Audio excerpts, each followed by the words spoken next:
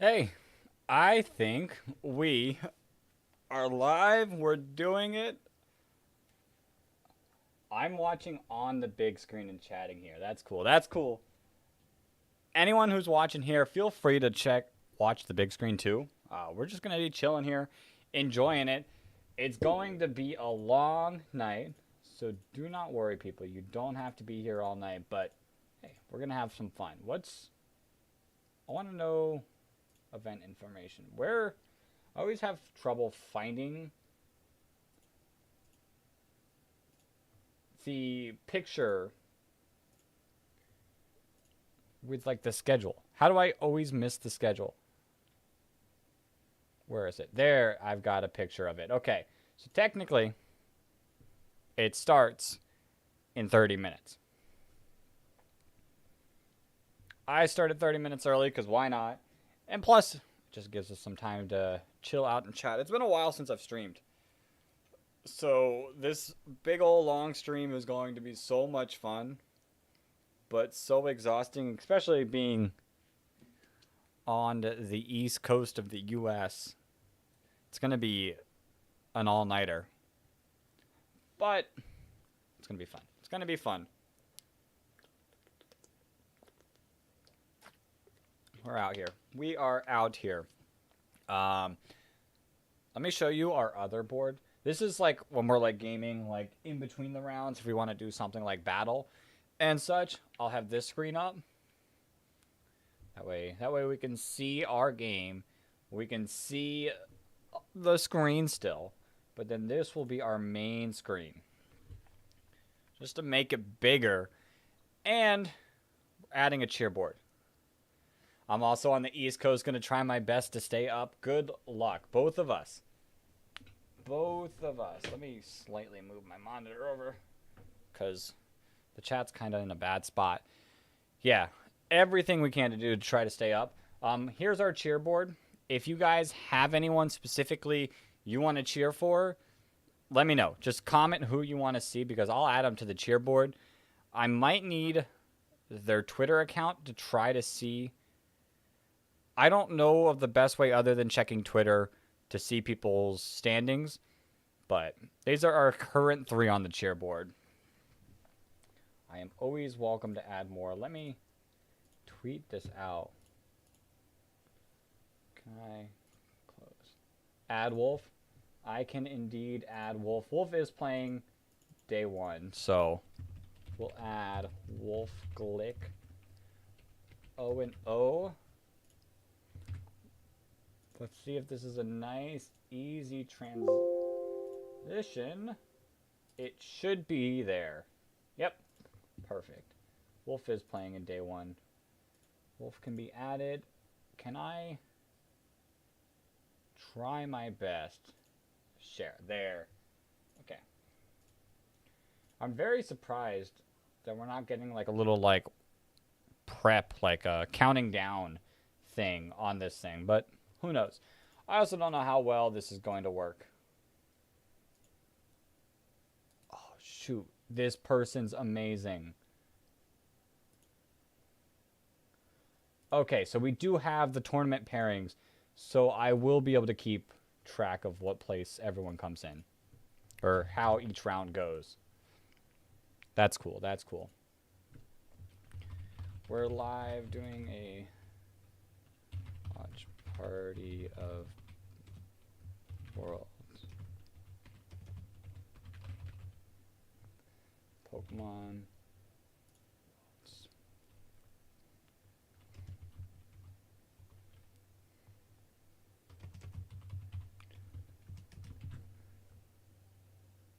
I think this should work. Boom, bada, bam. Does this work? It looks like it does. Perfect.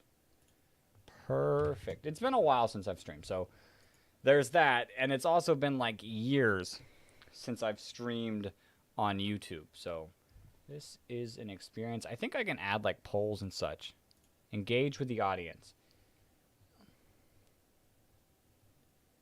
Wait, the championship starts today? It does in 25 minutes. Round 1 starts in 25 minutes.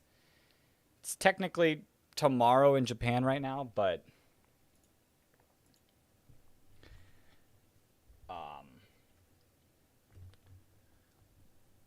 technically it's today.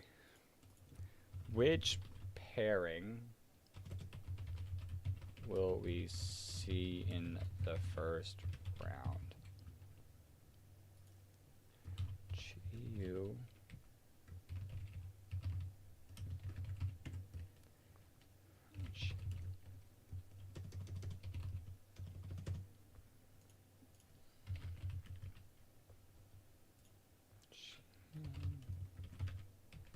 Slash.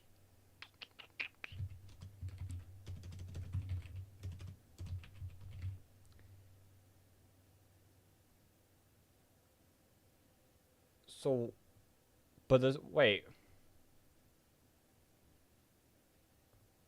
So what's starting right now?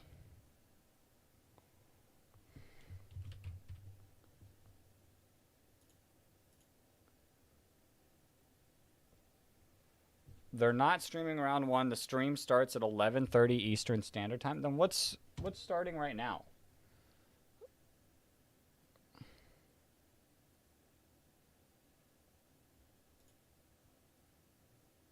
Because this stream says starting right now.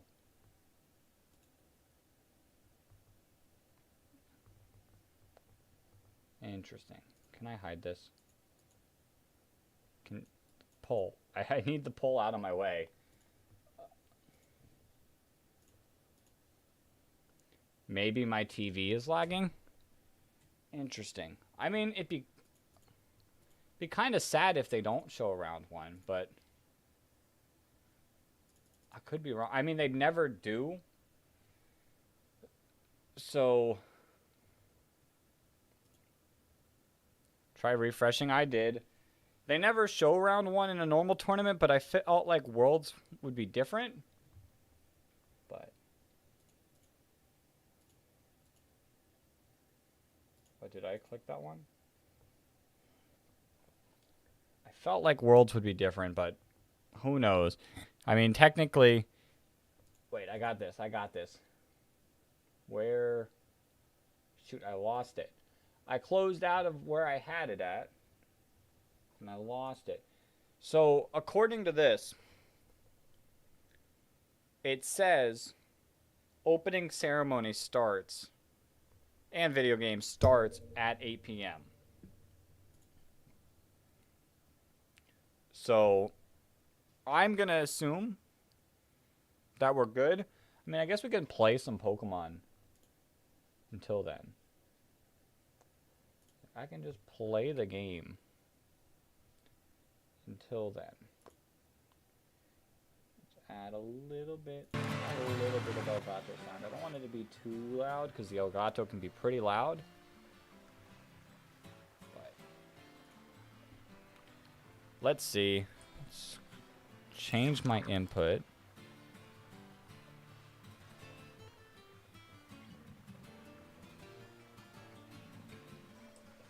Bam.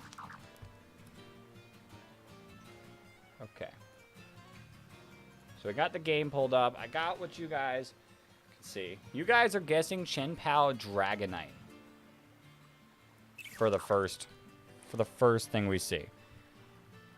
Okay. I mean, I'm more of a Flutter Mane user myself, but okay. This would be cool. We can play. We can... Why is that so behind? Oh. Okay. It's behind on mine. There, okay. We can play, we can battle. I don't have any Regulation D teams made myself. But I did rental team some. So let's try to battle. Can we find each other on this? Or do we have to... Okay, this will just take me to someone. Where's my rental teams? So I rented 3 teams. I feel like this is kind of more the team that I know how to use. But I mean, it's still a little Trick Room friendly, and I'm not the greatest at Trick Room. This team looks a little cool.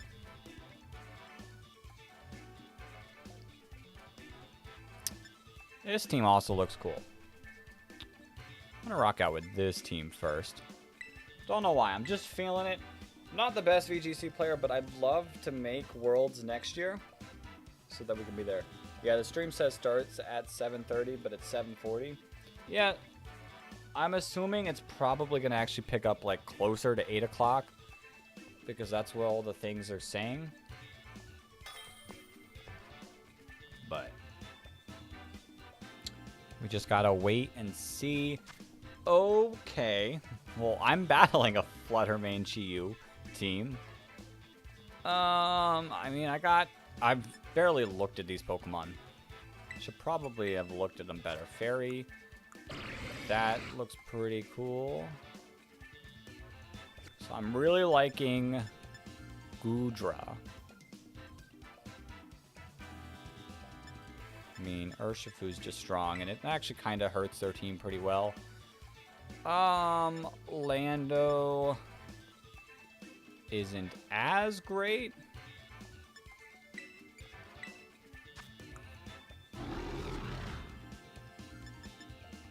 How do you do? What are your moves? Woodhammer Taunt. Fake out U-turn. Interesting. I mean, Assault Vest could be real nice. Let me lead this.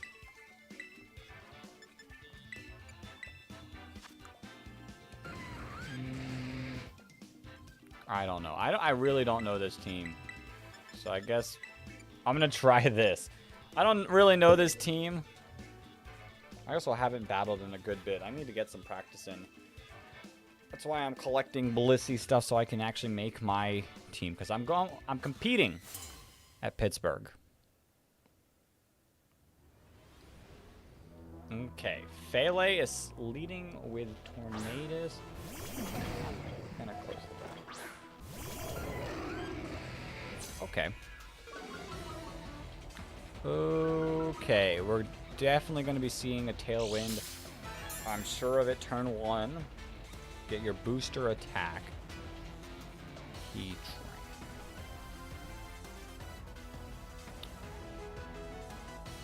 I'm going to get Fake Out. Who's going to get Fake Out? What are you guys holding? I mean, Tornadus is going to do what it wants to do regardless. What are you, Terra Flying? No, I don't really want to. I'm going to protect to just kind of scout with me. And nothing's still happening on stream. Fake out, of course, into Lando as expected.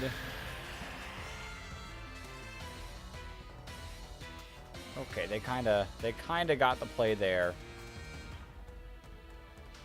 I'm gonna stomping you. And you're gonna hit me a fighting move.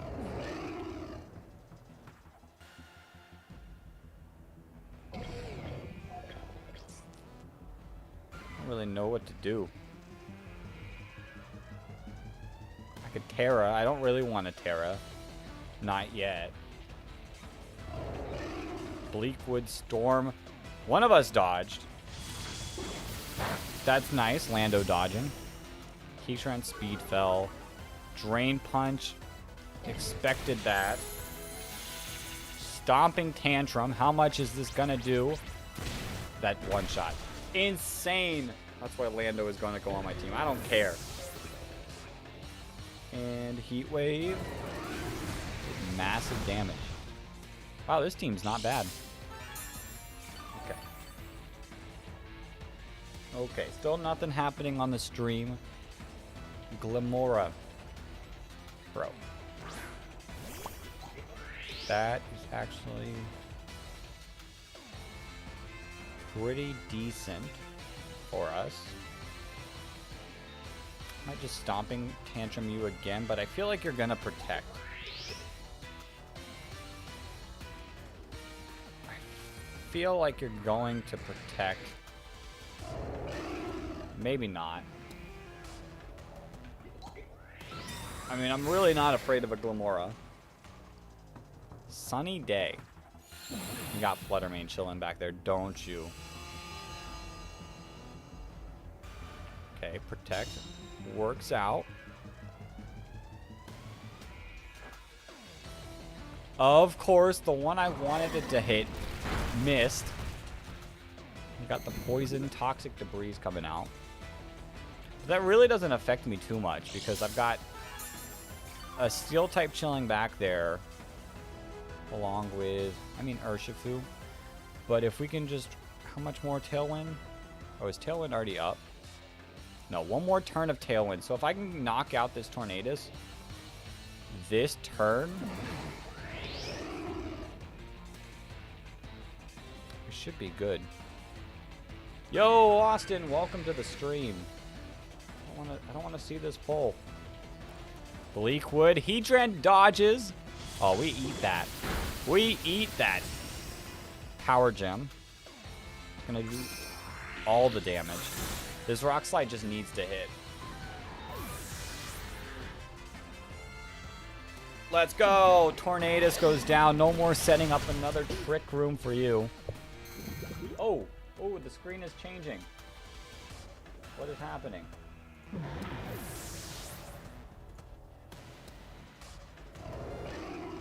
I can't. Oh. Is something happening on the world screen? It is. Okay, the show will begin in 1440. Okay.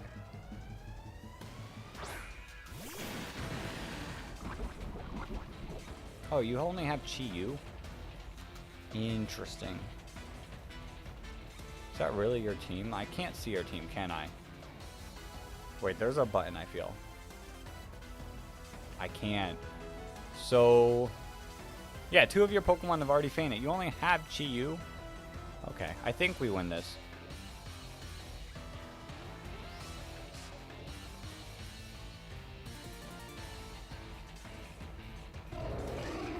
How fast is our Urshifu?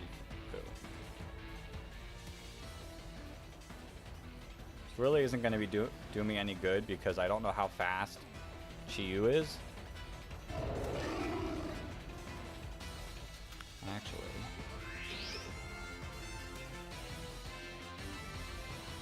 Do that. And I detect. Let me check my TV. Yeah, we got 13 minutes until it starts. And then we get to just have some fun and just enjoy it. Okay, they double protect, it looks like. Or was that my protect? That was my protect, wasn't it?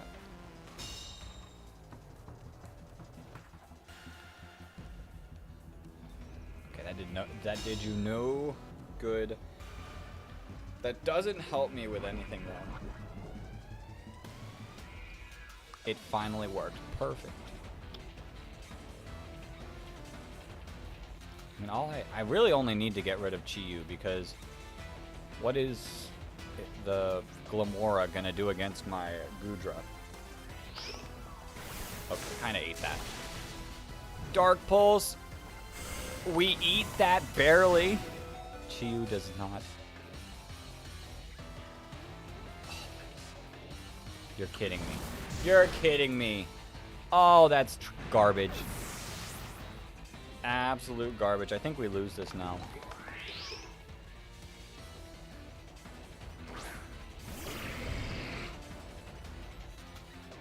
So what can we do? I don't think the Glamora is a big threat, so let's just do everything we can to just take on the Chi-Yu. I don't think it one-shots Goodra.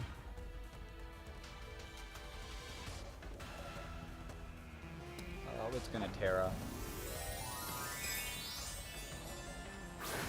Please not into flying type. Okay, fire type. That's okay. Okay. Heat wave. It's gonna hurt. Oh yeah, we lost. Oh. Okay. That's kind of sad, but I honestly didn't know what this team does. Power Gem's gonna knock us out. Darn. That Dark Pulse punch kind of hurt.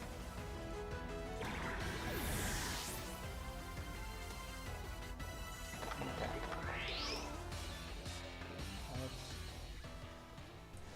Let's pull our input back, because I can't see some things with the game happening. I only have 2 monitors.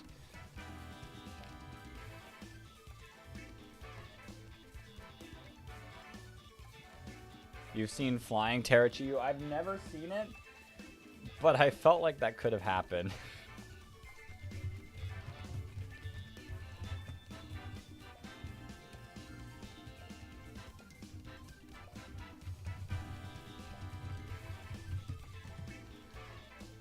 Never seen it, but knowing our luck. Okay, so someone sent me the pairs. We've got that. I've got the screen pulled up. So the show will begin in 10 minutes. I can now probably change it to this one. Like I said, if anyone has any more people they want to cheer for, let me know. I mean, I got a few people that I've, like, acquaintanced on Twitter,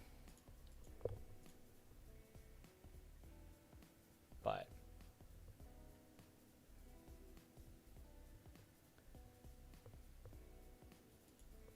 I don't know. I only put these names because, one, Justin Tang's a cool dude. You guys recommended Wolf, popular, the most popular VGC player of all of YouTube. We got Joseph Ugarte and Chuppa Cross, who were, like, I think they're first and second place in North America. And both of them I happened to get coached by this year. So that's why I'm cheering for them. I'd like to see them succeed. Okay, we got 9 minutes until World Star. Your stream is 30 seconds off. I believe it. I think it has to have a little bit of latency.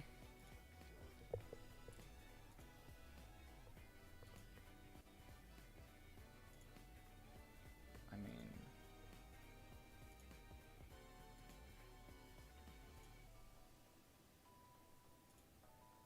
let's see.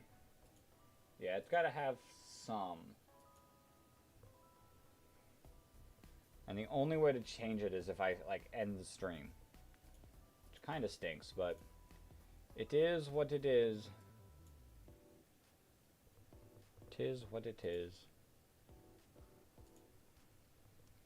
We just chill. We just chill. I don't know many players. Like I said, this is my first ever year I've ever competed in VGC. While we wait, share your thoughts on the new Pokemon. Okay, I'll pull them all up because I can't think of all of them. Actually,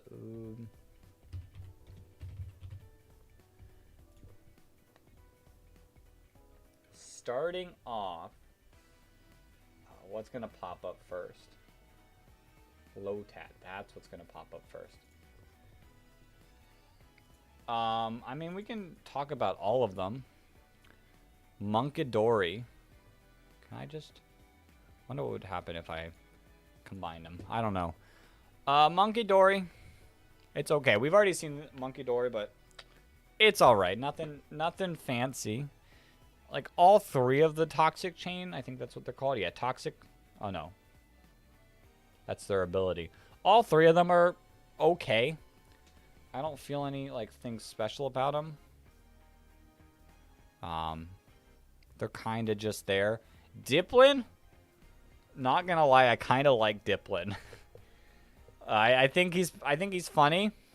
What would have been funnier if they named him Driplin? But I mean, I guess you're dipping an apple into like candy apple.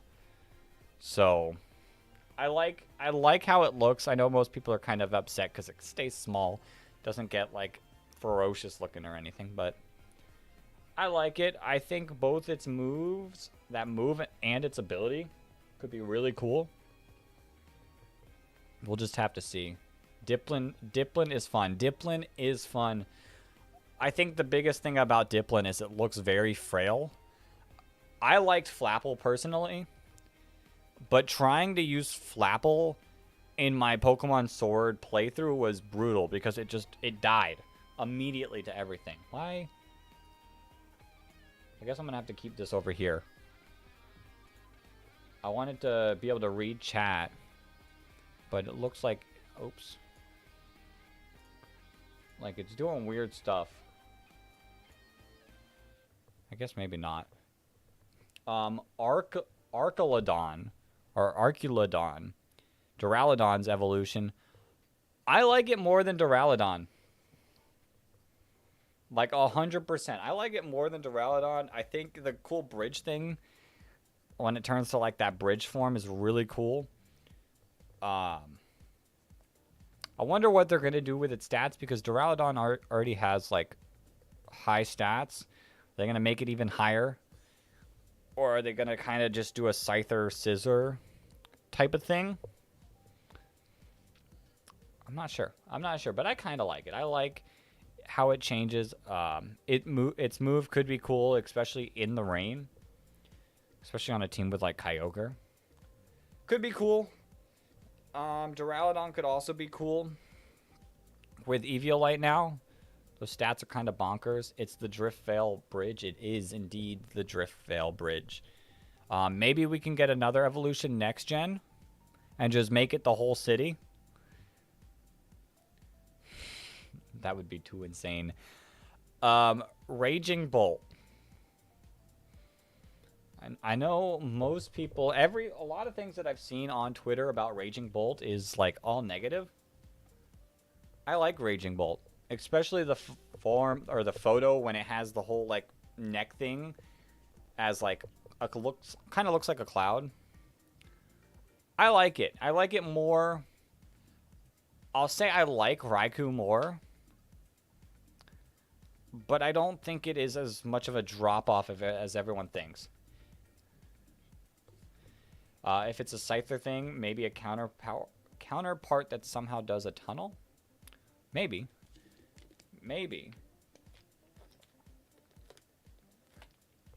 I like Raikou more, but it doesn't drop off. Like, I really, really, really like Suicune. And Walking Wake, it has grown on me a little bit. Like, Suicune's up here. I don't know if you guys can, how much you guys can see. Suicune is, like, past the level of here. Walking Wake's, like, more, like, down here. Just saying. Iron Crown, it's nothing too bad, nothing too sad. Like, I'm not mad about Iron Crown. But I don't know. It kind of falls in the same thing as Iron Leaves. It just kind of feels there. I mean, it is a future Paradoxmon. The past ones, most of them are better. Ogerpon is alright. I mean, it'd be cool to see what's under the mask. I don't know if we will ever see what's under the mask, because it got some form change, and it didn't lose the mask. Terrapagos. Whoa. I saw. Whoa. It's been a while since I've streamed on YouTube. You guys can, like, send emotes? Where? How? How do we do it? I want to learn. I don't think I can engage.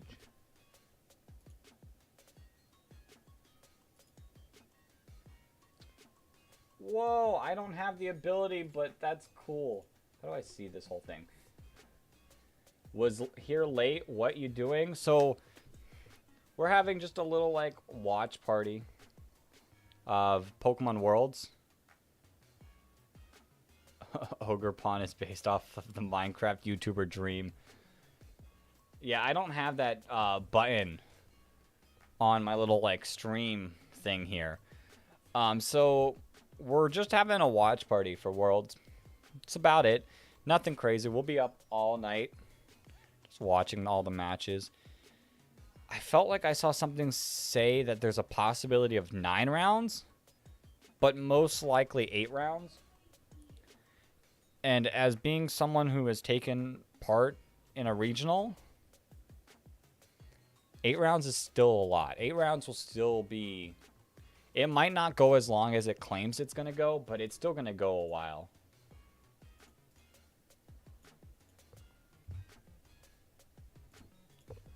So, we'll just be out here chilling. Let me pull up that schedule. Yeah, nothing happened. Nothing crazy. But we got 30 seconds until Worlds begins. If you guys are watching on the main stream, it probably has already started. Obviously, this is going to be a little behind because I can't control it. But if you're watching here, 8 rounds an hour per hour. Welcome to 4 a.m. territory. Yeah, 4 a.m. territory does sound right. If we have time, I will be doing some battles with you guys too. I rented some teams. I don't know how they all work, but we'll see. I'll stay up all night day 2, but not today. That's fine. What is happening? That's kind of cool. This is kind of cool. It's a little laggy for me, but that is what it is. Just showing Worlds. Is this all the cities that they were in? I wonder. Where's Orlando? That was my first ever competition. And then I also went to Charlotte last year, but that was it.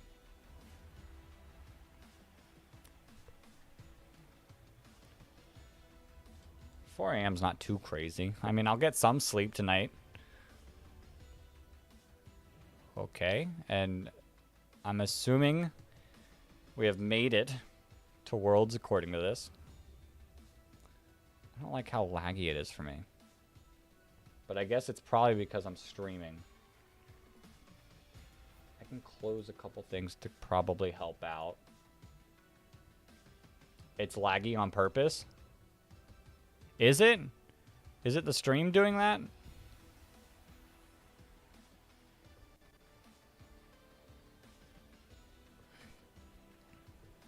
I'm ready. Yo, that's cool. Mew. I love Mew.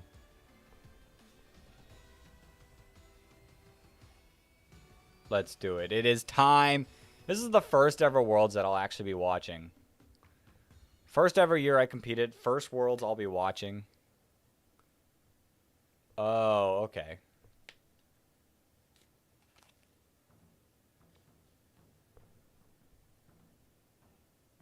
What is happening? Oops. I don't want to make it too loud for you guys.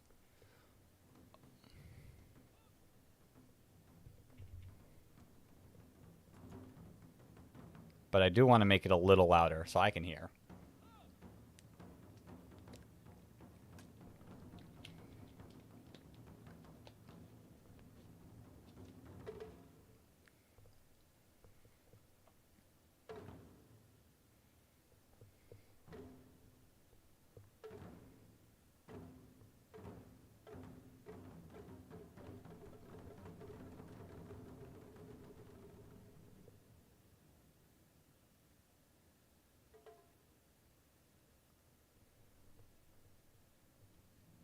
If Rillaboom wins Worlds, we know why. That's funny. Oh, shoot. I need my notebook, because I kind of want to take notes, because this is kind of like studying, so I can be ready for Pittsburgh, because Pittsburgh's still going to be Regulation D.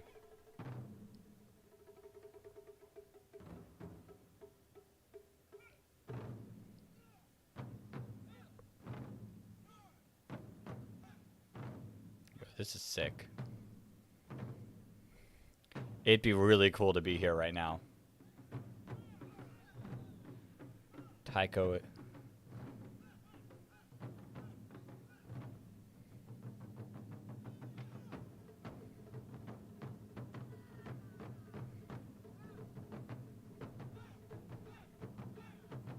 Like, I don't want to talk too much because I'm kind of just enjoying this, but I don't want Pokemon to be like, you're not being creative enough during this. Cut my stream.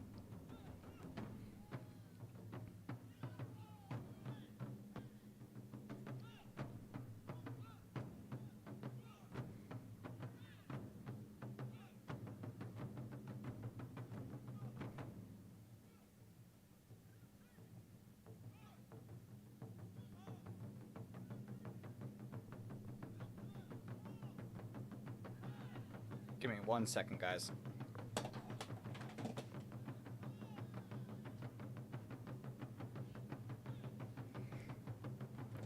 Okay. Just needed this for a second.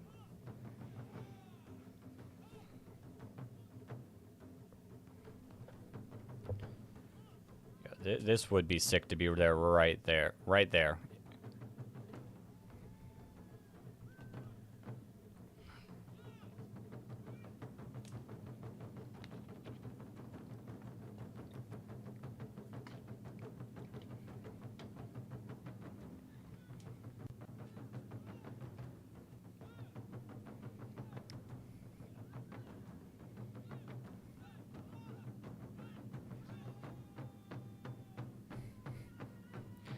Next year, guys, Blonde Guy is having the time of his life. I bet, like, I mean, I was in band back in high school, and it's fun.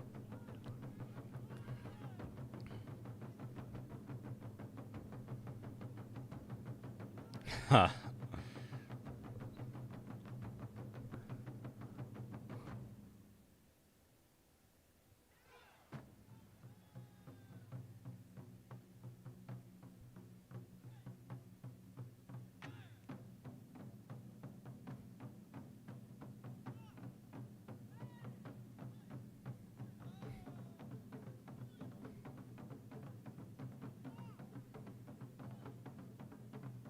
Even that guy up front is having the time of his life.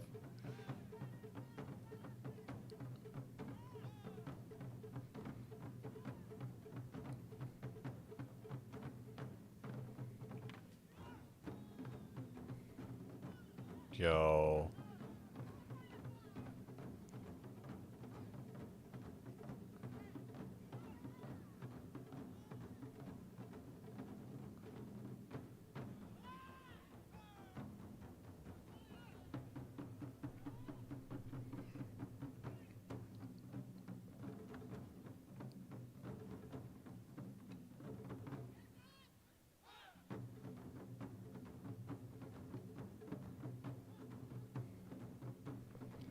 You can tell Japan is happy to be hosting.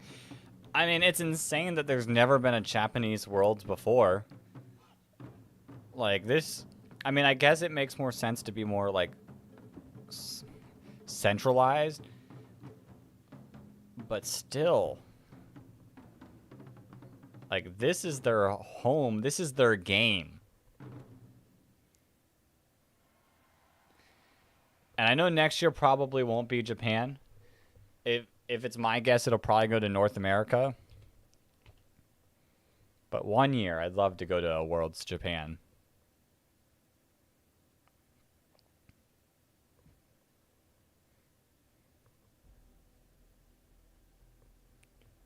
Can you guys hear pretty well?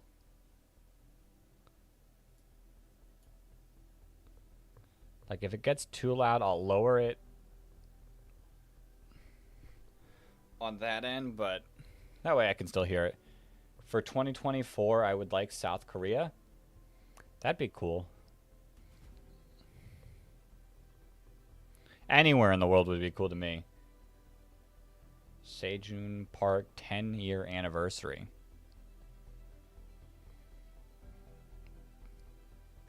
Now that is how we get our World Championships kicked off in style. Bit quiet. Thank you, Tokyo Dagakiden, for that performance and for getting us off to a banging start. Good morning, or ohayou gozaimasu, to everyone here with us today and all the Pokemon trainers and fans watching from around the globe. We are here watching. My name is Anna Prosser, and I'll be your host all weekend long here in Yokohama, Japan for the 2023 Pokemon World Championships. The strongest trainers from around the globe have battled to earn their way here. Seijun Park anniversary would be amazing. Over 1,000 trainers compete across Pokemon Scarlet and Pokemon Violet, the Pokemon trading card game, Pokemon Go, and Pokemon Unite. Trainers, I mean, we'll find out. Head to prove who is the very And now best, she feels a little too loud. like no one ever was. I guess we'll We find out probably at the end of day 3. CEO of the Pokemon Company. Please welcome to the stage, Mr. Tsunekazu Ishihara. Okay, these captions are not doing justice. They are not understanding words.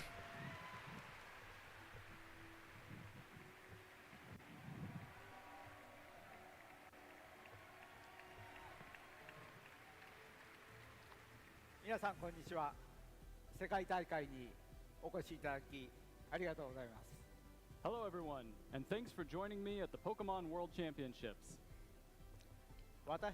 I'm excited. ポケモンの世界を歩み始めてから25年以上が経ちました。皆さんがここ日本の横浜での初めての世界大会に参加されることを大変嬉しく思っています。 It's been over 25 years since we first journeyed in the world of Pokemon, and I couldn't be happier for all of you to join me at the World Championships here in Yokohama, Japan for the first time.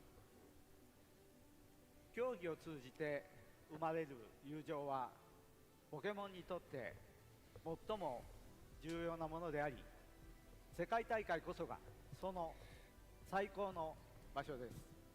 The friendships that are formed through competition are one of the most important parts of When Pokemon. was the first ever The World Worlds? Championships Like, are how many truly Worlds the has best we had? representation of that. 1年をかけて今日ここにたどり着いたトレーナーの皆さん、本当におめでとうございます。 Congratulations to all of the trainers who have made it here today after their year-long journey. そして今日ここまでの道のりでトレーナーを支えていただいたご家族やお友達にも感謝申し上げます。 9 And or of course, 12? thanks to all of the family and friends who have supported these trainers along the way. 世界大会のたびにポケモンの2009? 最新情報をお届けしていますが、まずはトレーナーの皆さんのバトルに集中していただきたい San ので、 Diego. それは日曜の閉会式までお待ちください。 Why? Here at Worlds, we always like to deliver latest news about But Pokemon. technically First, 2008 had we would something like else? you all to focus Okay. on our trainers' battles, so please wait for the closing ceremonies on Sunday.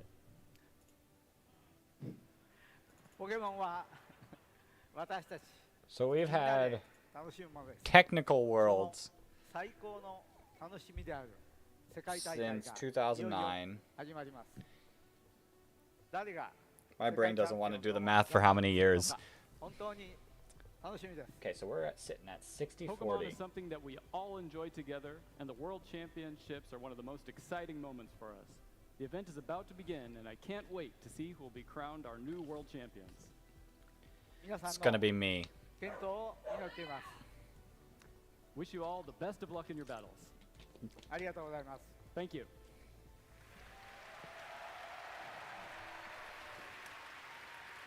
No. Thank you, Mr. Ishihara. I am just as excited as you to start the 2023 Pokemon World Championships. I know that Pokemon Go players are with me as an in-game event will be starting later today that features the debut of Passimian, Pikachu appearing in his World Championship jersey, and Cool. other activities to celebrate our I- event this weekend. I haven't played Pokemon Go in years. Analysts are ready to prepare you for what's to come this weekend in our pregame shows coming up next. And we have more to share all weekend long, including a special Get your series Switch of for the videos mystery that gift. They honor always give past one away. championship moments and celebrate the themes of our community. I've got it. Now, everyone who qualified and everyone who has ever competed in a World Championship is trying to make themselves into something more and achieve the status of becoming a Pokemon legend. That's what we based our upcoming First Worlds theme around, and it's called Legendary. Competitors here in Yokohama, get ready to report to your tournament area right after this. I hope you have a great event. Let's kick off the first day of the 2023 Pokemon Let's World go. Championship. I'm so excited. We're gonna get like a little trailer. Whoa, what is this? Last year was Victini.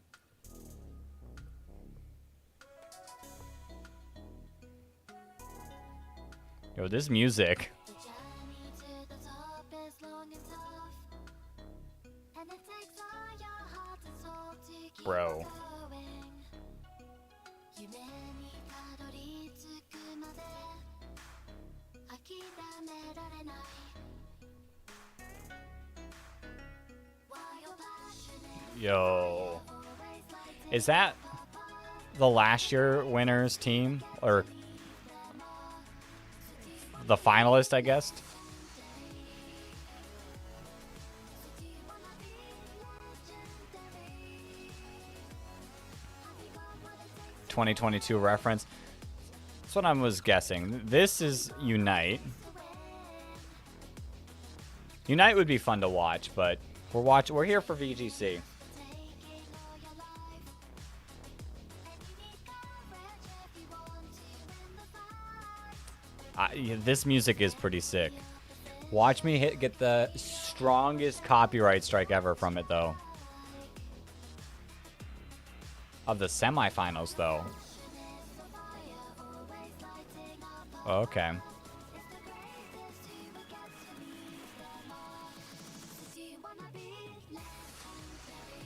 This music is pretty cool, though. It is definitely gonna get removed, though. After the fact.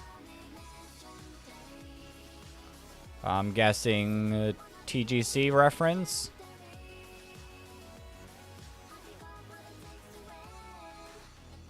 Yo, that shirt is cool too. Jersey, I guess.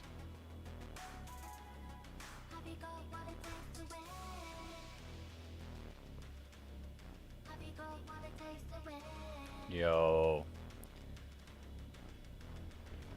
That was a cool, like, little trailer. That was pretty cool. Players, if you are in the venue, please report to the tournament area. Welcome to the Pokemon 2023 World Championships. My name is Lee Provost, and I have the pleasure to be joined behind the desk by... I've seen a couple of these people from past events. Lee, I cannot believe it. I'm We are here excited. kicking things off at the 2023 Pokemon I World am Championships ready. in Yokohama, Japan. I know this has been a coveted location for the Pokemon World Championships. do and our players think- are so excited to be here, and we are Turn as it a well. little bit I know, down. after that intro as well. Oh, the it's drums, amazing. It's just I'm been curious how electric long it's here. gonna It is take a pleasure before we to be finally here, get the battles and going. I cannot wait to get into the action today. We've got a full roster for you coming Yo. up today for our day one in the tournament, and I can't This wait is to cool. get underway. I hope you guys are Thank you, excited this too. really is the pinnacle of Pokemon play. We say this every year. At the end of the day, the World Championships is an invite-only tournament. Players have had to battle it out from January for the video game. We'll get our cycling invite in next order year, to get guys. those elusive championship points to be here today, and you can take a We'll look get at our World invite. map, and it's amazing. I mean, I know it's the World Championships, but look at all of these amazing representations here. Yeah, all the regions that are represented from around the world, all of these players that have come together to this one tournament after all of the hard work Pittsburgh throughout Pittsburgh the will season be to the get start to of this it. point where they're gonna Probably be 9, so hopefully go on 40 and minutes maybe away. become our 2023 world champion. Okay, I And mean, of course, Eduardo Cunha is our reigning world champion Yes. for the video game. it's not too coming bad. from Can we Portugal. see So he's going to be trying the to tournament bring that pairs? title right Yo, back we to can see the Europe, and of tournament course, pairings. Everybody wants to bring it back home. Let's take a look Um, at how they've been able to get here with those championship points. Who do In you the guys Masters want to division, know who's obviously, playing? we've got North America having We'll 300 start championship with points, Justin Tang. 250 for the European region, and all the other regions having 200 points. And you have to make sure that you're competing. at Justin local Tang events, regionals, is going to be international battling championships in order to get those someone points. from Yeah, and of course, this season TH, which I assume is Thailand. January, so the players have had half the amount of Okay. time as they usually would. So it's And an even bigger task to get to the Wolf World Championships this year will be fighting someone named Frederick Nielsen. Or, yeah, Nielsen. Actually, I'll send you guys the pairing list, too. That way, if you guys want to see, if you guys want to look for certain people, I mean, I'm going to see if I recognize anyone else. I think particularly I've as seen it's the Ryan first World Haig Championships in Japan, name a lot of people want to kind of get that while accolade, not competing only the title before. of World Champion, but I won the Worlds, it was in Japan. That's pretty awesome. Yeah, and you've got to imagine as Do well. I recognize Alex Underhill. Japanese players that will be competing this weekend are going to want to make sure that they're taking it home to represent. I recognize Emilio Japan, Forbes. Exactly, and of course it's been, like you Carson mentioned earlier, Confer, we've been battling also since January, recognized. and it's been a really cool new format with Pokemon Scarlet and Pokemon Violet, and we've been able to go through, you know, Regulation A, Regulation B, Regulation C, and now we're in Regulation D, which is kind of uncharted territory in a way, because we haven't had any tournaments that have featured this Regulation D, so it's a first not only for Yeah, these that players, but for is the World Championships as well. what they're saying right now is very crazy. The fact that we're getting that this is a whole new regulation just for kind of just for Worlds. I mean, there will be a few events. More than any individual, I want to see Hisui and Gujar to succeed. I've got my Pokemon that I want to see succeed. I want to see Palafin succeed. Like, I didn't have any sort of feeling on Palafin at all. Like, he was there when I saw him for the first time. But then using him and watching him compete in other tournaments, Palafin's grown on me. That's my Pokemon that I'm voting to succeed. And I'm really hoping Justin Ting brought Palafin, but he probably didn't. Over $1 million in prizing and return invitations for next year's Worlds. Day 1, That is our cool, trainers though. face off with Swiss rounds. Players who finish day 1 with 2 or fewer losses and no ties will advance 2 or to fewer day 2. losses. Day 2, Insane. trainers who advance from day 1 will meet those who earned direct day 2 invites in a fresh set of Swiss rounds. Those who finish day 2 Swiss with 2 or fewer losses and no ties will advance to top cut and play in a single elimination bracket until a champion is crowned. All matches are best of 3. Who will take the title of Pokemon World Champion this Insane. weekend? Watch to find out and follow the action at pokemon.com/. I want to see the Torkoal succeed. I like playing Sun teams. Torkoal could still be doing good. I know. Okay, No, so I've seen a taking few closer look Torkoal at the teams still. schedule as well of how things are going to pan out on this day 1 at Okay, the Pokemon 9. Championships. We'll be kicking Swiss round off at 9:45 a.m. Of course, here in Japan, time zone wise. You know, some of you might have to stay up a little late or wake up. I a little don't early, know. but however I it is, don't- everything okay, we got works 7 perfectly. rounds? You can catch it all on YouTube afterwards. Yeah, and you can see we have got 7 rounds of Swiss today for our day 1 players. So it's going to be a long day for our players. Obviously, the intensity as well. I'm doing math for round 1, but round 1 is 8:45 p.m. Okay. Will be very good for all of us when it Okay, comes so to we're the 20 minutes away from round 1. that day 2 tomorrow. 6:15 Battle it out through 7 rounds of Swiss to try and get into that day 2 bracket. would and then be after that, you have to keep starting going at until you get that day 5:15 2 a.m. So there's so many So yeah, we're basically going to be up until 6 a.m. Let's take a look at some of the Pokemon though. I Yo, always love this look feature. at You see top Fluttermane. 12 Pokemon day 1. I'm not seeing a Gastrodon. That's maybe something bonkers. here later, but I think to no surprisely, Fluttermane is still in that number 1 spot. It has been That's so dominant bonkers. since it was each Worlds. 71%. and it's just no surprise really. Disgusting. You know, such a good Pokemon. It's going to be hard to kind of take off that top spot.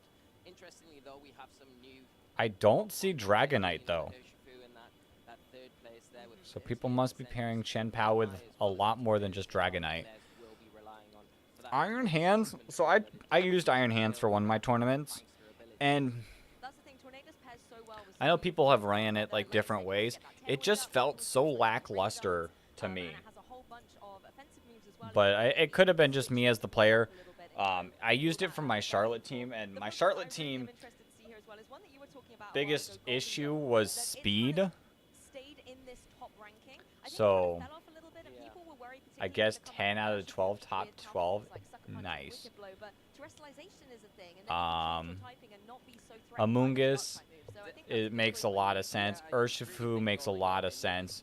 Urshifu's kind of, the water form is kind of a better version of Palafin, which is sad. Tornadus makes sense. Tailwind Prankster, Chen Pao. I mean, the Ruinous Pokemon are pretty good. Oh. It disappeared on me. Landorus is cool. Who else? Can I, like... I can't see. Wait. Rillaboom. Heatran makes sense. It's probably one of the best fire types currently. There. Rillaboom. I've never used a Rillaboom, so I don't know how good it is. I know it was good with its ability in Grassy Glide, but it's an interesting choice. Chiyu to me makes sense because it kind of pairs well with Fluttermane. Goldango is a good Pokemon. I mean, it feels like it should be lower because Fluttermane is kind of a better version of it. Ursaluna, interesting. Works well for Trick Room. I'm surprised there are... where is Cresselia? Why is Cresselia not in the top 12?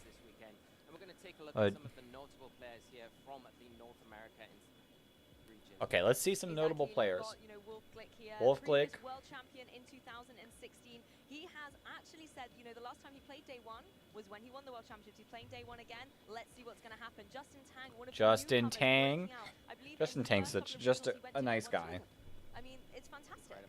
Incredible achievements, and yeah, you can see here as well that we've just got a little bit of footage from Justin and his accomplishments there. But And I'm really... This is his first year of playing VGC too. Chuppa. Chuppa Cross. They're going to probably show Joseph.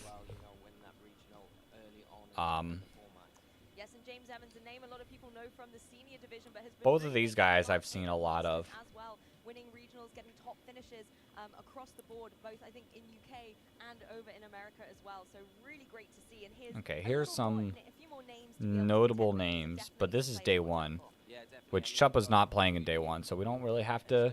We don't have to keep an eye out for him. Like I said, if there is any other names you guys want on the cheerboard, let me know.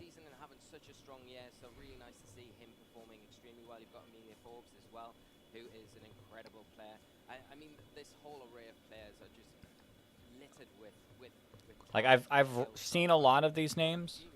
Who's the ones that's sticking out to you, Luke? I mean, for me, Giovanni Costa's Especially on Twitter. You know, championing that Dragonite, doing really well in San Diego regionals, I remember. And I want to see Palafin succeed. I hope you brought it, Justin. Well, I'm sure he is. I think it's a very good pick into this format. I wonder as well. who is going to You've be got on. Players like Colin High, you've got Brendan Zhang as well, you've got Len. All like players we've all heard many times before at Is that really it? international level, Or regional is this level, just and not at world's updated? level. So it'll be interesting to see how these players perform coming into this tournament as well. There Very is not a well lot of established players. already in the I mean, it competitive is a lot of players Exactly, at the same and just time. to familiarize yourself even further with three top players to watch, Gavin Michaels, Yo. both international champions this season alone. Fantastic. My cat has joined the watch party. Let's go. The cat can be a VGC master too. Yeah, and Joseph as well being so consistent throughout the season with his finishes. Yo, Joseph has played really consistent this whole season. Very, you know, And incredible to see. he was also one of my coaches, so definitely cheering for him. As well Yeah. in Paul and Gavin coming back, and they'll be really coming I know Gavin Michaels was the one that, like, basically the person who started the Palafin chain. So he could indeed bring Palafin. Our European battlers as well, and like we said earlier, Eduardo winning the World Championships last year is going to want to try and keep that. Okay, trophy correct me if I'm wrong, in Europe. because I'm 99% sure you know, for Europe, I saw this yeah, right. how strong North America have been, but we can see But the people who play day one yeah, can bring this team. this season as well, Guillermo as well, who was the If finalist in they last make it to day two, against Eduardo. they can change their team.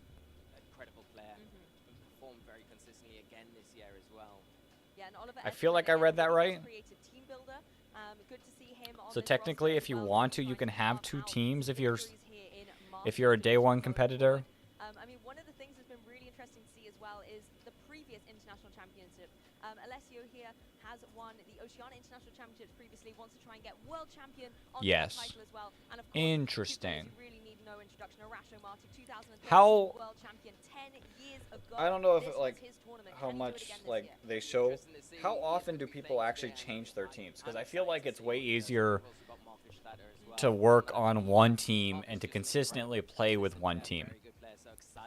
Now, it does like keep a surprise factor if you want to like keep like some hidden team like, hey, if I make it to day 2, I'm keeping this team on the back burner. Building partners like Wolfglick, for example, and I think he's definitely someone who's come out to try and make his mark this year. Like you keep that like special team in the back, and then you play a team that you're good at, that you know is consistent for day 1. That could be cool. I know next year it's not going to matter because day 2 is going away. I would say 25% of the time they swap the team or keep it. See what he's brought this weekend, because I think the innovative side of his team building is always exciting to view. And Alex Soto as well. I know Rosemary throughout the Because year I mean, talking about you can play some mind games. Like someone can be expecting one team. It's just a lot to get ready and a lot to practice. He's like, I don't need a Paradox Pokemon. I'm good with my Trick Room team. And it was really great to see him be so consistently strong with that particular team. So I wonder if he is stepping back into the Trick Room shoes a little bit. Okay, I mean that makes sense. He's going to bring something completely new to contend A with. low number makes more sense. I don't really know much of these European players. I know I've seen. I feel like I've seen Alex Gomez like a little clip Again, all 3 of these are international on Twitter of him Marco playing, won Oceania International but I'm not Championships, 100% Eric Rios as well, sure. the European International Championships in series previous, but Alex Gomez, the current reigning North American International Champion. That was the last competitive event that we had. Was the North American International Championship. So coming off that amazing win here to Japan, he's got to be confident coming into this event. Definitely, and again, another player that's having a really consistent season as well. And a bit of a What are we sitting at? What time are we sitting at? I know the stream might take a little bit to get going. But he's having a really good season this year, and it's nice to see Alex. We're about 12 minutes before round 1 actually starts. The last big tournament has got to feel good as the champion. I'm curious who will be on the stage. Perfectly. And I'd expect big things from Alex this weekend. No pressure, of course, but I do think him and Eric and obviously Marco as well, all very accomplished players within their own rights. I think they're going to be tough players to kind of face off against this weekend in particular. Certainly is, and of course our Latin American Oceania regions as well have some fantastic players to contend with here. Javier Valdez on the right-hand side there, a key player from Latin America, someone who I think a lot of people. I also don't know many of the Latin America players. Again, players like Henry Rich have that's so strong throughout this season. Again, getting consistent. We could see Mouse Ape. Yeah, Henry is a very strong player, and it's really great to see how. I am surprised the lack of Dragonites. And yeah, it's going to be great to see that we've got. Let's see. I don't. Kind of keep an eye out for as well. Fortunately, I don't recognize any of those names, but that's mostly because of me not being too experienced in the VGC side of things. So, I'm sure quite a few of these names might actually be notable. Or, I mean, probably all of these names are notable. That's why they're here. But, like, recognizable. Players from their local events bringing it to that international stage as well, and it's fantastic to be able to showcase their amazing Pokemon talent. I think, again, some key names to keep an eye on for. We take a deeper dive. I might have seen Paul. This year's European International Championship. Paul's name. Previous world champion wants to try and get that victory. And Megan Rattle, she has had a fantastic year, constantly getting these top place finishes. One to definitely watch going forward. No, I think I've definitely seen Megan. To see how Megan does this weekend. Incredible player. And again, it comes back, it keeps saying this consistency that these players have, but you consistently see I feel like it. Especially, I think, back when Oceania was happening. So there's all of the reason to kind of keep mentioning it, but you've got Gabriella Gatti as well that you saw, you know, at the European International Championships. I'm ready. Paul was 2018 world champ. See, I feel bad for not knowing any of these people, but it's. I want to get into the VGC world. I mean, we can't forget about Paul Ruiz, you know, former world champion as well. Paul always, as they said, former world champion. Sort of tournaments, kind of handle the pressure very well because he's been at the big stage so many times. So it'll be good to see the team choices that he's made, because he have some really unique team building aspects, I think. Can when I he does see come like into the these big list of world tournaments. champions? Yeah, and I believe Megan actually got into the top cup finishes at the last year's World Championships as well. Really, really consistent. Again, these players, what I think I'm noticing in what we're saying is a lot of these players either have won the World Why? Championships previously or have come very close, getting into those elusive top cup places to Oh, say, I this finished doesn't top really eight at show Worlds it or that runner-up well. at Worlds. I was But gonna it's try to really see about every getting that world number one champion. spot, taking home that trophy, taking home that title. Yeah, and it's not just the one-off. How many kind of people have result won? either for these Yeah. players. Has there they've ever done been a it two-time many world times champion? before, and I think that's what makes this tournament this weekend here in Yokohama so exciting, because it is really the cream of the crop almost, where all of these players are coming together and battling it out to see who is the best, who will take the championship at the end of the weekend. And we're only in day one. We haven't even Whoa! started the According to tournament, and this, we're looking at these, you know, the there's actually big been hitters world already coming world into day events one, since and it's gonna be 2004. grueling day for a lot of them, but whoever comes Okay, out that's on top's gonna have a TGC. great chance going into the VGC. rest of the weekend. There we go. Exactly, and Enosh as well, another player to Ray keep an Rizzo. eye on. Again, someone who I think has been playing Pokemon Three-time for world many, champ. many years. I was And gonna think say, has really that's- consistently come out this season. You know, I've been able to see Enosh at some of the European events as well. But in and kind of having some lovely 2010, conversations with him it was about how the tournament's seniors. going and things like that. And his confidence, I think, has been a key thing this year that's really kind of Okay. defined how well he's competing. Yeah, and I think Okay, I mean, it another is cool very that they're, unique other team than member as well, you know, she has Ray Rizzo, it's been a phenomenal skill for team building and just knowing what in a works. row. Yeah, that's pretty wild. Imagine being the best player 3 years in a row. Very, very strong player. And But it is cool good to that see there's a him lot of representing different his people, country like- this weekend and seeing how he gets on as well. Well, And we are it's in a lot of Yokohama, different Japan, countries, so too. let's take a closer look at some of our Japan players to keep an eye on. Some amazing names on here as well. Naoto Mitsubishi, the previous Is- world champion as well, wanting to try and get I his feel like second world does he title. compete anymore? Yeah, you know, the last Japanese No. world champion coming into this weekend, and all to play for, really. You know, Japan have had world championships in the past, but not of late, really. So I think coming back to their home country, these players, you know, coming into it need to, and probably want to keep the trophy here, like we've already mentioned. You know, they want to retain it. Let's in do it. Yokohama, Come in on. Japan this year. I'm ready.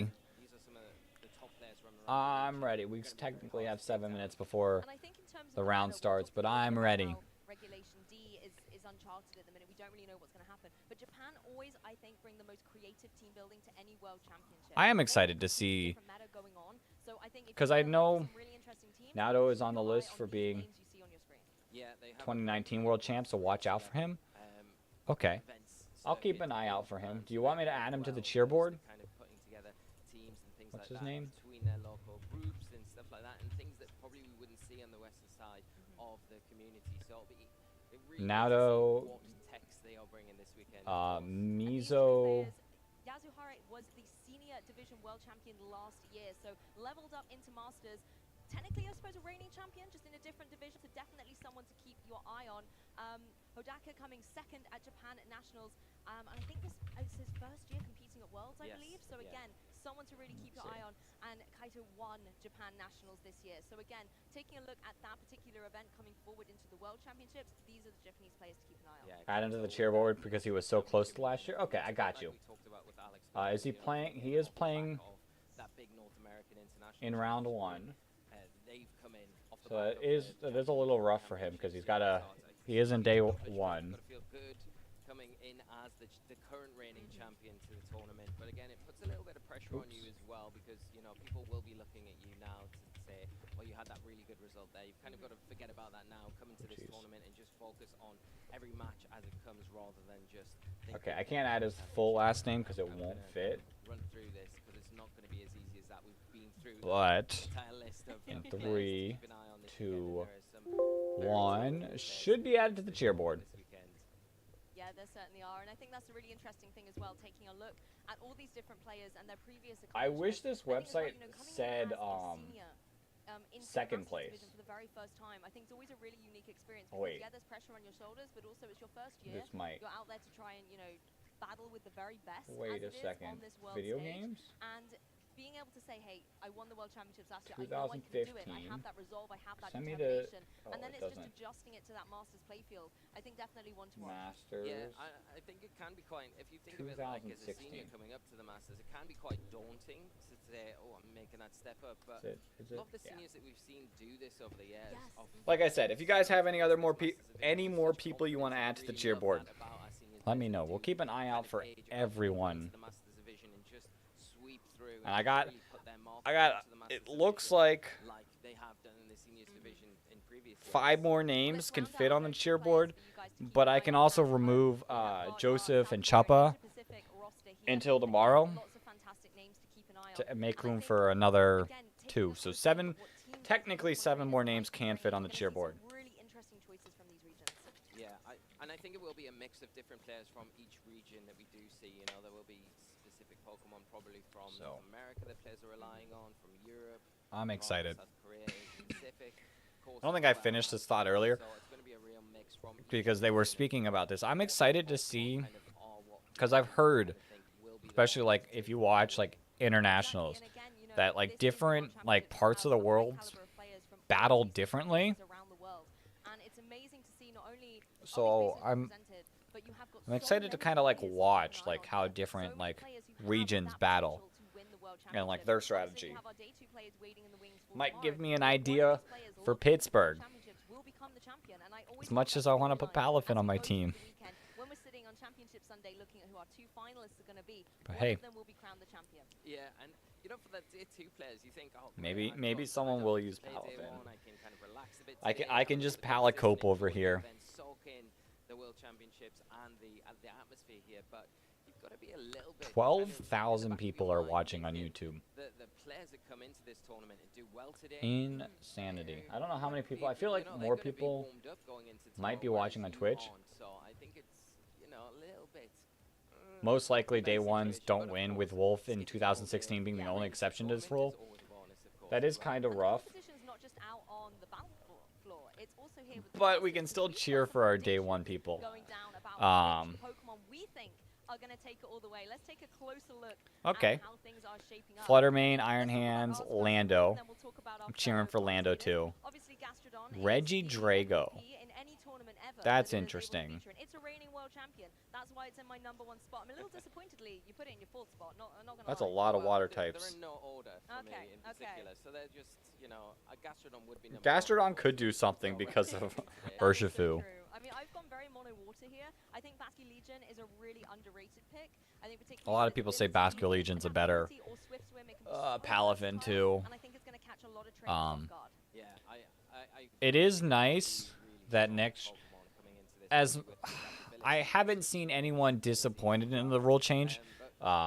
Not having day 2 next year will be cool. Notable picks, obviously, if we look at Adam's choices, he's got the Genie, Gives like everyone the opportunity to succeed instead of just day 2 people.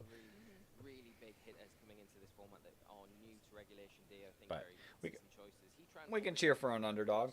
3 of the casters, Aaron having the Genie, The genies. the Iron The Hand, genies are definitely going to succeed. They're all pretty good. Pokemon, but Scott and Intimidate and Prankster both. Tran, and I do kind of want to. I strong Pokemon as well. my idea right now is kind of Thunderous. And, tending to T-Wave everything. type as well, a very hard I'd love if Gastrodon did well too. And I Aaron's love the definitely got- gastropods. You can tell he's a great player, right? He actually has qualified for this I like tournament as well. Gastrodon. He's People commentated always put himself, Dondozo but on these their are list, very but never selfish choices. Tatsugiri. I don't want to say That is- unbiased, that they're is true. definitely not. They're I very have good. seen They've got teams Fluttermane, Iron before Thunderous. They're very without solid picks. But I Tatsugiri want though, to talk about Rosemary's because Rosemary's Yes. is definitely the hoping for success with that Reggie Drago. Definitely, and I love which is that pick because which I is think kind of interesting. Speaking to Rosemary, she did say, But yeah, people do always put. the right player I guess because Dondozo does most of the work. He's completely right in saying that it can really have a huge impact this weekend. And I would love to see it. If you're putting it next to something like Talonflame as well. I'm not too hopeful on Goldango. I mean, Goldango's strong.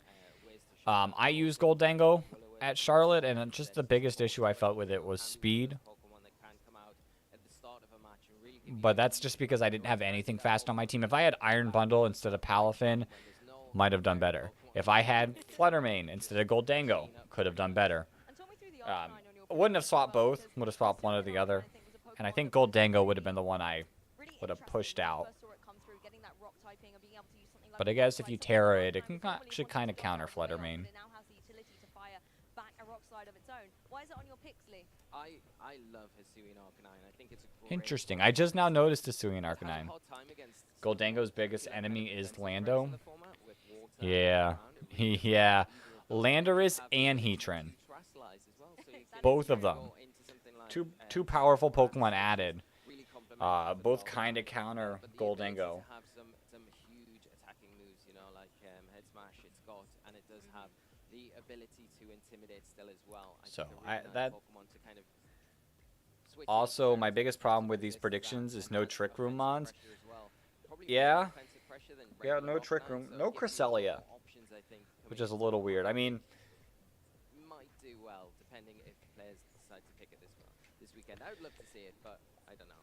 I mean, I'm pretty sure Aaron Trick will Room's fun. I personally don't like playing Trick Room. Like, playing Gastrodon. against Trick Room, Anyone who's it ever watched Leonardo does before knows so that good we against say me. Gastrodon a lot. It's a pretty good Pokemon. And speaking of Gastrodon, we have a giveaway for you. If you've ever wanted to get the best Pokemon ever created, it's Gastrodon. We And can if get you a won the World Gastrodon. Championships last year with it. Gastrodon is actually a multiple world champion. Paul Ruiz was able to win with it as well. And you can get one of your very own. Yeah, if you use I'll the get code it Wallace, eventually, for not right example, now. The weekend, you can get yourself Eduardo Cunha's Gastrodon that you use What in other the Trick Room World mons do we have? Championships, Indeedee? and Indeedee, it's an Armoroge, incredible Armoroge, Pokemon, like you say, Lou. It has had a lot of success at previous Hatterene, World Championships, and Cresselia, the event itself will be running which Cresselia works well with Ursaluna. 14th of August, I believe, is when Yeah, you why can get wasn't this in your there World Cresselia? Like, Championships. Cresselia is just a good defensive Pokemon in general. Representing Gastrodon this weekend as well. And, This is my second. come into I've the been show waiting this for this. weekend, but You've been waiting for many events Gastrodon? we've had with World Gastrodon kind of taking titles before, and will it be the one Pokemon to do it again this year? I feel like it has a good shot doing it this year. You know, Urshifu, Rapid Strike coming in, very popular Pokemon, and with that Gastrodon has Storm a Dragon good ability, opportunity to be good. It has There is a lot of strong water types, like around that Pokemon. Urshifu, Palafin, Dondozo, Gyarados. That you could have possibly got your hands on. I think there's a lot of debate out there between, which one do you prefer, EC or West Sea? Definitely EC, just so you're aware. We've got them joining us. There's a couple of Gastrodon fans. We're all Look at all those Gastrodons. I've got the blue, I've got the green. We're Team Gastrodon Got over the here. yellow. Yes, the yellow. Got some gold on as well for its lovely accessories. Yes, I And love think the that's the squishy thing bean. about I the like EC Gastrodon, don't get me wrong. The EC Gastrodon is the best. And that's why it's been 4 Um, out of the 5 it- great Gastrodons have been this Gastrodon really grew on me when I started competitive. Not even just VGC, like even singles. Like, that's when Gastrodon, like, grew on me. And I'm like, yeah, Gastrodon's pretty cool. We were onto something. That's when bulky Pokemon grew on me in general. That's That's why my boy, Weezing, is my favorite. I got a few plushes. Anyone that can actually be viable this weekend. But we have 4 on the desk here, and actually, Not if you really. tuned into last year's World Championships, you remember right at the There's a very end, Charizard. Lee very kindly Sylveon. gave me one of these beautiful Gastrodons you see with I wish I the had that many Very Gastrodon good plushies. throughout this entire year to Um, the World Championships, and Lee, I think you might fall down if I don't know if right the now, person so is we here, don't wanna but run in the off 2 events I went to, but one of these there little was Gastrodons is someone that so you can wore take it with you Gastrodon next year. on their shoulders. It's a I'm gonna Gastrodon. take it everywhere I go with me now. It'll be like my Will little- my Gastrodon be little taking Gastrodon. 2 worlds in a Everywhere row? we go, you need a It Gastrodon could. no matter where you are. So make sure you get With that the giveaway. powerful Yes, water take types, it advantage of could. it while it is running over the weekend. Make sure you go into your copy of Scarlet and Violet. Use the code that we put on the screen. It will be running for the entirety of the event this weekend. So you I can guess I'll grab out very Gastrodon. Gastrodon at home. Yes, and if you want to talk about Gastrodon Yo, support, you can I always have a engage with us on story. our social media platforms as well. Of Which course, there are event some other was things this? to Was look this at. You may Charlotte? want to talk about the players you want to root for, the other Pokemon that you want to see I happening, think it and was. any of the action you want to engage with. I You didn't can have a check out good Pokemon and make sure you follow ground all of our social medias you see at the bottom of the Pokemon. screen. Yeah, definitely get And I had to fight a Gastrodon. And I also didn't have a good grass type, but that wouldn't have saved me because they Terra'd their Gastrodon. on Gastrodon. I fought someone with Terra Fire Gastrodon, I mean, that's a really good and question at it this point in time. Yeah, and I blew me out of the water. It just wrecked me like every step of the way. take the World Championships. I think that is going to be a I was big kind of mad at Gastrodon We've that obviously after that touched fight, on it but a little bit. We've got Oh. access to new Pokemon now in Regulation D. We've I think that was one of the fights where speed would have helped me because I think this person had a sand team. They had Tyranitar, Lycanroc, Gastrodon. I could probably find it. Yes, using that hashtag Pokemon Worlds as well to get really connected. Might be a to this little amazing difficult. event in Yokohama, Japan. I mean, there's so much that we've covered so far. We've looked at our players, we've looked at a couple of our Pokemon, and I believe our trainers are just getting set up and ready. So we'll be able to bring you round one very, very soon. I want to talk a little bit more about some of the new Pokemon that have come out into Regulation D because we've Player talked dashboard. about the Pokemon we've seen that top usage, about the ones that are locked in, Pokemon like History. Floodamane, I don't Iron remember the guy We've that seen used those it. I know I lost from the new Pokemon that have been unleashed against upon it us early in Regulation the D, day. which are the ones you think we're really going to see or that are going to make the biggest impact, Lee? I think It's not gonna Heatran load. is one that we've kind of outlined already. I think because it's done so well in previous formats where it has been available. It's such a strong Pokemon, very I don't know if it's typing, gonna load. fire and Yeah, that steel typing with the Gastrodon's got to be one of my favorite waters. an immunity to Gastrodon's fire cool. type attacks, so I don't know. don't need to worry about those attacks at all. I think a very I'd strong have to look at all the water Pokemon, and Pokemon. I it'll be mean, interesting to see Palafin's up the there. choice of Terra type that players are Palafin going is to go to with definitely that up Pokemon. there. I think Landorus, Therian as Just well are like, very I don't know, strong Palafin like defenses grew because like I think in previous formats where it has up been into my available, favorites. it's always had that weakness Water to ice Pokemon. type Let's or take a water look. type attacks, but with terrestrialization, you think this is what we've been waiting for. If you are Landorus, you know, because I think you can automatically go. Let's take a look. Blastoise is cool. Psyduck's cool. Poliwag's cool. Tentacool is not bad. Slowbros. Let's see if I can see anything that like stands out. I really like Kabutops. It was one of my first like special Pokemon cards. I'm glad you mentioned the Heatran because again, you know, having something like a Terra Grass on there, Swampert's I think cool. the nice thing is the synergy with the ability with Flash Fire. Suicune is being hit with a fire type move, not going to happen. Yes, Suicune might be my favorite water type, but let's keep going. Milotic's cool. I think the top trainers will have identified very early on and started to build around a little bit. Rotom Wash is And also another up there one for I'd like me. to mention as well is Rillaboom. I think Yes. Rillaboom has been so formidable since its introduction in Sword and Shield, but we haven't really seen it this season so far, and it now is accessible to our players coming into Regulation D. Another very strong Pokemon. Palafin. It also has the added bonus of brilliant Palafin. terrain, Okay. which we haven't seen too much of this season.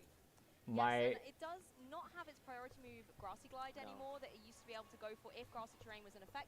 Doesn't have that anymore. Hasn't my brought top with three it water into types are Regulation D, but it does probably have a lot of potential Suicune, moves like Fake Out. Palafin, Obviously, Rotom being able to Wash. hit really hard with something like Jigglypuff Fake from Out, above which got to be is one of my really favorite good Pokemon for seen from Terra type above. measure as well. Yeah. That's gonna be Weirdly devastating, enough, particularly Event if it's a Gastrodon Pokemon doesn't like have max Its EVs. coverage as well is very strong. Interesting. You know, it gets access to things like knockoff, so it's got dog coverage, and being able to remove Yo, opponents' items. the round has already started. There's a lot of reliance on Pokemon with their item choices. It's a really big aspect of team So building. If you can remove those people items, it will could be a little already bit be detrimental competing. to your team.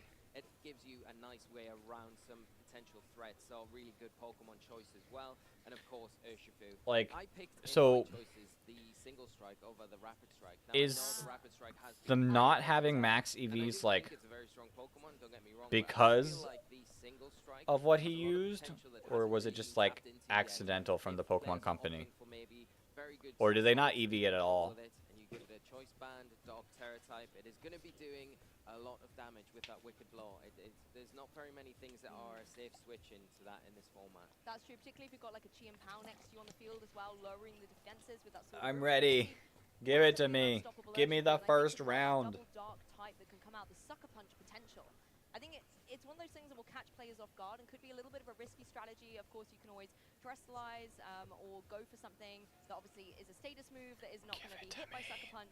So there's a little bit of flexibility around it, but I still think that can be a very commanding turn one. If you Okay, come we're out with still- two heavy physical attackers. We're still Don't get leaning on the intimidated. I mean, it doesn't matter polls with Wicked Blow towards anyway, Shen because Pao, it's Dragonite anyway, being Yeah. and you can featured, just deal but some destructive damage. Yeah, I don't it's know. very scary I don't across know. I think you've just got to get I mean, around we saw that things like Fluttermane Fluttermane, percentage you know, usage. Amoonguss support or redirection support, because I think Fluttermane does still pose a huge threat to these Pokemon in particular, especially with that redirection, because of its ability to outspeed most things in the format.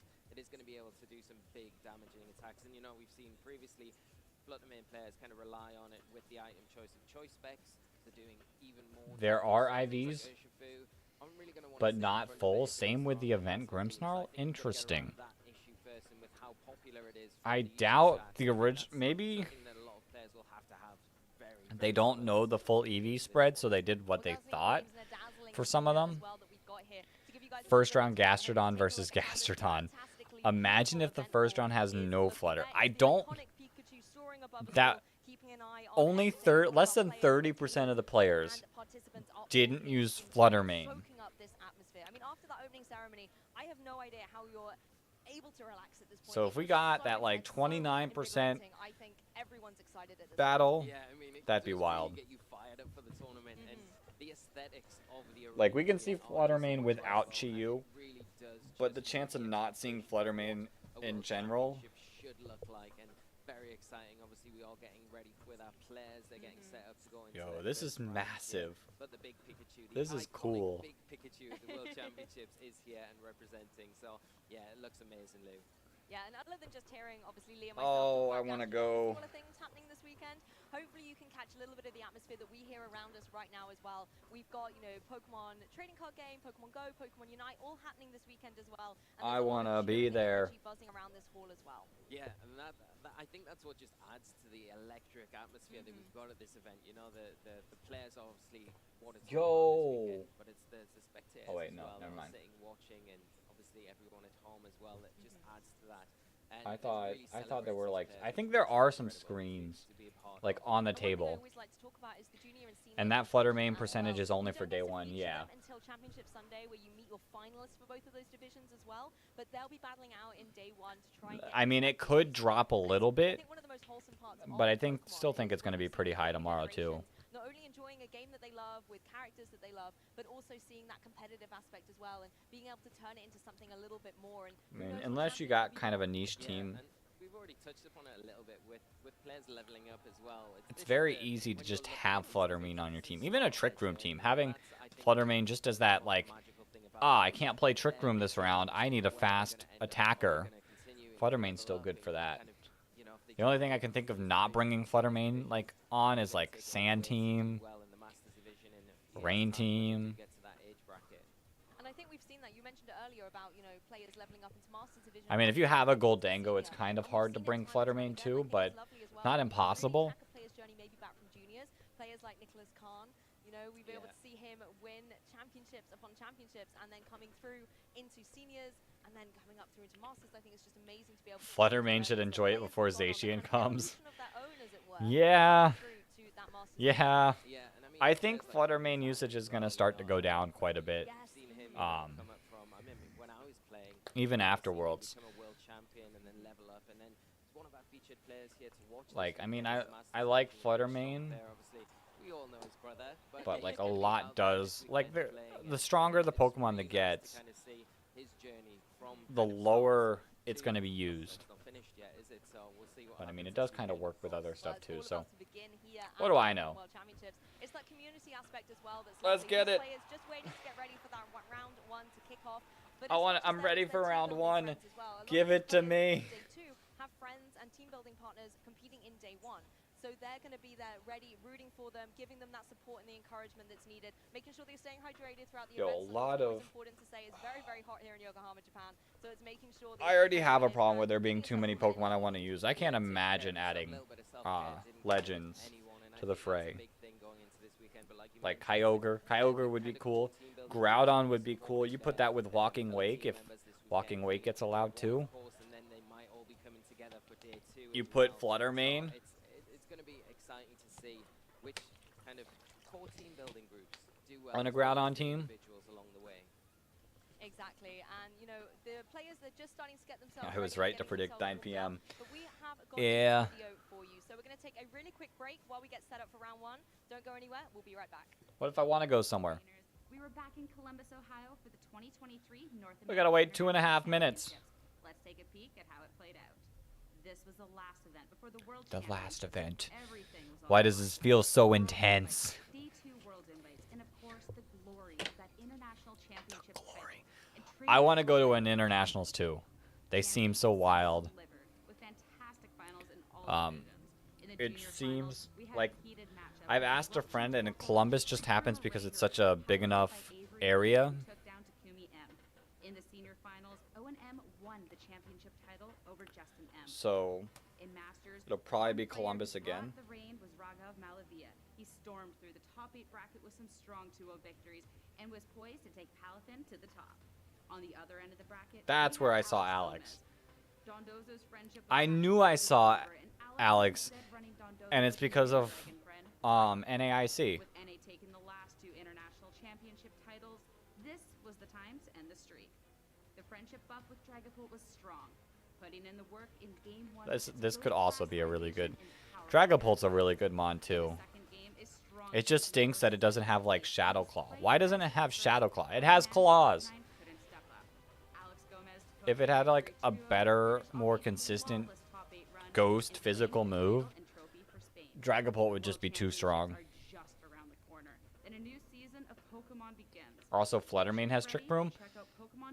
Yeah, but the hard thing about Trick Room Fluttermane is you gotta really have a certain situation to click it.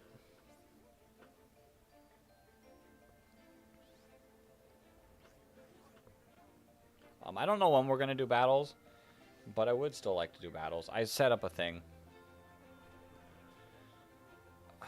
I just don't know how long the rounds are gonna be.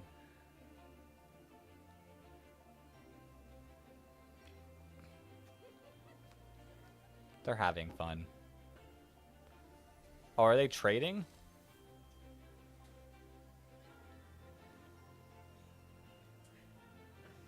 Battle together. Watch together.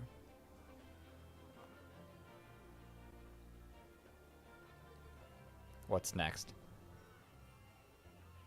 Be together. Pokemon together. I was close. Okay. Is it time?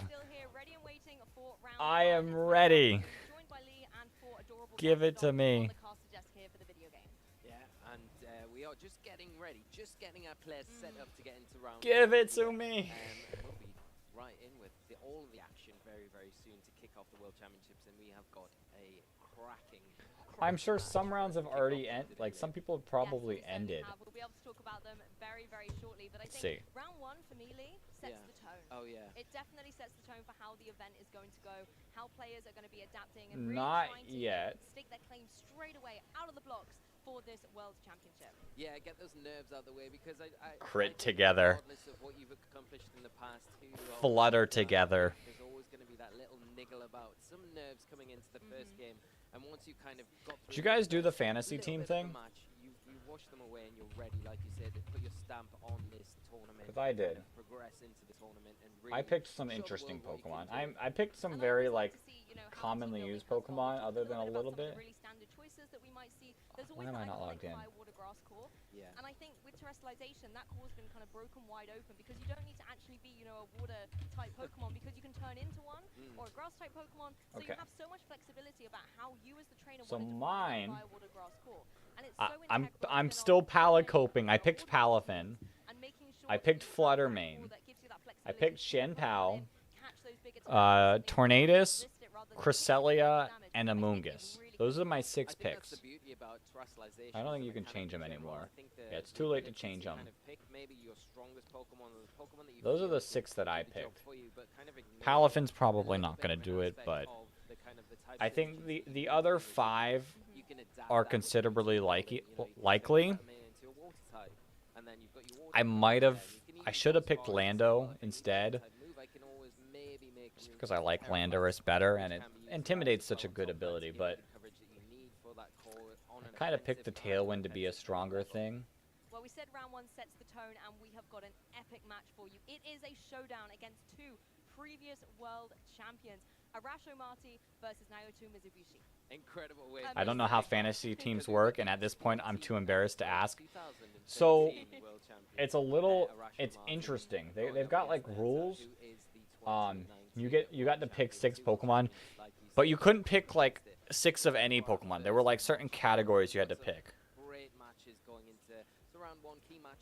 We're getting Arash and Yeah, some brilliant oh, players to focus on here. That top score Naoto, matchup, I am Nato. so excited. As soon as we I don't saw know the how to pairing, pronounce his we name. need to see these 2 world champions.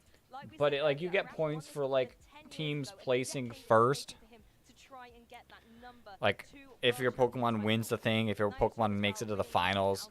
2019 You know, We get a it's not cheerboard often round. We someone do get a won it in the cheerboard last round. year, so wants to get that redemption and come back and win that title for the second time. Yeah, especially because it's in his home country as well. He's not had the travel like a lot of the other players. That's pretty but cool. There's the real importance for him to kind of take Okay. this title back if he can, and obviously We have what a very to cheer for good him. player he is, Naoto? Okay. to come in and take it for his region.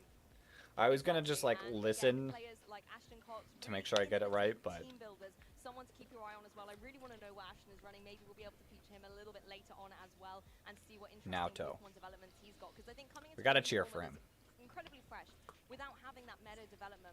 The Pokemon trainers who were able to really see a niche in a Pokemon. Toe might World be able to Champs excel, clashing. particularly in day one, and catch players off guard. Yeah, in particular going up against Ryosuke in this round one, a really tough opponent. I know Ashton. I know Kyle. To kind of keep an eye I know on and see the Carson. result of Those are that. the like names that I think recognize. looking at the players here, you've got Colin from the North America region, and going up against Nils from the European region. There's an array of players already kind of battling it out for their own region, respectively, going into this round one. And that's only going to continue as you get deeper into the tournament this weekend.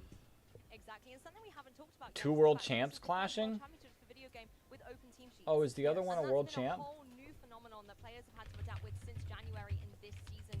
You know, for the first time ever, it's normally been that closed thing where you've got your teams and you want to keep them secret and you want to not reveal too much information, but it's all out there for your opponents to have. You're able to see the He moves, the is. abilities, the items, and I think that's a really 2013. interesting type of way to approach the game. Yeah, I think, you know, the one thing where Yo, you that's had cool. close team sheets That's was probably that why they always picked this that to be the first first, game like the was a stream little round, bit isn't it? pressure on you as a player Two because world you had that champs. information gathering Oh, we're getting process, kinda had to 50-50 votes find out what your opponent was using, what the items on the were, Chi-Yu and Fluttermane and versus try Chin and play a bit Pao. more conservatively. But like you say, now with open team sheets, you've got access to all of this That's cool. information, But that's and definitely why they kinda picked go in a this little bit easier round to into be the match. first. Figure out your game plans and think about what combinations of Pokemon are going to better suit going up against your opponent. So makes it a lot easier. But again, your opponent's got the same access to all of that information as well. So it does make it a little bit. Come more on, difficult come to kind of on, come approach, on. You know, when you haven't got I'm those ready. factors that you maybe once had to rely on. That's why I think we see a lot more consistently built teams, solid Pokemon. I'm ready for the fight. It's 9:07. Real surprises and catch your opponent off. You don't get that in this format anymore. World started an hour ago. And the Terra types, I think, are a really important thing to notice on a Yeah. team sheet as well,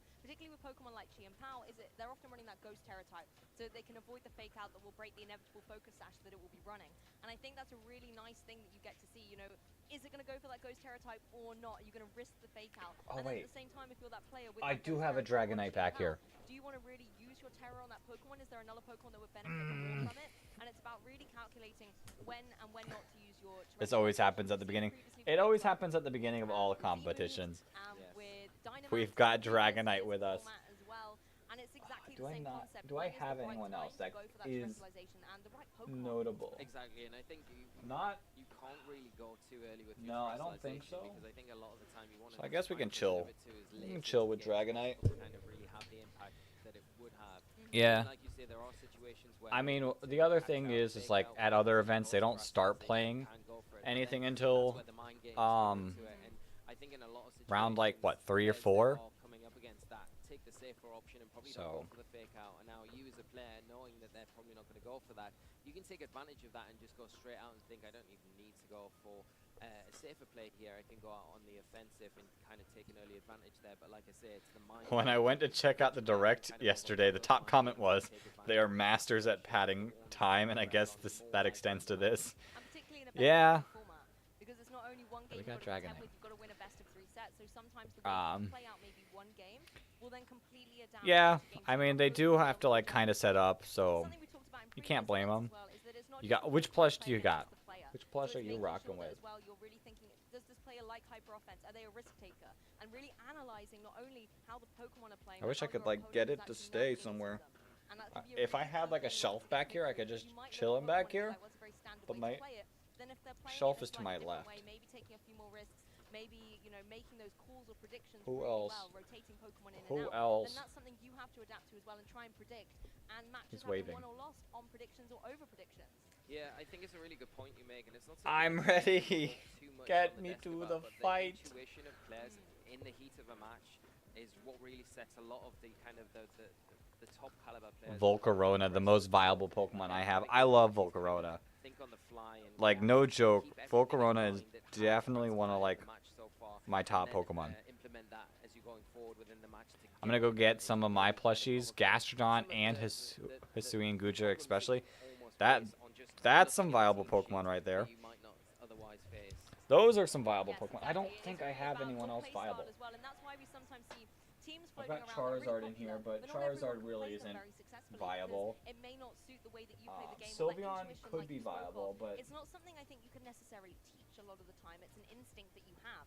I And got sometimes picking up a like team a lot that, of yes, someone else is able evolutions to back pilot here. really, really well, doesn't necessarily mean that you'd be able to do the same kind of thing. But So it's wear really a bunch of about trying Cub different shoes teams, because I seeing felt what bad works for you, them because they're all picking sad. Gastrodon because Gastrodon works for everybody. It's a universal Pokemon, and I think it's really important to make sure that, particularly coming into this tournament, That's really when it. you have that debate of are you going for what you think is the meta pick, Plus, it counts if they show Slitherwing or Iron Moth.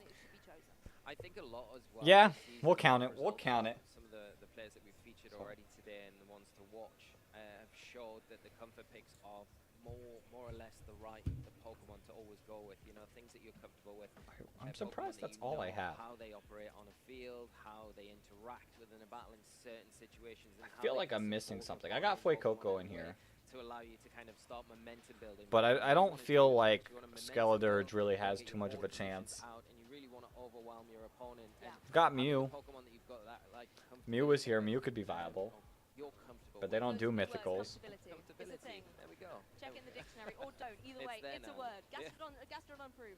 Okay, comfortability with a Gastrodon. But yeah, like you're comfortable. We're with, still I think chilling. that it gives you- We're it gonna be relaxes We're you gonna be to be able to 9:15 when it finally situations, starts. and you're not kind of panicking about what to do. You know how this Pokemon interacts.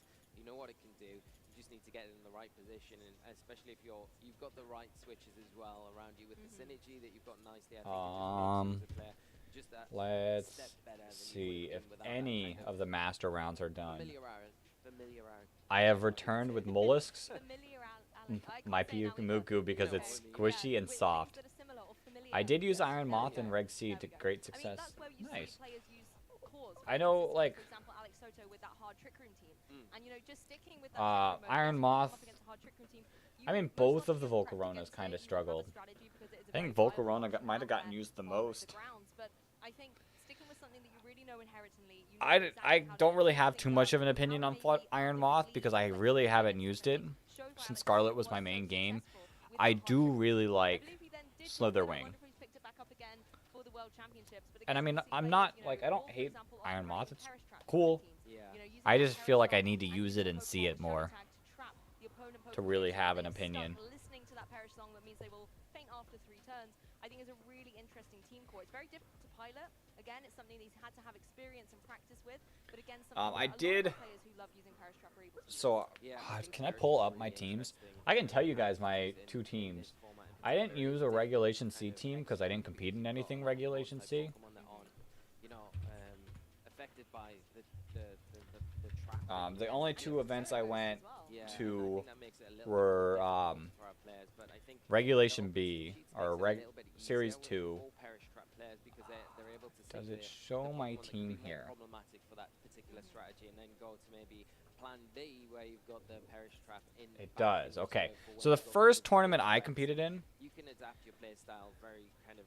There's a lot of Slitherwing may transitions not be the between most styles viable, that but you I can love it so much. successful It's such a cool succeed. Pokemon, and its shiny is I love that you've mentioned that. amazing. Because it would be a really So- I think there's a particular call that we have seen played a little bit in the format. so my far, desire, featuring Glamora as well, a when I Pokemon we've first seen started, I was like, early you know what? I kind of want to use season, Iron seen Bundle. come into this So, format this weekend and do well. and I was like, I know kind of that want to Pokemon as well, make but Iron this Bundle particular build even that we can better. see kinda have a So splash my of start And I was imagine Pelipper, because I was about to talk about range Iron teams. Bundle. And I think Yes. weather's been, you know, a key thing that we've seen time and time again. Um, But weather's certainly not something that's been as dominant of late. You know, we're seeing a few rain teams possibly. Why with, did I you know, use Pelipper Pincurchin? coming into the fray and being able to boost up Pokemon like Basculegion with that swift Oh speed, yeah, ability for to Iron speed, Bundle. but it's really been more I about have a sun, shiny that's I think, cool. far in this So season, you know, I had we've Iron done Bundle, well with Pelipper able to to benefit with the chlorophyll help it ability. out. think I it's wasn't really gonna important. give the booster energy to Iron Bundle originally. I had Pincurchin. Success from Pelipper.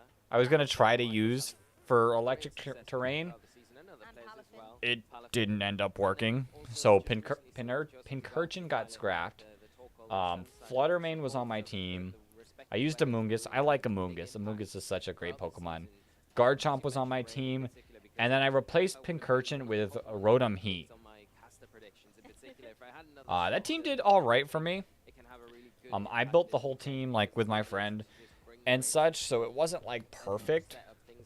The EV spreads were sketchy at best. Top 20 in my division during the Global Challenge. That's cool. That's cool.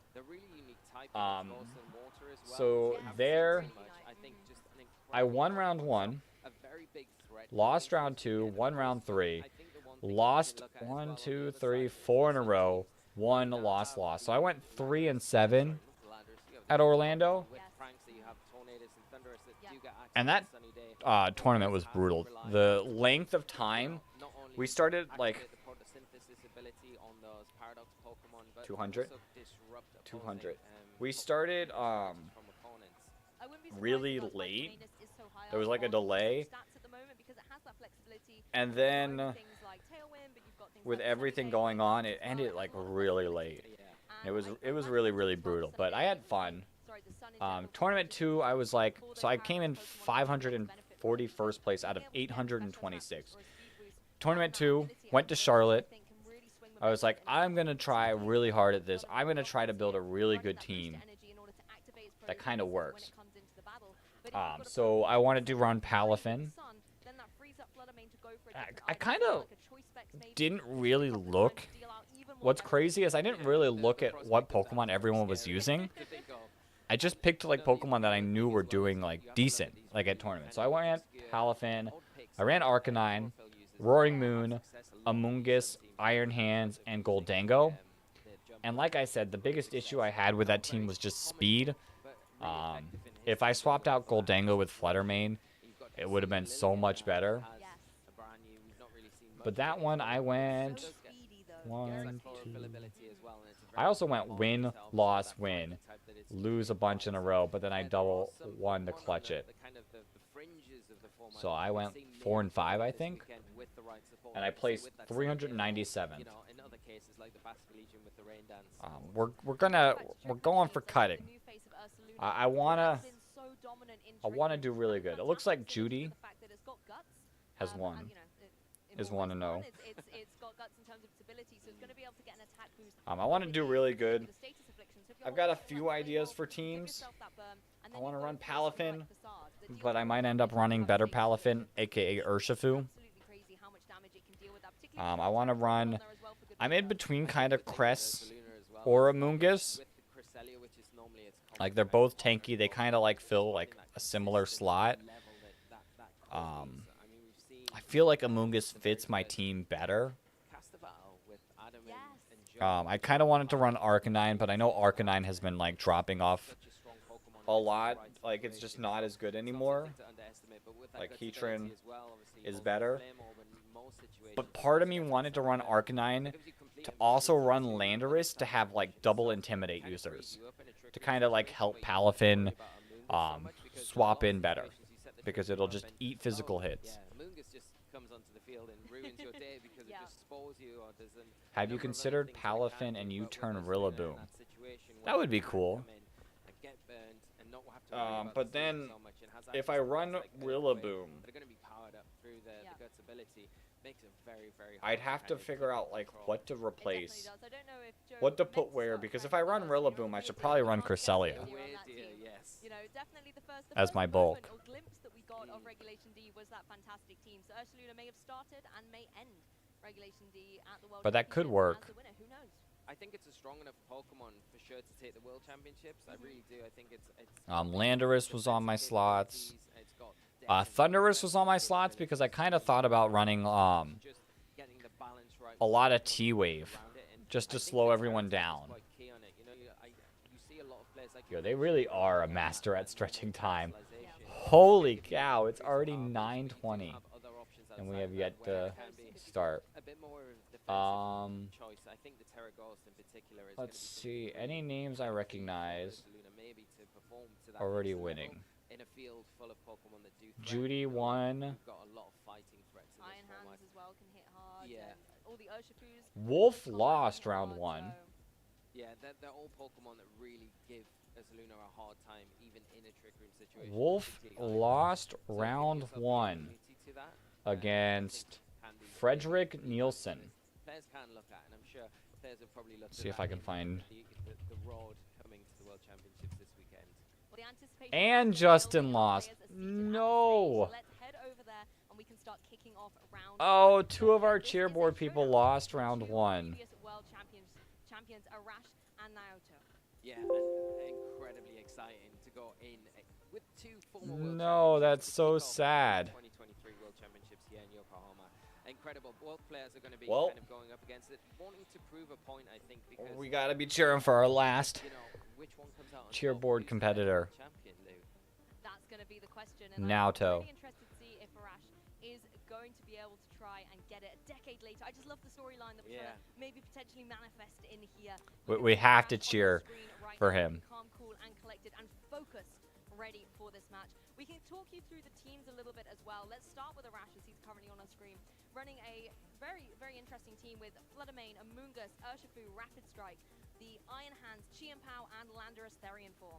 Yeah, very strong. We got Fluttermane and Chien Pao. You've got the Fluttermane there, obviously with the choice of X item as well, kind of just taking that from Oh, but not. bringing it right back into Regulation D because of how powerful Interesting. it is. Interestingly enough, going for two fighting type Pokemon, and we've seen with the Urshifu, the Rapid Strike Pokemon, and also the Iron Hands as well. That is an Both interesting of team. that plays and can perform a bit well in different tricky speed control situations for you.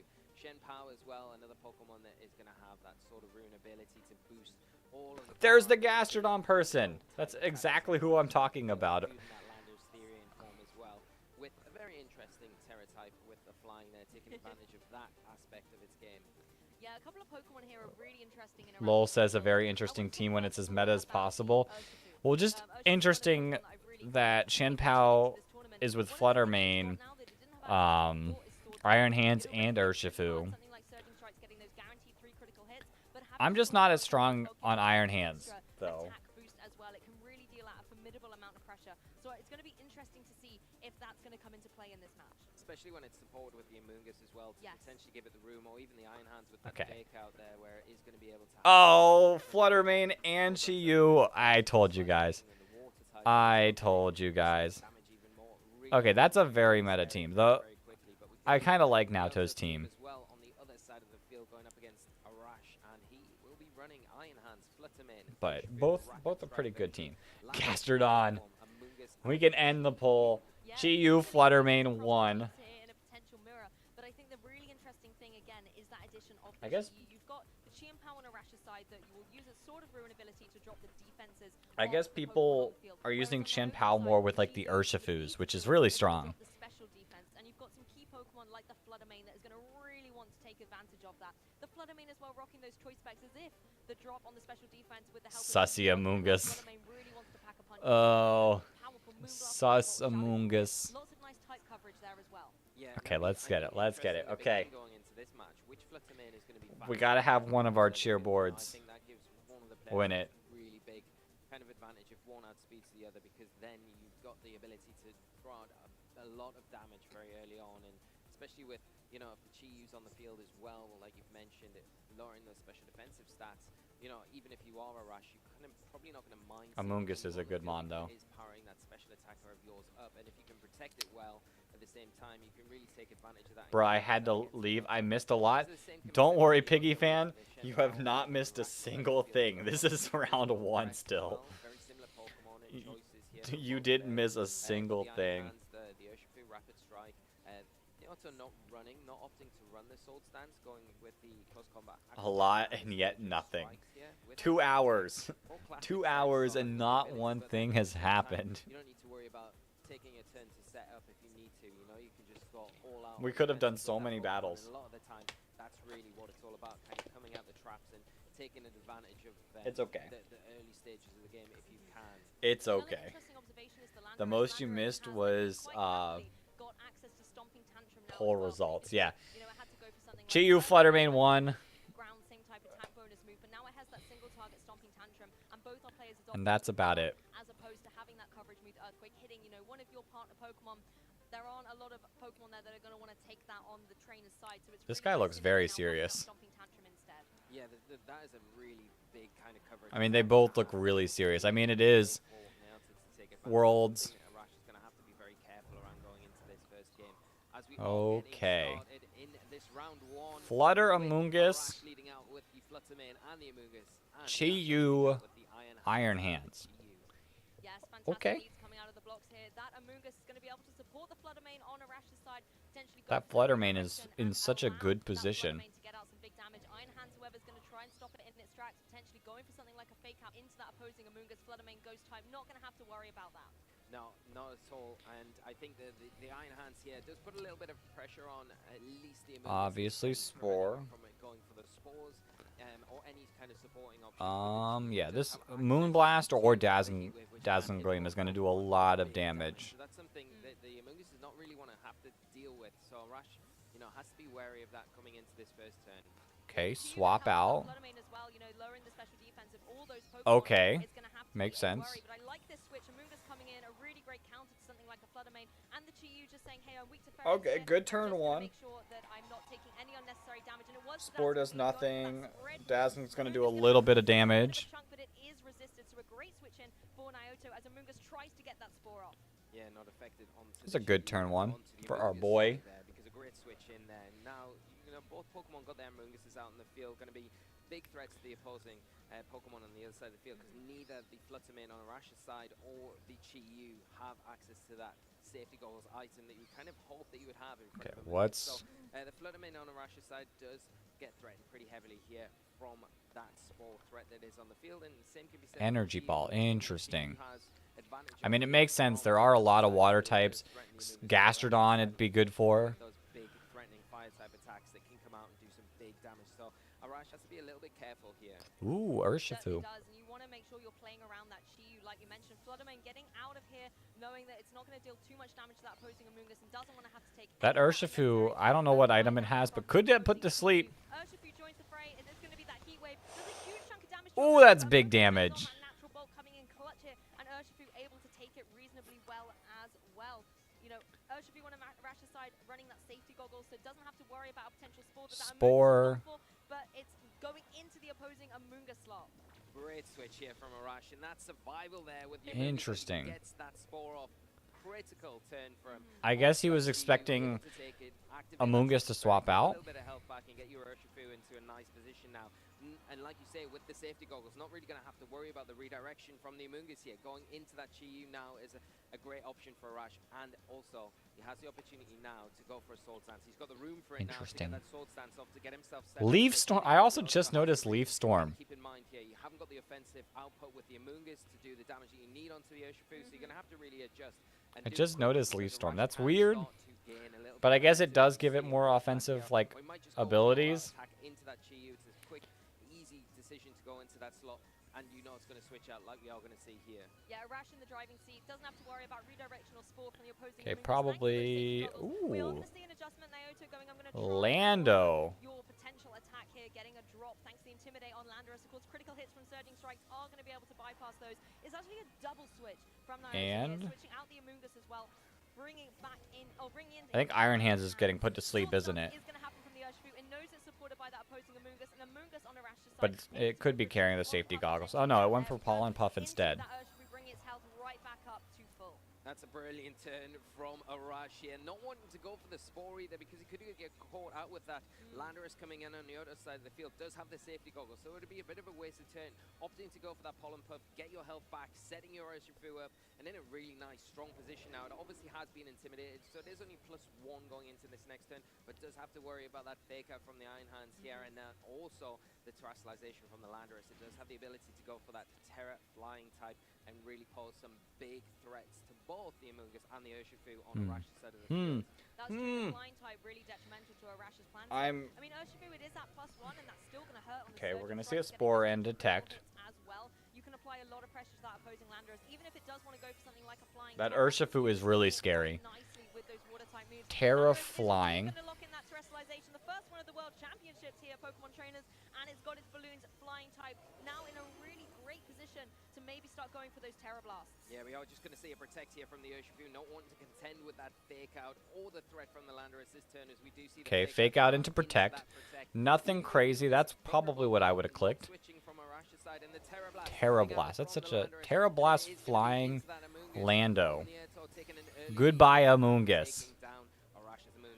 Yeah, able to get the knockout. It does give Arash the opportunity to bring that Flutter Mane back in, or his fourth Pokemon from the back, something like the Chien Pao. is what we were talking about earlier. Yo, Urshifu's gonna be doing big damage.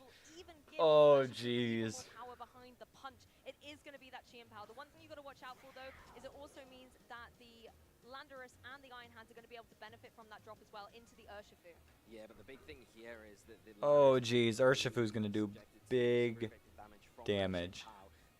The Icicle Crash is going to hit it for super effective damage. It hasn't been intimidated. The Shen Pao is going to be hitting very hard into that Pokemon. We know its item hasn't got a resist item to that super effective attack. It's just whether or not you can take advantage of this situation. That's scary. Maybe go for that terrestrialization and go. I mean, it is only +1, but still. Deal with that threat because it is going to pose a threat to your Shen Pao. You have got the focus sash here. We've got to make sure that you Even Aqua Jet. And you got to watch out for the speeds. And plus Urshifu's ability. Urshifu is going to be able to get some good damage in before Urshifu's able to retaliate. But if you would go for something like an Aqua Jet, try and get that priority. Landorus actually getting out of here, wants to be preserved for later on. Maybe bring that Intimidate back into action against Arash later in the match. And the sleeping Chi-Yu joins the field. Okay. I mean, Chi-Yu really isn't doing much. Makes sense. If Amoonguss is rocking Rocky Helmet, good play. Good play. I don't know if it is. Still, so it's not going to be able to do anything this turn, but we are going to see the terrestrialization from the Shen Pao of all things on Arash's side of the field, going for that Ghost Terra typing here, and both Pokemon. I don't know if it is, because Surging Strikes. Yeah, the double switch on Iota Sing means all action is happening on Arash's side. Not very effective damage from that Chi-Yu, really nice switch. And the Rocky Helmet? I love the way that Arash Rocky Helmet.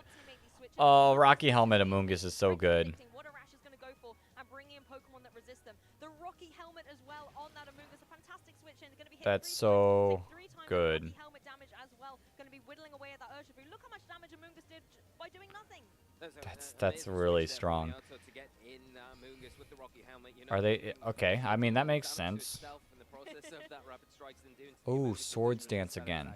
The Amoonguss though in a position now where it is going to be susceptible to getting knocked out from an Icicle Crash from the Shen Pao, and obviously with that Chi-Yu asleep is going to be primed to get taken down by the Urshifu. And now you're looking a bit slim for switching options if you are Naota. Arash sitting in a good position if the Amoonguss switches out to the Landorus. I think our cheerboard is in a rough spot right now. Meowto is kinda not in the best position. Protect. On that Urshifu will be able to break through it if it is indeed targeting that slot. Instead it was the Icicle Crash from the Chien Pao going into the protect, not going to be dealing any damage. Who is the Urshifu decided to target? Staying asleep. It's turn of sleep here, just resting out on the field here for Naota. As Urshifu goes for that capitalizing on the fact that's very scary. Is in a prime position. Chi-Yu's going to be taking a turn of sleep. The Amoonguss was in a terrible position. Fantastic observation by Arash. I love that play from Arash. I think a swap out in the Chi-Yu spot could have been good. Back to neutral when it comes back in.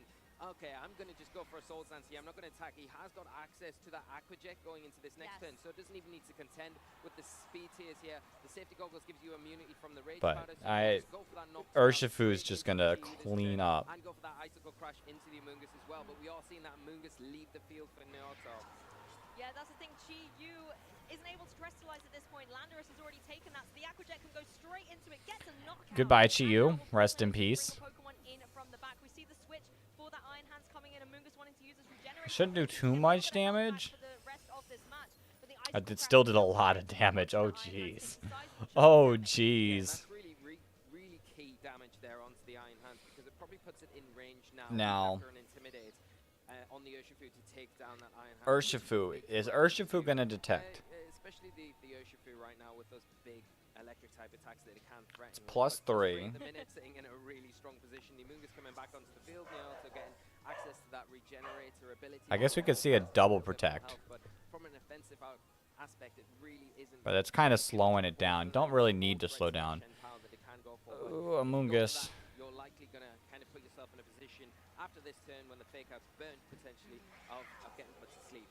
Yeah, that's the thing. I wouldn't be surprised to see another detect coming out from the Urshifu. Just like you say, to burn out that fake out, you don't want to have to take any unnecessary chip. Okay, At I this did point, not the Iron Hand sits in a see a pretty vulnerable detect. position. Fake It is out. gonna be actually the fake out into the Urshifu, just making sure Big that the damage. here as Chienpao's able to If you go for live, the Icicle Crash. does Pick up not the live. KO against that Amoongus. Is enough, Lou. It goes down, and now we know Landorus is going to come in, but it's going to have to face the wrath of this Urshifu. Yes, it's flinching, but at the end of the day, I still Yeah, think the Chienpao I think this round is over. Yeah, that was a huge knockout. Or at least there, and this I think Arash makes game the right one choice there, is over. Going for the detects, just going saying, well, if you fake out my Urshifu, I'm going to get the attack off with my Chienpao, I'm going to take down your Mungus. If you don't fake out the Urshifu, I'm taking down your Iron Hand. So really locking in his position and solidifying where he is in this match, making it very difficult I for mean, Naoto to kind of come back here because so, like, Chienpao can Icicle Crash. Is in a position to take down that Iron Hand. It is going to outspeed it, and all the Chienpao needs to do is Lando. go for that Icicle Crash into the Landorus, and it should pick up the knockout even. Well, maybe not -1. Maybe you need to double into that slot, but Arash got the Pokemon advantage going into these last few turns. So Yeah, The Chienpao so strong this because talking a little bit about the something Urshifu, crazy would have to the happen. Urshifu, it's a bit of a difficult situation, but then you've got the Chienpao Big able damage. to Oh be my very fast as well. Lanta. Actually, getting that priority connects onto the line, Rest followed by in the Urshifu. peace. That will be a KO, and then it's a very Lando. tough amount for Iron Hands to climb, particularly when you don't have Urshifu's that too big strong. You've got the Ghost type Chienpao that you can't hit anyway with any other type, Urshifu or too Water type, strong. We could and see a very Drain powerful Punch or Drain Wild Ball Charge, I Urshifu. guess. We are going to see the Wild Charge go into that But- Chienpao. Does a significant chunk of damage, but this is a 2v1, and unfortunately Iron Hands Game is one too over. slow to be able Probably to a get forfeit connected. too. yeah, and I think just a great choice there again from Arash. Oh, Just jeez. make Why- sure I don't why miss did it the not knockout. update? Chienpao -1 might not get it I didn't against get any of the Arash, messages. going for that active just to solidify Okay, that I'll be back that after the turn. round Really put ends. himself Okay. in a dominant position I here with like the Iron Pokemon Hands. Imperialism. Thank you. Looking I like them too. doing- They're fun. well, you need a real miracle Yikes, to get massive this oop. point, so I think Oof. Arash locking this first Yeah. game, and really in dominant Yeah. fashion as well, We're gonna have to utilizing see that something outlined at the start of the match go to on. kind of lock this one up. We are going to see a crunch come out from the Chienpao, and then the Surging Yeah. Strikes finishing it up. Only needs the one. Surging Strikes there. The Okay, one critical we to be able to still seal can game come one back. for Arash Our Balaban, cheerboard might be trying to get cursed. his World Championship title 10 years later after his first Our one, taking a very cheerboard commanding game might one, but of course it is best really of be 3 sets. cursed. So Naoto is able to adapt, to think how you would adapt for game 2. I'm gonna look, and maybe shake see things if there's up a anyone I little bit. What a recognize great that has display from won. Arash in that first game, though. I mean, with the Ryan stance Haig. there, we mentioned it at the start of the game that it could be quite a unique option for him, and he really utilized it. Alex I Underhill. think the choice of the safety goggles item on the Urshifu as well really unlocks nice. that Pokemon, because I think for a lot of the time, Amoongus doesn't really carry a grass type attack. You know, it normally opts for the Pollen Puff that we saw in that match. Both players having that option, but when you don't have the offensive threat against the Urshifu, you're really locked out against it. With Amoongus, it's not as valuable as it would trying to be in think. normal situations. You can't pull in those attacks. We did see how effective it Yo. was, though, switching in on the Brady the Smith. the Surging Strikes, where it did take that big rocky Trying to damage, see taking more damage than names it I did might to the Amoongus. So recognize. it is an effective Pokemon. I think you've just got to use it in a little bit of a different light. And obviously, I think the one thing that you all have Ashton is the Cox Naoto also is getting won. Landorus in a position where Okay, there he's was a gonna few be names able that I to recognize where that did you win, can but they're not threaten on our the Urshifu cheerboard, with that and that's flying probably attack. why. Maybe you need to mix things up here, but Arash coming out Okay. dominating fashion in that first game, giving Yo, Naoto every that banner is chance kind of to cool try looking. to take it to a game 3. I think if you're Kinda looks clean. I personally would really like to see the Fluttermane come into action. Yeah. I think again it can apply a lot of pressure to something like the Urshifu and try and stop it in its tracks. I agree. Before it Fluttermane. takes up those Fluttermane hits, good. And you can start applying pressure to it with something like a Moonblast or even the Dazzling Gleam for that coverage. It is rocking that choice specs, and if you do pair it up with something like the Chi-Yu using Visa Ruin to drop special defense, then that will allow Fluttermane even more flexibility going forward. Of course, Arash has a Fluttermane of his own as well, and an Amoongus that we've seen piloted really well. That's something that Fluttermane would have to work around. Come on. Really, like when you look back at that first game, Who you are get we a gonna really good see point about the Fluttermane, because in again, round Fluttermane survived on about or in 20 game 2? If you've got the Fluttermane out beside Yo, the those Chi-Yu, chairs are also you've got cool. the ability to The just the, get the that shit Pokemon damage, logo's not maybe very that's sticking the very well onto situation the where thing. then the Heat Wave is going to pick up the knockout onto the Amoongus, and then that really Kinda puts looks it like it's back in just your sewn on the middle, advantage on but your side of the field to really kind of maybe stop not. it Maybe that's forward just and the shadows that make dominate it look from that bad. position. But with the I can't Amoongus tell. sliding there, it really just shut down the Chi-Yu, and you don't want a repeat of that going into game 2. I think that's something that But you it kinda have to looks like protect it's there just with sewn on in the Fluttermane. middle. It does give Naoto the the ability to really get rid of the Amoonguss before it becomes too much of a hindrance. I think on the Fluttermane. side of the field. Fluttermane would be Yeah, a good Chi Yu, I bring. think a little bit underwhelming there, I think, just due to the See? positioning of Arash's Pokemon. Iron But Hands back in Chi-Yu. the fray with that Iron Same Hand lead. against the Fluttermane and the Amoonguss on Arash Amati's side. Yeah, we are going to see pretty similar leads to what Yeah. we did in I wonder how old the chairs are. Maybe we see some I don't know, little probably adaptation decently going old. into this one. We know the Amoonguss hasn't actually got access to protect on Arash's side of the field. Naoto will be aware of this, so it's a prime target to go for the fake out here and then hit that heat wave again. Does need to worry about taking an attack from the Fluttermane, of course, but it probably is able to take at least one Fluttermane's attack gonna do from the big Fluttermane damage from here. Arash's side of the field. And if you can get that fake out off with the heat wave, Might it even is knock gonna out put you in a position Iron to Hands. really But if take Iron Hands advantage can of the fake out position for Arash Amoonguss maybe to switch and out Heat just Wave, that to might knock out Arash's Amoonguss. to go for that and just give a bit of room to your Fluttermane. And that might be very... Oh, no fake out. Seeing the fake out. Barely lives the Moonblast. KO.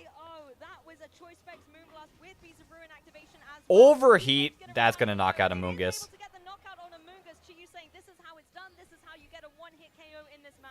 Just trading blows here. And this That's turn one, good. the That's overheat good coming for out our from cheerboard. Naoto there. Heavy Naoto slam! and the heavy Let's slam. go! Clean knockout from the Iron Hands into the Fluttermane. Oh, Naoto Iron taking Hands a ate huge that lead to in do this big game. damage. Game 1, he was warming up. Game 2, he is not messing around. Getting a solid double knockout. Wild. Turn 1, no fake out to be seen. Just jumping Let's straight on the offensive. go. Iron Hands, the natural bulk, the Assault Vest coming in clutch.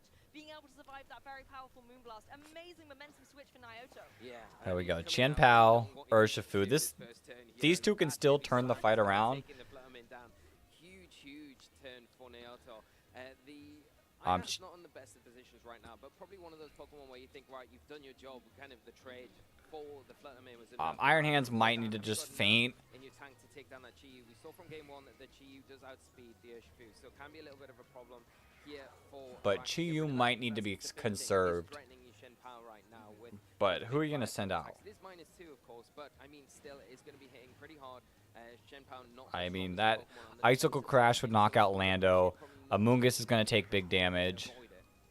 Yeah, the Iron Hand's very vulnerable as well. Something like an Aquajet would just be able to pick up the KO against it. Wouldn't be surprised maybe to see a couple of switches on Naoto's side, or maybe these two Pokemon have done their work. No switches. Chien-Pao moving first, so Icicle Crash gonna go Eats to the a Icicle little Crash. bump to the That's not... opposing Chi-Yu. Oh, and the flinch, of course. That's what you need at that point. Surging Strikes gets the knockout on the Iron Hands. Gonna be moving faster. I was gonna say, Unfortunately, Chi-Yu could be very, like, you know, valuable. -2 special attack thanks to the overheat, but it still would have been able to Especially- hit so especially hard against that Chen Chen Pao. Pao with something like a heat wave, getting a little bit of chip onto that opposing Urshifu as well. That's unfortunate. That is a huge turn for Arashi. And Oh, really that turning flinch. into the flinch there, just Could have... That preventing flinch was massive. any damage Overheat from into the Qian Moonblast. Pao. And I think that a little bit of chip here would have helped because breaking the sash potentially on that Shen Pao is a huge advantage going into these latter stages of this match. Potentially now Okay. you've got to go for it again, and the I feel like Lando is even definitely in a back position where there. Maybe an Aquajet is enough. If the Urshifu No, is not the flinch. intimidated, it can go for that and If Fluttermane... knockout here, but If Naoto has Fluttermane the terrestrialization right now, in so the back, gotta be careful because the Chi-Yu I can think that go could be for really the good. type in. It will put itself a bit more vulnerable to those dog type attacks from the But it's Chi-Yu. Lando. I don't think he has The Fluttermane back ability to there. not be hit super effectively from an Aquajet, maybe given it a turn it needs to kind of get in a position again where it can do some Is he gonna... like it did in that turn He one. might need to terrestrialize to remove that 4 times weakness and 2 times weakness. Aquajet, for example. Even something like an Icicle Crash and Aquajet would be able to get the KO onto that opposing Chi-Yu, but you've now got the Landorus that you have to contend with, and the temptation to be able to hit it with a powerful Ice-type move as well, I think would be really strong here for Arash. You want to try and remove Okay, that's that gonna be big Landorus in play damage. before it's able to make Chi-Yu's contact probably with gonna the faint. Yeah, and I But think if there's a Landorus... here where it is gonna Who be hit should super Landorus effectively want to from get the out? Shen Maybe Pao. Qian Pao. It is gonna be due to the outside as well, ability. so it is going to be vulnerable to flinches like that Chi-Yu was, but at the same time, I think Arash has to make a decision here, and we are going to see him go for that terrestrialization with the Urshifu this turn into that water Terra type. But it Okay, is gonna be Terra Naoto flying. going for the terrestrialization on the Which Landorus means Landorus is before faster flying Terra type just to maximize than the damage Urshifu. from the Landorus and reduce the super effective damage from those ice type. Actually, this could knock out Yeah, instead Urshifu. of being 4 times weaker now, Terra we're flying. that might be the little bit of defensive bulk that you need to be able to survive a powerful Icicle Crash. Oh, but now We're it's gonna not see as super well, like you effective. say, the terrestrialization of JK, never mind. water onto this Urshifu gonna be boosting up. Its water type moves by an additional 50% here. Gonna be looking to try and get some big Aquajet. blows. It's that Aquajet. It's targeting down Bye-bye, into Chi-Yu. the opposing Chi-Yu, and will be able to get the KO against it. Even if it tried for a protect, Unseen Fist would have been able to break right through that. Now Landorus in a position where it's Icicle Crash, this is gonna do damage. It connects, is able to Eats it survive. though. Just hung Terra on there, Blast. Terra Blast coming out. Which target is he went for? It is into that Urshifu, but not weak to it anymore. Is able to survive for another turn. And I the Icicle think- Crash now probably putting that Landorus in range of an Aquajet to go down this next turn. The old Depending on goes to who's what Naoto left. picked for his last Pokemon to come out here. Will it be the Amoonguss? Could come in, but again, if it is going to be a bit susceptible to those Icicle Crashes from the Shenpao, the one Pokemon that has got its Sash intact. Big problem for Naoto, and needs to really contend with being able to take that down. Yes, I mean, the thing is Urshifu in a really great position where it can go for something like an Aquajet at this point into that opposing Landorus. I don't know what he can do. Yeah, so close. I'm not sure if there is anything that can be done. I think. Been able to really turn the tables, taking down 2 Pokemon and now making this a real nail biter. Yeah, of it's an ending. Amoonguss. Urshifu, that's a Pokemon that Chienpao, particularly with its Focus Sash still intact, is rubbing its little paws together with being like, I've got a move for you, I've got an Icicle Crash. Yeah, and you've got to think now, Naoto's in a really difficult position. Has the Amoonguss got enough to be able to take down the Urshifu with maybe a Pollen Puff here? Because I think you've got to protect the Landorus, because otherwise it goes down to an Aquajet in this position. I mean, it doesn't matter. I think the The Aquajet's gonna hit regardless. You got a Pollen, or sure that Arash is in that dominant position. If it can not survive, Pollen Puff. that's the big thing here. Or maybe you even just protect your Urshifu this turn to get around the protect on the potential Landorus here if you're expecting that from the outer side of the field. Of course, you can't even, direct away that Aquajet because you've got safety goggles on. Ah, safety It is gonna be goggles. the Aquajet coming out from this Urshifu, finding its mark down onto that opposing Landorus, does get the KO. And now Arash has Yeah. really turned the tables. GG's. I think it's over. To make sure that it is still I going for think third our place cheerboard is towards the cursed. endgame of this game too. Yeah, and the Amoonguss now got everything to do, going for that spot into the Shinpao. Yep. Not going to be effective because of the great protect there from Arash.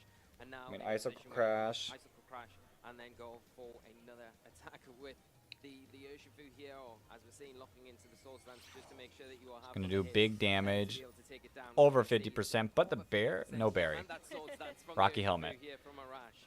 Love to see this for the style points. You can then deal a really heavy KO in that next Oh. turn. Oh, There's and the a lot- flinch. I got the flinch. I mean, there wasn't too much. Oh. Not at Anyway, this but point. that's not the way you want to go out. You don't want to take a flinch at this point. It's already an That's uphill lame. mountain for That's this lame. Time, but now it really is all cascading down against it. Yeah, that Icicle Crash from the Shenpao has put in a lot of work for Yeah, us, our especially in cheerboard this is game two. cursed. Put in a lot of work game 1, but like you I'm said, ready to they've update it. really been in that detriment because yeah, of I game think one and game two. it's Coming back over. like he has in such fashion, really testament to the choices of Pokemon 'Cause, I mean, he has picked Icicle- here in the I- Urshifu you and can Shenpao, protect. how strong these two Pokemon together, especially with the item choices and the move choices both Pokemon have on that side of the field.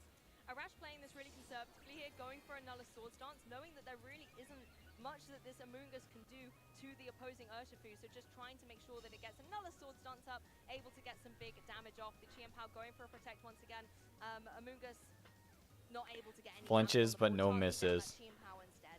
Yeah, and I think that's, I think you've got to try and target that down, because if you are going to be hitting into the Amoonguss with the Urshifu, you will be taking Rocky Helmet damage, so Yeah. you will potentially be knocking yourself out. You've got to kind of play this a little bit safe in this position. Just And go goes for for the another crunch, Soul Stance, so- it looks like this turn, just to make sure you're maximizing the damage there. As a Does pressure, not damage. quite enough to take down the Amoonguss and chip with the Rocky Helmet damage onto that side of the field. I think the Rocky Helmet damage you've said is really critical. I mean, here because predictions and going for now- Pollen now that Puff. the Focus Sash broken, it's also now asleep. It's in a little bit more of a vulnerable position. So this is where the Urshifu really does have to, have its partners back and try and get that critical KO. You can't just freely go for Surging Strikes, because as you mentioned, you're going to take damage after each one of those. So you need to make sure that you're going to be able to get that solid KO with this Aquajet and just close up the game. Yeah, making sure that it's +5 at the minute, so I mean, it's probably going to be able to get this Water Terra type as well. Going to be able to get This the will knockout probably on do it by this itself. range here that the Shenpao's kind of worn it down to. Yeah.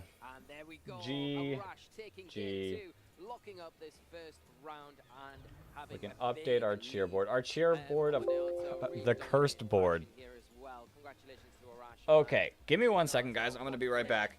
You guys To kick off listen to the World stream. Championships here in Yokohama. I Yeah, promise. the camaraderie between I'll these be two right world back. champions. They both know exactly what it takes to be able to get to that #1 spot, and Arash carving out a very dominant start here at the Pokemon World Championships in Yokohama, Japan. Incredible show for us to kick off, and you know, both we said this going into this match, two world champions coming into this first round here, and what a show for our viewers at home and for our spectators here. Really great performance from Arash in particular. Naoto coming out in that game too really looked convincingly like he was going to come back in that match, but again, Arash had that board position with the Shen Pao and that Urshifu and really utilized his options effectively so well in that second game to kind of bring it back from a position of what looked like was unachievable at the start of that second game. And I think, yeah, that game two so commanding from Naoto, getting those double KOs. But we talked earlier about the synergy of Chien Pao and Urshifu. And I think Arash has really just shown why it was kind of a hot pick that we had and something that was a discussion point, because it has such great synergy amongst those two Pokemon and the flexibility you can have as well with Terrestrialization. You know, we saw the Terra Ghost on the Chien Pao previously to really kind of stop Iron Hands in its tracks a little bit. Yeah. And then seeing the Terra Water this time for that extra offensive pressure, again, showcase why Terrestrialization is such a cool concept. You get offensive and defensive modes. Yeah, and I just love the combination of that safety goggles item on it with the sword stance. I think we saw there the opportunity, and it'll probably arise in lots of games going forward for Arash as well, where he's going to have the chance to get that sword stance set up, and you don't really need to worry about the Intimidate at that stage. He really locked down those key moments where he knew he's got a free turn to get the sword stance up.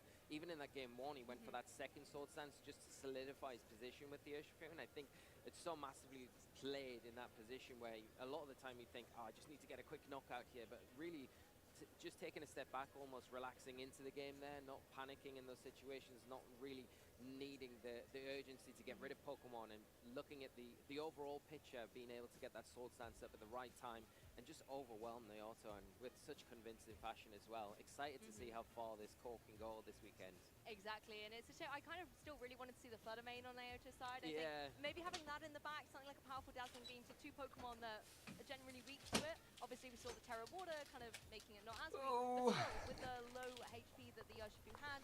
The prediction win was then kill the Urshifu and hope the Icicle Crash miss. Yeah, you can't. I'm surprised.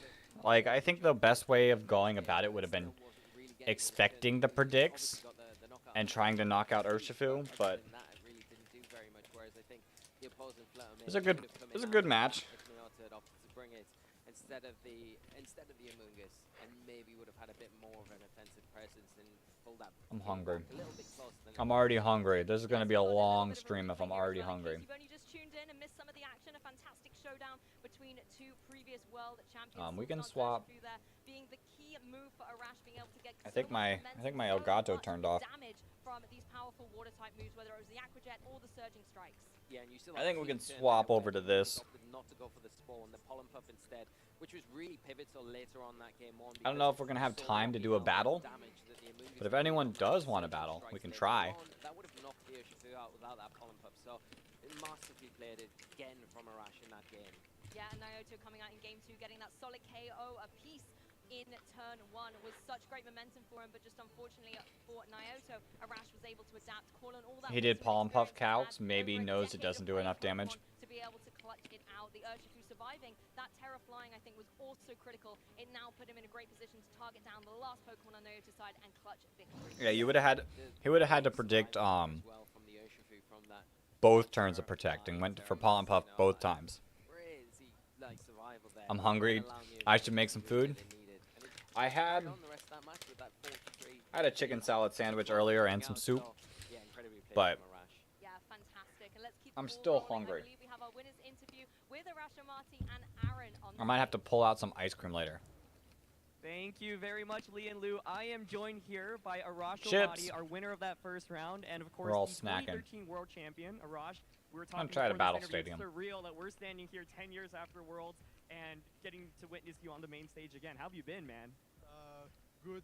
I was really excited to play against one And I of can the still hear very him. best in the I'm world just gonna right now. casual battle After I talked because to I don't have a Dominic team long that I break, know of. I tried to get back this year. I think I still have to improve a bit, but yeah, it was really exciting games. I think all things considered, I played pretty well. Yeah, definitely. I didn't You really like mentioned this taking team. a long break, and for those that don't know, of course you won Worlds in 2013. You got second at Nationals in 15, first in 16, and then top 8 at Worlds in 2018. But we haven't seen you really been playing too Searching. much in the last few years. So kind of walk us through what you were really up to. Like, this team did good. Oops.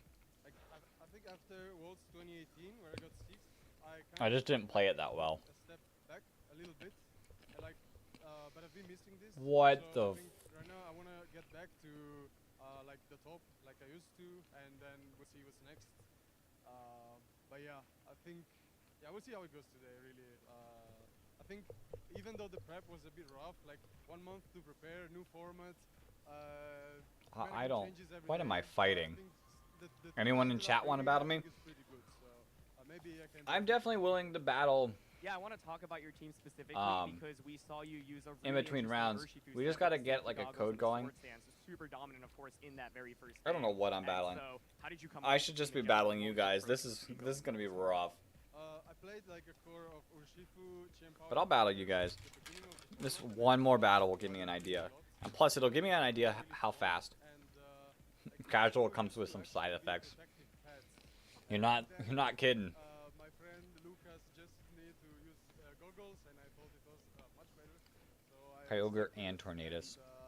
It was really useful in this match because, like, I think especially game 1, I wasn't in the best spot on turn 1. Okay. And then, like, so. But then, like, I could put myself in a poor position where, like, he was kind of stuck, and like I remember, like, he kept his Chiu in while he was sleeping instead of switching it out. Because like I could target that slot, but then like I just source dance. So he's definitely gonna try to ice beam me, isn't he? Yeah, I definitely want to talk about fake out you because I think we actually saw the same leads come out, but turn 1 was very different. Super double fake out, why not? You went for the double KO immediately. So what were you thinking after big damage? What did you think was your path to victory afterwards? Little damage. I got my play really well, and like I also thought didn't flinch. Even after that turn, like turn 2, a lot of and now I'm into some trouble. And like basically I thought, like I tried to consider all the options, and I thought my play was good because like the Chiyu could stay in, but even if it stayed in, I had the fleet. Let's light screen. Try to survive an ice beam. On the hand slot, so I think I felt good about that play. Because I have to pull something together. Ice beam, can we live one? We cannot indeed. We cannot. Oh, it's a critical hit. What I want to talk to you about quickly is the decision to run Icicle Crash on the Chien-Pao. I think coming into this tournament, people have been debating, you know, do you go with the Ice Spinner or do you go for the Icicle Crash? That's not fair. You can miss with Icicle Crash, but you can flinch, and of course, Rocky Helmet does not affect that. So, did you think about Ice Spinner, and what was the decision for Icicle Crash? I mean, if you run Rillaboom, obviously Icicle Crash is better, but I also feel like Icicle Crash is just better in general because there's a lot of Rocky Helmet in this. I really don't know what I'm gonna do. I think this round is over. Is broken. That's really bad. So I just think it's better. That makes a lot of sense. I know you mentioned earlier you're coming back from a long break. So what does it feel like to be competing at Worlds again? I'm not sure. Did you play at Worlds in 2019 or 22? 2019 I went, but it was like more casual. Still made day 2, but I didn't play that season. So like this is the first time I'm kind of trying to do. We're struggling. Since 2018. Then. Wait. Okay. What are you gonna send out? How does it feel, man? Being back on the world stage and to start off the first round playing. Oh, that's a cool shiny. This is actually the first time I win on stream this year. That's amazing. Also, it's so crazy. Like, what is going on? That's amazing, man. Well, you know the next round is about to start, but before we say goodbye, do you have any final words or thank yous you want to say for today? No, not for now. Okay, if this next round starts like right now, it's gonna be rough. Okay, locked in for the rest of the tournament. We hope to see you tomorrow, man. That's gonna be us. The Kyogre is definitely coming back out. Joining us, and we'll be back shortly. Thank you so much, Aaron, and to Arash for that great interview and some really good insights there from Arash on the choices, why he made them, and Mewtwo. How little preparation all of our players have had coming into Regulation D since the announcement, and kind of preparation coming into the World Championships. Everyone's been on a really tight schedule, but you can see I'm losing this fight. Has made have really paid off, especially in that game 1. And he did mention he did get a bit lucky with his Icicle Crash. Let's try to heavy slam you too. You've got to have a little bit of luck if you are going to go all the way. And detect Urshifu. Run it out with just pure skill. Come on, I got the big powerful Urshifu on my side. Times when it's kind of crucial, and I think he definitely had that in a little abundance there in that game 1, which is going to help him. Mew the second. For Arash in the rest of this tournament, I'm sure he is. he feels like he's fired up like he was back in 2013 when he did win the title for the first time. So I'm really rooting to see how he gets on for the rest of this weekend. Yeah, I think it's definitely expect the unexpected when it comes to team building so far because, like we said, Okay, I finished my first snack of the night. At the moment, and seeing What are you gonna use? But, you know, Pokemon like the Fluttermane, for example, and Chi-Yu and Chi-Pal that we've seen used throughout Regulation C. New but Junior. New Pokemon of that Urshifu, particularly with its new choice with the Oh, nasty I think plot. it's really nice to see that beautiful fusion of the old meets the new and that nice creativity coming Oh, forward. So yawn. definitely interesting matches ahead, I am sure. Yeah, and I think that the thing on when you look at the teams on paper, How you much just look at damage? six Pokemon, you That say does nothing. standard-looking Pokemon. But again, I think it's a common narrative that we see with successful teams in these big tournaments. It's the little changes and choices that players make to these solid standard cores that really make all the difference. And I think the safety goggles. Okay, there on Tailwind the did Urshifu in particular stop. with that sword stance. A really interesting choice there, and I think the I don't know if choices as Urshifu is on the fast Shin enough, Power though. Rush, really interesting. Crunch, not really something Yeah, that we it's see quite unusual. too often, and the icicle crash Is as my- well, which Aaron outlined perfectly there on stage. It I can still miss, have so it light can be screen. a bit temperamental at times. It can cost you in certain situations, but Let's try to because it pull gives this you a off. little bit more power and in those really key situations. What is it plotting that's so nasty you don't want to know? I agree. When you're making a team, when you're putting it together and thinking, Come on. well, I'm probably gonna Come miss on. maybe one out of Live- 10 times, maybe six. Live one Then, psychic you know, from you're prepared for Mewtwo. that, and you're willing to take that just for the trade-off of that extra power, which can come in crucial in certain times. Exactly. Well, Lee and I in our gathering of Gastrodon are all going to go take a little bit of a break. We'll Earth switch up the power. content and be back with round 2 very soon. So do not go anywhere, Pokemon trainers. Earth power?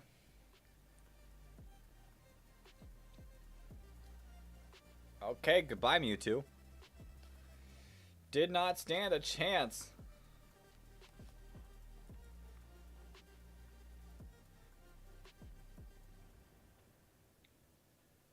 This shouldn't... Yeah, that's not doing anything. The rain stopped. He's probably going to try to get his Tailwind back up.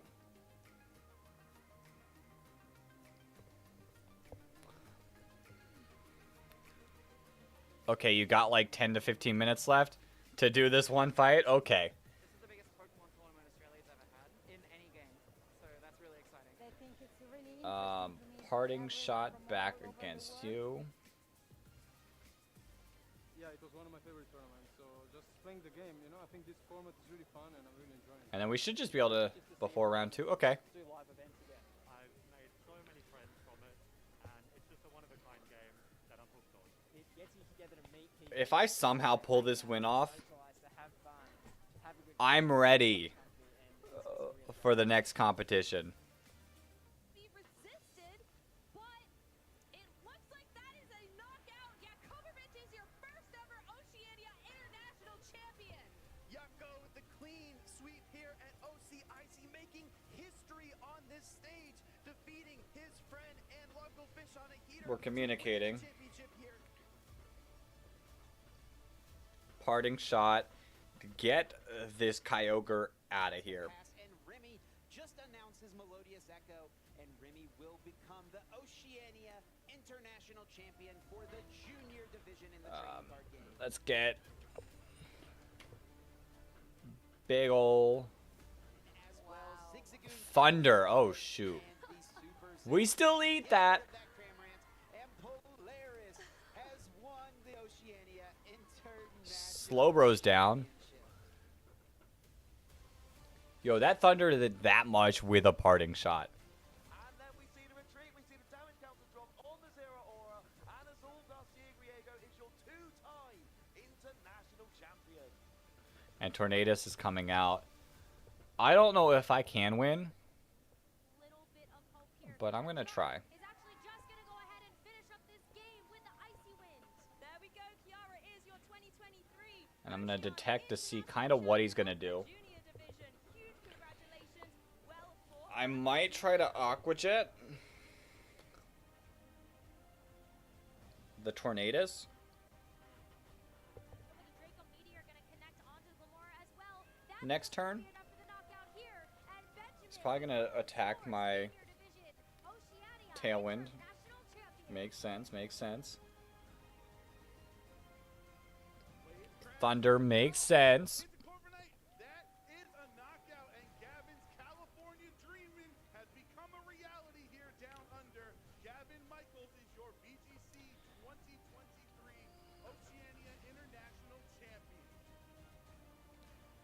never expected this, so I'm still just like flattered. Why are you using a depressed snail? Because that's what people picked.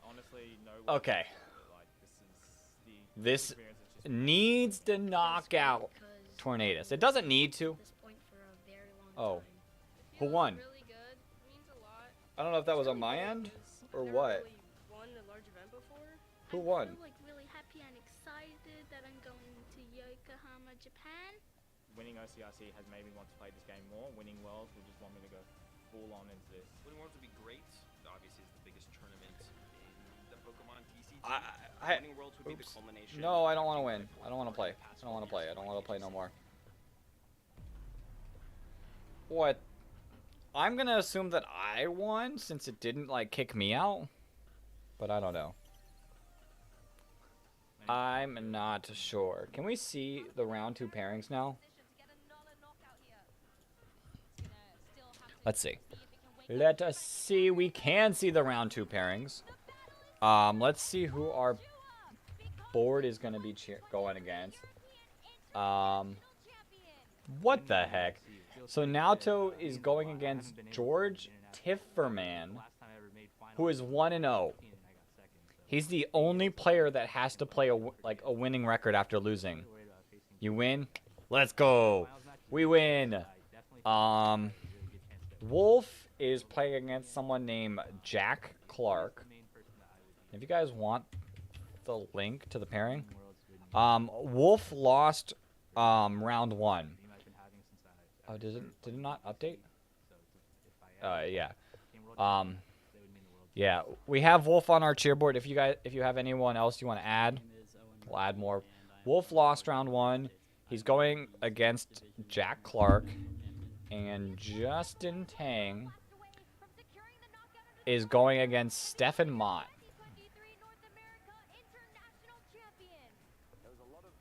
But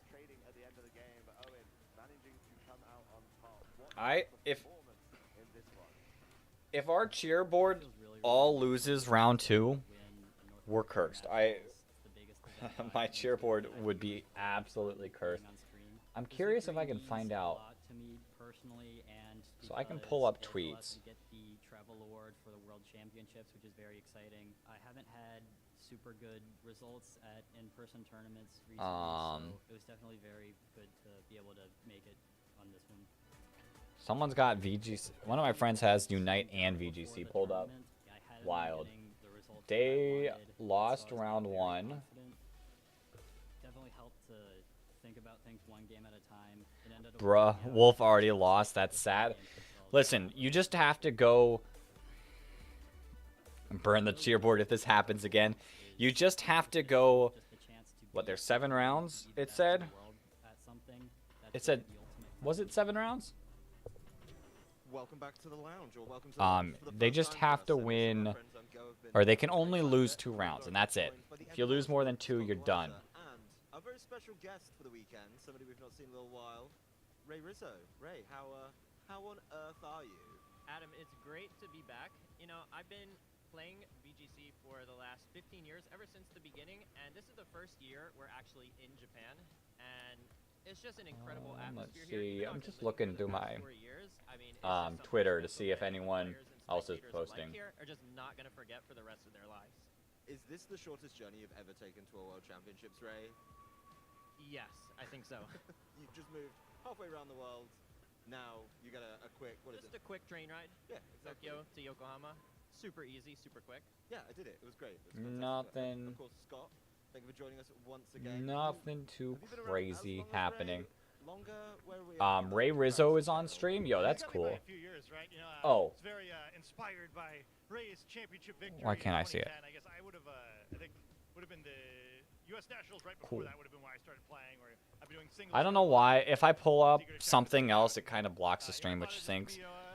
Quick experiment, like, oh, I wonder what this is like, and then here I still am, 13 or 14. I never thought a 3-time world champion would be a caster, because one more and he's out.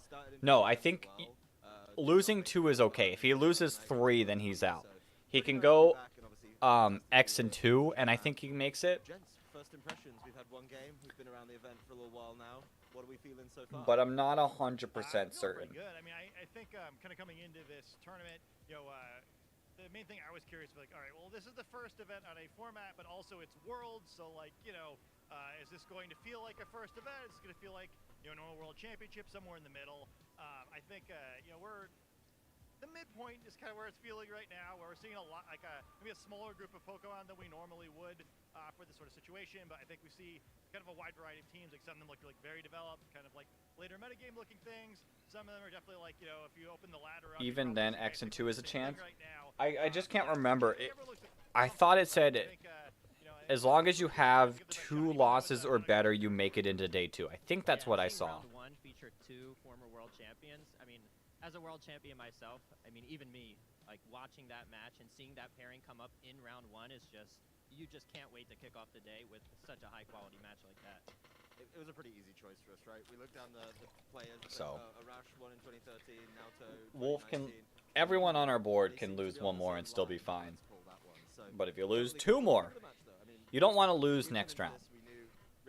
That's 100% certain. You want to still have that buffer. You don't want to really be losing at all, but they still have 1 more buffer. And then tomorrow all the stats reset, so it really doesn't matter if you are the last person to qualify. You qualify, you're good. His World Championship in 2013 is very Mammo Swine focused team. So you know, his new ice type's a little bit, you know, thinner and more agile, but you know. And a second ago he said that there's a less variety in teams. I wonder if that's partially because of open team sheets. Like you can't bring in anything crazy without people knowing what you're gonna do, because they can see the abilities, the moves. If it turns out the board is cursed, put everyone except the people we are cheering on the board. We might have to. Like their opponents. We put their opponents on the board.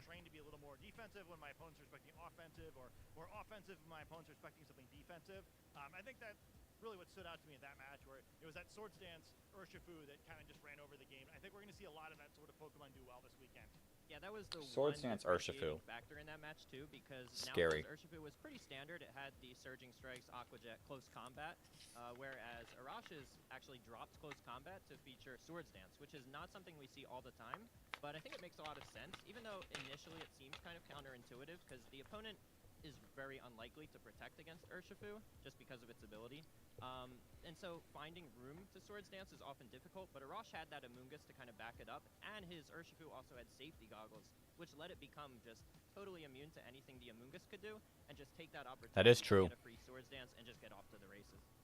It kind of feels like we've already learned the lesson, right, from watching people play Iron Hands throughout the last couple of months. We made that pivot towards the end, right, where we started saying, okay, Swords Dance is really, really good.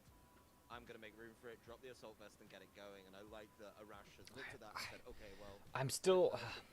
a +2 attack. Oh, that would actually be crazy, because then you can't protect. Wait, what would happen if we put both names of a match on the cursed board?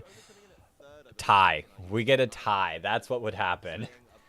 What, looking at that usage, surprised you, or was that exactly where you gents... We would get a tie. I mean, I certainly wasn't expecting to see Flutter Mane at, you know, somehow going up regulation over regulation. I mean, certainly it's fantastic, right? I mean, I think everybody kind of like had it, you know, penciled into their teams and like needed a really good reason not to include it, but I wasn't expecting to be quite that high. It raises your defense but lowers your speed. Teams that have really good solutions to Flutter Mane. I'm confused. Good, right? Like I think you know, again thinking about like kind of those tech moves, you know, we do it put both names? I mean, the only one that I know of who's playing against one of our cheerboards is Stephen Mott, but that's about it. It would be cool if we do get a tie, though. Well, I mean, it's not a tie. I mean, if we do get 2 of our cheerboards playing against each other. You... It took me a second. Oh, raises your defense but lowers your speed. You got to add that attack boost though too. That you can kind of like get around a bad matchup by using terrestrialization to shift the types in your team some. I think, you know, Urshifu in particular is another one where, like, you know, do you have like that water terrestrialization to try to do some damage? Do you have Rocky Helmet to try and punish it for using those surging strikes? I think it'll be pretty cool to see what people do, because yeah, that top group seems very solidified for such an early, or well, not really early, but for the technical first tournament of a format. I'd say that's early. It's the first tournament. Yeah, and you touched on this a bit earlier, Scott, but a lot of those top Pokemon, like the Fluttermane, like Urshifu, like Heatran even, they can run so many different sets, and that kind of makes it so even though it's the same Pokemon, you can just have drastically different ways of using it. I mean, Fluttermane could go booster energy, boosting its speed, and then even use Choice supporting Specs moves like Flutter. Fake Tears or Icy Wind. It could go flat out offensive with Choice Specs. It could Choice even go Scarf. Focus Sash and try and get a Trick Room up. I mean, Heatran likewise has so many different sets it could run. I've seen Magma Storm, Iron Defense with Body Press. We've seen Life Orb, Leftovers. There's so many different things it can do. Heatran's cool. In that past match, we just saw how Urshifu with the Swords Dance instead of close combat just single-handedly helped Arash, take that match. So a lot of these top Pokemon, even though One, their usage is let's so see. high, there's Does so many Palafin different ways have a of using them boosting that move? think I know it has bulk up. It's going to be so interesting to follow this weekend. Yeah, I'm really excited about that. I mean, I think I'm always the first to kind of make fun of that year. Was it 2015, where it seemed like they're the same combination of 5 Pokemon. But I don't know if it has any other. Do you think Heatran is a frog? Oh, shoot. Have you seen Heatran Pokemon Center? Yeah. If you look, take a look at the Heatran sitting plush. I hope this works. It 100% looks like a bullfrog. It's 100% a bullfrog based on that. Like, it's got frog legs. It's got the full, like, frog throat. It's 100% a frog. Excited when you're watching this to see all of like the really niche Pokemon. You might be a little disappointed that there's fewer of those, perhaps at least in day one, than you might have expected. I think that it's worth looking at the details because the way these games plays out should be really exciting, even if we see a lot of the same Pokemon. I think Heatran in particular, I'm really excited where it might be my pick for the best Pokemon this format. It is a frog. So high. I think it just really Frog emoji. That's an adorable frog. Yeah, there's just so many different ways you can run it. I think it's going to be a really fun format. Heatran feels unfair with Terra Terrestrialization. That to me is like the big difference maker for it. Is like you've always had these obvious weaknesses, and being able to skirt around them is pretty nice. Yeah, I'm a big fan of Heatran in this format. I got a question for you, gents. What about the new Hisui? Oh yeah, that's big frog energy. Giant frog energy. Like, what other animal would it be? In your absence, Ray, there seems to be a running, I don't want to say joke because it's not A toad? Nah, it's not a toad. It's a frog. Seems to end up on a game I'm casting, so I am a little bit nervous about Hisui and Gudra.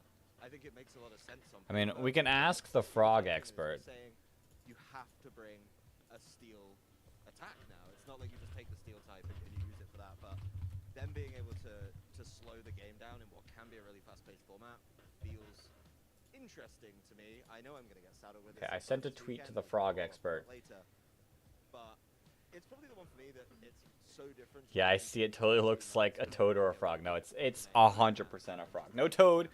We don't need no toad energy in here. I enjoy Gudra a lot. Just I think like that sort of like unconventional win condition is always really fun for me to watch. Where when you're not just trading Pokemon back and forth, you're kind of working towards something else. I think it's fun to just kind of like see how the trainer's thinking. I mean, for me, But what type of frog? Hot. No, I'm not looking up hot frogs. He sent a tweet to PM7. I did. Fire frogs. Like, what frogs are used to, like, hot? I don't think it's good enough, but Stone Axe is just like such a powerful tool that I feel like, some format. Fire? No, that's a toad. I don't want a toad. But let's see what a fire belly toad looks like. That team sheet, they're hiding it, but it's in the back somewhere. They're gonna find it. Yeah, no, it's not a fire-bellied toad. I think in a metagame with a lot of slow, bulky defensive Pokemon, if you get the opportunity to start stacking those desert you can just become frogs. absolutely unstoppable with that Gudra. So I think it's something we could see, but like Scott said, Basket Legion seems to be really popular, Kinda especially looks like in some you. of the more Western metagames.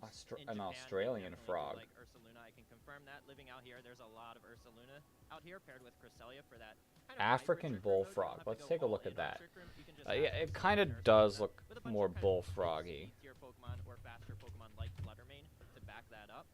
But I also think we might see. I mean, that is a big frog. That seems to be pretty popular across all regions for players that. Let's see if there's a red bullfrog. Arcanine to add a fire type that can bring not only offense because it is, a very strong Pokemon with Flare Blitz, especially with that high base attack. But also the intimidating element to support the team, I think, is beneficial too. Oops. It feels like What about a pretty California solid bullfrog? Gents, I do want to say thank you very much for your insights. There is so much more we could cover. So I feel really No, bad wait, cutting you why off. was there Ray, you obviously have a red wealth of bullfrog? experience, and we're I definitely see happy to bullfrog, see Goliath that. bullfrog. Let's take a look at that. That's fantastic news for us. Goliath Fantastic bullfrog. insight, but for now, it sounds like Ray That's is a doing big something frog. So I want to get back to the action on stage. Thank you for joining us in the lounge. Casters, take it away. I mean, it is kind of orangey reddish, so maybe. Thank you so much, and welcome back to Maybe. our game coverage of the Pokemon World Are we getting into round 2? 2023. I'm Rosemary Kelly, and I'm joined by Aaron Cybertron Zhang, and we are here to talk you through the next match. I am so excited. I think out of all the worlds I have been a part of in terms of a commentator, this is the one I was most excited for, just because it's a brand new format, and I was like, I just want to see what teams people are bringing and what the best players. Okay, in the two world renowned are bringing, commentators what they here. think will give them the best chance to become world champion at the end of the day. And with each round, we just get to see more teams and more really interesting team building. I mean, not Let's only see it. that, you talk about the format change, but what about the Oh, fact we're in shoot. Japan? That's pretty I gotta have a pull. Yeah, you know, awesome. Where's my pull? That comes second to Pokemon, but No, you it know, does. yeah. It does, it does. Can I And get it a has pull been an out incredible beforehand? celebration of Pokemon across the entire city and country. Will there And the fact that be it's for the an players that have earned their invites to Urshifu participate at this round World Championships makes it even 2? cooler. Absolutely, yeah. It is surreal to just Ask. be here. I was watching that opening ceremony when we were kicking things off, and Are we picking sides? I always We get could to pick see how it sides. feels, honestly, and players have worked so hard to get here. It's a whole We season could worth pick of work, sides. and Once I figure out who the it's not an players easy are, we tournament, can right? pick Worlds sides. is the premier tournament, and you think about round 1, right? Half the player field has lost the first round. That After would the be fun. second round, a quarter of the player field has lost their games, right? And it's like My controller. these are the best and the best, and so many people are gonna try to First, we find could vote for the Urshifu question, but yeah, as soon as I figure out the players, there can only be one world champion, but it's just so fun to see all these different Pokemon and teams. we'll get it. This format is really dynamic as well.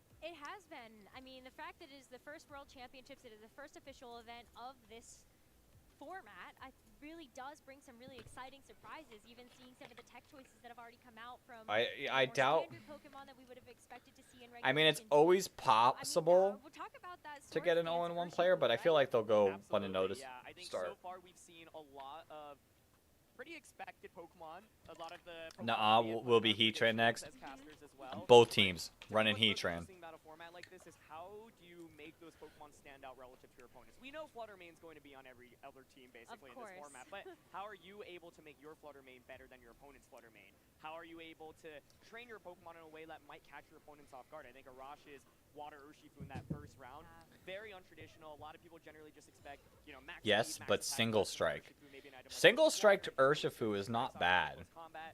Arash is like, I'm gonna drop close combat. I'm gonna put Sword Stance on it. I'm gonna give. It's it just 60 Surging power Strikes and is I'm so gonna give it a lot good. of bulk, right? Water All types are three so positions good. individually alone already make it fairly unique, but you combine all of those and suddenly it feels like you're playing with a different Pokemon. Yeah, it really did look that way as well, and it's going to be even more of that as we look forward to the next matches that we have for round number 2 of Swiss.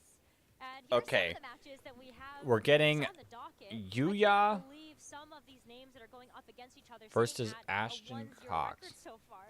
I think don't my wanna- favorite thing about Worlds is you look at these pairings and Can I- I'm like, I could have can I seen keep this being it? a IC finals, a regional finals, a World Cup match, maybe even a Yuya World finals, right? Like Tada. that first match we had literally had 2 world champions.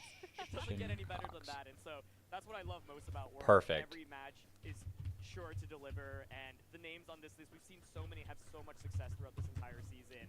And My many of them Fluttermane is are better because it's starting, shiny. of course, Oh, yeah, no one one voted game as no. well, and, you know, have lost Okay. the first round. I think most of the players on this key match list We're are in the first round, asking, but who do you we've seen all guys the great think players that we is had thought winning about round going into this 2? tournament. I believe Wolflick I had dropped the personally first round, for example, and so don't at know the end who of the day, Yuya it's a is, but I long know day, who one, Ashton maybe Cox 7 is. rounds for us today, so any players with 5 wins will move on to the next day, but if you get to 3 losses first, then you're eliminated. So the main thing is making sure that you just try to stay But composed let's and see. keep going. Make your predictions. I wish there is one thing I wish that YouTube had that Twitch does is like channel points.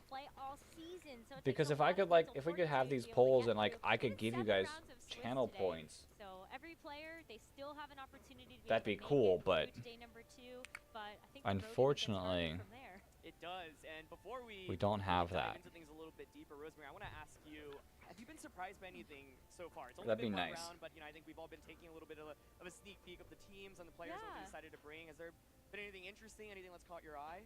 Honestly, Yuya is really good, but I'm excited cheering for Lou Ashton. this, but all the I don't know either, but I hope Heatran wins. actual field so far I guess you can hold your vote back until you see if one of them has a Heatran. you think about it and you're like, what a great counter. Storm Drain, excellent ability If to be able to play if into all the Heatran other is on either team in the meta as we see. and wins round 2, I will buy a Heatran plush So I'm really hopeful to see, honestly, some on sun. stream. Like, that's one of my favorite archetypes, and taking a look at just kind of the weather teams that have been building up throughout the season. I was hoping to see more of that, quite honestly. I'm really glad you brought up If weather Heatran because shows up and and wins. I expect to be prevalent throughout the course of this tournament, and I think what makes it really interesting is Tornadus is one of the brand new Pokemon, of course, in this format, introduced in Regulation D. Tornadus can set up every single weather manually through its moves, and of course it gets access to Prankster as well. So I definitely expect to see Sun. I think Sun was already established in previous formats before Regulation D, whereas I think Rain now gets some... We need Heatran to win now. I will buy Bullfrog Heatran plush. I've been really surprised by in terms of usage rates. A lot of North American players Sun from team various with different team building groups have opted Tornadus. to use Basculegion, and Interesting. it feels like every different team I look at has a Good different ending. Basculegion set Both as well. brings So that's the Heatran. one I have my eye That out on, is. and I believe We Luke saw has the been board. for Pokemon That as is well. highly possible. So I think Not highly possible, but that is I possible. expect a lot of people to try to build around. It's not easy, right? But at the end of the day, it's such a powerful Pokemon. You can either use Swiss Swim or Adaptability. Both are incredible abilities, and so I definitely agree with your weather call, and I hope we can get some Basculegions on stream as well. Basculegion. Sand or snow even. Do you think those could have a chance of making an appearance? It's funny because when we were in... Curious, I'm listening to them. At one of the regionals we were at, I think maybe it was Portland, all 4 weathers were in the top 8, and I was like, that's wild. And maybe it was 3 of the 4, maybe it was all 4. But point being, it was like, we actually are in a format where all of the weathers are relevant. I think Tyranitar is generally what makes Sand super good, and I think I just haven't seen as many Tyranitar. I think it can still be decent in this format, but with Urshifu being so prevalent, That's true. and Iron Hands being at number 2 usage, by the way, in terms of percentage of teams using it, I was expecting to be a really popular pick in this format, but I didn't expect it to be number 2. But point being, Tyranitar struggles a lot against Iron Hands and Urshifu. Both of those are just so common everywhere. They're not so it wrong. has a little bit of a tougher time. And then like Abomasnow and Snow, I feel like I had a brief stint in this in Scarlet and Violet. We had Abomasnow plus Iron Bundle with like Choice Specs Iron Bundle, and the idea was to just like really blow things up with Blizzard, for example. I think part of the problem is with like He transported to teams. It's not as easy to always get like the Aurora Veil up from Abomasnow or these. What is there any other snow setters? I'd like to see Sand and Snow. I think if I were to predict whether or not we would see it, I actually say no today. But I'm hoping to be proven wrong because it's always fun to watch weather. I'm really glad you brought up Aurora Veil because I feel like screens have made kind of a reappearance in the meta. That's not something that we ended up Iron Hands seeing is so strong in raids too. Yeah, in Regulation I and have. kind of hoping we see some more I really like running Sand. I got destroyed by a Sand team, so don't count out Sand. My 2 Pokemon that I've been using on every single raid, Snowscape Tornadus, that's possible, has been Annihilate and Iron Hands. And I've been using Annihilate for everything, but there's 2 things that Annihilate, Ghost Annihilate with Rage Fist can't really beat, and that is Dark and Normal, and then I have my Belly Drum Iron Hands to handle that. I accidentally forgot to do the Rillaboom raid, which is kind of sad. These are both really decorated players. Ashton, Okay, so we got 100% right now voted for Yuya. Earlier this season, and Yuya is a very decorated player from Japan. He often competes outside the Japanese circuit and has been at OCIC. The team reveals. Let's see any Heatran showing up. It's going to be a really exciting matchup, and both players have had tremendous performances this season. What's interesting about taking a look at the Japan meta is that they are really running some very standard Pokemon, especially when you look at some of the grassroots events that have happened leading up to this event. Let's see. I'm really excited to see what that brings to the table versus a player that is known for being more creative when it comes to the team building. And I'm really glad you called that out. No Heatran round 2. Unfortunate. We do have a Sun team. We've got Torkoal on the team. what's really We have a interesting Sun is that team, a it's slow different Sun team. You see Cresselia, you see Torko, you see Iron Hands. That's a And really then Yuya with a more Then you have the standard Tornadus team. that Iron runs with Hands, Shiyu. Urshifu. That's a super fast core. I mean, of course, Fluttermane and Shiyu as a lead duo, very impressive. Fluttermane takes advantage of Chiyu's ability. And But Yuya running very strong Pokemon, like you mentioned. if A lot of Japanese Ashton players for this can format get opted to just bring Pokemon with the highest a base Trick stats, Room just off, the best like, attacks in the game. And he so kind of that just, like, toxic has, Pokemon on his side like, don't really seem to be too surprising. Ashton, of course, really relying on a ton of damage coming out from these attackers like Fluttermane. like, Ashton can go either way. By Cresselia and Torkoal, Heatran would fit perfectly. Yeah, I'm looking at just how much something like an eruption would be able to do onto Yuya's Yeah, if team. Ashton So can you get have the Trick Room Chien-Pao, off, if like, they're he able to kind of trick runs up, there. That's going to be a great way to be able to try to deal out a ton of damage. But I think what makes this matchup even more interesting But is we Yuya's take a team look is at definitely Fluttermane fast doing and both powerful, sides. but So we Ashton have can to go pay both attention a way. little bit to which I'm one a is root for the faster, which Torkoal one's and Iron doing more Hands. damage. And these are I think both they both have different Iron skill Hands, sets. but I think the Torkoal, I've played against a couple Torkoal teams and they're really good. Such a key integral part of matchups. Because, like, the weird thing is you see Torkoal and you're like, Exactly, right? And it's so nothing special. But if you leave that Torkoal alone, itself for super effective damage is a big deal, it right? starts, You just outspeed your opponent's Fluttermane, get that super effective Shadow Ball off and KO them. what's the Well, move? that's Is a it huge Lava lead that Plume? you It's get. not So Lava Plume. really glad that you called that out because I think that's gonna Is be it? a pivotal part What of is this that move? matchup. To me, what I'm looking at is that Ashton's team has so What's much just what's the immediate move offense. that He's running this does Toy Specs Fluttermane. He's got Chi-Yu, of course, you've got based Sun off that you of can enable HP? either through I'm Torkoal or through Tornadus setting Eruption. Sunny Day. And so my question is, can you I don't know why I couldn't think of Eruption, but Eruption is just so strong if you leave Torkoal alone. Going for a defensive Terra, you know, his team generally does take a lot of damage from fire type attacks. Autocorrect tends to mess up my messages. Autocorrect is rough.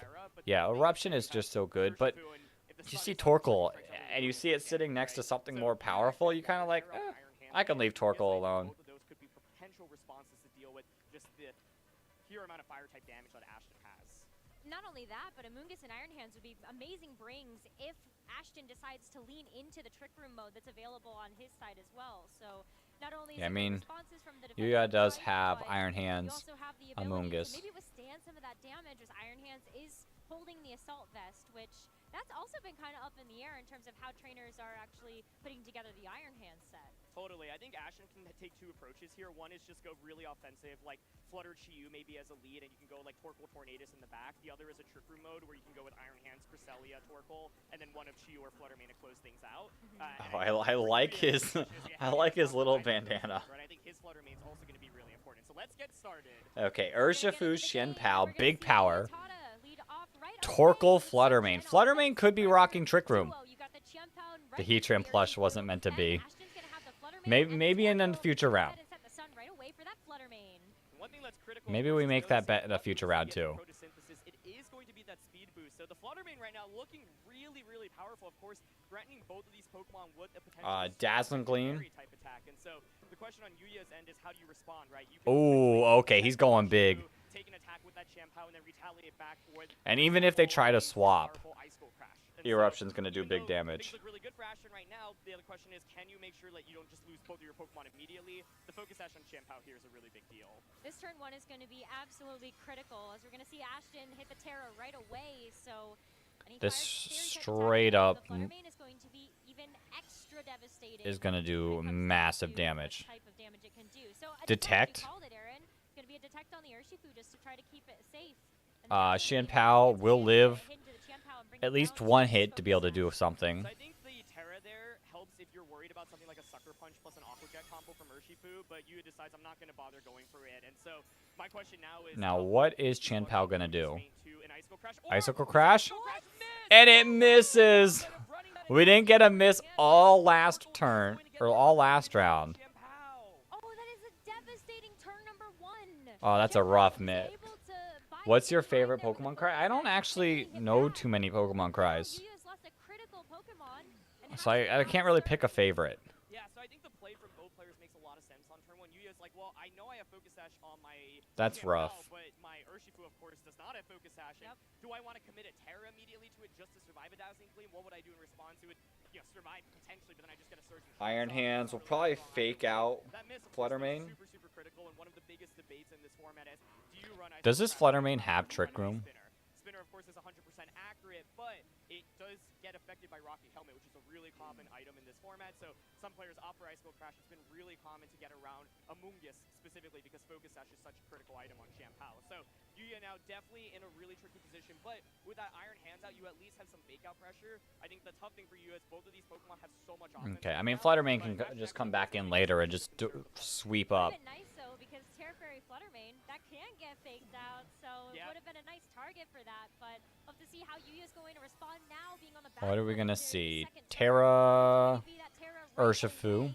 As it's gonna be the Urshifu now. Makes sense. Ready to fight back.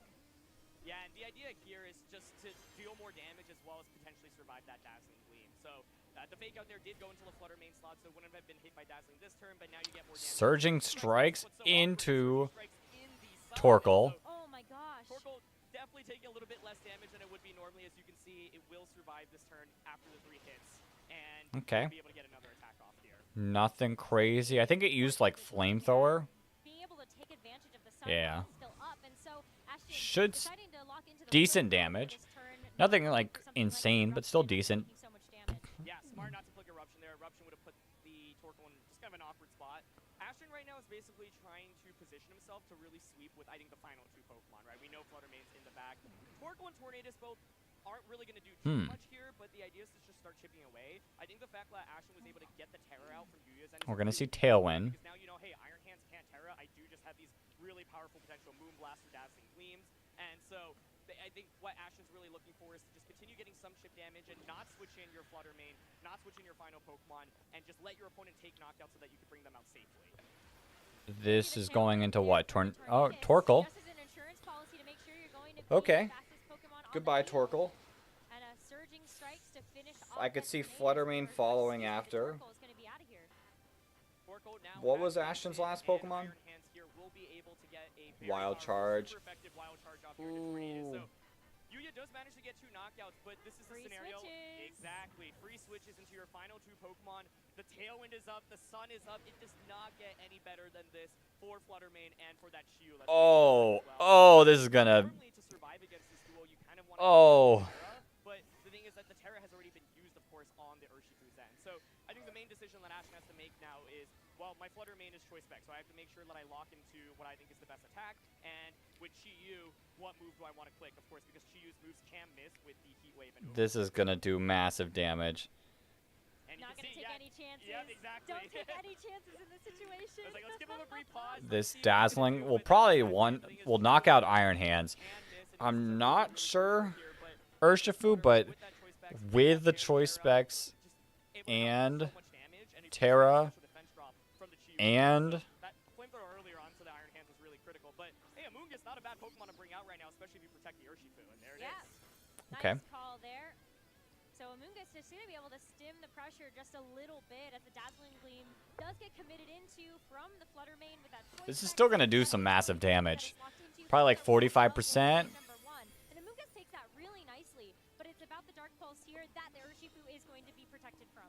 Yeah, so that was a nice move. I think really any other play, and you just lose so much, but you can just go Dazzling Gleam Heat Wave now if you want, because that gets around the Rage Powder, right? So that's the scary thing. Of course, Heat Wave can miss, but I think it's just really the best option. Like, will Urshifu live really can just one Dazzling? From Yuya's end, you can consider maybe going for a double protect. Part of the idea right now is, hey, can I actually stall out the Sun? Because if so, the damage output gets greatly reduced.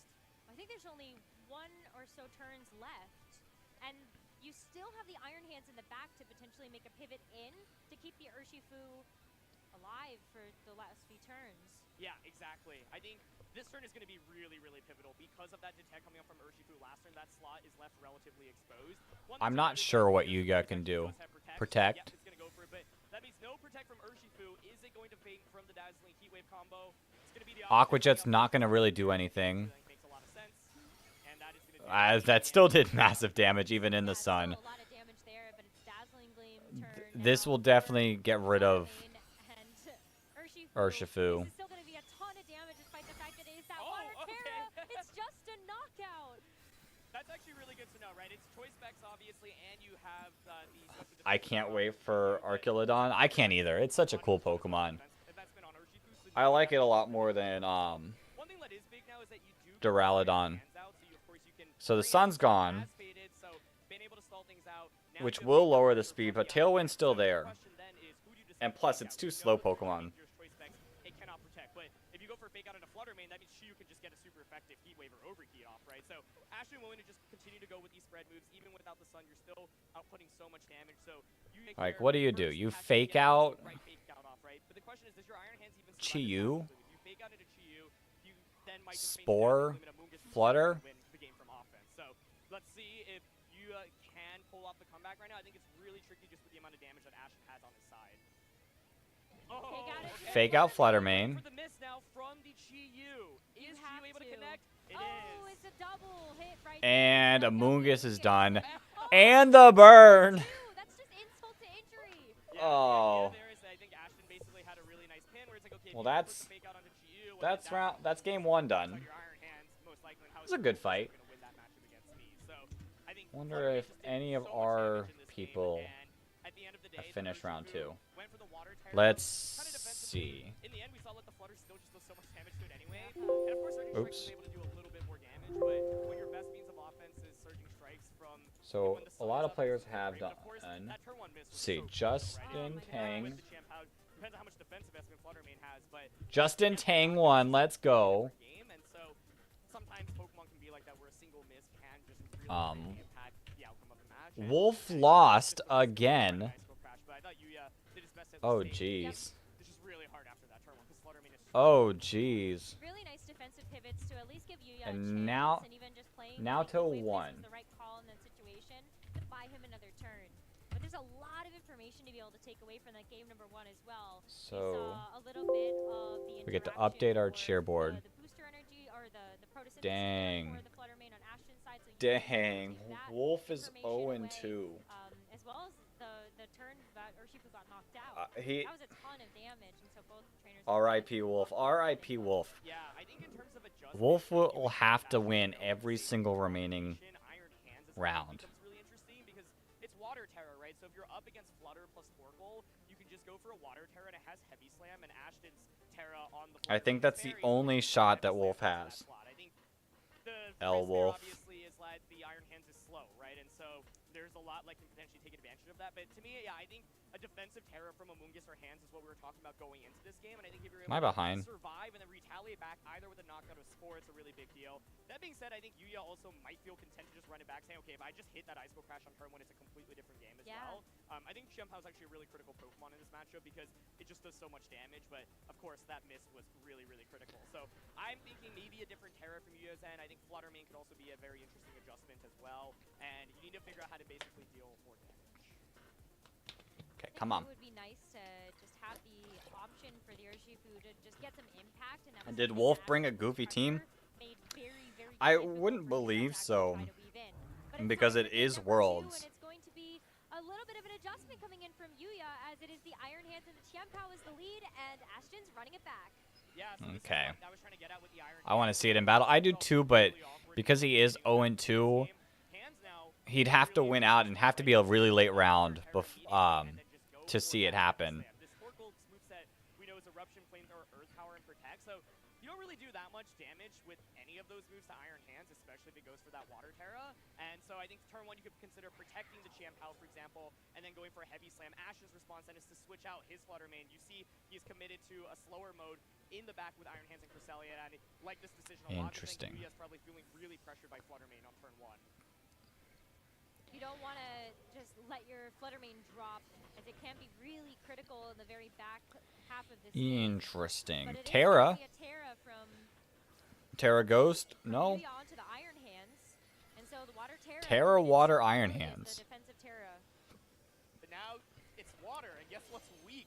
What it's weak to? It's weak to Iron Hands on the opposing side, right? And so yeah, I think Yuya going for that Protect Heavy Slam play, but Ashton does not get caught by it here. And there's the Heavy Slam. This is a fantastic. He ate that. Ashton did so that. I mean, Eruption's not going to do much. Torkoal's Eruption, you know, it's decent, but the main thing here is you bait out a Terra and you conserve your Flutter Mane in the back. And That's now crazy. That Terra makes Iron Hands weak to this Wild Charge, and so that was a perfect turn 1 from Ashton. And crazy. Really poorly for Ashton. He just stayed with Flutter Mane and tried to go for Fairy Terra Dazzling Gleam again, but Ashton recognizes I am not going to just lose my Flutter Mane immediately and just such a fantastic job conserving that, and he's, I think, in excellent shape. Okay, we're gonna see another eruption again. Icicle Crash. A little bit of damage. It's a crit. Oh! That's holy big damage. And Iron Hands is tanky. It's so weird to see Iron Hands getting one shot by anything because it's such a That's wild. But to see it get KO'd, okay, Ah, the Icicle Crash flinch. a crit and a flinch, because if you don't get the flinch there, then you get the eruption off, and Champ House just at 1 HP immediately. So that actually, I think, can have a huge impact on this game, and Landers is actually the perfect Pokemon to switch into right now. So Yuya does have a ton of offense on the field right now, right? The combination of the Champ House Okay. means that you can just keep going for really, really hard. Anything that's awkward for the Landers He's got water too. so then my question is, what are you actually going to click with the Landorus? Bruh. You can't go for flying Terra Blast, and that's normally one of the strongest strengths. So I'm looking at that stomping tantrum now Oh. to target the Torkoal slot or the Iron Oh, Hand slot. is Chanpao going down this turn? Back as well, so I wonder if he wanted to play towards a Icicle Crash strikes again. It really does. I think that would be a really stellar play. If it doesn't miss, it flinches. Ashton for this turn, and it's going to be the Iron Hands. I love that choice as well, because you were talking about the Stomping Tantrum being a bit of a threat into the Iron Hands or the Torkoal, and I think Torkoal at this point has done a really impressive job. Okay, It's a Torkoal Stomping Tantrum into Torkoal can mode, faint. so it is going to get knocked out for all of its troubles. That's That okay. does open the door for Ashton to bring in something else that may serve Icicle Crash. If this flinches, That's a lot of damage. Do we see a flinch? Oh, another a critical hit doesn't flinch. Okay. So, yeah, the idea of that turn was, hey, let me just make sure that I can survive. Could have gone for something like a Drain Punch there, but I really like the Volt Switch because of that Cresselia in the back. The idea is, hey, now I get Iron Hands and Cresselia out next to each other. I know that your Landers is locked into that Stomping Tantrum, so you are unable to go for the... Why water? You're locked in the Stomping Tantrum with Cresselia, but Ashton actually opted to go for Flutter. Not to take super effective damage. I don't know why specifically water. Maybe kind of to counter Urshifu. From the Landers actually due to Flutter Mane, because I think the obvious play from Yuya's end is to just go for a Protect with that Champ Power right now. And what's really nice about the Cresselia is it's carrying Ice Beam. Charm. One of its attacks, and that's not really typical on them. So a lot of the Cresselia sets we've seen so far heading into the World Championships, and it's the perfect choice of move to have against a Landers on the other side. Okay, let's see. Chiempao does not want to take any of these attacks, but the charm into the Chiempao. Now that's a tech move you don't see every day. Stomping Tantrum. This is going to do a lot of damage. Oh. Charm actually into Landers there could have been really cool, but instead the Ice Beam is going to come out. Does that get the knockout is my question. Gets the knockout. Okay, Okay, now it's 2v2. And now we're going to end up seeing both Ashton and Yuya down to their final 2 Pokemon in this game number 2. Oh, this is getting really, really tense. The Charm's such a cool tech. It's not a move that we see. Urshifu. Ended up not really playing out too much there, but okay, right now I feel like Cresselia is in such good shape. The main thing is, how do you get to a point where you actually get the knockouts, right? Because the main problem is that the Cresselia can't actually really hit the Chiempao. And so, if you want to beat the Chiempao, you're going to have to utilize that Iron Hands. And so, yeah, the Drain Punch here, of course, is the best way to just heal up here. You could, of course, just go for something like Fake Out onto the Chiempao. Okay, oh my goodness! Goes for Fake Out up to Okay, Fake Out Urshifu. Crunch. Iron Hands lives. Urshifu's going to faint.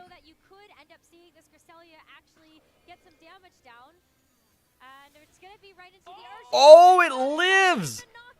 Oh my goodness. Okay, so the idea is if you get the KO there, it still would have been tricky because then the Chiempao can just target down the Iron Hands. I think Ashton was just making a really hard read there, basically saying, I think the Chiempao here, you do not want to get Wow. Fake Out or Drain Punch. I think Yuya actually wins this. And so Yuya now actually in a really commanding position because you get this guaranteed crunch plus surging strike into that slot. Super nice. We're going to see Cresselia get a chance for a bit of HP recovery as it does consume its Citrus Berry. And we're going to see... Close combat's going to knock out Iron Hands. The Iron Hands means that Iron Hands doesn't get a chance to actually get any damage down. And so while Cresselia is going to still be on the field... Yeah, I'm not sure what Ashton can do. ...going to be able to finish off both the Chiempao and the Urshifu. Oh, that's rough. It's going to be the Trick Room, just to try. I think a Trick Room Fake Out would have been a lot better.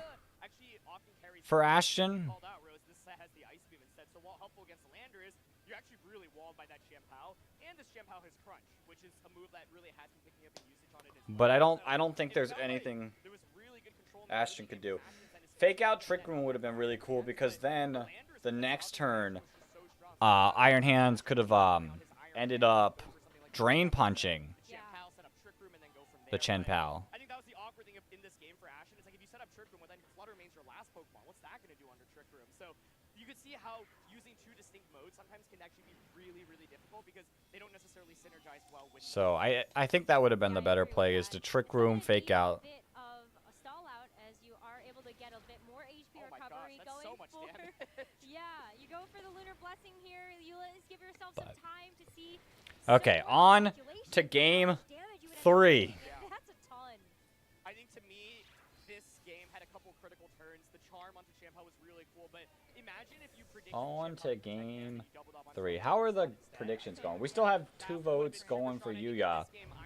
And hey, that was the fight happened. But I think Ashton was also probably just worried about close combat from the Urshifu getting the knockout onto Iron Hands, and so we had seen Champao protect previously, right? So maybe he's like, okay, well, I just can't feint to a close combat because if close combat knocks me out, I just lose the game immediately. And the idea is if maybe you get the double knockout onto the Urshifu, then it's a 2v1. But the problem is like Cresselia's just never going to really win against that Champao, and so Cresselia just ended up actually, I think, really working against Ashton in this game. And we saw the decision to drop Chiyu, and I think Chiyu would have been a lot stronger. So Ashton wanting to go for it, but never really fully committing to the Trick Room mode, and that made things really difficult for him after the beginning of the game. Yeah, it's tough when you're trying to get Trick Room set up in the late game. Yeah. Usually you do see it as a strategy where you bring it right away, you try to go for it. What are we going to see leading next? You can set up some of your slower sweepers to be able to operate under that. But I still like the 3 core pieces that Ashton has brought to both games. I think if he can lean into that a little bit more, he will be able to find success. But I'm guessing Flutter just got back and saw the cheerboard. It's 2/3 curse. Yeah. Naoto and Justin ended up winning. Only Wolf got cursed last round. Shouldn't expect to get away with that once again. So what's interesting to me then is like, do you commit to the same mode once again, right? Because I do think the Water Terra Hands is just the best solution into Flutter Main early, and I think if you look at Ashton's team, the only way to really hit the Iron Hands with Water Terra specifically for a lot of damage is Wild Charge from your own Iron Hands, and so I wouldn't be surprised if Yuya goes for the same combo, but then maybe adjusts like the turn 1 play. But I think the Pokemon he brought were really good. Landorus and Champao were just so strong in that previous one. But it's going to be the Champao and the Urshifu here once again. All right, it's time for game number 3. Ashton and Interesting. Yuya are tied up 1-1 in this best of 3. And so the winner here is going to be able to keep... I don't like the 3 ugly genies, but I like Landorus out of all of them. I appreciate that Ashton is starting to think about the Terra right. The Lando dog-looking form is definitely my favorite. I honestly like juicy dark type Pokemon. You really like to see that if you got the Flutter Mane out. Yeah, I think one of the things to think about here is there is that Ghost Terra. Once again, I'll watch it on the big screen for game 3. See Ashton's like, I don't really know about clicking fake out on that slot. That's a little bit risky. So here we go. Flutter is going to switch. Flutter out. Hey, in game 1 I got pretty lucky. There was that miss on me immediately. Let me just... It's weird. I like Enamorous T. I don't really have an opinion on Enamorous because... And I'm surprised no one's really using it. Protect from Champao, though. Okay. Is it a double protect? It is. Okay. Makes a lot of sense. Just scout out a little bit about what's going on. And if you're able to bait out the Terra, then it gives you a huge advantage to be able to move forward through the Yeah, I don't really have anything feelings towards Enamorous. on the field, at least you're going to be able to mitigate some of the damage coming out from that Rapid Strike Urshifu. One of my questions now is, how much damage can you do into the Iron Hand slot?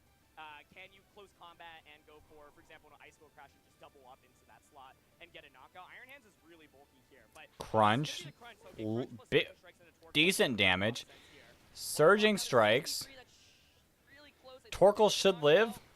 Oh, no. Okay, so Torkoal's out of the way, but honestly, I don't think Torkoal is like the biggest threat in this matchup. So Hands here, of course, Landorus. in itself, but the knockout here does accelerate the pace of the battle, and Volt Switch here now does break the focus sash on the Champao. Okay, so Flutter Mane's coming out. Is really well positioned to just go for those Dazzling Gleams now. Flutter Mane is in a fantastic position at the moment, and you know, you talk about the Torkoal maybe not. Tatsugiri too. I like Tatsugiri. But being able to set the especially I like knowing that Tatsugiri more than Florida State Dondozo. might actually be left at home once again for this game number 3. Yeah, it's interesting Ashton actually committed to the same 4. I thought Chi-Yu in the back would have made a lot of sense, but there is no Chi-Yu. So, yeah, I think Cresselia now is able to at least put on some pressure with a potential trick room, but Flutter is going to be in a really, really awkward spot because I think the main thing is like Flutter's just so essential in this matchup, right? So are you able to conserve it? Because in the previous game it went down to 1 stomping tantrum and that was it. Wasn't able to actually get any damage off, so you need to be able to conserve the Flutter a little bit better. I could see Psyshock going into Urshifu and then Dazzling trying to knock out both of them. Like that Terra Fairy, if you want to be able to Um, get that damage out there, and like Urshifu. So that way, even if Urshifu lives, wait, what if there was an all Genie Imperialism, all 8 versions? I'd have to have a lot of Genies. I'd have to play Legends twice. Because if you're able to survive, that can be a pretty big deal. You can potentially go for something like a Protect with the Chiampao, Surging Strikes into Flutter, and then Aqua Jet Sucker Punch that slot next to it. Interesting. So let's see. I think this is going to be really big because that's why I wanted to see Chiyu maybe come back into the battle. That special defense drop, I think, could have been pivotal. We'll see how bulky the Urshifu is here. Okay. I don't know who would win. And this is definitely going to be a pivotal turn looking at the rest of this game number 3. Okay, is Fluttermane gonna do enough? In the meta for these past few seasons, and it's going to be a Terra on the opposing side as well. So looking to be able to preserve that Urshifu, going for the defense. Urshifu's gonna try to survive. It might live. I don't know. I feel like Ashton should have went Psyshock onto the Urshifu. Might actually be able to be. Oh, okay. He's just gonna go for Sucker Punch. Ooh, big damage. No Aqua Jet though. Okay. All right, so just trying to go for some big damage here as the Dazzling Gleam comes out. Yeah. Knocks out Shen Pao. If he would have went for Psyshock against the Urshifu,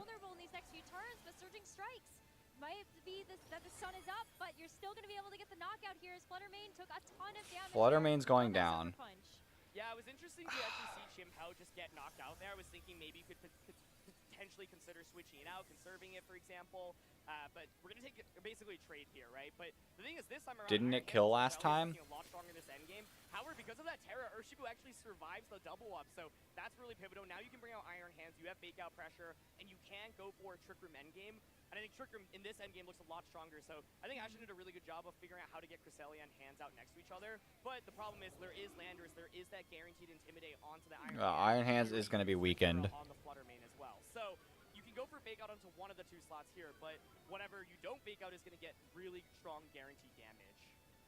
At least the sun is still up, but I think you just fake out the Landorus here because you're hoping that that water Terra, like the sun is going to be able to help you just enough. The Terra water strike is going to be strong. Iron Hands to be able to show off. Yeah, I think what makes this a little bit hard for Yuya is that the Landorus, we saw faint to that Ice Beam earlier, Ice Beam being such a powerful attack, and so the main thing here is, I agree with you, yeah, fake out into Landorus, you don't take a ton of damage from Stomping Tantrum, the sun is still up, so Surging Strikes less, so maybe you go for close combat onto the Iron Hands, basically, but then the next turn, the Cresselia can just go for a Psyshock onto Urshifu, and then Ice Beam. Okay, Urshifu's switching out. That's good for Ashton. I really like this play because the idea is now you can go for fake out onto the Cresselia and then just Stomping Tantrum onto the Iron Hands. I think that was a really smart way to say, okay, you know what, Iron Hands has fake out pressure. But I guess that is good for Yuya too. This matchup is that like the bulk of the damage really comes from right now. Cresselia is actually really good into both, but like Hands already has been weakened pretty significantly. So the main thing is that Yuya now has this ability to go for fake out. Yep, gonna target the Cresselia, so now you gonna eat that. Drain Punch, not much. Landorus, gonna be double damage, and that's the knockout. Okay. Huge knockout to take here, and Yuya is just one Pokemon away from being able to secure the victory in this best of 3. And all that Cresselia can hope for is just to try to take out the Iron Hands. But I don't like. Because you are looking at Stomping Tantrum right now, and that's going to be locked in for the rest of this game. Yeah, like Cresselia is going to eat some hits though. I don't know if this is like.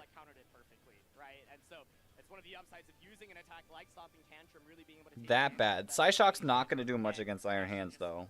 Does have a Cresselia, and actually Cresselia in this situation can do enough damage potentially to knock out all these Pokemon because you do have the super effective Ice Beam and Psyshock, but You kind of have to get every turn correctly right now, and even then, I'm not sure it's enough to actually win the game, especially with Iron Hands being able to potentially cycle in and back out again. So I think it's not 100% over quite yet. But Wild Charge does a lot of damage. The Iron Hands being faster here is also a problem. Yeah, you do take about But this might... No. I think, yeah, this is over. Yuya won. Another hit from the Psy Shock, as Landorus is just kind of stuck using Stomping Well, Tantrum at this point, and it's a nice bait, at least on the board. Yeah, I guess that's what actually makes Maybe. right? I think if the Urshifu Hold up. in last turn, this game was 100% over, but because it hasn't, now Landers is in a really awkward spot, right? Like, with Trick Room still being up, you actually maybe still are able to find a comeback here. Like, the question is, like, Landers doesn't want to switch out, right? Because it's, Yuya's looking to conserve this Urshifu for the end game, where then you just click Surging Strikes and go from there. The problem is if you switch Landers out and Urshifu comes in and gets knocked out, that's one of your main damage dealers eliminated immediately. Yeah, so pretty interesting. But I think now, if you're Yuya, there's 2 turns of Trick Room left, so you just go for Wild Charge, you stay in with Landers, you protect with Urshifu on the final turn of Trick Room. Then the question is, does Wild Charge plus Surging Strikes actually do enough to get the knockout? Because if you fall short even by 1 HP, the Landers is in a really awkward spot. So Yuya's like, okay, I don't want to risk that. He is going to switch the Landers out and bring out that. Okay, this still might be. This still probably is over though. Urshifu is just so low, though. Anything coming through from this Cresselia is going to be enough to knock it out. But the Drain Punch makes this really interesting. Iron Hands lives. Now out of range from being able to get Psy Shocked and just knocked out here. Cresselia also gets taken down to a Citrus Berry, so now that's HP recovery that's just off the board moving into these next few turns. But here comes the Psy Shock. Is it enough? Is it going to be enough now? It is enough. Yeah, okay, well, so this is really interesting, right? Because now Landers is able to come back in. That Intimidate really isn't important. Trick Room still hasn't ended, so you could just Ice Beam the Landorus slot. Yeah. But then, of course, if you Ice Beam Landorus and the Urshifu does not protect, then that's just Surging Strikes. It's really close as to whether or not Surging Strikes will KO. So yeah, the debate here is, do you predict the Urshifu is just not going to protect Psyshock and hope to survive 2 potential attacks from the Landorus? The Landorus here does have U-turn. So if you're Yuya, you might think, okay, U-turn plus Surging Strikes, one of those 2 is guaranteed to go off this turn. Maybe you just attack and don't protect either. Okay. So now the question is, how much does U-turn do into the Cresselia? Okay. If it does just even less than half and you survive another one, you just face the Ice Beam the next turn. So, oh my goodness, It's coming down to the wire. It's going to be Okay. You're going to get a big read on the U. And it does do more than half. It was 145 at the start of turn, 65. But Trick Room is over. Trick Room is over, but I think U-turn will get the knockout here. That first one did 80, and it does get the knockout there. So Dang. Oh, that was so close. Man, that was close. That was such an intense Yuya did win. between 2 incredible players. But Yuya Tada making some smart adjustments Okay. in game 2 and game 3. We can actually to be pull able to up. get the victory. Oh my goodness, Cresselia was doing That was so crazy. much work offensively in that endgame. The That problem was is crazy. Hands just was eliminated immediately by the fake out and then the Stomping Tantrum and the subsequent. I agree. That was a good fight. I feel like there was so much going on. It was really interesting to see Ashton win with the fast voting game 1 and then just knock them in 2 and 3. My prediction was unfortunately right. Yeah. It's okay. But I can see what Ashton was going for because his Trick Room mode was a lot stronger in this endgame. The problem was Yuya finding this really unique pin where it's like, okay, you click fake out into Landers, now I get that Stomping Tantrum into your opposing Iron Hands to just get that one-hit knockout. But I feel like Yuya must have been sweating a little bit in that endgame. He just was like, okay, U-turn's such a cool. I like U-turn. U-turn's a good move. Well, especially when your Does Landorus anyone is want a still battle? on the field, having to hit a Levitate Pokemon with Stomping Tantrum, that doesn't feel super I great, but to have the am patience fine. to wait for making Set a that battle. movement at the right I gotta time turn on was, online like, mode. so clean and really well done. One of the things I was Honestly, good games all around today. Yeah, that was a good game so far. I wonder if you had just Wild Charge in that position, it would have been more damage onto Okay. Cresselia. But, you know, at the end of the day, If anyone does want a battle, the code's gonna be 123 654 78, yeah, that definitely was a little bit scary. I was wondering what would have happened if and I will search for a double battle. It's gonna take a second, if you just Ice Beam that slot immediately, you get that knockout, then Urshifu comes out. but Then we there's might be still able to get it to go. left, right? So then it's the question of can Urshifu stall out the Trick Room basically quickly Let's enough? do a multi-battle. It's obviously left exposed I to don't know Psyshock, if and then the other Cresselia in this matchup actually we'd have to have enough people for multi, So then I was curious, hey, which I'm not sure if we do. I would, but I don't have a team together right now. I don't either. That's why I rented a couple teams. Yeah, so man, I don't know. That was really nuts. Like, it was a really, Oh. really wild set overall. and we I'll saw some try to really cool search again. adjustments, even though, like, the Pokemon choices were Try to line this up. different, and the turn ones were very different from game to game to game. Yeah, it was so exciting because even in those like final few turns of game number 3, we're just back and forth. We're like, oh no, Ashton's in a great position. But wait, no, An opponent has been found, and just every single turn, and it is Flygon King. ended up changing the pace of the actual match itself. So We have exactly enough. Oh, that's if everyone wants to play. The battle rules have been set. Okay. It feels like maybe I haven't seen as many North American players use it, but I know like the Japanese players just love it. I've seen Clear Amulet, I've seen Assault Vest, I've seen Choice Scarf, and here is actually the Choice Scarf set, right? So like part of the thing Why about can't it Land be is, like, used? a really effective sweeper. So it is kind of surreal to me to see Cresselia We're land battling. Let me go to another room. instead of 2013. I'm like, oh I my. was like, wait a minute, what decade is this? Yep, still just really putting in a lot of Okay. work, but I don't know why my team isn't working. that set was just nuts. I'm getting something together. Okay, if we have enough people to do a multi-battle, I'm down next round. Okay, we're seeing a Torkoal team. Talent Flame, Lilligant, Lando Zoroark. Okay, okay. Oh my goodness, what a set. I'm so happy we get to relive some of those moments because there were a ton. I mean, right away, like, what a way to kick off the series. Yuya actually missing the Icicle Crash to be able to get the knockout into the Flutter Mane. And I have many more what-ifs could have happened from this set, even just beyond that. There is a lot of issues with this team, though, Yeah.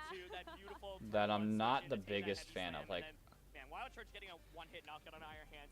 I wish there was like some Pokemon that I had that could help. Despite the knockout, you have found a really impressive comeback with the Landorus combination here. And then, of course, Urshifu surviving with the sliver of HP there. That being said, I think in Oh that game, even boy, if Urshifu had fainted, the problem let's do it. This team like kind of hurts me. Like this team kind of wrecks me. Talonflame and Xianpao. I do have to be careful. One could be a Zoroark. even stronger in this matchup, and then I wonder if Ashton would have been able to just Swords of really Ruin. keep up with it, but that's the tough thing about Cresselia, right? You have to find 4 moves on it, and it has like 8 to 10 moves that it really likes to use. Reminds me of the Grimmsnarl problem from last season. Like, what is it going to run? There's so many different options that you can put on it. But I think that Ashton's move choices for the Cresselia make a lot of sense given what we have seen in the field of competition so far. I think Ice Beam is going to pay off dividends moving into the next few matches for him. Yeah, and it's also really interesting just looking at Yuya's team. That's a point you were making earlier, which I thought was really smart, which is like a lot of the Japanese players are really just opting for these kind of meta Pokemon, but how do you use them more effectively or better than everyone else, right? Like, I think the World Championships that people point out. Let's see. Get that fake out off. That's a critical hit. Ice Spinner. Decent damage. Talonflame flinches. Let's go. Surging Strikes. Should knock out Xianpao. Should knock out Xianpao. Let's go. It was just a Xianpao, though.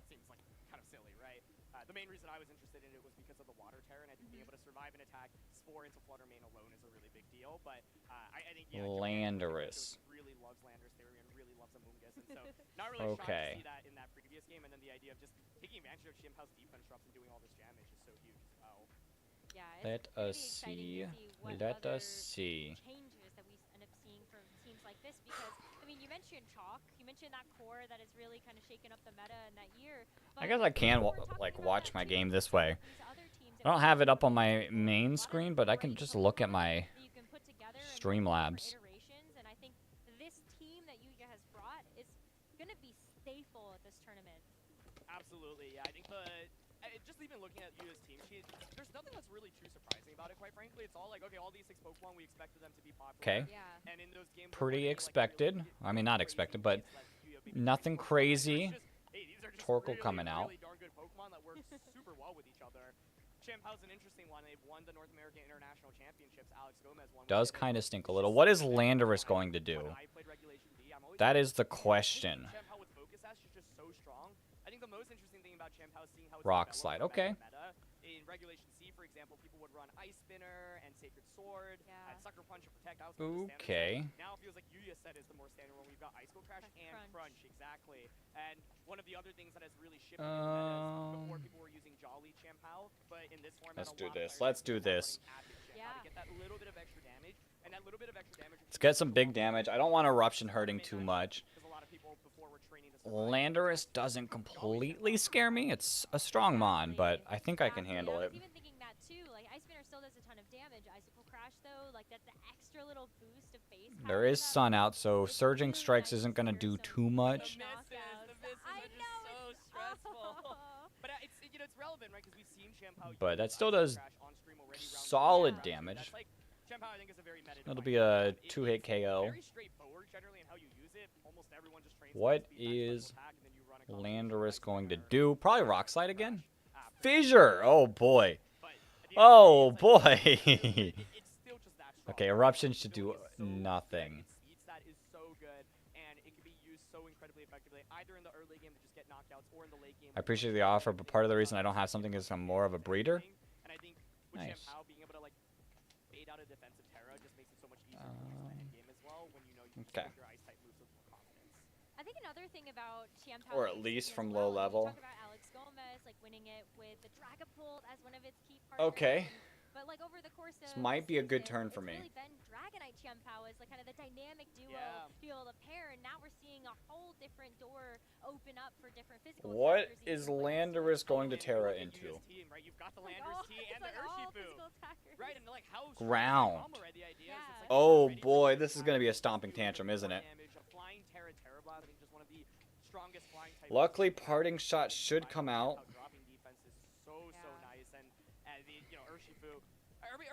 We're going to lower Landorus's attack ability. Previously seen this Pokemon, it was in a Dynamax format, where of course you could make your I'm going to get hit by a ground move. But in this format, Urshifu is like, I'm just going to Maybe. deal 50%. Maybe. Yeah, no worries. Okay.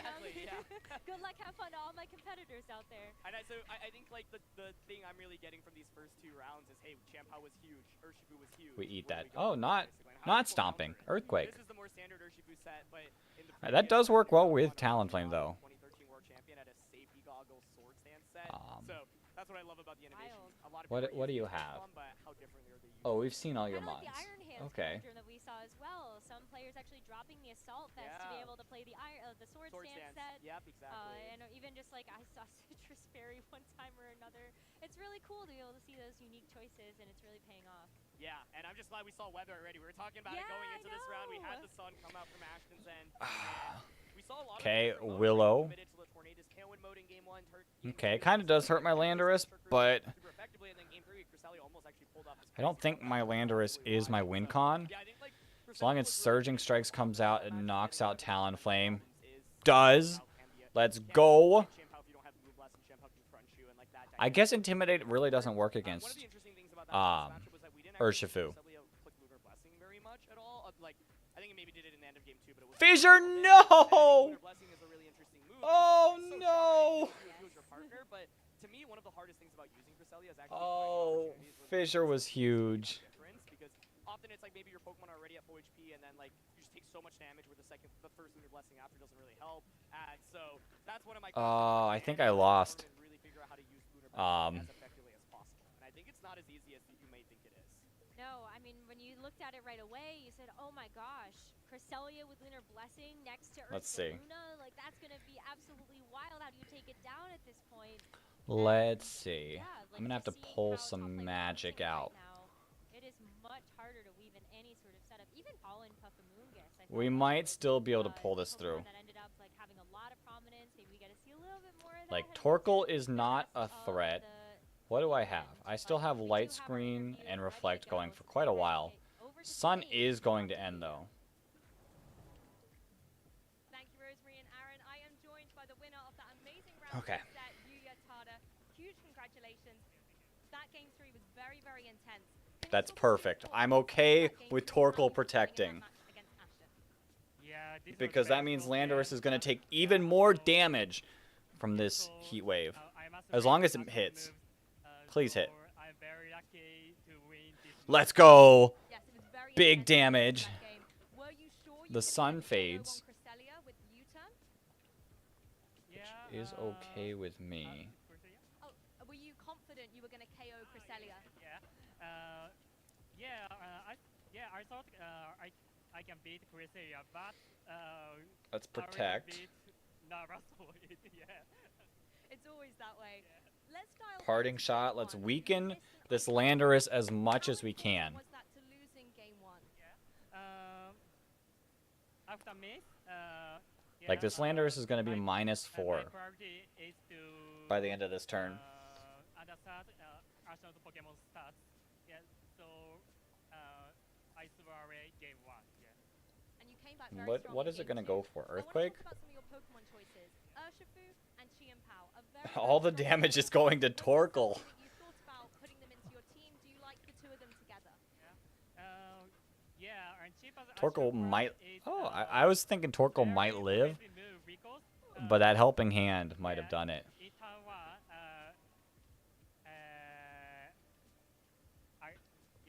Okay, let's see. So, and Uzi is very powerful. They should just finish it up. This combination is very good. How much damage is this going to That's do? great identification. -4. They work so well together, and we saw you play them really well. My last That still question did a for you lot of is, damage. here at the World But Championships, how does it GG, feel to Flygon. be ready to That was a try good and fight. that title? That was a good fight. In World Championships, in all year when I participated in, That was a good fight. I enjoyed it.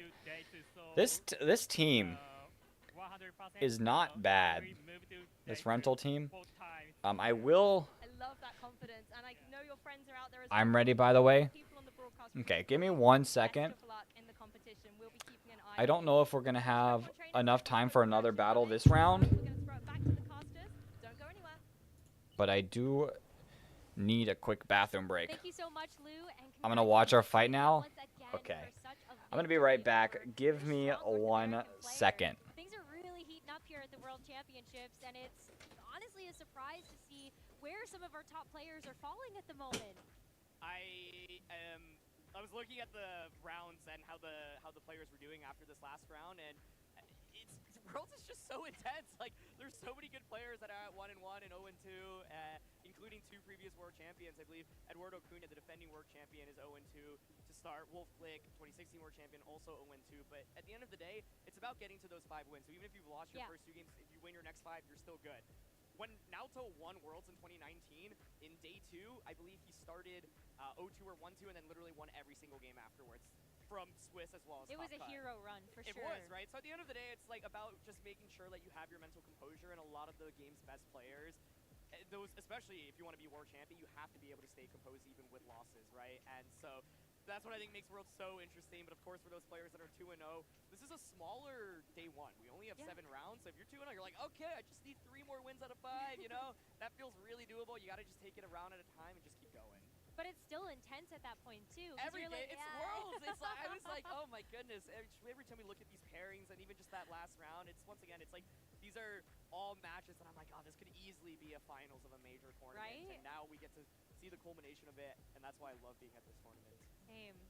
I mean, talk about your experience, though, Aaron. You not only ended up qualifying to compete at this World Championships, but you've been at those tables before. So what is that pressure really like for the trainers that are competing? It's so stressful. I think especially each win obviously feels great, right? But you need to string together so many wins. So I feel like each win is more of a sigh of relief. I'm like, oh, okay, I'm still in it. But each loss, you're like, oh my goodness, like I'm just getting closer and closer to elimination. And once it gets to that second loss in this format, that's when things are so stressful, because you're like, if anything goes wrong, I'm out, and that's it. But I think that also, you know, is able to really build up players, right? And those are players We've that made it back. and are able to like really. We've made it back. At the end of the day, Okay. The main thing I always say I don't know if we have enough time for another battle. Even if you started 5-0, you can lose 3 games in a row. Or I guess in this tournament, I'm not sure. If you start 4-0, you could lose 3 in a row and you won't advance on. If you are 0-2, you could win 5 in a row and move on, right? So it's all about just making sure that you treat each round as its own and don't let it impact you. But of course, some players I think do a really good job of riding the wave, riding the momentum, and really saying, "Oh my gosh, I feel so confident right now. I'm playing lights out. I'm just going to keep it up." I think there are some players where the pressure really gets to you, and I know when I was competing at Worlds, especially when I was younger, especially when I came in expecting to do well in like the first few rounds. Yeah, I think one fight around. We could probably get two, like if it's like immediate. But one fight around is very easy to do. I'm glad. Of course, thank you for asking. Can we see the matchups? Let's see who. Yeah, we can see our matchups. Let's see. Who is Justin Tang going against? That's right. Exciting game show indeed. Tang is going. No! We have a battle of the cheerboards happening. By looking at their Pokedex entries. Before we do, though, I think we should go down the line. Introduce yourself again. Justin Tang versus Naoto in round 2. Pokemon in the Pokedex, right? Let's start over here. Well, for anybody who doesn't know, I'm a 3-time world champion, so I am going to win this game because I have the world champ difference. That's all that needs to be said. Okay, world champ. How do I follow that? I don't Oh know. no. But I'm Lou. Oh no. Okay, and then the other one, Wolf is going against Yoshinkazu Swane or Siwan. Siwane. Also have the world champ difference, so that's a And it disadvantage. looks like Pokedex Judy is going on stream. I was a student of Professor Orc, so I'm gonna have that. So Kanto Dex, I should be fine. You're but showing your age, Lee. outside of that, yeah, All right. no, very old. but- Awesome. All right. Will you be rooting for Gastrodon, the world champ, or Professor Oak's student? Let's find out now. All right, let's get our first prompt. Let's find out. Who do we identify? Well, we haven't seen round 3 hasn't started yet. So our board is all exactly what it is. Okay, I'll go first. So you don't have to worry about Wolf losing yet. Champion. The only Pokemon I can think of here is another world champion Pokemon. Don't worry, not yet. The round hasn't happened. And then we got Tang versus Naoto. But I feel like that's too obvious. Yeah, Two of our cheer boards. So one of our cheer boards is going to lose, regardless. That's true. But that could be misleading. It could be. Anything can happen on this show. I think, yeah, it could be Pachirisu. Am I allowed to say the same, or do I have to pick different? No, you can pick the same one. I'm going to go Pachirisu. All right, all right. I also think it's Patrick. Let's see if I can just keep. in case, I will go for Pikachu. Take a look. Just so, you know, we don't get caught by the, like, gotcha there. All right, who is it? Is it Pachirisu? Is it Pikachu? Is it someone else? It could be Deden. Ah, it's Pachirisu! Yes. Good job. Pikachu is on the graphic, though, so I feel like Points we for were sure. covered all around. agreed. Yeah. Good job. Especially world champ, obviously, since Oh, hi, you said Pachirisu. it with a world champion in your answer, so yeah. Let's get our next prompt. Let's find out. Who are we looking for next? It can Fly in spite of its big and bulky. physique.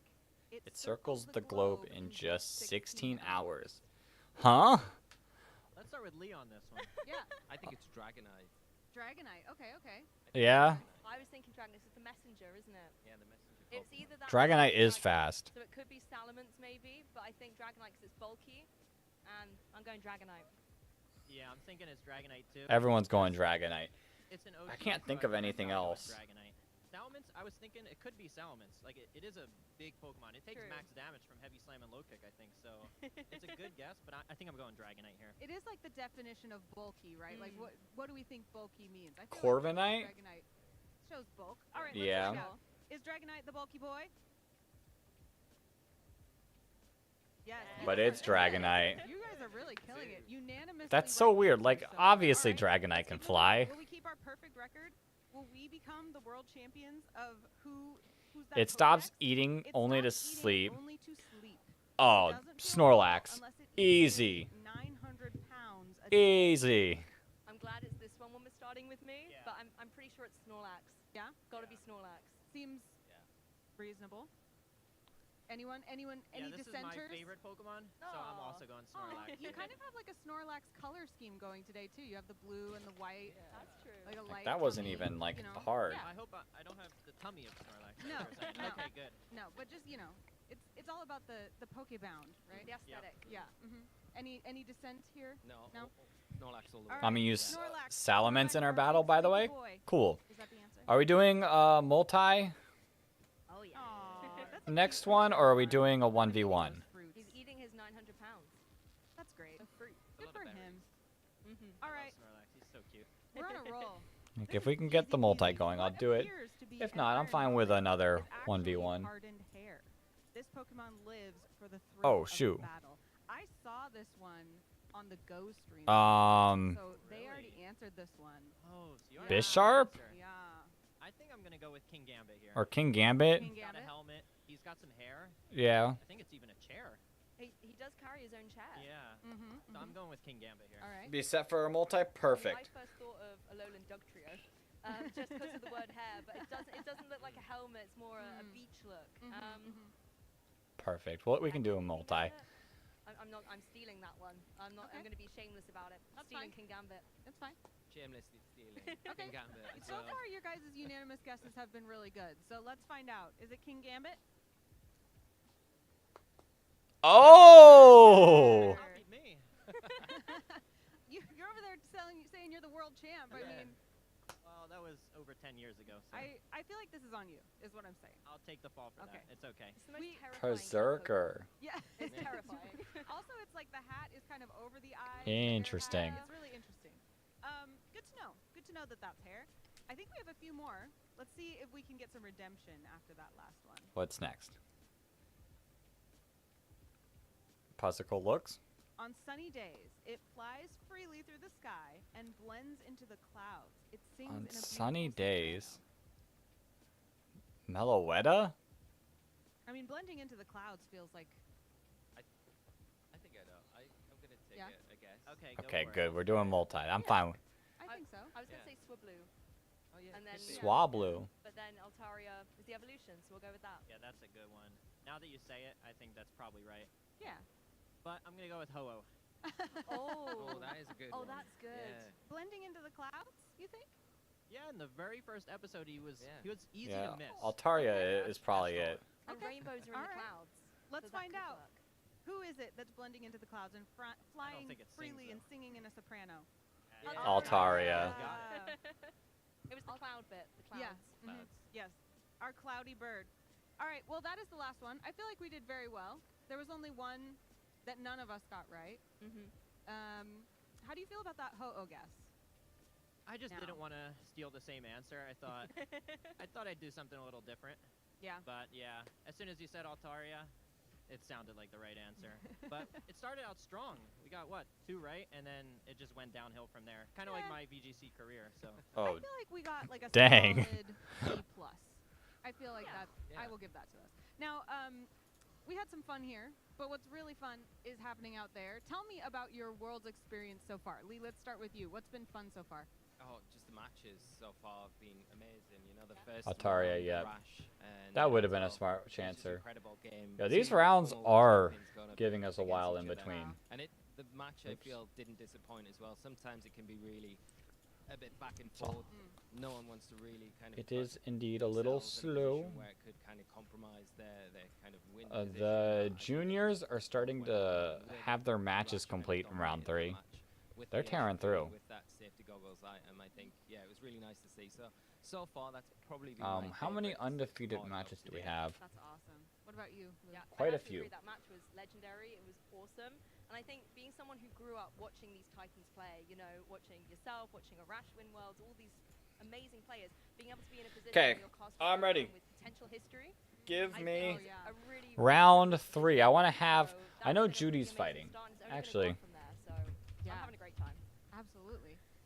I have to say, with Worlds being in Japan for the first time, I'm in pretty sure 15 Judy's years, fighting, so we can start this poll. I mean, the atmosphere here is absolutely insane. The way the stage is set up, I mean, that is surreal. I mean, I think it comes across on the broadcast. Like, you can see just how epic it looks. But when you actually go up on stage, I was fortunate enough to actually go walk up There on we stage go. and see what that was like. But I can just imagine. I'll the ask players, it. You know, walking out Oops. from that dojo onto the stage with the whole If setup it there, doesn't that must be happen, surreal I'll being a swap it player up. on stage. So I just love the whole setup here. Surreal is the word for it. It's wild. It kind of feels like either you're in a theme park or you like walked into an anime or something. It's just All right, we have to take all the negative energy off the curse board and cheer for Wolf.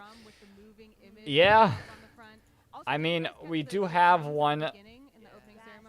At least we're gonna have at least one loss in the cheer board, simply because Tang and Naoto are fighting each other. But maybe that'll save Wolf. One person will be losing. Maybe Wolf is saved. I mean, mostly you've maybe been interacting backstage with casters and things, but how has community at Worlds been so far? It's been amazing. I mean, I had the opportunity just now to go out on the floor and kind of mix in with some of the VG. So hopefully, in the middle of matches and things. For Wolf's sake. That was really nice, seeing some familiar faces and meeting some new ones as well. So it's really great. And like you say, there's representation from so many different regions around the world. It's just, it is. The curse is removed for him. That's what is the pinnacle of the whole season. I think it's just amazing to be here, and you know, we're only at the start of the weekend, so I'm very excited to see how the rest of the weekend plays out.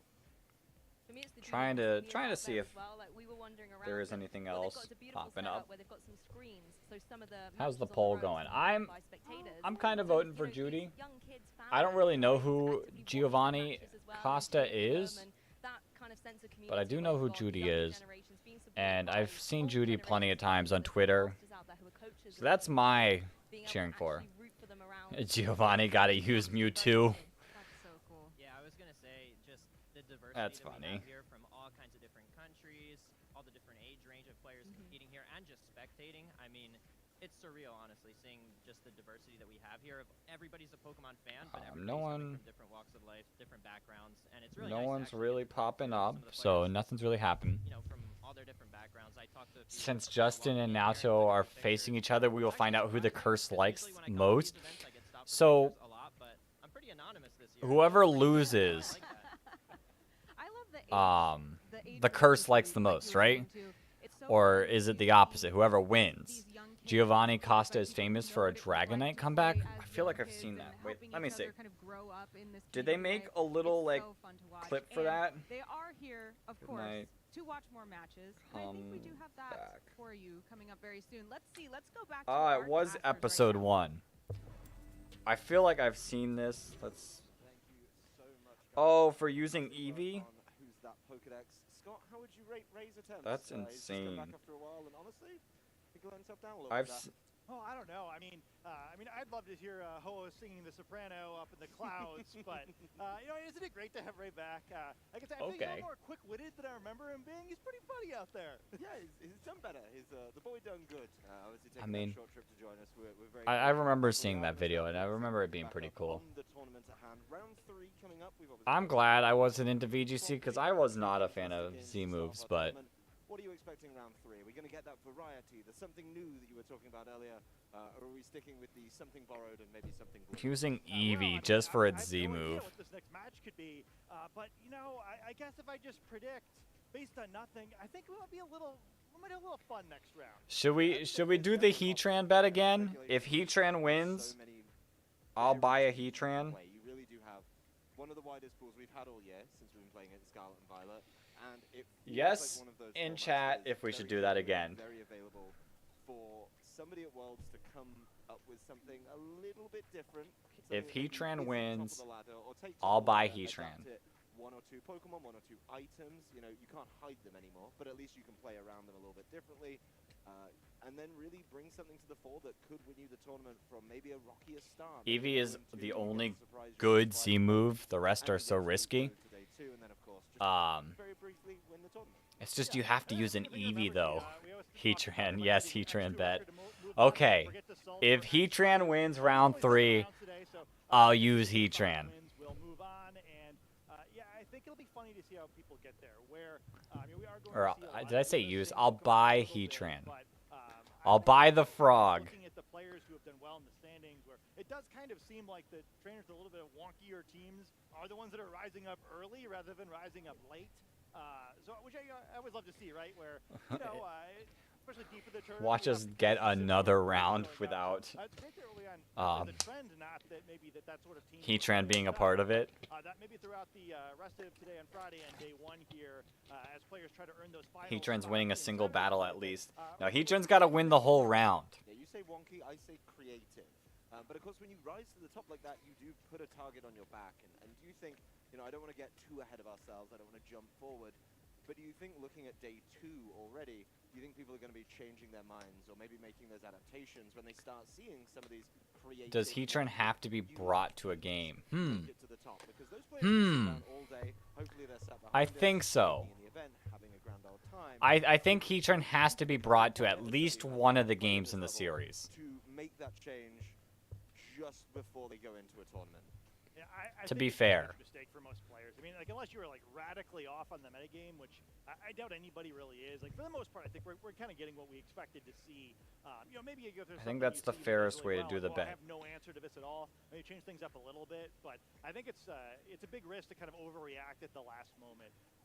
But yeah, I mean, once again, maybe we'll be surprised. Right? We still have 5 more rounds to play today, and perhaps you have the strangest teams kind of rise to the top. Then maybe you start thinking, Let's see. all those teams that looked a lot. There like is a my long team time in weren't between doing these so rounds. well. Maybe at that point, yeah, you make a few Okay, tweaks. and when we do the multi-battle, But I think that time was probably a week ago. I say we do a free-for-all, every person for themselves. To be able to get that team submission in as well. But it does create an interesting tournament, I think. Every person for themselves in the multi-battle. 2 is always very fun. But day 1, let's stick with that. If you manage to... I think that'll make it more fun. It's not a great start.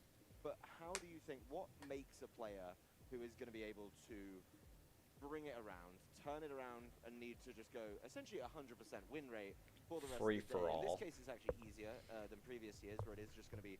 I do hope Heatran gets bought. I kind of really... Good by me? Perfect. Perfect.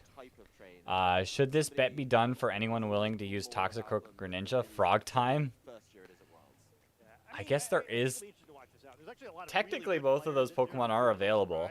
Wolf's one that really stands out in particular. It's a little shocking to see him down there, but I think we've seen a lot of these top trainers manage to pull this off. I'll use my Reg C team. It's the best I have for multi. If you get the 2-loss record, you move on. I might use my Reg C team too. A couple of things that kind of stood out with his players. It does tend to be the If more it works. experienced folks where they stay calm, they remember how they practice, what their game plan was. Let's see if just take any it of the one game pairings at have a time. updated. I've been surprised. I have a few friends who I Just feel because like of they how lined long up these to win battles 2 take, every tournament, but still it find wouldn't something surprise right, me if they where, have. They kind of stuck to it really well, and I think it's important to keep in mind in this particular situation that as much as your season is on One round is already done because someone 0-2 dropped. because as long as you get to day 2, nothing else that happened today mattered, right? There's no advantage if you went 5-0 or 5-2. All it does is get you that ticket into tomorrow. Yeah, someone 0-2 dropped yeah, I think and it's a good time not to freak out. took the L. If you're good enough to go deep tomorrow, Cool beans, but no one should target only a single person. Yeah, we target everyone. all these trainers are great Just like a players. That's why they standard got you to begin free-for-all. with. They qualified over the course of the season, so I hope no one's. I say we target anyone. Hey, the worst thing that happens is you get to have a great weekend in Japan.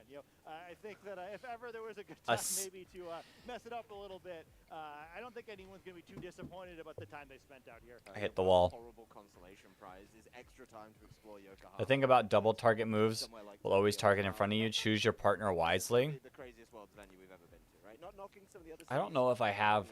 I don't have much double target moves, so we don't really have to worry about that. I think it's brought a lot of trainers out who I'm going to try to avoid double target moves. Some other trainers may not have been feeling it, but when you see the prize at the end of the year is you get to go and compete in Japan.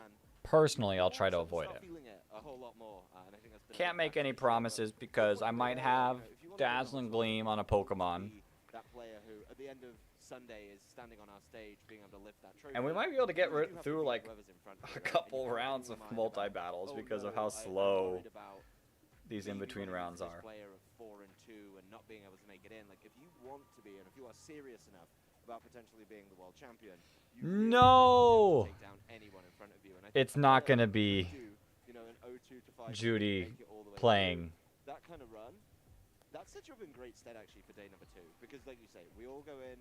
We can keep these votes for how their match actually goes, but it looks like he got listed as a backup. I think it might be, an advantage would be a big stretch. But I think coming from day 1 might help a little bit more in this year than past years. In the past, in the Video Game Championships, in the Masters Division, only one player has ever won from day 1, which was Wolf in 2016. But I have 2 double targets. I mean, you don't have to like worry too much. about it. Lots of grassroots events where players We could do best of 3. How?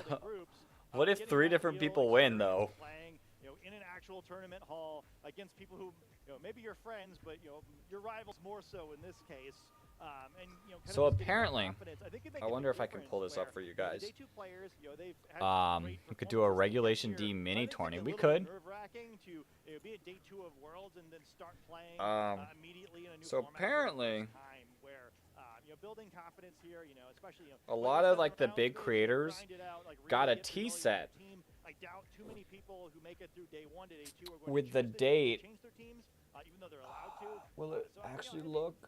August 22nd on it. It wasn't doing very well. I could do a little mini tourney. Of a chance to normal just because of the unique situations around this particular World Championships. So how do you feel about Regulation D being Nah, I don't got any competitive teams. Okay, we'll just do the multi-battles for now. They've done it. This is not new. This is not some crazy idea that we had just to make this Worlds more fun. It's just time for that rotation, and it just so landed between, for us, obviously North American Championships and Worlds. Now, being able to it is shocking how long in between but do you think there are going to be maybe some newer faces? We've been in Regulation C back in the North America and Europe for, I'd say, a fair while. Do you think that the change of That's cool. Regulation So C, apparently, it seems like we're going to get some more news August 22nd, do you think which is 12 days away. Same, my IV spreads are for raids. Okay, we'll just have some fun. They're going to be able to step up. I mean, it's a big change. Yeah, I think it could Ultra X Rapid. Go to Cybertron and find one. Normally see in the video game championships. I know something. Well, actually, almost everyone I talked to about TCG doing this in the past to kind of get a feel for what we were in store for, we're pretty high on what happened in the trading card game. I think what's really cool about it, especially if you look back to last season, where the players who really innovated the best teams in the format, maybe Edu excluded with his Worlds team, tended not to get to do that well at Worlds because they were playing against their own team so much, right? Where they had to kind of get punished by their own success. Ringa playing against the Ringa Sun team so much really stood out as kind of a capstone of the way that the World Championships of last year worked. I think this year's pretty cool where players who are really good at team building, maybe who figure out the right composition. Anyone want to use Cybertron featured only teams? Oh. I think it'll be cool, where I think it's a skill set that, Okay, let's. I'm refreshing the tournament page. Oh, Neil's playing too. Neil's pretty cool. Figure out what the best team is and like what will suit you, what will suit the meta game. So I'd really like Okay, some of the rounds are ending. Emilio Forbes won. I think honestly a wealth of experience in how to build teams, how to understand your own playstyle. I think that's a huge factor in team building that we don't or probably should talk about more. Let's see. None of our cheerboards have finished up, it looks. But I think players from previous years and previous eras sort of have the upper hand here in a very. We could play Pokemon Imperialism and all pick one Pokemon. But I think back to some of our previous formats, maybe formats you and I would remember, where it feels a little bit similar, right? You've got this huge pool of Pokemon. Like, create a map. It's not insignificant. I know there's more coming in future, but this is obviously one of the biggest pools we've ever had.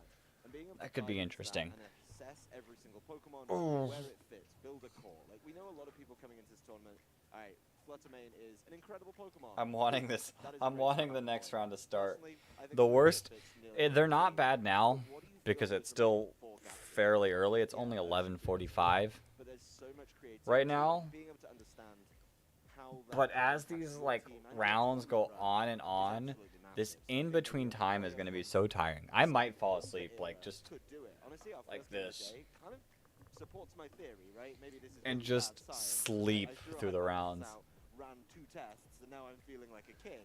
Um, But, thinking I about do 2013 want to was a very eventually, unique format where we had can just huge talk amount about of YouTube Pokemon. stuff. That's obviously I do where eventually the want to championship come up, now like for figure out 2020, ideas 2019, to make because of the rules, I think the like meta game was a little more Pokemon Imperialism, but with multiple people. I feel like that would be a lot of fun. Is if there was,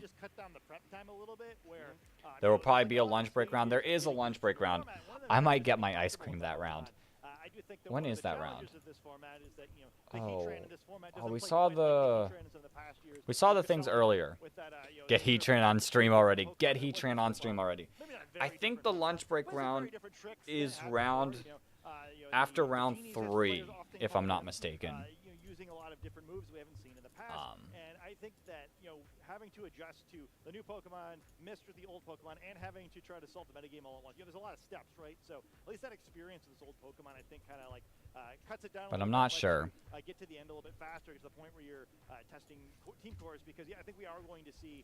Maybe they'll do 2. They've done 2 last year's experience is sort of rounds before on a lunch break round. I know I've seen that. Dynamax versus any other format was very different, right? So like Regieleki is a great example, right? Where right now it looks like it was a little bit of a bait, where Regieleki, one of the most important Pokemon last season, this year probably not even the best Pokemon of its own. Lunch was round 3. Right, So yeah, lunch should happen after this round. Not seen yet, who's probably risen up in that group, and yeah, I think. So maybe that's why this is taking so long. Even with the Pokemon Is to give like right? You know, is for these people to be battling during the lunch break. Like last year, so I think getting to cut corners a little bit with Pokemon players are familiar with, like Landorus, like Cresselia. You know, every little bit counts when it was just such a marathon to try to get ready for this tournament. Landorus Cresselia, a bit of a classic really, and I'm not ashamed to say that I'm enjoying this already. The other one, as we saw. Let's see. Today, Let's see. I'm a Genie apologist. New is not always better. But yeah, I do want to figure out a way to make Imperialism multiplayer. Forget what I said about South Korea Worlds. Next time, let's have Worlds on my street. That'd be fun. Barris and Yuto.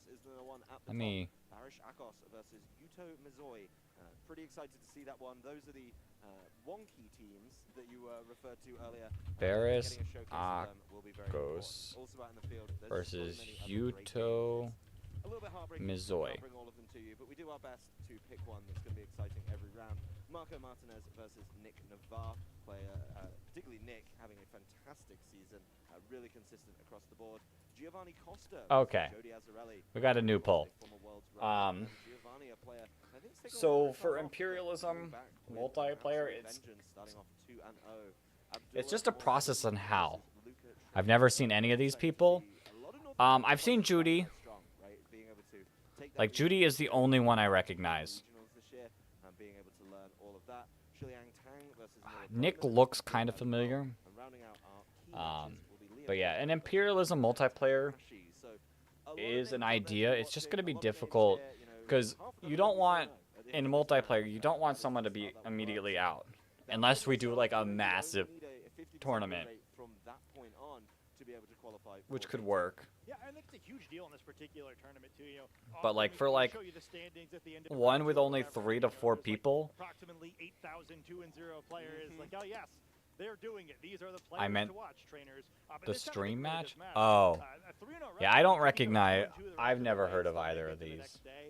That is great buffer. You know, that is basically 5-0 I know everyone except the stream match. Here where, you know, it is all about Let's see. right? You know, it doesn't, you know, 9-0 doesn't exist in this tournament, right? 7-0 doesn't either. Why? 7 rounds. You just need the 5th win and you're done. So yeah, I think these players are all in a great position to move on, and these matches matter a ton. You know, each win They're the matters top so much. table. You only need 5, but also, Barris you know, 3 is losses and just AKA Billa VGC. Win rate of Worlds. Easy. Just crank it out in a few rounds, you'll be absolutely fine. Hey, Justin won, but that means Naoto lost. So either the curse likes North America putting up a pretty good showing. Naoto more, We had a lot of events this year back in our home region, and maybe that but Tang Gang but of course, day 2 completely has made it 2-1. a little bit misleading. It is interesting to, of course, Let me check to see if Wolf has played. The best of the best just get dropped in the tournament. We open it up. And Wolf say, has not you guys finished skip yet. Day 1, you're in. The day 1 players have a lot more to answer for at that point. I think a way I might look at day 1, if you're a fan, is that I think day 1 really shows up. Me when Heatran's on stream. That's what we're hoping for. Did Justin have a Heatran? I don't know Justin's team. I mean, it's slightly different based on what region it is, but you know, today I don't know his team yet. The regions can try to get, sneak in a few more players, right? Kind of stack the deck a little bit for I hope he has Palafin. That's who I hope he has is Palafin. It's fun where, hey, if you get another 15 North American players in, that really changes the odds of North America getting some representation in the top cut. I think it's actually another region that's probably going to be the one that gets the most players through day one, and it normally is in Japan, where it just seems like, especially early in formats, the Japanese players have such clever solutions to. Oh yeah, I was trying to look up Billa VGC because. Everyone else off guard. Normally it's just like, oh, well, you run into this sort of thing early in the season on. You're playing your ranked I battles, feel like and I've you roll your seen eyes, him before. Maybe take your switch out of a dock and lob it across your living Like room, on Twitter. Then, by the time tournaments roll around, you've solved it a little bit, but you don't get that time to kind of adjust to what other trainers are doing here. Instead, the players who have those really clever early format sort of teams might not be so early format this time. Might just be an early World Championships instead. Full disclosure, I do not condone the lobbing and or throwing of switches once removed from the docks. I highly recommend gently placing it down and or just logging off and leaving it in the dock and coming back another day to do some reps. So just bear that one in mind. But I think you're right. I don't think... Okay, let's get on to it. We've sat here for so long. Being obviously in their home region gives a little bit more, I would say, pressure. I feel like... to do well, right? And I do agree with you. I got a bad feeling like Wolf lost. I don't know yet. I mean, his is yet to go. Yeah, it has yet to update yet, so we still got time. If you look up naturally gifted in the encyclopedia, you see a picture of Justin. You do. I will say though, he's performed his best when he's had Palafin on his team. So I feel like Japan is definitely getting to a point where... And Justin's such a nice guy too. That's like, just overall, he's like, he seems like such a good person. And you gotta respect him for that. Skew the numbers in their favor. Yeah. Yeah, I mean, I think the whole Big Six concept is always funny to me too. Where I think the year that originated maybe it was truer, but I feel like I hear some variant of the Big Six. Are we gonna see Dragonite show up? Pokemon, I've got to use all my fingers, take my shoes That's off, really weird. I need to grow an That's another. Yeah, it's really weird we have yet to see Dragonite. A little bit more in the Big Six most years. It's like the Big Bud, 16, what you maybe. doing? But Why aren't you competing yet? It's the Big Six sort of pick from these buckets and have a good time, right? Like, yeah, it's like, you start I say we see Heatran and Dragonite this round. That's my guess. It's crucial to be able to use that group of Pokemon well, but also in a creative way, right? Where, again, we are seeing... So now we have Naoto needs to win out. I chose randomly for the poll. I don't blame you. There's like half a Fluttermane hanging out somewhere. Maybe. Yuto is a cool name though, so... Yeah, I think it'll be interesting to see how the players are able to use those... Gotta give him that. Aren't using those, and then who can use the most common Pokemon the best? Well, we've been talking about teams quite a lot, and we want to see... Are we gonna get around? Teams getting ready to show off what they can do here in round number 3. Are we... We're gonna head on down to the stage and get... Let's go! We're finally getting the match! Already, but I want to really start diving in on these teams and being able to understand exactly... Oh, the wait is finally over. And what we can look forward to here in round number 3. Yeah, I think it's going to be a lot of fun here. I know we were talking a lot about the Big Six, and even if it's the Big 16, there's definitely going to be a few Pokemon in this matchup that Big I don't Six. think would have been included on that grouping of Pokemon. No, I definitely think there's a couple of fun, wonky, or creative choices. I'm going to keep adding to that list of adjectives as we... Oh, jeez. Dragonite's goofy. I wish it gets a Mega when they're back. So we can have a Dragonite night. The team reveal. Let's see. Is someone rocking Heatran? I'm going to cheer for whoever's rocking Heatran. But I know that starting off with Barish, I know that his team comes from, obviously, some of the more creative team builders in Europe. There is a Heatran. Breloom, Hisuian Arcanine, Basculegion, Roaring Moon. Yuto kind of has a normal team, except for Glacier. Okay, we have to cheer for Yuto. I heard it was one of the Jamie Boyd specials, identified here by a bunch of Pokemon that I was Like, I wouldn't say I wasn't expecting to see most of them. The Breloom definitely really stands out as the shocking pick. Arcanine, Hisuian Arcanine. Like, Barris has, like, such a unique team, which is cool. Can help deal with the spore from Breloom. There is that grass type Pokemon that'll be naturally immune. There is Me too, Heatran, let's go. But we have to cheer no safety goggles on the other side of the field. I think one of the things for Yuto. There is Glacier, Breloom. It's a lot of there's quite a few interesting Pokemon. I think that may be the standout MVP of this tournament. So keep an eye on it here. It is What is this team from Barris though? It's something. Hey, he's undefeated, so we can't really complain about his team. It's undefeated, but it is very unique.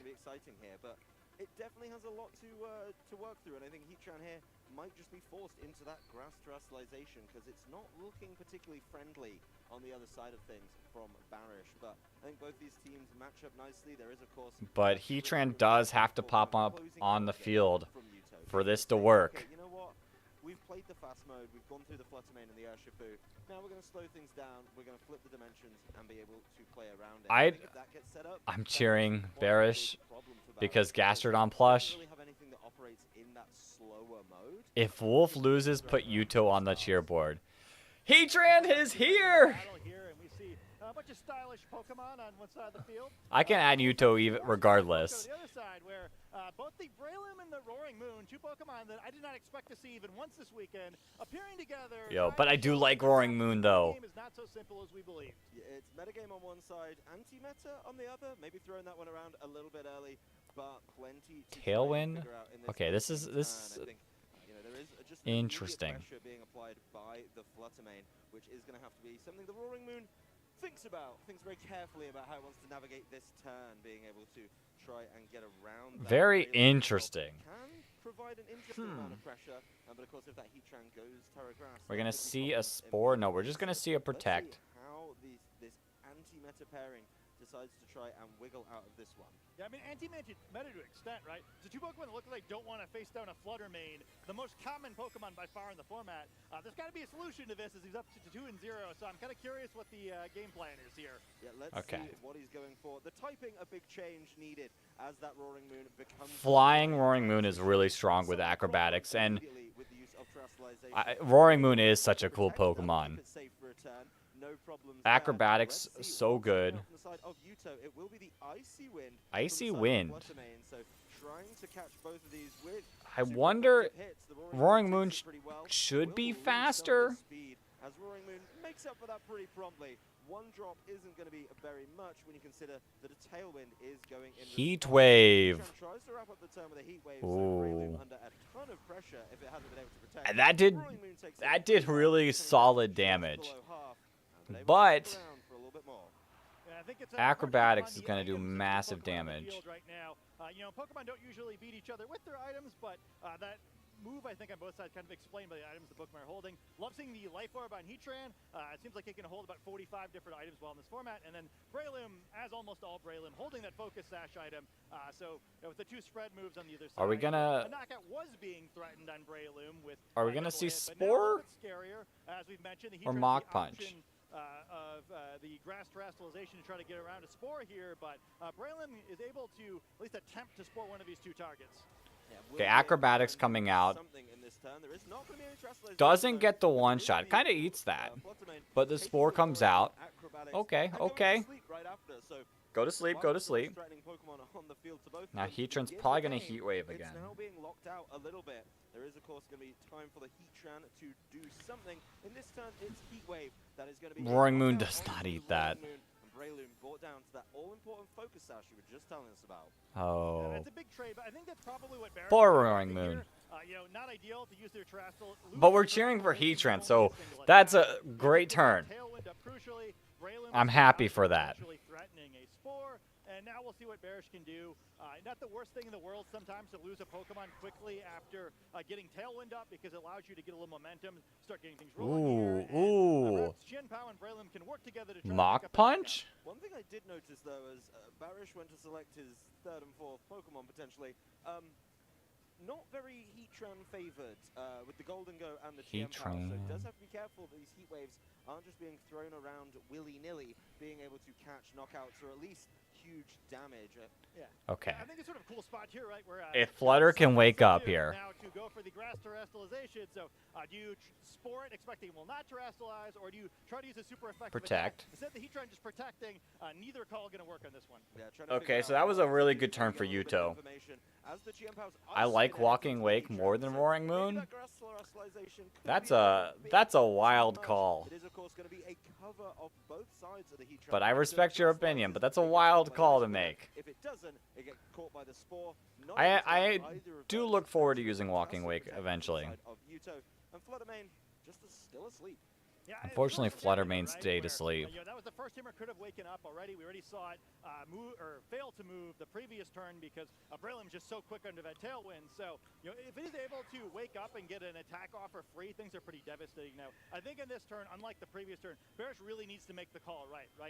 You've got to pick one or the other. Let's see. Or are you going to Icicle Crash? You kind of have to hit it. Ice Spinner into Fluttermane. Unfortunately, Fluttermane's going down. Scared of that one waking up and picking up a potential double knockout with something that could cause a lot of problems like Dazzling Gleam. And Heatran's going to sleep. On the side of the Heatran. Yuto holding on to that one, trying to save that for later, and Heatran will be heading to sleep for now. So excellent play by Bearish there. I feel like if he But Tailwind petered out. Okay. He's kind of just out of game one. Come on, Yuto. But we do see Heatran getting that turn of sleep there. It's relatively healthy still. So now we're kind of in a similar situation to what we were before. And we see that Cresselia coming out in the field, which is particularly critical in this situation. One of the things that's great about Cresselia now that we hadn't seen any past years is that Lunar Blessing move. Lunar Blessing. With it, it can potentially remove that Heatran's sleep status condition. However, unlike many of the Cresselia we've seen, this is holding Rocky Helmet rather than safety goggles, so it could be put to sleep itself. Well, there's the Sacred Sword. Heatran wakes up. Let's go. Get the knockout, and Heatran will respond in kind with a heat wave. Breloom getting knocked out. No more tailwind. No more Spore. And being able to, of course, cause those problems. But goodbye, Heatran. Come back to haunt Heatran as he trades itself for Heatran did so great. There is, of course, going to be the Cresselia not able to get anything done this turn. Yeah, critical turn there with the Heatran waking up. That mattered a ton. The Icy Wind mitts, they're probably not such a big no. Oh no, Goldango's in such a good position.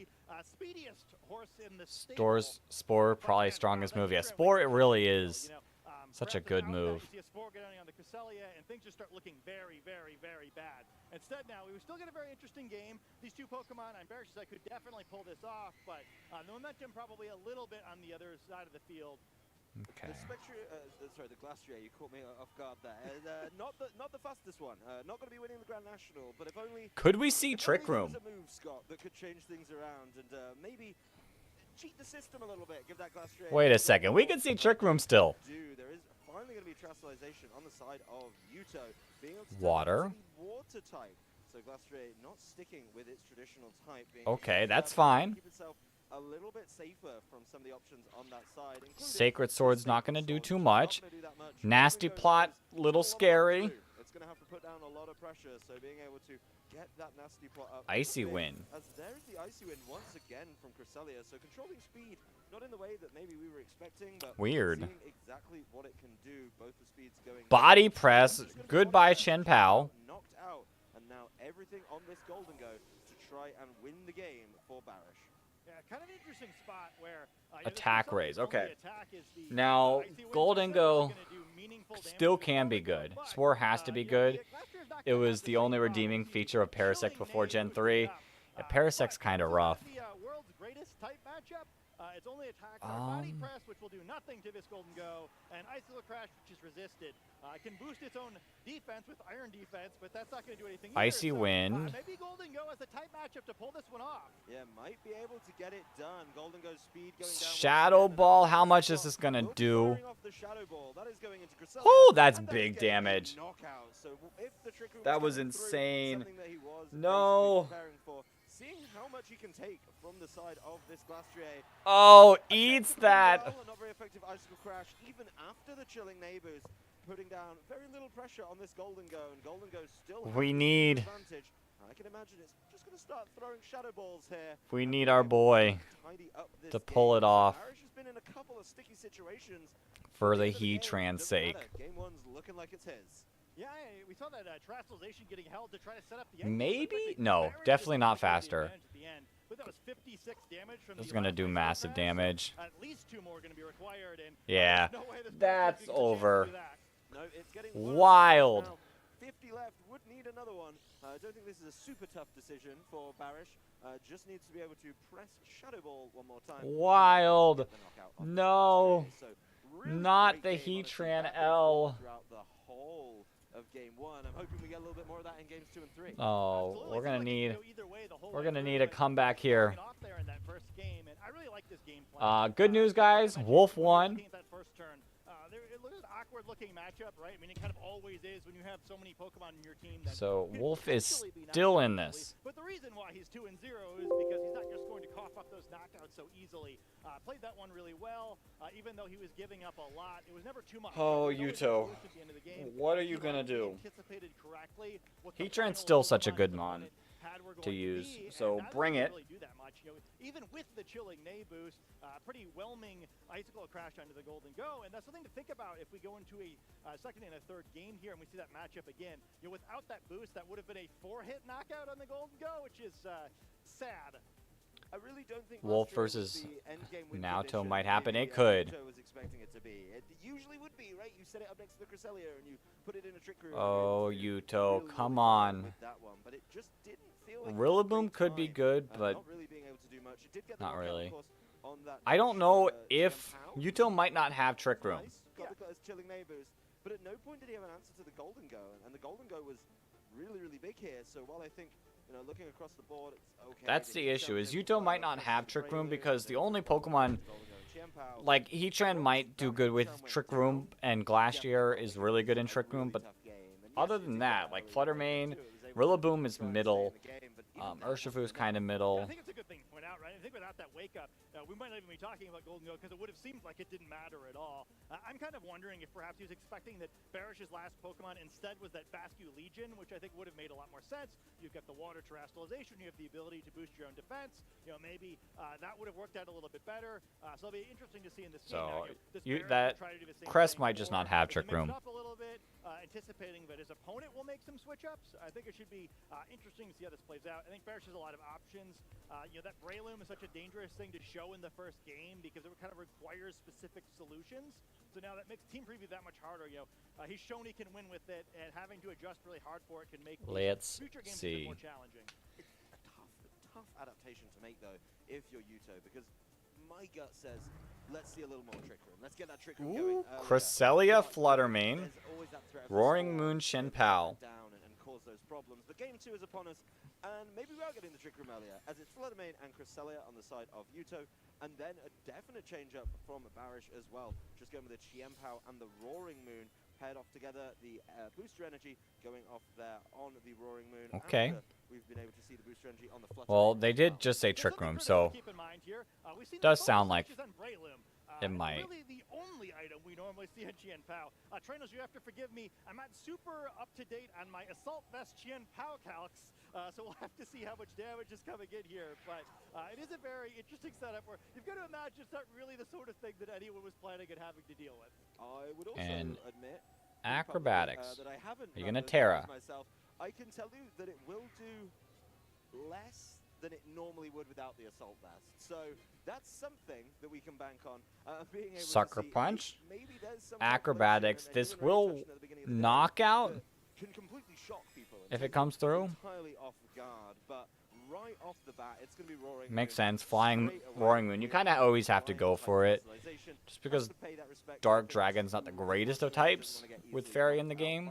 And maybe, of course, power up its acrobatics. Helping So, hand. getting involved with the classic, that's Two gonna be dark helping types against a hand. fairy. Calcs are changing again. Yeah, but Chien Pao tries to stop that. with the Ooh, Sucker Punch. eats That's that. not gonna be enough. It's a crit. Critical hit. And Dazzling Gleam. I think it's, Oh, they both ate that. is, definitely an interesting amount. We'll talk about that in a minute, as it does get caught in response with the acrobatics. Honestly, I'm impressed, Chien Pao. I'm gonna be honest. I would have basically believed Dang. any amount of damage that it did. But I guess I thought it would be bigger than that. You know, I think maybe without the helping hand, that's closer to what That I was wild. I really thought that was going to be at least. Okay. Close to threatening Are we to gonna knock out see the Hey, Heatran? We do see Heatran. So if Yuto can pull it off, Quick, and it stopped pretty suddenly, and I thought, okay. it's confirmed. Southwest is putting in work. But the Chien-Pao Roaring Moon sitting on the field after taking a lot of damage. But one of the biggest threats to the two of them has been removed pretty quickly. Obviously, we've now got the Cresselia next to the Heatran.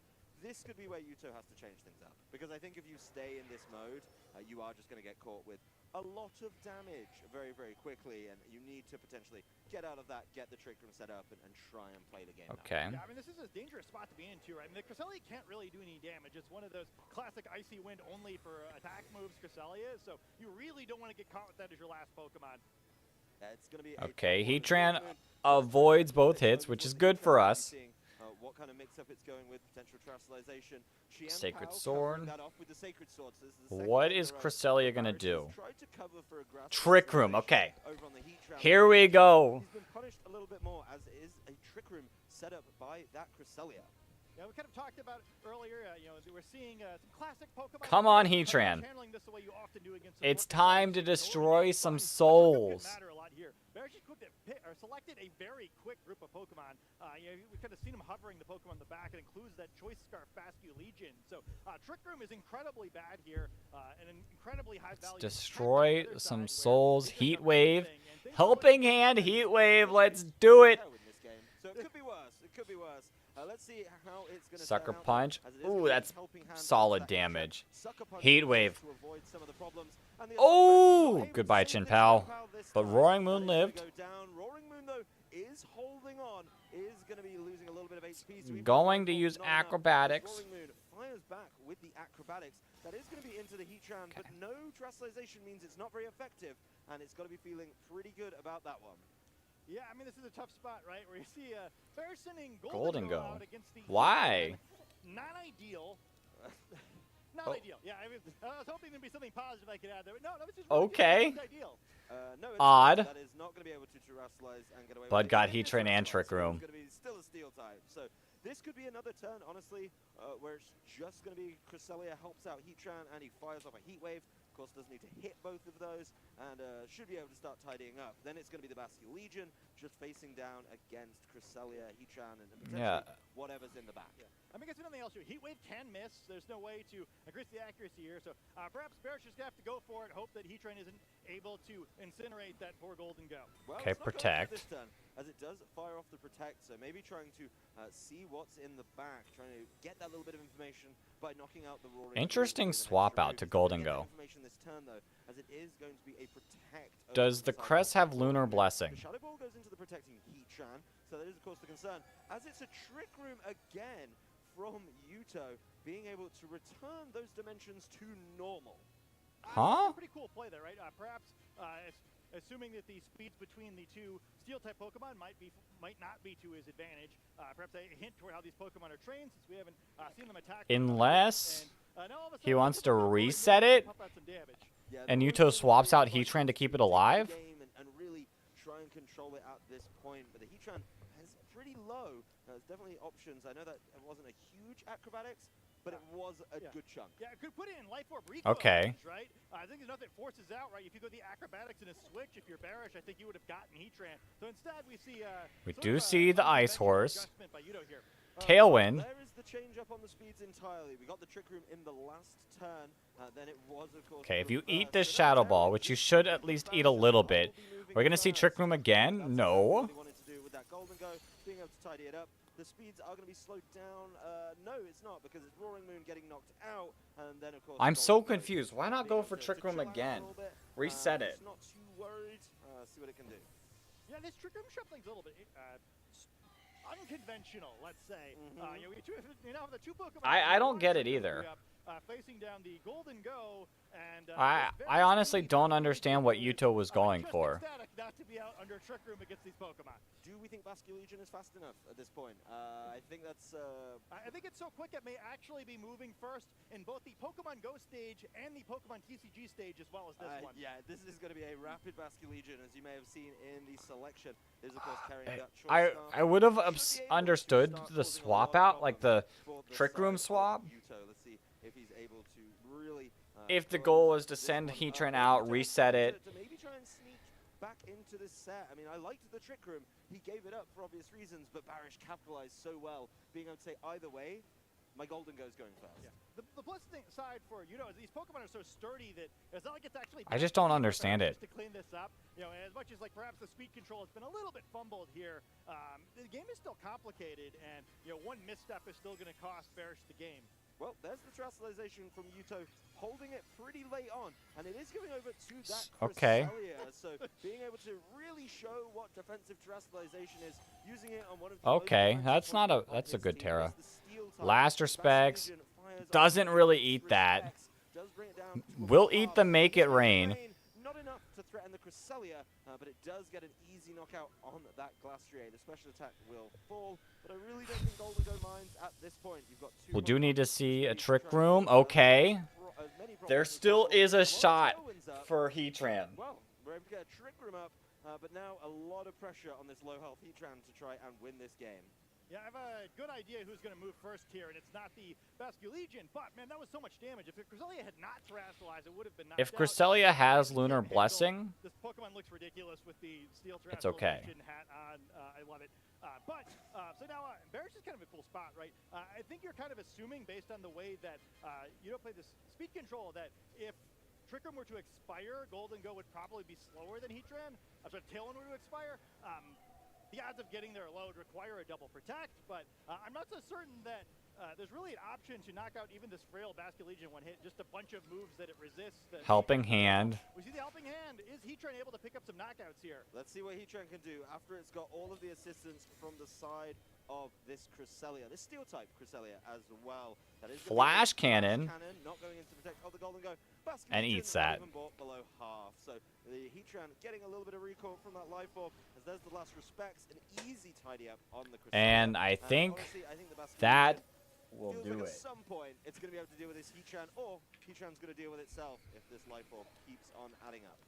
Yeah, it's an awkward situation here where I can't imagine any way that, the Heatran's going to pick this up, because we need, like, even a double crit Heat Wave wouldn't have been enough. That's crazy. Locked in there, and That's crazy. Heatran lost. Sad. Pick up the win and show us that, hey, there's a whole bunch of different ways you can win games here at this year's World Championships. That was a really insightful game, being able to see the depth of the team. That's sad. But the crazy team ended up winning, so...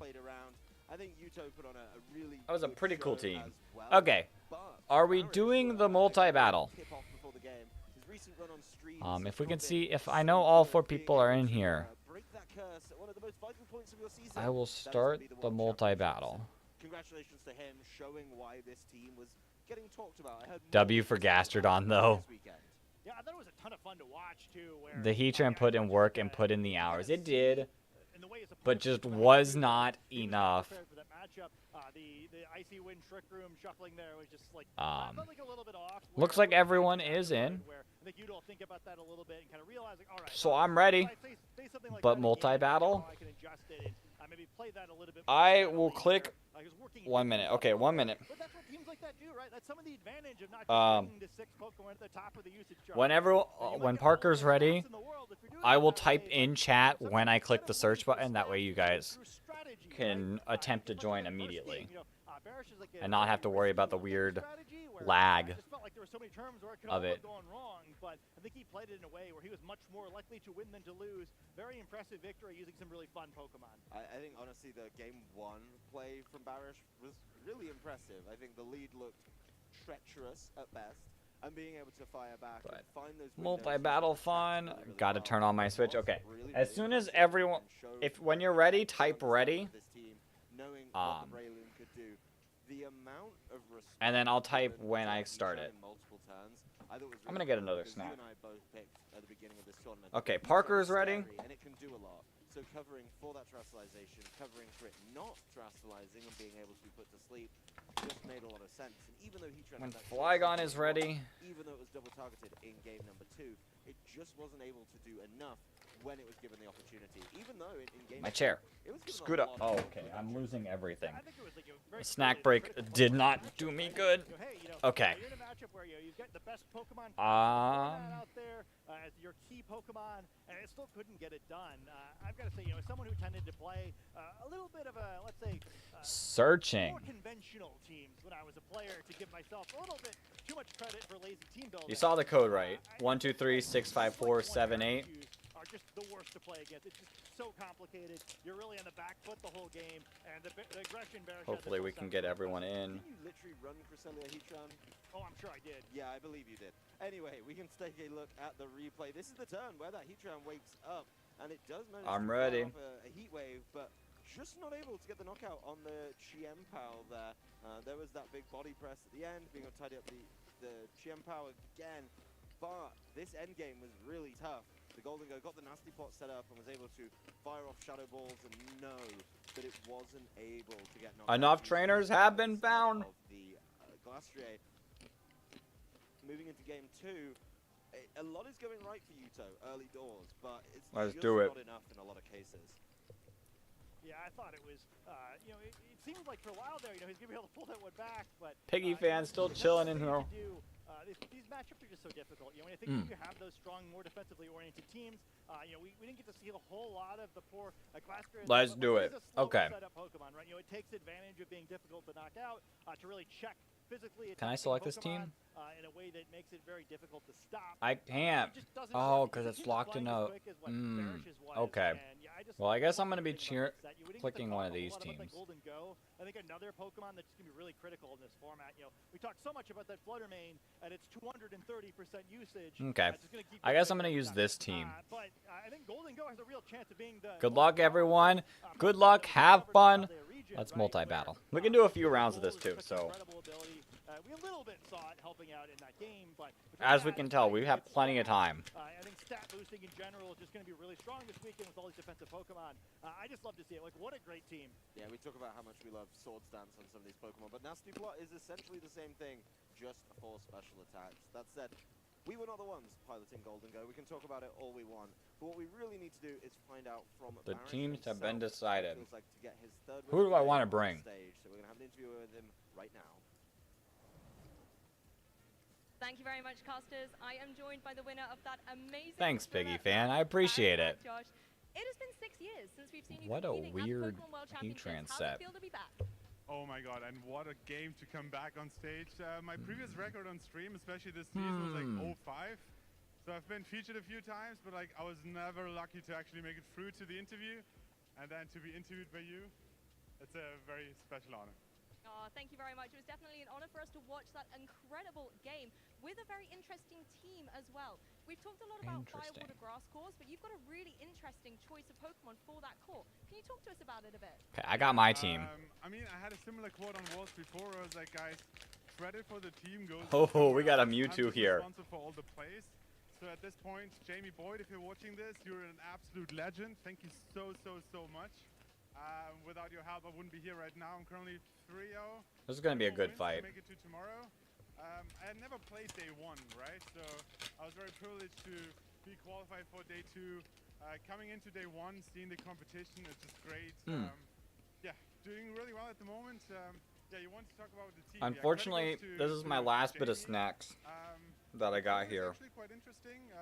We saw how, like, especially in this matchup, he had Cresselia and the Glastrier, and the Glastrier was like body press, iron defense. So, I ran through my snacks pretty quickly. I can make something quickly. I mean, the rounds take a while. Oh boy. Oh jeez. Well, I'm not sitting in a good position. Oh. So it's interesting, like he reversed. What happened? On that note, were you maybe worried about the Trick Room, particularly with the Heatran Suite potentially incoming? Yeah, so in game 1, I was a little bit worried when I saw that his Heatran outsped my Breloom. Like it had a 1-turn sleep, woke up and KO'd it. So I expected to either be faster or maybe get a 2-turn sleep at least. So in game 2, I knew that if he sets up that trick room, then my Goldengo will underspeed it in trick room. So I had a little bit of like a sandwich around the heat run, and getting so much damage early on was very crucial because with Life Orb it's on a timer anyway. So I could play around that. I think and we lost I feel like Parker. the typing of Basculegion and Double Ghost, everything really played into my hands here. I mean, Basculegion was one of my caster hot picks for what we think is going to take the World Championship. But a Pokemon I really want to talk We about could try again. because you've got a Just history when with everyone's that ready. Pokemon. Can you tell the trainers at home about it? Absolutely. So, and probably one of my most dominant seasons in 2015, I was playing a team around Mega Kangaskhan, and Breloom was one As long of as the picks. Parker's ready So too. the core was very popular with like Kangaskhan, Aegislash, Rotom, and Landorus, Virion. And I added like Breloom and Suicune, and they were like a little bit Oh, shoot. like Okay. off meta, I want to say, and they really did well for me the whole season. I top 4-2 nationals, didn't do too hot at Worlds that year, but overall, like I have a special connection to Mega Kangaskhan, Search but him. also the special pick in Breloom. So when I was considering which team to use here for Worlds, and I saw the option through Jamie Boyd once again, thank you so much, to potentially use Breloom, I was like, no, this is calling for me. I have to use Breloom. I mean, it looks like the partnership is as strong as ever, you know, piloting it to great success here today. We want to make sure you get a little bit Let's of try to get feedback it. before the next round. But just before we go, are there any shout-outs, anything you would like to say to people who I'm running low on water. back to the world stage? Wow, it's actually, it's So. hard. Like I'm going into this tournament as my maybe like 7th, 8th, 10th world. So Somehow Flygon King keeps getting. I remember coming on stage and the translator was like, "Oh, is this your first time on stream?" At And all. I was like, Okay, I'm gonna take a look at the I've done this a few times, so I helped my tournament opponents during pairings the to see setup if as well. anything, It's great to have a if round support 4 is system ready. And amazing friends Marcus Wolf, Aaron Dillon, and No, yeah, I round actually 3 is not done often yet. play their team. Oh But shoot, I still, gotta like, pick my exchanging team. Ideas, talking through matchups, talking through the meta game really helps me coming back, and I'm really grateful for all the friends I have. I'm ready. All the support in the crowd. Thank you so much, guys. And yeah, I'm looking forward to the next rounds. Of course, also thank you like to the whole team setting up this tournament. This Yeah, venue, you just right? got the. First time in Japan, it was a big dream. Now we're here on stage winning games. You just got the power. Yeah, we're doing well for ourselves here. Don't forget to thank Gastrodon. Okay? Gastrodon. I'm choosing the same I couldn't Pokemon. have done it without you. You joined me last minute on stage, and I knew that you were watching me, and yeah, you're. This guy's talking about how Gastrodon helped him through. Gastrodon giveaway? I already did. I'm so proud of you. That's what we want to hear. Well, Pokemon trainers, that wraps up the interview with Barish Akjosh, the runner of that last round. But of course, the Pokemon action will continue, so please do not go anywhere. I'm going to be honest. Heatran Sandwich is a visual that I was My not picture's expecting so to lame. happen this weekend, but thanks to Barish, now I am. Let's I see. think he played that so well, though, right? Iron Yeah, I was, Moth, like, furiously checking the Salamence, team sheets to try to figure out the stats, but T-Tar. I see what he's doing here. Yeah, like the Golden Go and Trick Room's got him. How great is it to see Barish back on stage, by the way? Okay. He was, you know, by far one of the Gastrodon. in Europe and Wasn't probably the expecting world. Ultra Rex to use He's Legends. showing his stuff up there. He's a really smart guy. Been a great member of the community for a really long time. So, yeah. Who am I afraid How of? fun is it to have him get interviewed by Lou? You know, that's a moment I think those don't remember for a long time, and what will be, I think, a World Championship. Who am I afraid of? Yeah, I'm not a scientist, but that does start adding more weight to my hypothesis earlier that players who played in Kind of other afraid. formats My are special very, defense very isn't good. great. So thank you, Barish. Oh, we're getting a terrestrialization. Honestly, it's been a From fantastic who? run so far, and I The think we'll see Salamence Basculegion, into and of course the Basculegion Dragon. get some time as well.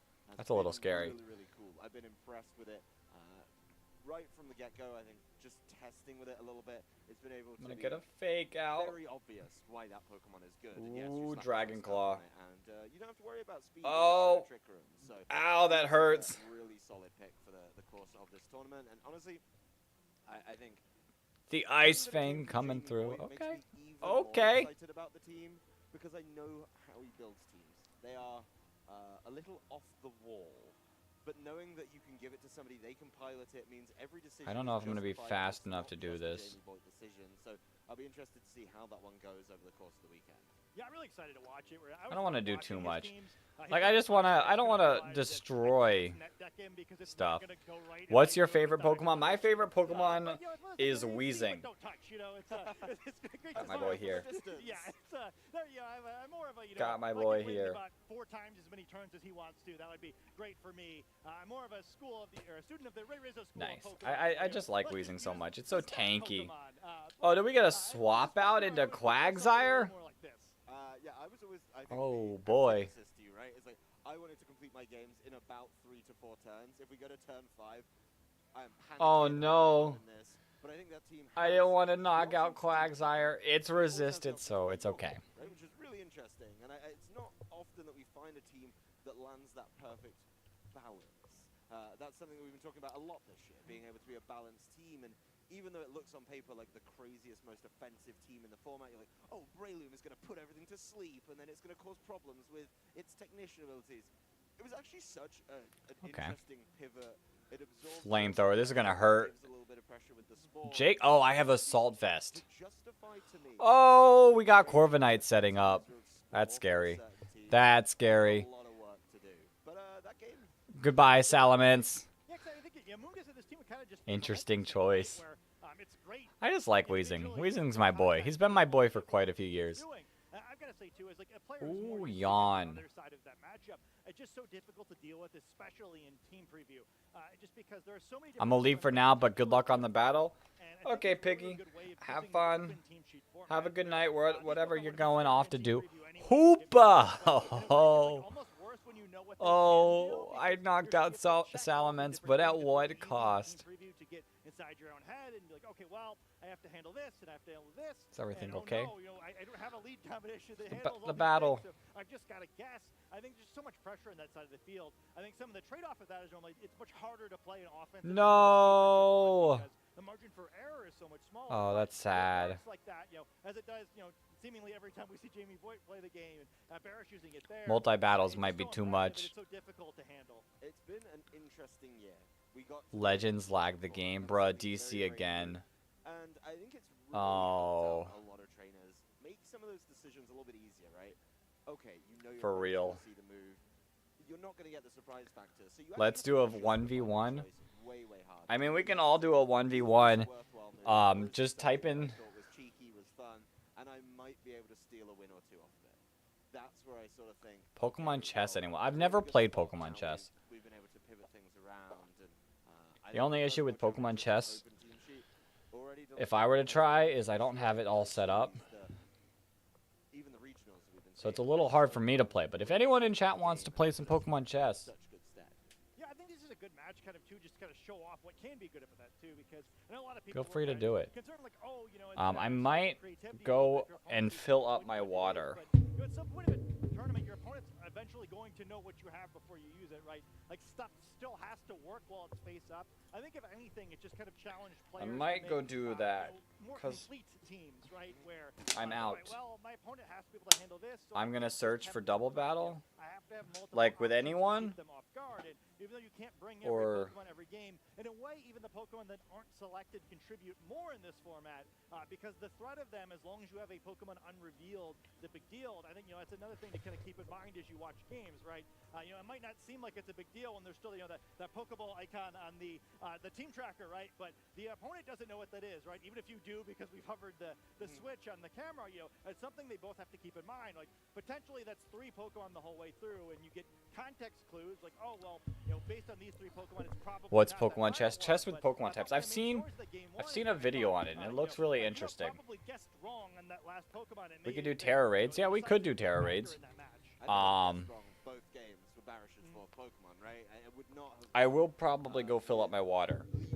So Terra raids might have to wait for after the next round, depending on how long this takes. It'd be cool if there was a 7-star raid happening. Because right now I'm kind of just going after the training up mons. But I'm going to go fill up my water. If you guys want to play chess with Pokemon chess or Terra raids, like, just use the comment section. And I'll probably hop in a couple if I can. How big is thrustalization at this yeah. elite level? I'll be right back, guys. ICs. What about if it goes one step further? How big is that at Worlds? Yeah, I think it's pretty cool too to keep in mind. I mean, first of all, I mean he's only 2-1, right? It's not like he's out of the tournament. He only has to go. Yeah, he has to go 3-1 from the rest of the way in order to make it in, right? I think that's a very achievable task. I think maybe if I were to give some criticism of that match, it seemed like he was less flexible than Barish was, right? Where Barish was radically changing his strategy, the Pokemon he brought, the way he played the games in both games. It seemed like, you know, there was a core of Pokemon that you don't want to use. It was kind of just more a matter of how he was supporting them and what order he sent them out in. I think he looked a little lost in the one game, right? Where Trick Room coming up the wrong time, Icy Wind not really doing anything. Barish, as he noticed in the interview, like really identified well how he could take advantage of the Heatran being a little too critical in that matchup. But yeah, you know, in games where the Glastrier is a little more effective and instead of kind of just being that Pokemon who shows up to get knocked out at the end, instead is a more pivotal member of the team, it's easy to imagine how it can be strong.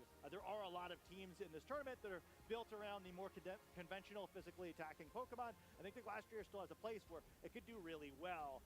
And, you know, it's a match you can learn from, right? You know, all these players don't have the amount of reps in that they normally would at the World Championships in this format, right? So I think the best players are going to be the ones who can keep learning. Okay, so we're talking about best players. We all know that out in the hall, there's a little bit of a lunch break, right? So why don't we see what some of the best players could do? Now, how would you determine the best player? I think it'd be the players who haven't had achievements in the most years. Okay, so if you had maybe somebody who had won Worlds, would you say that's one of the best players? I guess. What if they had done it twice? I mean, we're starting to narrow down the pool here, Adam. Okay.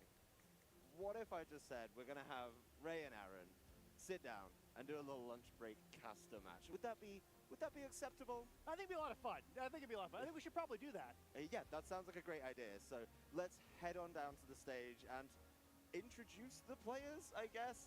You may know a little bit about them, but we'll be able to dive in and see what these guys come up with. I usually propose to other casters, you know, what would you do if given the chance?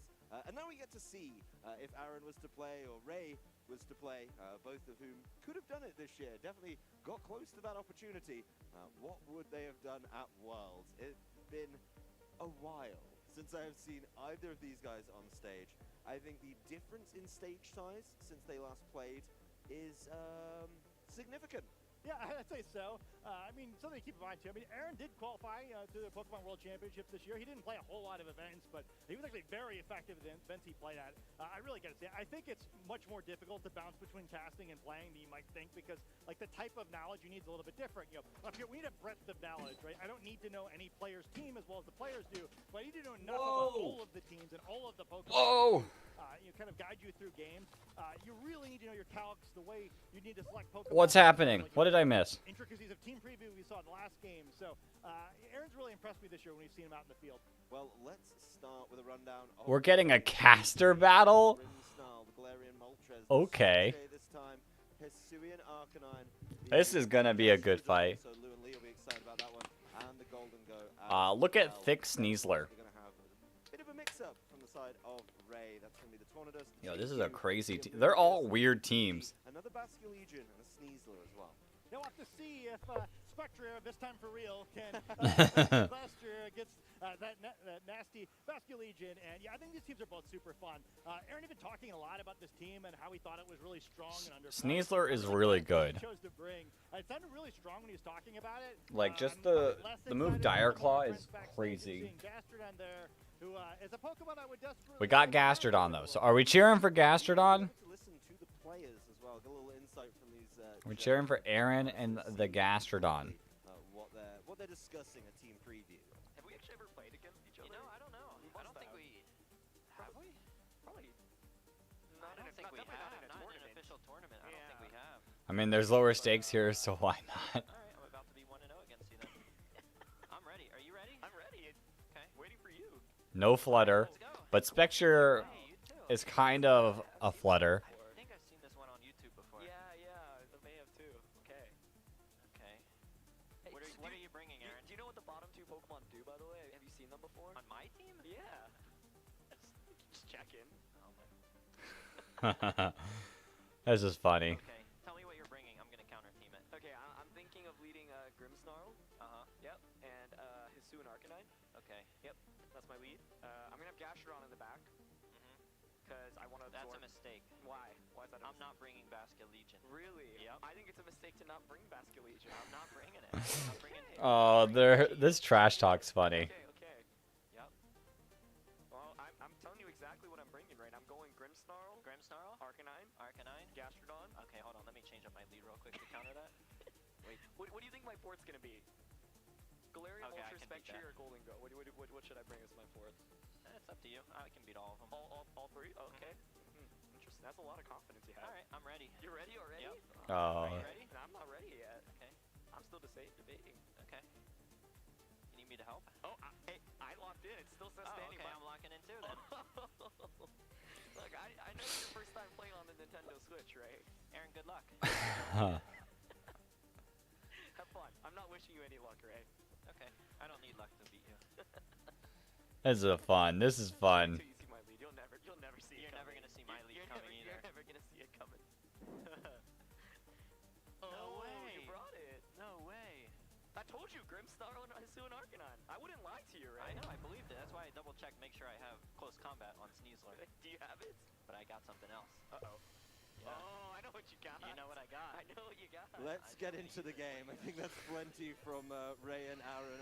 Some fighting talk, maybe the folly Ooh. from Aaron in Psychic that one, and Seed. Pretty much being nice and honest when it comes to the lead. It is going to be the Suian Arcanine and the Grimmsnarl up against the Sneasler and the Indeedee as well. Yeah, I mean, the music here kind of makes me think. There's a time where Rizzo basically had his own theme song, and yeah, I might be a little bit more intimidated by Aaron. Fun. Fun. I'm still cheering for Aaron with the Gaster on the Spectre. We got this. We've seen both horses so far. Being able to see if Aaron and his road to ranked is going to be stopped by the side of Ray Rizzo, who quietly confident in the pre-game chat. I think it's fair to say, being able to get the Arcanine's coming back. Lead. There's going to be the switch up from the Arcanine leaving the field immediately. The Hisuian Arcanine, something that's a little bit different. Ooh. As Spectre comes to the fore. Ooh. Helping hand on to the Sneasler. Let's see how that targeting goes. As Reflect goes up for the Grimmsnarl, so trying to keep things safe. And is Ray going to take the Dire Claw. It's going to be Dire What status are we gonna see? Sleep. But he does put it to sleep. Oh, that's he's only trash. battling for one turn, but apparently he's already bored of it. Yeah, he's not excited by the prospect of playing a three-time world champion in Ray. Does keep himself safe. Oh, the poor horse. This is why Sneasler is actually kind of good. I don't know if it's gonna get much usage, but it's kind of good with Dire Claw. I did have a feeling Ray was going to lock into that close combat. He did say he was going to do it, but a little bit cheeky there. Not following through, not a man of his word. Yeah, we're learning a lot about both trainers. Aaron, honest, the folly of youth, perhaps, as you mentioned. Ray, he was a poker player, right? He's playing a little bit sneakier out there. Okay. Whatever it takes to become the three-time world champion, one-time caster battle champion. Yeah, I mean, this is their one chance, right? Are we gonna see Dire Claw going against Gastrodon? Add to both of their trophy cabinets, which already look impressive. There is the switch, the Grimmsnarl. Yep. What status? Of the Sneasler, No status. Okay. Helmet, doing a little bit of damage back, but Gastrodon is asleep.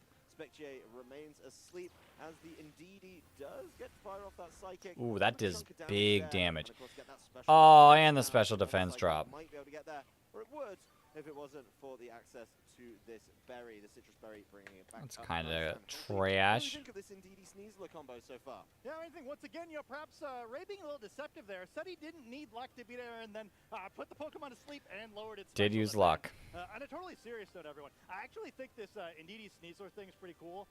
It's not something it seems like we're going to see a lot of in the World Championships, but is it genuinely really strong and really fun thing to play in this format? So, consider trying this one out. Yeah, this is definitely something that you could take a look at. Kind of want to pick up these rental codes and use them. But it's being piloted by one of the best, one of the greatest of all time in Ray. Still a lot of gameplay to go, though, as these trainers are trying to suss it out.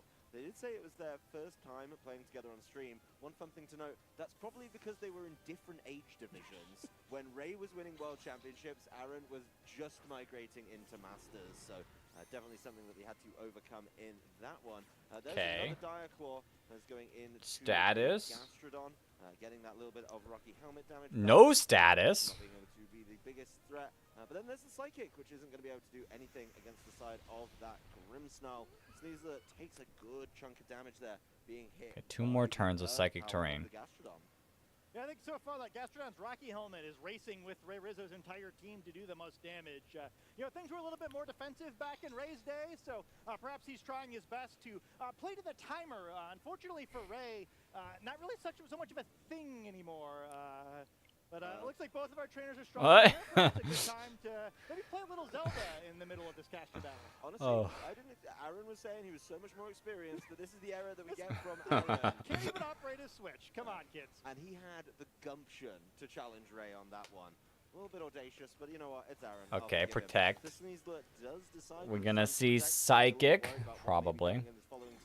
As now it's time to get the light screen set up from the side of this Grimmsnarl, so special attacks no to do as much, including this Psychic. That Psychic is not going to anywhere near threaten Eats that. onto this Gastrodon. As there's the Earth Power, being able to apply that pressure. Listen, I could never be a commentator. I don't have that skill that these people have. Maybe consider giving the Zanidi some choice specs because wow, it's you don't see too many games. This is fun.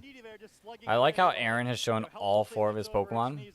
Doing whatever it is that Sneasler is doing. Yeah, Sneasler maybe needing to get a little bit lucky again, as it was. But then we just kind of have Sneasler and Ndidi just sitting here. In the middle of this one, we'll be able to see who can prevail. This is a longer game. I mean, I don't know if we're going to be able to jam in the full set in this one if Ray keeps playing at this decidedly 2010 pace. Yeah, it's things were a little bit slower back then. But it's okay. Maybe he'll ramp up. He's just Close combat. See that close combat finally. You do have a good commentator voice, though. I just don't have the skill to comment. I mean, I guess I do kind of commentate imperialism, I guess, in a way. Maybe it's just because they're talking. I just can't handle while they're talking. Goodbye, Sneasler. Targeting down that Gastrodon and is not able to get the job done. It is finally taken out by the side of the Grimmsnarl. There's Earth Power into the Ndidi. Not so worried about that. Goodbye, weirdness of the battlefield. So no more Psychic Terrain in this one. It's also a lot of these commentators have such experience in VGC. Like, I understand some things. We're hoping to show you a best of 3 during this lunch break, but maybe Ray's looking for one of those more like TCG style best of 2s. Yes, the classics that can be a bit of a problem. I'd be shocked to see the Basculegion here. He did say he wasn't bringing it. Now we get to test Ray's honesty in this one. Is he going to be true to his word? Well, we see a Basculegion. That the Gastrodon needs to go, which may give me a clue as to what is stuck in the back. Oh. I'm beginning to think he may have brought it after all. Yeah, I think it may have been something he selected. I think Aaron knew that based on the fact that he double targeted the Gastrodon every single time. Yeah, it's you're not the most subtle approach I've ever seen, but it is in a situation now where it can eventually probably use some water type attacks. And I love Ray spamming the Dire Claw. He was once a swagger gamer, no longer such a viable move, but still trying to get the RNG on his side in any way that he can. The term swagger gamer has sent a small shudder down my spine, but we'll move on with this game as I try. Good night, Ultra Rex. I know it is starting to get late, but we're gonna keep trying. We're gonna keep holding on. We've gone through 3 rounds, but have a good night. We're going to be doing it again tomorrow, so don't worry. We can pop back into day 2 tomorrow. But have a good night. I'm going to try my best to pull through. From the distant past in this case. There's the Intimidate drop.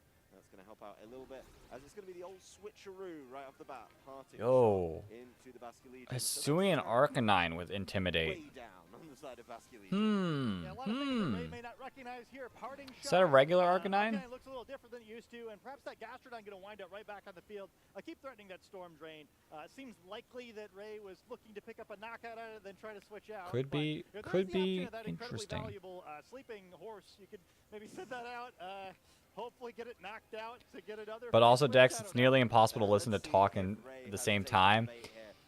going to be able to cause problems. Yeah, that is probably part of the problem. Arcanine, so not able to get Is they are talking, and I'm trying to, like, I'm interested in listening because it's like helping me learn as well. So that Grimmsnarl been great value for Aaron. He told Ray he was going to bring at the it. same time. Ray just seemed to neglect the option to stop that. Yeah, we do see it as the Life Orb Basculegion rather than the Choice Scarf we saw in the last game. Could be critical here. You know, perhaps the Tornadus could move first, knock out the Gastrodon, open up a knockout in the Arcanine. That way I can as much as we're continue to improve as a battler. Zhang has also approached this game with, shall we say, a measured pace. So if you start losing to Pokemon here, he's actually in a pretty tough spot as well. Yeah, I mean, this Spectre usually wants to go fast, you know, really take the game at a gallop, but we're barely at a canter, potentially a trot in this one. Okay. Goodbye, Basculegion. Not its time. It has been intimidated, it has been parting shotted, so it is back to the Indeedee for the side of Ray. Maybe he could finally get it done with the Psychic that he was trying to get those knockouts with earlier. Psychic Terrain comes back into play as Gastrodon knows. You know, I could see Gastrodon swapping out next turn. Gotta keep it around. Yeah, Basculegion. Tailwind is getting set up, being able to make sure things are going well, and a Ray move that Ray is very, very well aware of. Ooh, Berry. But not being able to get the knockout on the Tornadus does activate its Citrus Berry, so that's going to be back up nice and healthy. And let's see if Indeedee can finally get the job done. Do you watch Cybertron's video much? I'd imagine it helped with learning VGC and commentating. Outside of that, you know, realistically, I actually don't know if I've ever seen a Cybertron video. If I'm being honest, like I've seen his stuff with Wolfie, but I don't know if I've ever seen just him. Try to help it out in its prompt exit from the field. I agree. You know, you really don't want to get stuck in a situation where the Basculegion actually has to fight the Gastrodon for any length of time, and perhaps even worse, to fight something else with the Gastrodon in the back because they keep playing the mind games. So, you know, Ray. So maybe I should. For his first knockout on stream since 2014, maybe one of these turns. It's not going to be the Gastrodon, as it does leave the field in place of the Grimmsnarl, which is so really not going to be an easy Rain Dance. Rain Dance being set up by the Tornadus, so getting control of the weather as the Psychic once again. When we learn, can't get the Grimmsnarl with that one. There's the Oh, and Tornadus goes down because of a critical hit. Taken to a knockout as well, so that is gone. It's now just Basculegion. It's basically him renting teams and commentating on his own play.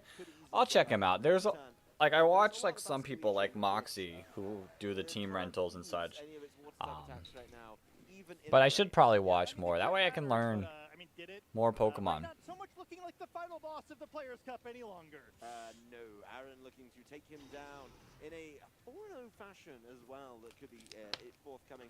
Of course, there is room for some extra antics to be done. I don't think we're gonna get 3 battles. This game has gone so slow. Bring the Gastrodon in. I'm sure Ray is going to ask Aaron if he's doing it or not. It's really up to Ray to call that bluff, as they have been pretty communicative over the course of this game. But we'll see if Ray can get that knockout done.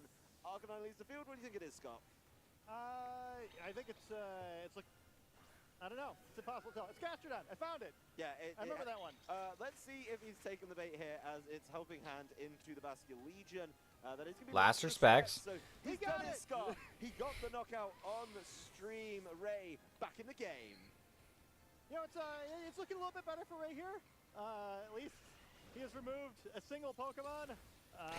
Another one going down on his side. Okay. So, I think it's just right where he wants him with this Basculegion, his key Pokemon, facing down an entire team. I mean, Basculegion's not in that bad of a spot. Back in the game. I may have jumped the gun on that one a little bit, but I'm going to stand by it, right? Ray just needs to knock out a Pokemon every single turn without taking much damage in response, and he's got the Rain set up and the Gastrodon removed. Yeah, I mean, perhaps he could, like, I don't know, like, maybe it's like his 2012 team in the back. He could start sending that out, because I don't think these first 6 Pokemon are going to be enough. No, I do not think he's quite got it in the tank. Don't forget that the Spectre is asleep, so that could help. But we'll see how much this Gastrodon The fish, the didn't get that. I spent Feels so many like it should still be out here, right? It didn't deserve to go down like that. Lou and Lee in shambles somewhere backstage, upset with Ray. We invite him on as a Is this guest. even gonna knock out? The last respects It does. into the switch in from the Spectrier. That is a beautiful call by Ray. 2v1, it's Basque Legion. Yes, there's a reflect, but there's also rain set up on the other side. But goodbye, Is Tailwind. Ray gonna be able to swing this one? And here's another Intimidate. Lower that attack even more. All four of Aaron's Pokemon. It is an Arcanine. Does get to Intimidate, so Aaron, all right. Can parting shot. The book, making sure that the Intimidate lands. Really, really important there. But let's see what the last couple Oh, of and Terra Blast Glass. It's over. They did definitely fill our lunch break. It's Give credit over. to both of our fantastic players. As, yeah, terrestrialization becomes a factor right at the end of the game. Unfortunately for Ray, he perhaps forgot about this feature up until this turn, but you know, the water terrestrialization theoretically looking good, going to increase the potential damage that this Basque Legion can put out. However, Aaron also familiar with this feature, as you may have seen when he appeared on stream at several championships. Yeah, I'd imagine Aaron is switching to a type that doesn't care about this water terrestrialization. That's a good one. The grass type Hisuian Could still Arcanine, last one of my respects. favorite grass types, being able to potentially Does still but last he's not respects. banking on one of those water type attacks. He Does a lot of damage. But the Terra Blast should just end it. Access to Terra Blast, so this comeback, Ray Rizzo he says he stops at nothing, but it appears he's been stopped pretty comfortably by Aaron Zeng in this one. Yeah, it's Well, interesting. there probably went the lunch break. That's fun. Okay, so we can check out our Masters round 4. Hisuian Arcanine. So, our undisputed champion so far Which one person in the combination caster battle has is Aaron technically Zeng. already won. We'll see if we're able to Okay, so let's first look for Justin Tang. the players look ready. He is going to be playing against a guy named Jazdil Dio. Interesting. In a question mark game set here. But yeah, it's great to see these guys out there, Let's see. Now, I might let's say. Look for Wolf. Yeah, you know, Wolf is going to be playing against someone named Leandro Faria. I don't recognize that name either. And then, last but not least, now To be honest, this has been a fun one. is going to be playing against someone named Shengyu Wang. Would really appreciate. So a bunch of names I don't recognize. So we can cheer for all of ours. Potential game 2, so giving Ray an opportunity to try and level things up here. At least get that far and leave the question mark over what is going to happen for the outcome of this caster battle. You know, I'm feeling in my heart, it's not going to matter if we get a third game. I think our boy Zhang is going to show us the power of youth here. And, Oh, we're getting another. We're getting 2 rounds. But he is, of Okay. course, telling Ray exactly what he's bringing. I see that there's some discussion. We can see where they are in Team Select, and we'll see if the honesty is the best policy once again. Yeah, I do think the way that game played out is pretty interesting. We spent so much time making fun of our players here that we neglected to analyze it too much. But one thing to keep in mind, Aaron's really big on the power. I do. So I'm reading. I guess one player got disqualified because of hack checkers. So that's rough. But I do think it's a very cool thing. I hope he gets the chance to show off here. You know, it's kind of, as far as those strategies, you know, we're maybe hoping players would come up with something a little bit clever. He was so high on this, so I'm excited to see what it does if we're able to see the second game.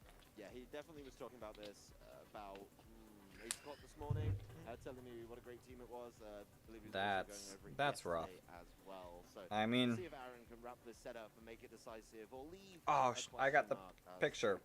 Who will be our caster battle champion here at the World Championships? And it's only fitting that world caliber players in Ray and Aaron are here to do it. Oh look, it's Sneasler and Indeedee again.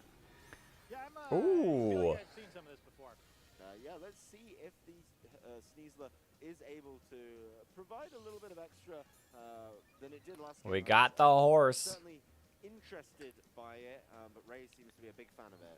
Yeah, he did get the you know, the turn 1 sleep last time, so it's hard to imagine things going too much better. Who for him at did? this point. Oh, Arcanine. I was like, who did Aaron lead with last time? It was the Arcanine. Can switch this up a little bit more. Maybe not use Indeedee as his primary attacker this time. That seemed a little sus. think maybe a little more from the Sneasler could be important. That is something I would like to see, but I don't know if it's Probably reflect. as maybe Ray would like. Reflect is just an easy move to click here. And then, I mean... Round 4 is upon us, so game 2 is going to be the last game in our set. It's either going to be, as you mentioned, the TCG best of 2, or it's going to be a nasty block. Cool.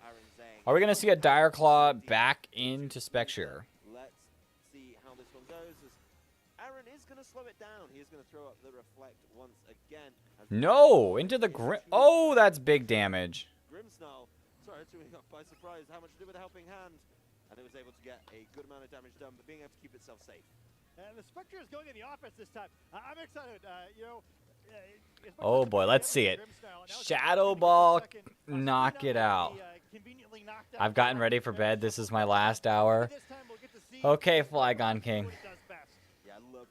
You two were my last hope in staying up. I'm gonna try my best to. It's the fact that these rounds are taking so long. Like, it's already 1 o'clock. And only 3 rounds have happened. So I'm going to try my best too. I may fall out at near the end of it. As Rock Slide is not going to be connecting. Aaron pumping the fist right there. This is greedy. Oh, jeez. Oh, jeez. I have seen it. This is audacious. Bold choice.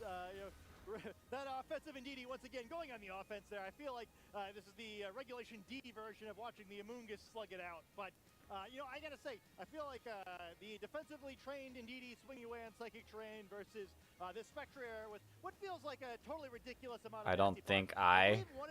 Oh no, did Parker fall asleep mid-sentence?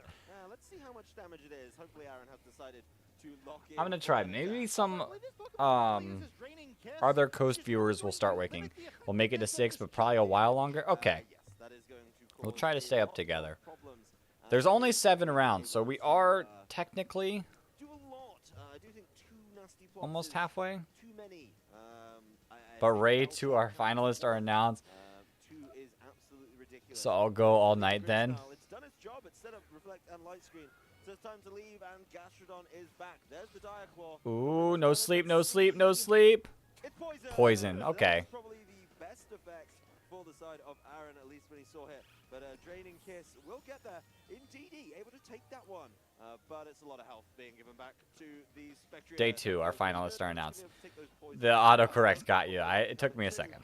But this Psychic is going to need to do a lot right now. Does bring it back to Yeah, I'm going to just stay up definitely all night for day 2. Health bar goes up, health bar goes down. It's going back and forth here. I think we're going to pretty much end up the turn right where we started. But tonight, I'm going to try my best. I want to see how some of these people make it. Although I'm not sure how much Aaron really cares. Steeler's kind of just hanging out here. The damage on the Indeedee perhaps more relevant. And Aaron's sort of in an awkward spot. Like, the point of this is you get the fairy-type terrestrialization, you start draining kiss things, you do a ton of damage, you heal a ton. Can't really do that in front of a poison-type Pokemon, so a Gastrodon here actually has a very critical role on this team to eliminate that Sneasler. Perhaps we'll be able to do that and allow Aaron to... Oh, no, not again.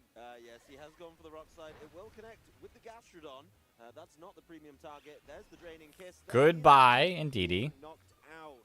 Of course, the Gastrodon does have the opportunity for the secondary. And then the final night is like very short, so that's easy to stay up for. Really applying pressure to Ray here, taking out this lead or bringing it to a Grimnay. That's a 5-time special attack. Now means that it is a monstrous special attack. But it's okay, Gastrodon flinched. I do remember from Ray's era of playing that Rock Slide is the best move in the game.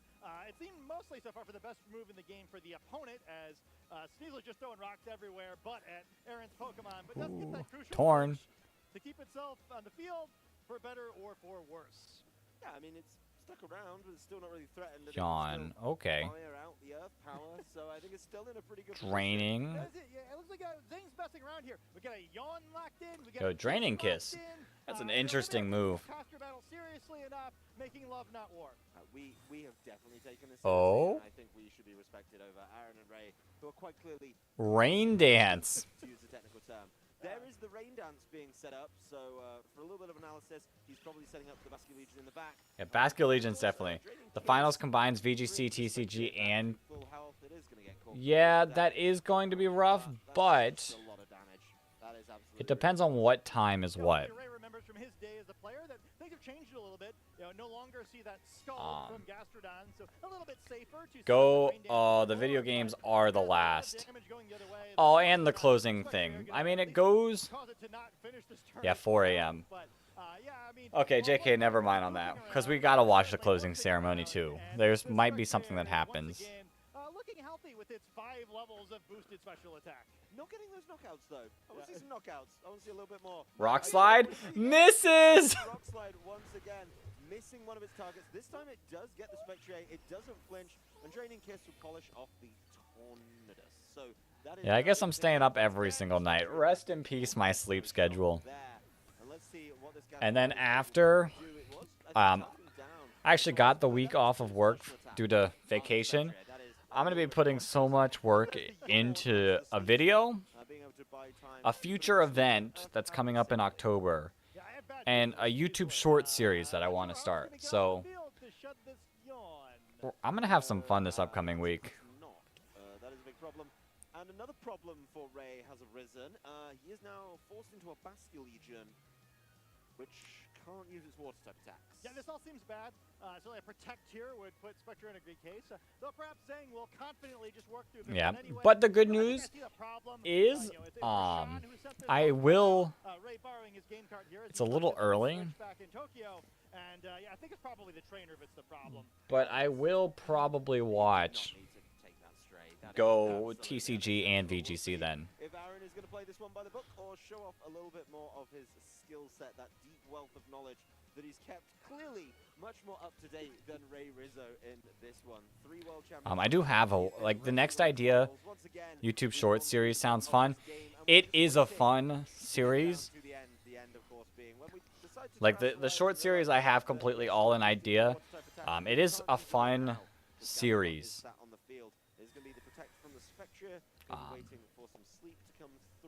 And I think it'll do really good. I think the idea, I don't know if it's been done yet.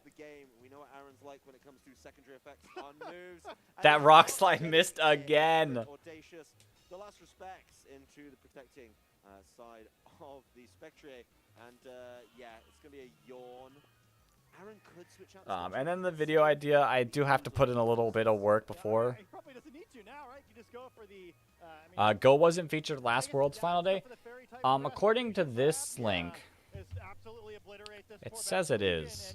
Here's the picture that I'm looking at for the timing. Not looking so good for Ray here. Perhaps, just taking it easy on Aaron, knowing that, not being able to compete in the World Championships, this is a big moment for Is it just the Aaron. finals? Being cursed by Rashad Oh boy, tomorrow is going to be long. knock out the Gastrodon. And yeah, you mentioned before, you didn't want to see all these misses, but it seems like the Sneasler hasn't been able to see much at all. Okay. Goodbye, Grim. Or not Grim. Spectre. Side of the Spectre as it's easily knocked out by this Basque Legion. That said, it is going to be a Earth Power into the Sneasler, not enough to threaten that knockout, only doing about half of its health.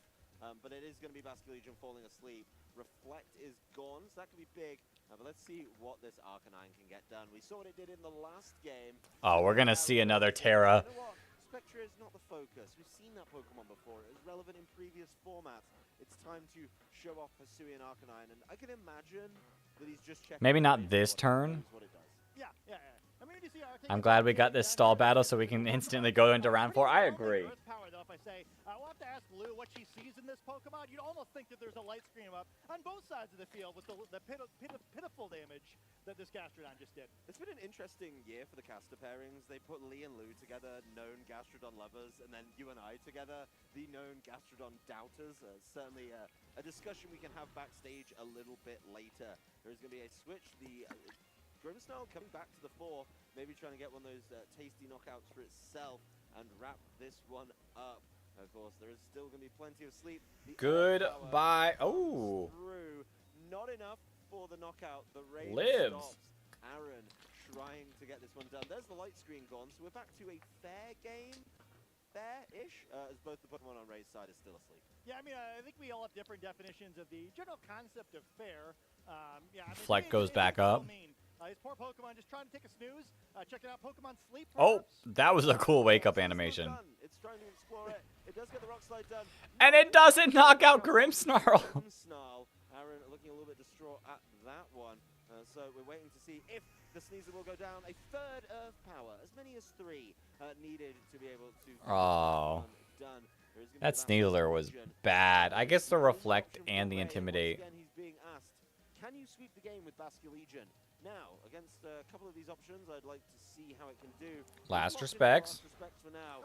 It's a crit! Takes down the Gastrodon. Okay, all right, let's see what you can do. There may be a world when this happens all of a sudden. Now, we've been making fun of poor Ray, but maybe he's about to show us that he still got a little bit in the tank. Grimmsnarl's going to have to go on the offense to give him a chance there. Arcanine going back out in the I mean, Arcanine should just wrap this up. I have a channel concept, but I hate hearing my voice, so I don't know if it'll ever happen. Hey, I know a lot of people who don't like their voice, but it's like specifically for that person. Like, I think asking for one at this point, getting Aaron's permission. so when other people hear your voice, they're less likely to like notice anything. So it might just be, well, not might. It's probably just like how you personally feel. But if you ever want to go for it, go for it. Aqua Jet into the side of this Hisuian Arcanine. Not enough for the knockout. Needed to go a little bit more, but the Basculegion starting to hurt itself with the Life Orb.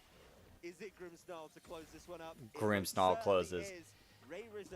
If you want to go for it, I say go for it. If it's something you want to do, chase after it.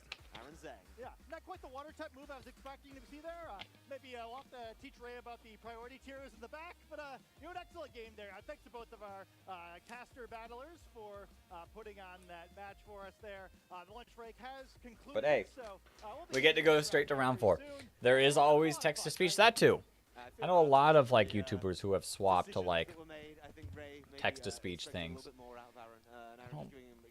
I'm assuming Aaron expecting a little bit more out of Ray, right? no battles have happened. Yeah. But Aaron just followed the game plan, and Ray fell for it both times. So certainly plenty to unpack. What am I gonna do? I've already lost my food, and I'm hungry again. Maybe we'll get a little opportunity to chat with them later and see how things went. We do have the replay as they lock eyes. I mean, there's the layer that I'm trans, so it's a bit more than most people think. Yeah, but Was he able to capitalize on it? Aaron enjoyed that one, surprisingly. if you do it, there is like you're always gonna have people that support you. Like, He's the middle of the spotlight. He's got his moment on the stage, and he's gonna make the most of it. Yeah, he's having a good time. Aaron feeling confident, just laughing along. I mean, you can't always go for text-to-speech, but if you just want to be yourself, like you can be successful just being yourself and having fun with it. Definitely showing why it's a grass Like, and what it can do in response. I know there will always, no matter what, there's always going to be like people who hop on and hate, but you just gotta kind of look past it sometimes. Yeah, that was Like, it's not the easiest thing, but if it's a goal you have, and if it's something you want to do, like, your just balls going everywhere. You know, this case, you know, rock slides. I think again, you know, I think unfortunately one of the Pokemon on the Pokemon Go stage actually missed Just the go charge for it. attack because it was hit by one of the rocks. Just really tragic to see that. So wayward. I might need to, like, in between rounds, I might need to start, like, stretching. And of course, thank you to both Ray and Aaron for helping us navigate our way through the lunch break, which can be a tricky time at some of these tournaments. 1 and, o'clock, it was a lot of fun, right? You know, and we're sitting at certainly, 3 rounds done. Preferred to watch us sit up here talking about, gee, you know, who knows what. But you know, we thought the match might be a little bit more fun. Yeah, we managed to get some great gameplay from both of our trainers, and we'll have to knock up a bit of a trophy for Aaron. So he's at least got something to remember this moment by. That said, lunch break is over. Round 4 is about to be on us. So we're going to take a really quick break. Okay. Dive right On there really quick. Pokemon World Championships here in Yokohama. I mostly just mean that. Yeah. Yeah, I mean, for your sake, yeah.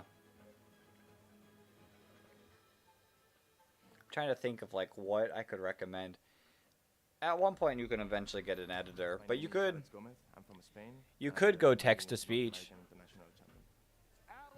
until like the concept and the channel takes up, and then you can afford an editor, and then you don't have to listen to your voice.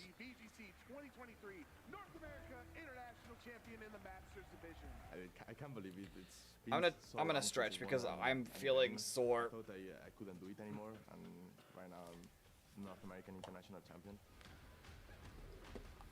And I'm gonna try to win it. I actually cried. I was really emotional. I was happy, of course, but as I said before, I didn't believe I could do it. So yeah, it feels great to win a tournament again. I can still see chat. Don't worry, guys. I have no fears. I think when you're competing, you shouldn't have any fear. It's like my shoulders. And believe that you can do it. If a tournament I gotta goes get this badly, out of me because you can what we're still only try. You're gonna bounce 6 back. hours My in. advice to all the trainers is keep trying, never give up. We might be halfway done.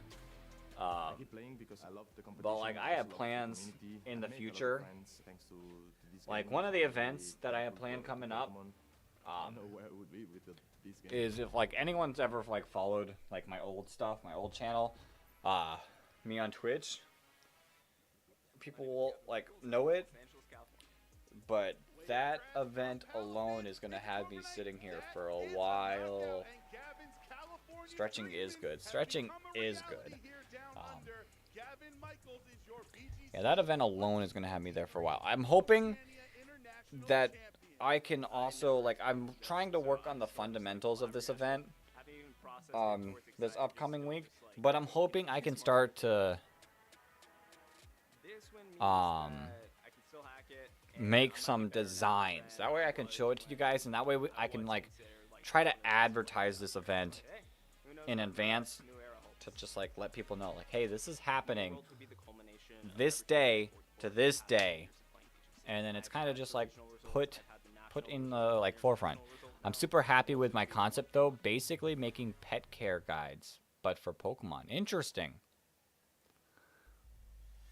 That does sound kind of cool. I just thought of something.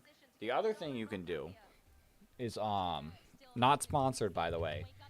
Their Fiverr. Let's see. Like depending on how much you want to put into it, but Fiverr voiceover. You can find some like voiceovers for like 15, 20, 30, like not too expensive. I'm just imagining a Wobbuffet guide. Like my early thumbnail, I've like Wobbuffet would be wild. I've used Fiverr to make thumbnails. Let's see. I will do a young neutral English voiceover. English female voiceover. Australian voiceover. But yeah, I'm seeing some that are like $10, 10, 20. I will record a Morgan Freeman American male English voiceover or Halloween story. Oh, okay.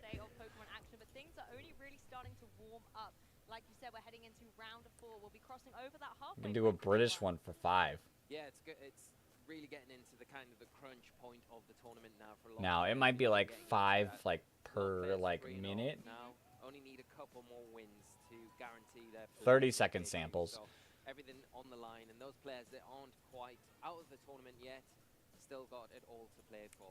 Okay, Now let's. They certainly do. You want to try and get that X&2 record, don't you, in order to try and get into tomorrow's elusive day 2, where those day 2 players who are able to get those But Fiverr is cool. championship points are waiting in the wings, and no doubt they are, surveying the That's field an amazing checking out what teams intro are to a doing really service. well, maybe seeing if any of our top picks, any Gastrodons potentially, are rocking the field. And Aaron, we Now, if only Fiverr could.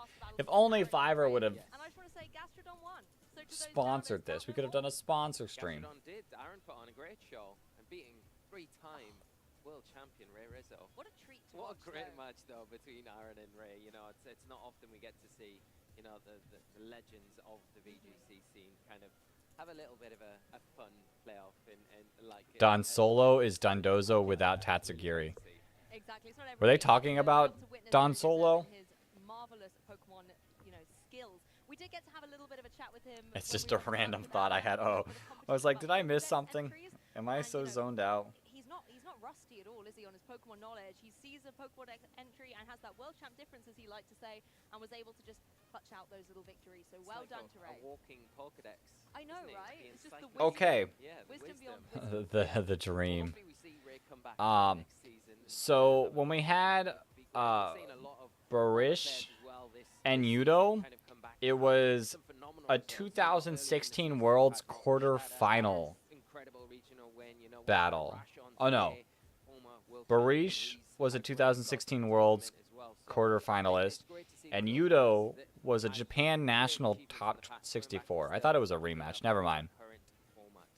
I thought it was cooler. Particularly the 2023 season has Whoa. Whoa. Seeing... Oh my... I'm jealous. This Pokemon Center, with all of these plushes... Coming to his first ever regional championships over Tang. in the United States. Tang gang. To win. And then I believe out of his first 3, he was able to get another regional win there. Fantastic achievement. Definitely one to watch. And there'll be lots of names out there today who are competing in their first couple of seasons. Yeah, and I think that's the nice thing about the World Championships as well. You can come in Trying to see. Prestigious events. Do we have pairings yet? We do have pairings for round 4. They have updated. Let's see, Justin. Tang is going against Justdil Dio. Wolf is going against Leandro Faria or Faria. And Naoto is going against Shengyu Wang. Find a Heatran plush in there. Let's see. Let me pull back the photos. I didn't. Yeah, very exciting match. Italy. No Heatran. Wait, this is Gen 4. No, Gen 3. Respectively, it's going to be a really good match for us to go into. And then we've got some other matches just to keep an eye on for this next round. In particular, I've got Nick Navarre. Is that... Forbes, a really good that doesn't... well. It's got Heatran's color. Is going to take a loss, unfortunately. But both having a great start to this tournament. Another one there, Tola Webb versus Marcus Statter as well. Another really hot... I'm generally jealous of the chip. Yeah. This looks like it has Heatran's colors, but not Heatran's shape. There's a Gastrodon plush. So one to be watching out. If you're in the crowd, possibly it's going to be on one of those little side streams that are being set up. And I think that's one of my favorite things about this event at the moment. If you're here in person, oh no, that's not only have you got Pachirisu. the amazing broadcast on the main stage, but around the venue as well. At the end of each row, you've got these screens where you can watch. This is Gen 1. Maybe, a friend or a relative. I didn't see the Heatran. Yeah, it's great. It's not only just the main. Oh. The main screens that we've got Oh, stream match. Simone and Camilo. I don't. Unfortunately, I don't know either of them. The juniors and seniors are being kind of shown as well in their respected areas. Gastrodon, my beloved. I know Emilio, Neil, Ashton again. The innocent approach that juniors and seniors can sometimes have to Pokemon, because sometimes it's like, hey, let me bring my favorite Pokemon, let's build around this, but then actually the amount of skill and nuance that these trainers are able to bring, because they see the game differently to the way masters do necessarily, and their meta is not always the same. So particularly on Championship Sunday, when you see all of those 3 divisions, it's really interesting what the different team compositions are that make that grand final. Yeah, and I think sometimes it's nice to look at those divisions and they don't overcomplicate it. They've got like really kind of straightforward game plans, and they stick to it really well. Once again, I know everyone but the stream match. Yeah. Are using their favorite Pokemon. Oh, I mean, I know. So we're kind of. Oh, what was the name again? Shoot, I should have. Mine, to be honest, a favorite of ours is of course that Gastrodon. Simone. Okay. For all the Gastrodon support. There are actually 19 Gastrodon in Masters Day 1. So they're both 3-0. They might show 3-0 the whole time, but I know in the regionals, they start to show the lower ones. For the people like trying their best to cut. But yeah, 19 in the field. Like we could eventually see Wolf in the late rounds. If they're like, hey, this is the final round. Wolf needs to win this round to advance. They might show that. Excited to see in this next match with Simone and Emilio. And I think one Pokemon that's really stood out for me so far has been the Urshifu. You know, Yeah. Urshifu, particularly the Rapid Strike variant, we've seen quite dominant so far, particularly with Terra Water. 19 Gastrodon is paradise. Strikes or Aquajet. But the one that That's hasn't funny. been showcased as much is that single strike variant of Urshifu, the one that's running that dark and fighting type. It has such great I like coverage with something Gastrodon. like Wicked Blow, Hi, and close Poplio. combat, but for me it's all about that Sucker Punch, particularly if it's paired up I'm with gonna have something another like water Machine type. Pow. Yeah. It can deal so I don't much have a damage slug, before but I have a activated seal. on the field. It's so strong, and yeah, I think that's the big thing. Oops. We've seen its counterpart, the Rapid Strike version, have good success here today. It's I got a seal that can join us And instead. there's piling in it, choosing different options on it. You know, Are you cheering for Gastrodon or are you cheering for Heatran? They've all performed very well, but we haven't seen the single strike yet. But we have got it featured on Simone's team. Poplio said Gastrodon. So I'm very excited. Like you Pokemon said, it's very Imperialism, well all with slugs. that Shen Pao, and What other that slugs is do we the have? combination that Simone is Gudra, kind of piloting in this next match. So we hopefully will get to see that Gastrodon, combination and Gudra. see how well it kind of can go up against Camilleo's team. Well, let's take it over to the stage to get a closer look at our players so we can discuss It's the time! teams in a bit Oh. more detail as well ahead of this match. I mean, one of the things I'm so looking forward to, you can see Simone on your left-hand side there. You have no idea how and much I'd Camilo love that. on your right-hand side. I'm looking forward to seeing some of the But unique who would we Pokemon. have? Let's focus on There's an Simone's team. Arcanine with a Mudkip. There's some really interesting choices here. The Tornadus, a Pokemon we saw very high up in the usage stats, being able to provide that prankster ability Tailwind, immediate speed. With but it also has access to a brand new Sneasel, move that is brought with it from Weavile. the Missouri region in that bleak windstorm. A Selgor. Very strong attack. Yeah, It's okay. a bit of an issue with That's accuracy. 3. Most of the accurate of No Heatran! miss, but it is a very strong attack though, and something that's Be easier to do mollusks in general. that it's got access to now rather than having to rely Okay, on we gotta something. choose Hurricane someone to really cheer does for. have a lot of reliance on the rain being on The field. forgotten It has ninja to snail. hit both opponents and There's a Dragonite, and it's not with a Chen Pao. options on Interesting. Simone's side of the field I really love is that Hisuian Arcanine. You know, we touched on it at the start of the show today, but he is piling it. It has got access to that Stacked charge plushies spotlight, for the so win. It's going to be hitting extremely hard if it's put in the right position, which it can be with that support. Moon from the Bear players, like came. you say, with the Moon team Bear to with make it, Cresselia, you know, which a is like big threat asking Camilo to kind of for have Trick to Room.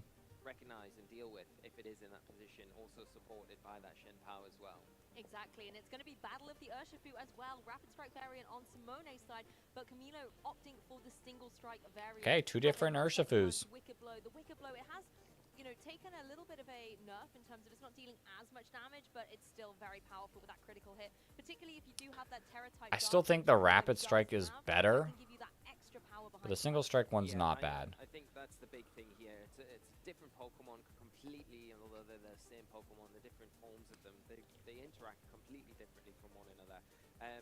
The nice thing about the Urshifu single strike is it doesn't have the weaknesses like the Rapid Strike, and that's probably the one that a lot of players have Interesting. been kind of preparing for a little bit more coming into this tournament. Interesting. You have to be worried about Flutter Mane. That is something that is going to cause you a lot of issues. It does outspeed you naturally and does threaten. That's the other issue about the Rapids or the single strike is Flutter Mane. I mean, anything versus Flutter Mane that's weak to Flutter Mane is struggling. Why are the Pokemon beside or based on Bears always so powerful? Besides Beartick, Beartick is bad. Maybe Beartick will get an evolution. Arcanine and the Flutter Mane jumping out of the blocks for Simone, Cresselia and Iron Hands, the formidable Okay. opponents on Camille's side of the Interesting start. Yeah, the Iron Hands there has that fake out support. Going to be able to kind of utilize that going into this first turn to stop the Arcanine. Definitely expecting. Yeah, the Flutter Mane pretty free here to fire off a potential Shadow Ball into the Cresselia. You got to worry about the Cresselia maybe going for a Terastallization to guarantee getting off the Trick Room that it probably wants to set up. Didn't really touch upon it too much before the game, but I mean, Simone definitely doesn't have like the most like tanky Pokemon. take advantage of that Trick Room if Melia is able to get that Trick Room set up. We're going to see an adjustment straight out of the blocks for Simone. We got that Arcanine switching Like as other switching onto the field. other in than replacement like for Urshifu's the most tanky. Gonna be able to apply some good pressure going forward. It does have to I mean, Flutter Mane does have special bulk. However, as the Flutter Mane can follow up with a dazzling Really didn't do speed, too not much. dealing too much damage, but Trick very Room. go for that Trick Room, an environment that Iron Hands really likes to be in, and something Flutter Mane does not. Yeah, and I think a pretty Interesting. nice switch there for Simone, kind of just knowing that the Trick Room's coming out, knowing that Listing base form Mollusk Pokemon are. take the fake out. Unfortunately, does switch in the Urshifu there, which, you know, it hasn't got that focus dash, so it's a nice. Sorry, I tried to line break. Take a little bit of chip and put him in a nice position going into this next turn to I'm ready. potentially put I'm some ready. pressure onto the field, What although are the it's Mollusk out. Pokemon? Big electric type attacks from the Iron Hands, and This of is course, like Psychic scary. could potentially come out from Like I think Camilo has the advantage here. Crystallization here, just changing up the type on that Iron Hands. To water type? And electric and will become a water type. Nice. Again, fantastic defensive typing, particularly in the face of this water type Urshifu. Going to be able to take those surging strikes much better. Wild Charge, that's going to be big damage. That opposing Urshifu does significant chunk of damage, a little bit of recoil, of course, but you know there's plenty of HP. Lunar Blessing finally coming out. Cresselia is going to help out as well. That new move, Lunar Blessing, not only going to regain HP on the Cresselia, but Iron Hands. Oh, that's such a good move. Which I think is needed considering Surging Strike is coming out this way. Cresselia able to take 1, 2, and 3 of these despite the critical hits. Yeah, it's the Lunar Blessing is a great move to kind of. I was making the list. As well as you recovering a core of health every time you use it. We are going to see a dazzling game. Well, I'm ready for the list. Now where it can just go for the Lunar Blessing again, heal off the damage done to the Iron Hands, and another Wild Charge coming out. The Urshifu on Simone's side of the field in a little bit of a precarious. Yeah, I really. What do you do for Simone? Interesting enough, doesn't have a really Intimidate. Way Yeah. to hit the Urshifu, only having access to Ice Beam here. So the Urshifu not in the worst of positions against just the Cresselia, but against that Iron Hands as well. And now it's terrestrializing into the water type, not really giving you. All the fire Pokemon that should be in water are Torkoal, Skeledirge, and Heatran, who was a world champion in 2015 and 2018. Taking all of these attacks really, really well. Iron Hands trying to go for that heavy slam to get the knockout onto Fluttermane. A Wise Protect and the Intimidate obviously going to be helping out as well. So a lot of Lunar Blessing again. This is kind of making me hate Cresselia. Is how good Lunar Blessing is. But it still has a sizable amount of weight behind it. Yeah, and you can see from the damage that it took from that Surging Strikes, it's only doing just about 50%. So the Fluttermane not choice specs on Simone's side of the field, so not really got the kind of impetus to do the damage that you need to remove it from the field. And as long as this Trick Room's in place, then it's going to be able to just continually go for that. I mean, the Trick Room turns are going out, so we are wasting Trick Room turns. The only problem is here, Camilleo's not really getting any momentum from the. Don't hate Cresselia, hate the game. Okay, I won't hate Cresselia. Cresselia is okay. I kind of am thinking about using Cresselia, so. This is the Pokemon you want in those Trick Room turns. Ooh. Ursaluna joins the field. It's gonna eat that. Like I said, Fluttermane eats. That opposing Fluttermane. The Rock Slide's going to come out, chip away at that Cresselia, but Ursaluna, the key thing it wanted to get on the field here is to be able to activate that Flame Orb. Cresselia goes down to the Shadow Ball, doubling up here, and this does give Okay. Is Trick Room still happening? Apply the fake out pressure to something like that Arcanine here. Obviously, you're not going to be able to hit the Fluttermane. How many turns left of Trick Room do we have? Is a ghost. Yeah, and the Arcanine now not in a great position because obviously having that choice band attached to it doesn't have access to protect, and you kind of want to protect out maybe this last room of Trick Yeah, Room one more that turn you're of going Trick into, Room. So you're in a better position going to that next turn to apply a bit more pressure.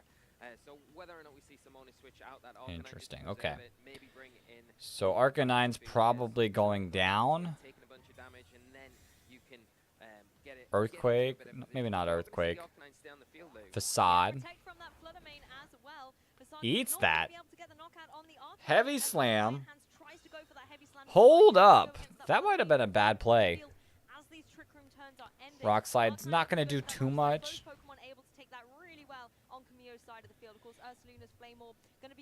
But the Trick Room is over now. And Ursaluna is going to just probably faint. Simone now ready to go on the offensive. I like the play there where he kept in the Arcanine really. Quite brave, really, because if the double up had come into that slot, predicting maybe to protect on the Fluttermane, it could have worked out a little bit differently, but it does get through the turn with the Arcanine and now has access to that choice banded Rock Slide, which also has that flinch chance to it. So something to worry about if you are Camilio. And Goodbye, Ursaluna lived. damage with that Moonblast. But as long as Rock Slide connects, are we going to see a flinch? The flinch! Holy, there's been so many flinches today. But yeah, unfortunately. And just Urshifu remains.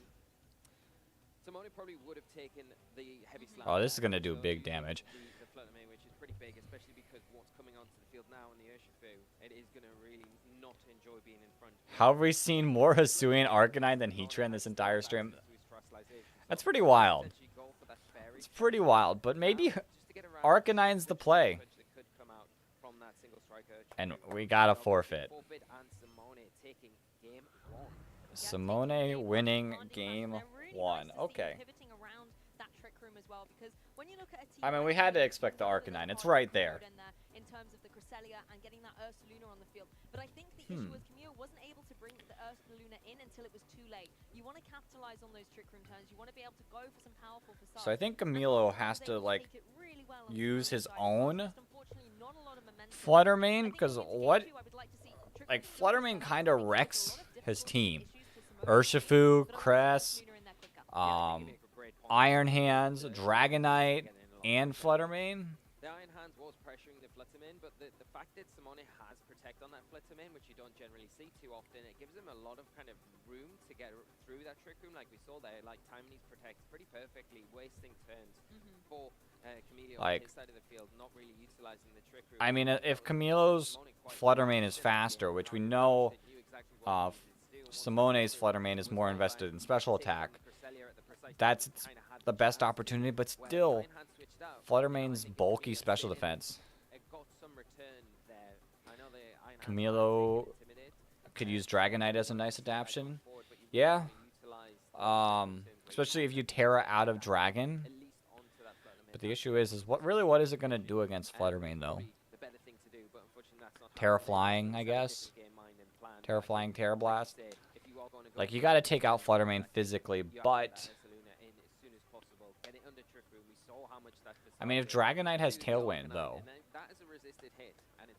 you play a Tailwind type of team with, like, Iron Hands, Flutter Mane, Dragonite, and Urshifu. You're in a better position to maybe even set it up again, lock out the game from there. 100%. It would be good to see that Ursaluna come in earlier. I think as well, you really have to credit the Flutter Mane on Simone's side. I mean, Camille brought out the Cresselia and the Iron Hands in the lead, and I really like that. There wasn't a lot that Flutter Mane could really do, but Simone preserving it in the back to come back in and deal that big damage later on, I think did allow him that momentum towards the end. The issue you've got when you lead on Camille's side with the Iron Hands and the Cresselia is, yes, you're really bulky, there's not a lot that your opponent can do to you, but then there's not a lot of oomph behind your attacks as soon as Trick Room is set up. They're so serious on stage. And sometimes with the Iron Hands, going for that like, they're both just like, yes, it can be critical, but you're not dealing a lot of damage. No, you're not, and I think then you're stuck with it on the field, and you have to switch. I think I almost. But it is the most important stage. Can't blame them. Pressuring the fake out from your side, but doing it like just auto switching it out. Yeah. Okay, here we go. Here's Dragonite. I'm gonna see a completely different change up here from Camille's end with the Flutter Mane and the Dragonite coming out on his side of the field with that Hisuian Arcanine. Inner focus.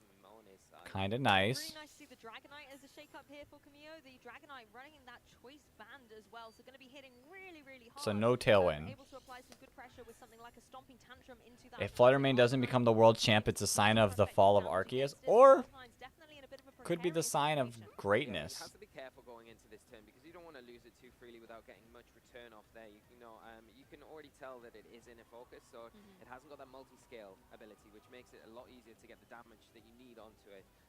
Obviously, the Flutter Mane doesn't worry about the extreme speed either, so you're in a good position where you can potentially get some big damage off with your Flutter Mane and then follow it. Okay, Dragonite, as expected, going into flying type.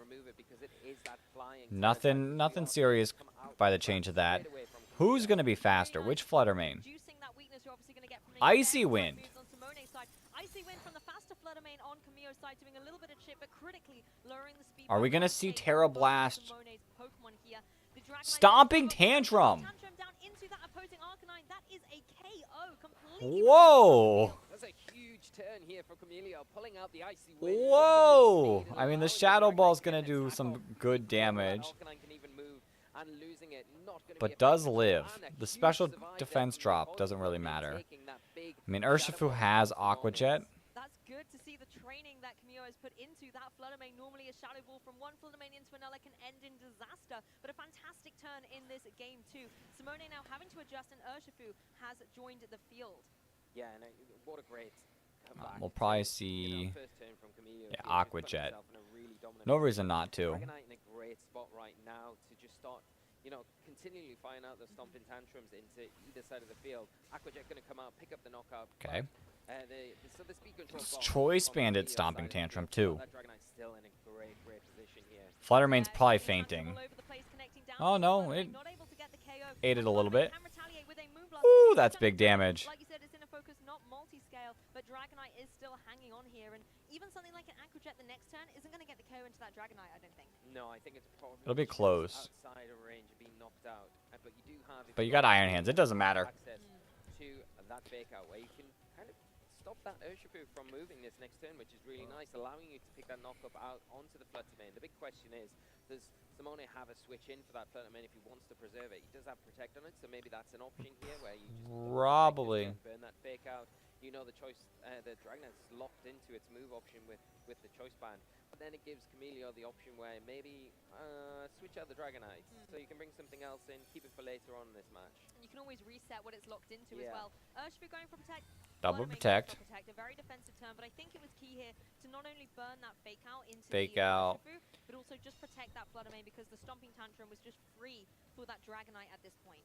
Yeah, and I think that's the big thing. You are. Yeah, I mean, Fluttermane goes down. That's. Come out and it will just be a free knockout. So you kind of want to just delay that as much as possible. And I'm sure Camilo probably has Urshifu in the back, so getting rid of Fluttermane would be massive. Urshifu probably does outspeed the Dragonite, to be fair. So you can go for the Surgeon Strike into that, and that will probably be enough. You don't really need to rely on the Aqua Jet. Ooh. There we go, able to get one Surging Strike. Okay. Two Surging Strike, able to get the KO on that Dragonite thanks to the speed of that Urshifu.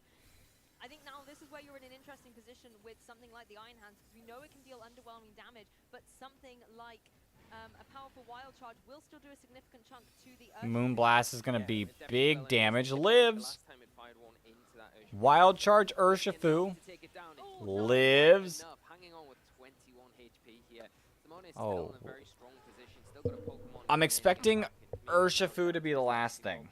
That Iron Hand's taking one big Moonblast there. Surviving, but in a precarious Yeah. into this next turn. But now this is where things get interesting. The Urshifu on Camille's side is that single strike variant. Running something like the Sucker Punch is going to deal some big damage. Fluttermane in a difficult spot, though I wouldn't be surprised to maybe see it switch out, avoid something like the Sucker Punch, and then you reset any speed drops you've got previously. Yeah, it would be nice. Wicket Blow, it's faster. Goodbye, Fluttermane. Pick up the knockout onto that Fluttermane. I was like, is it faster because of Icy Wind? Simone has to be happy with the return that he's got from it. Surgeon Strike going to come out and be enough to pick up. And that's gonna GG.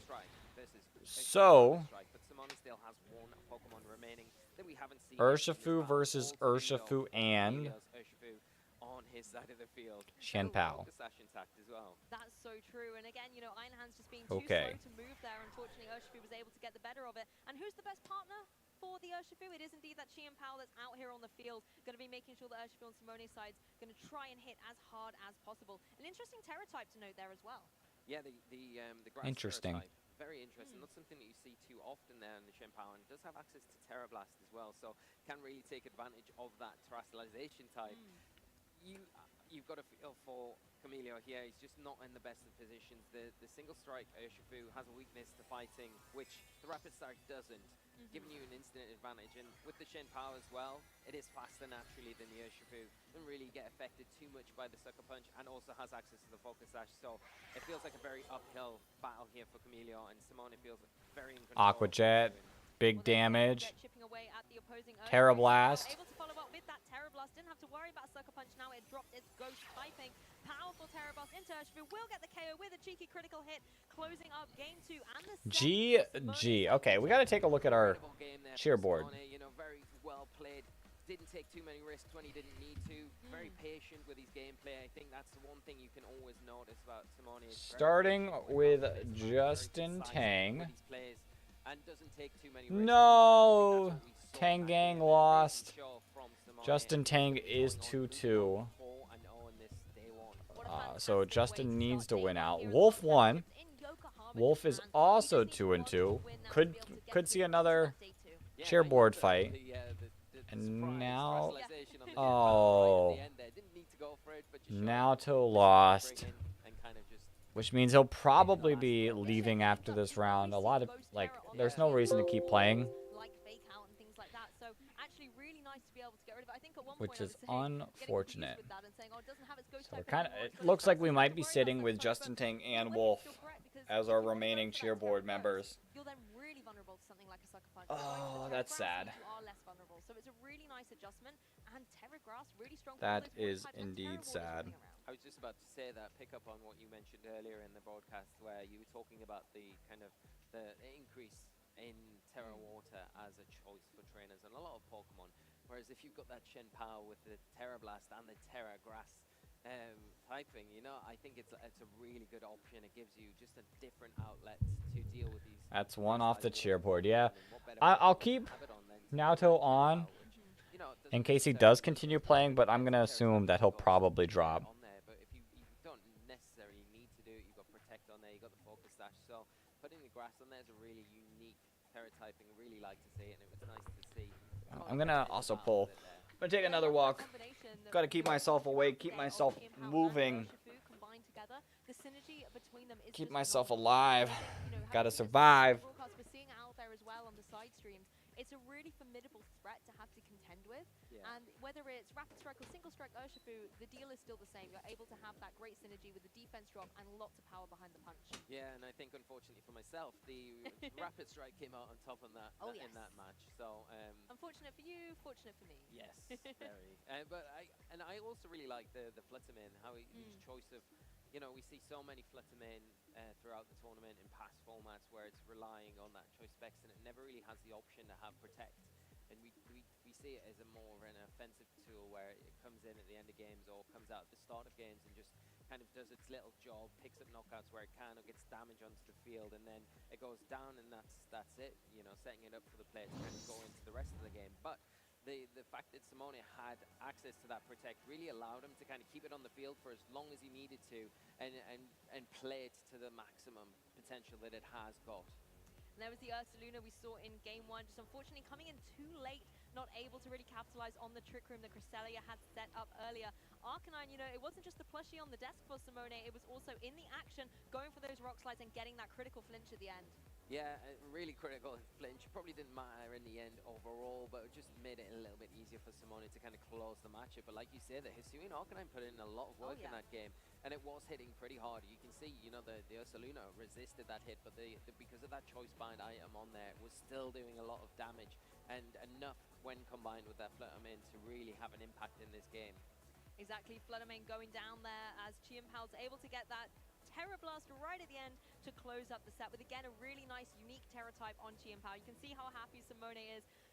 We actually saw him towards the end of the season in Europe coming runner-up at one of the last regionals that was being hosted. And, you know, he's a previous European international champion, coming second at a regional. He's going to want to try and take it all the way. Yeah, he had a great run in the Turin special event, and he was in the finals there. So he was a finalist. Unfortunately, he wasn't able to win the event. But like you say, a previous international champion, incredible player, and has had really good runs at previous World Championships as well. So having a good start like this today is just incredible to see from a viewer's perspective, and I'm sure he's delighted with how he started. He just needs one more win now in day one to guarantee he will be moving on to day two, which is very exciting, especially with this team as well, which we've, you know, one of the things that we haven't mentioned as well with that Chen Pao is it's got that terrestrialization, the grass terra typing, but he's also running Rillaboom alongside that, so you've got that increased damage with the grassy terrain for that Shen Pao, so it can be really, really like interesting combinations there. So hopefully we do get to see. This is all I can go for. Great to have another look at that team. Okay, good night, Flygon. Hopefully, I mean, I'll see you tomorrow. Now it's just time to try to survive. I mean, we're here 4 rounds down out of 7, I think. And it's got fake out support as well, which really, you know, I'm pretty sure out of 7, so I gotta survive 3 more rounds, which will take about 3 hours, I think. The kind of pairings within his team are really nice, but I think we've got Simone ready on stage, so we're going to throw it over for an I'm gonna swap over to battles. Oh, probably won't battle. Thank you Let me so take a much, look at Lily. Battle Stadium. I am here with Simone, the winner of your Swiss round match. I never took a look at this online competition. I want to How does free it my feel being in Pokemon. Japan for the World Championships? Thank you. Hey, 10,000 LP. I mean, don't And I have see access to it, my them things. to win one more match. I see Let's that go. being 3 more chances to fail. Okay, I might just like chill out here and farm To look at it. After getting second place at the Turin special event, were you for feeling some blissies. interesting perspective to look at it? Oh, what happened? After getting second place at the Turin special event, were you feeling confident coming into the World Championships? Not really. I picked my team basically on this upcoming week and made some adjustments when I. So played, Urshifu's looking really like, good. Like this week. Sadly, no I think this Palafin. team is good. On that hand, I feel confident. No Palafin I yet. don't feel as confident in my skills, which may come a bit. Is Hisuian Arcanine the answer? Like so for my team, I was definitely looking at Arcanine, So hopefully the next but Hisuian time Arcanine also will be has. the last time you'll get that 5th win, right? Yeah, hopefully. So let's talk about that match a little bit versus Camilo. You had to play against the Intimidate. Trick So Room maybe mode of maybe this we team rock in game Hisuian number 1. Arcanine for How it. did you get through the Trick Room and stop that Ursaluna? My team has Then I can run Lando, double Intimidators. I know it doesn't really help against other Urshifus. Urshifu, Flutter Main, and Arcanine for the Intimidate, which also this regional variant of Arcanine resists Facade, which I could just comes in handy. chill with you, but I'm gonna. I'll swap out Iron Hands. 4 times 2 Earthquakes. Give and Iron take. Hands. Cantanian Arcanine wouldn't survive that either. So yeah, that's what kind of what I'm looking at. My team has Amoonguss, obviously, Amoonguss is so good. But is Cresselia better than Amoonguss? Have we not seen an Amoonguss yet on stream? You had a very strong handle of things in that game number 1. Interesting. Talk to me a little bit more about the Hisuian Arcanine choice that you just mentioned. Why that one versus the Kanto one? So, because Rock Slide, of course. Also because I think Arcanine Izu is a weird mon because it's worse than regular Arcanine if you think about it as a defensive Pokemon, given like how Arcanine was treated during all the years, like Cantanian Arcanine. The Hisuian Arcanine also has some neat defensive applications. For example, can resist flying, which comes in handy against tornadoes. It's 4 times resistant to fire, and that also comes in handy given that fire moves in this format are Chiyu and Torkoal somewhat, and those moves do half to Arcanine, to regular Arcanine. Hisuian Arcanine takes them slightly better. Also, Rock Slide is really good into Chiyu, Flutter Main, and Dragonite Champa, and also Rock Slide is a good move in general. Okay. Oh, it definitely is. I'm understanding the reason for Hisuian. But what about Qianpao? Yours is very unique, and you had Terragrass Terrablast. So what was behind that choice?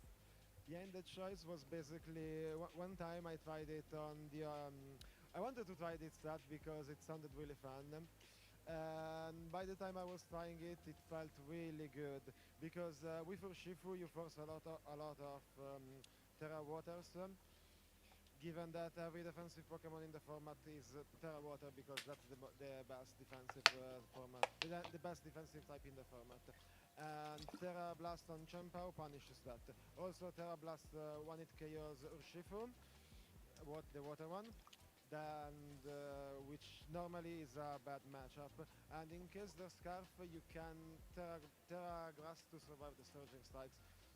So I think that's good. It didn't come much in handy in this match. I honestly used it as just as a Synchro Sword knockoff, just because I didn't want to click Icicle Crash. It felt unnecessary in the situation to risk that 10%. We've definitely seen some Icicle Crash misses throughout the tournament already, so glad you didn't fall for that one. But what about the Urshifu? Of course I flinched. Here. You were playing against the Dark-type Urshifu. Oh, the flinch is on stream tonight. Urshifu.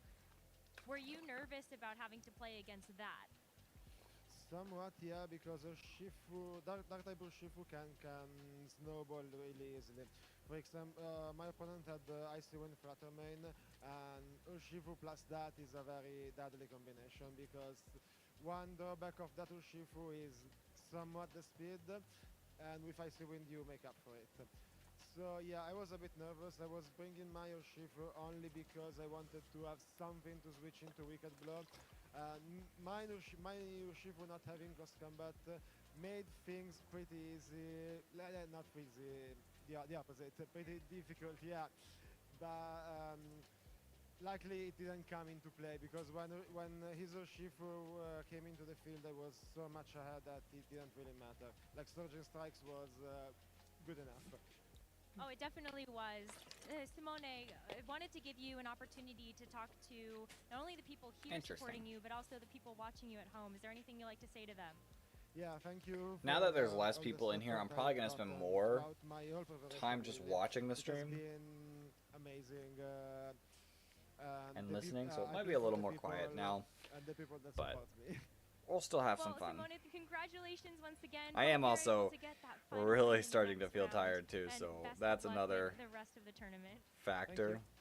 We have more exciting VGC action ahead of us, so stay tuned.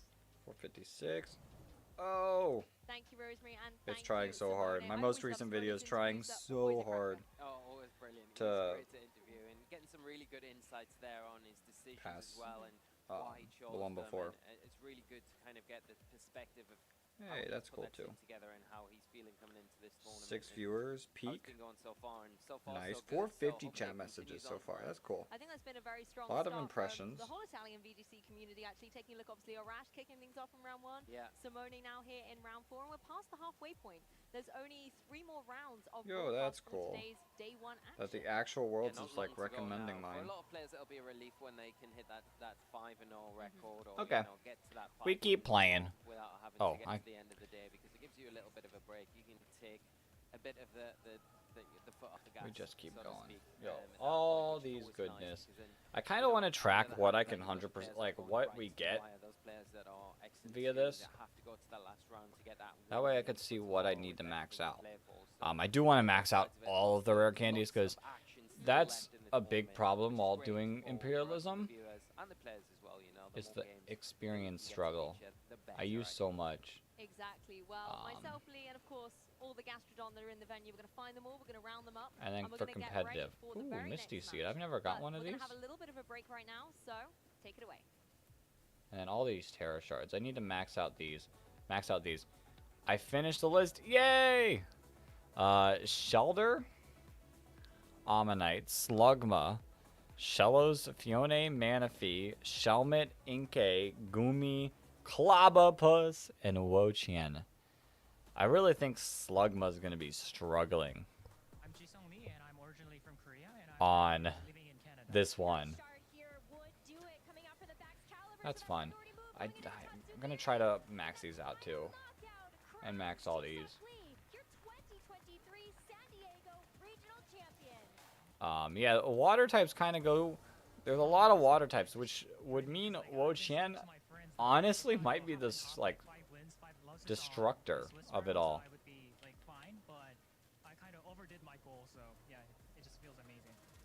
Slowpoke's evolution and Octillery. Interesting.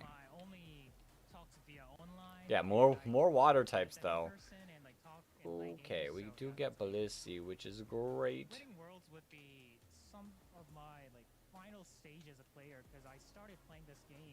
Bigger stretches, Tentacruel, Ditto, Shuckle, Gulpin, Clamperl, Spiritomb, Palkia, Oshawott, and Primarina. There are a few stretches there. My name is Wolf Glick, and I am from Washington, D.C. Your super effective damage? We got Wolf here. I mean, this is a break, so I'm not really listening too much to what's happening here.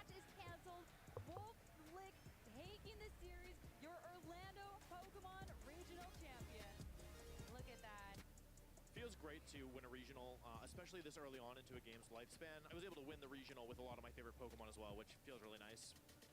Oh.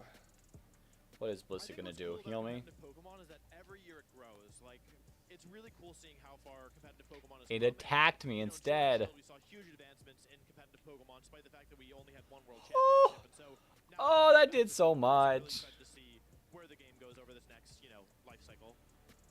I swear, every time I see Spirit Tomb, I think of my pet snails. Interesting. That is interesting. I don't think that my odds are amazing. Kind of does have a shell and it pops out. Every year I have a shot, so I think that no matter what happens, I think that I'll be there and I'll do my best to win. Yo, Terra Shards.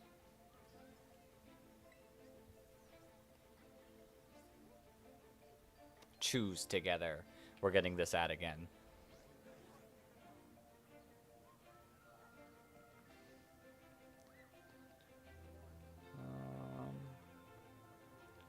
Guess fighting type next.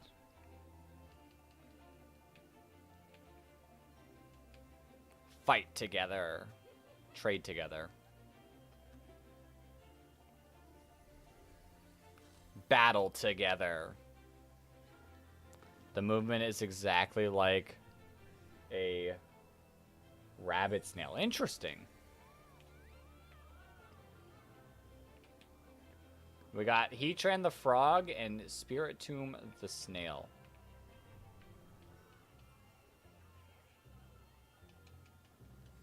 Pokemon together. Now we're just getting regular ads. Like, bro, I'm obviously, like, if I'm watching this, I probably have the game. But maybe not. Maybe some people don't.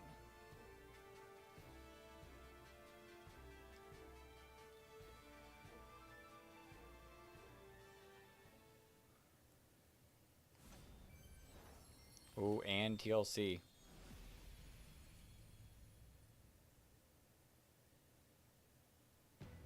Oh, we're actually gonna get DLC ads.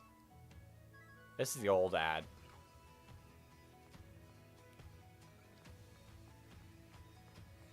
Yeah, yeah.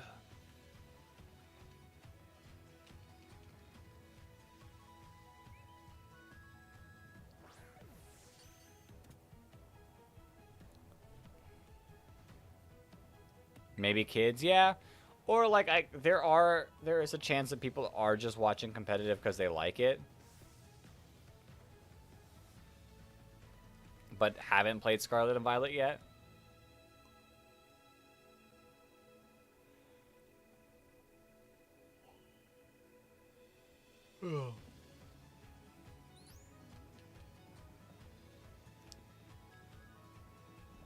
I'm feeling like that Snorlax right now.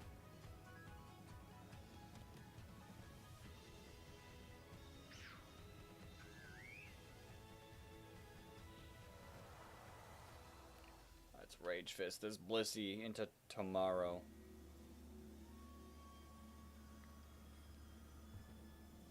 What is under that mask? That is the question.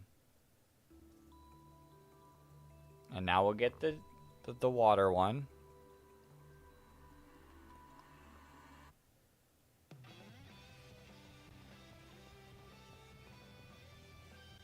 This one I'm excited for. There's like a whole battle competition.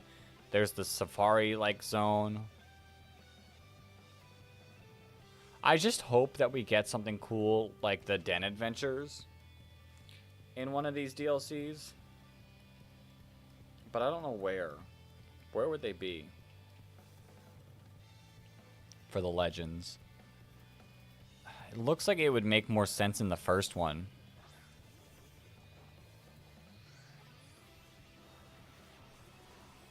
But who knows? Flygon!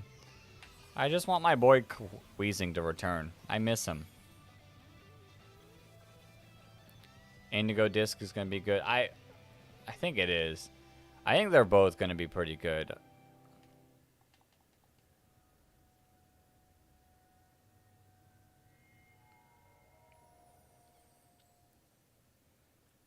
Interesting. Yeah, this is the OG trailer because we have a date now. September 13th. Do we have the matchups? Take a look at that.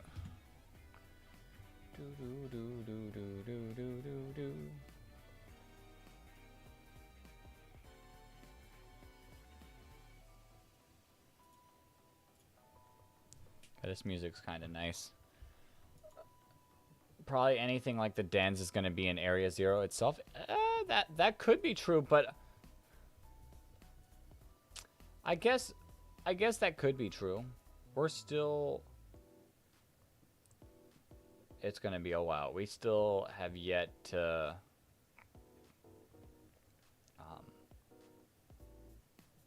update. Also, there's a lot of people dropping. We're down to not many players left. Because obviously once you go to 1 and 3 or X and 3, there's really not much you can do. There is a high chance that we do see a Wolf versus Justin Tang next round.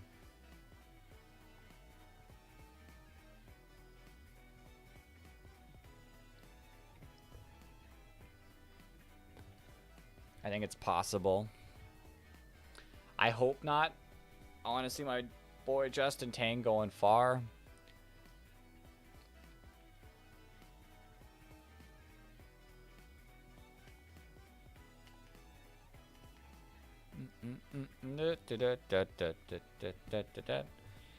But since it hasn't updated yet, this round might... It's going to be a little bit before we get our...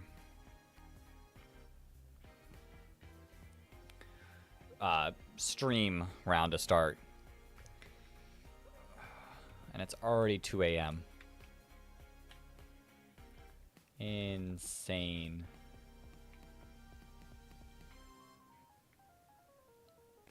Ooh, that drop. Whoa, that was nice.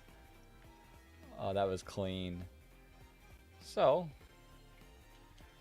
I'm just gonna keep doing what I'm doing.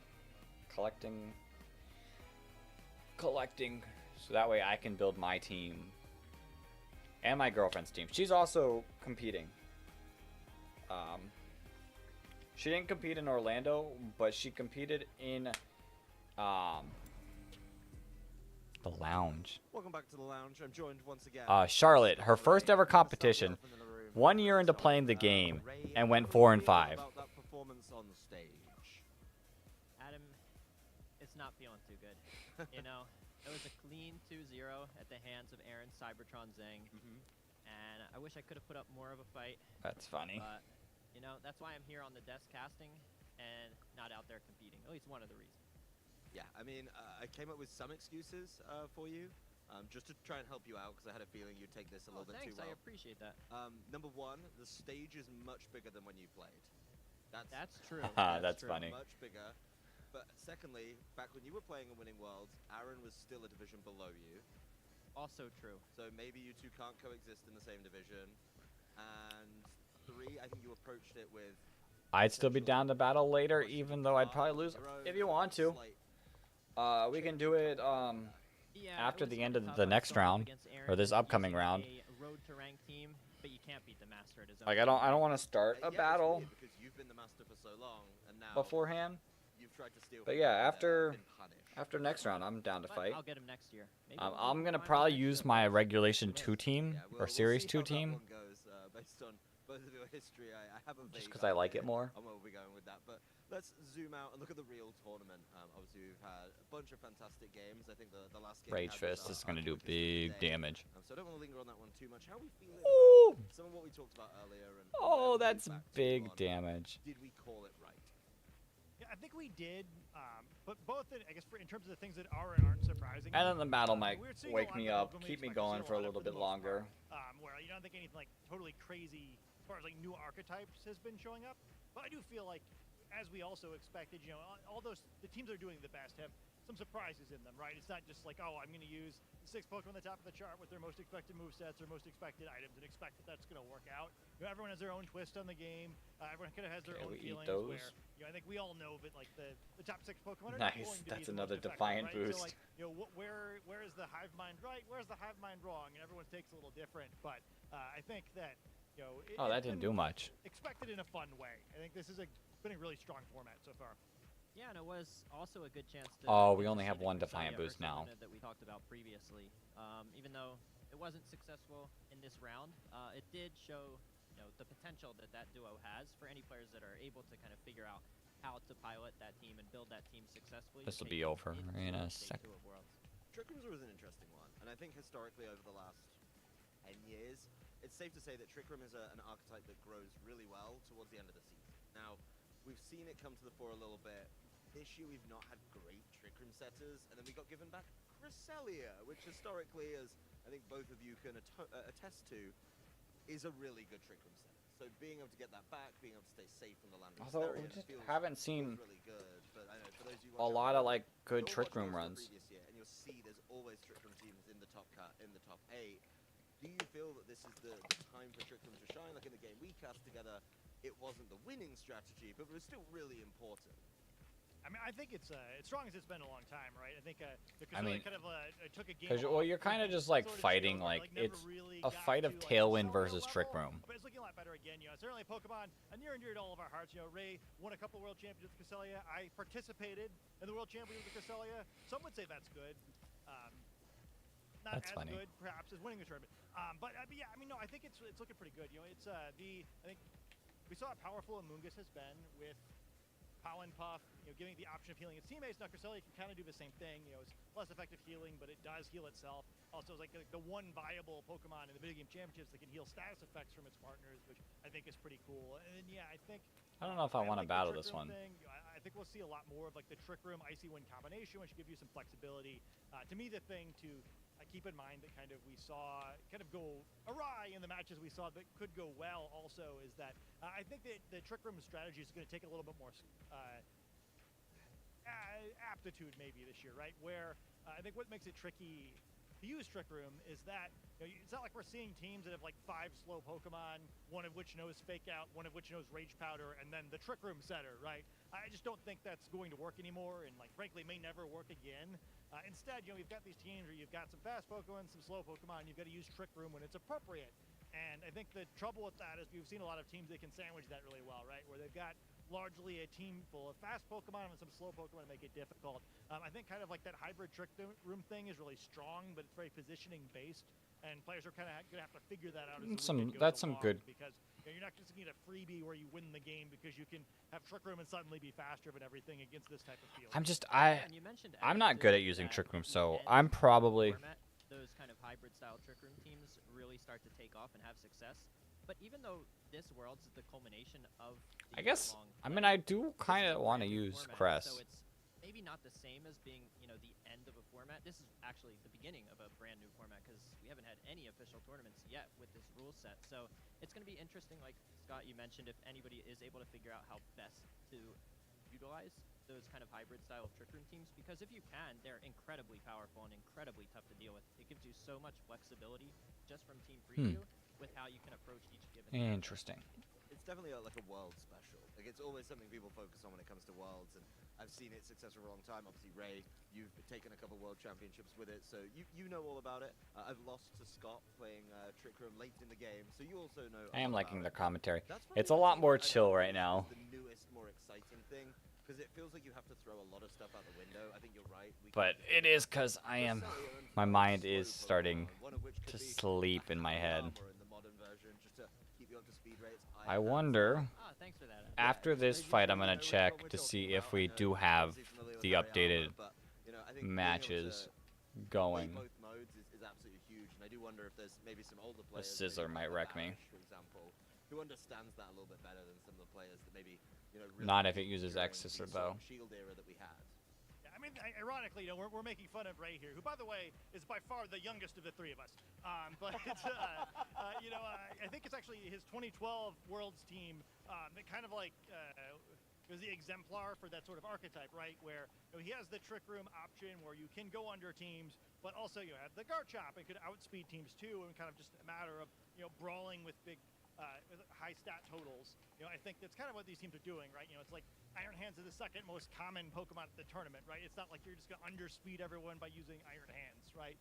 but having enough of that sort of thing where you can go slow when it's appropriate, but just generally be strong, right? Where, you know, you don't need speed control every single turn, because if no Pokemon's going to be knocked out in that turn, then it usually doesn't matter what order the Pokemon act in. You know, it's kind of a very opportunistic playstyle, but by having high stats, you can always have those opportunities. I think what made me particularly excited about, like, you know, Barish's team is like not having those options and still kind of keeping control anyway. You know, we've seen, like, for instance, Ursaluna, which is like not the world's most flexible Pokemon, but, you know, is sturdy enough. They can trade well. I think it'll be cool to see what players come up with. I think for me, you know, if I had played in the tournament, I'd like to say I would have run that, but I didn't really see anyone come up with like a skeleton for that team before the tournament I thought would actually work. It just seemed like they were all like a piece or two away. And, like, you know, who knows, maybe something we've seen already is going to be the team that wins Worlds, but to me, like, I still feel like I want a little bit more, right? Like, it seems like it's missing something. Yeah, and about Cresselia specifically, when you mentioned the flexibility, Cresselia feels like one of those Pokemon that can do so much for a team. That did big damage. It really comes with how you train that Cresselia, what moves to give it, because I feel like there's so many different options. Of course, you know, we know it can set up Trick Room, but it can also use Icy Wind to... Icy Wind, Ice It Beam. can also support the team's damage with the likes of Helping Hand. That way, Cresselia becomes a viable threat both in and out of Trick Room, so if you have it next to one of those fast, high-statted, strong Pokemon, like an Urshifu, like a Fluttermane, you can boost that damage with Helping Hand, protect it with an ally switch, but then if that ally Pokemon goes down, you have the ability to Trick Room to then, Easy. You know, Easy. Luna or Iron Hands that might be waiting in the back. I'm a big fan of Ice Beam on Cresselia myself, actually. I just like taking out land. Hey, I said Ice Beam. That's a great trade, but Icy Wind feels really good. Bottle caps, let's go. Ice Beam was really cool. We didn't see that from Ashton, right? And I thought I was kind of laughing watching the game backstage where, you know, in the old days, let's take a look of the time, you know, at these tournament pairings. Form is trained to survive that Ice Beam, right? But, like, why would it be nowadays, right? Like, not only is Cresselia now... We do have round 5, so let's start with Justin Tang. Is playing a guy named Arath Almares. Okay. Wolf is playing James Beck. That's going to be a good fight. I wonder if they're going to stream any of the lower people yet. Maybe not.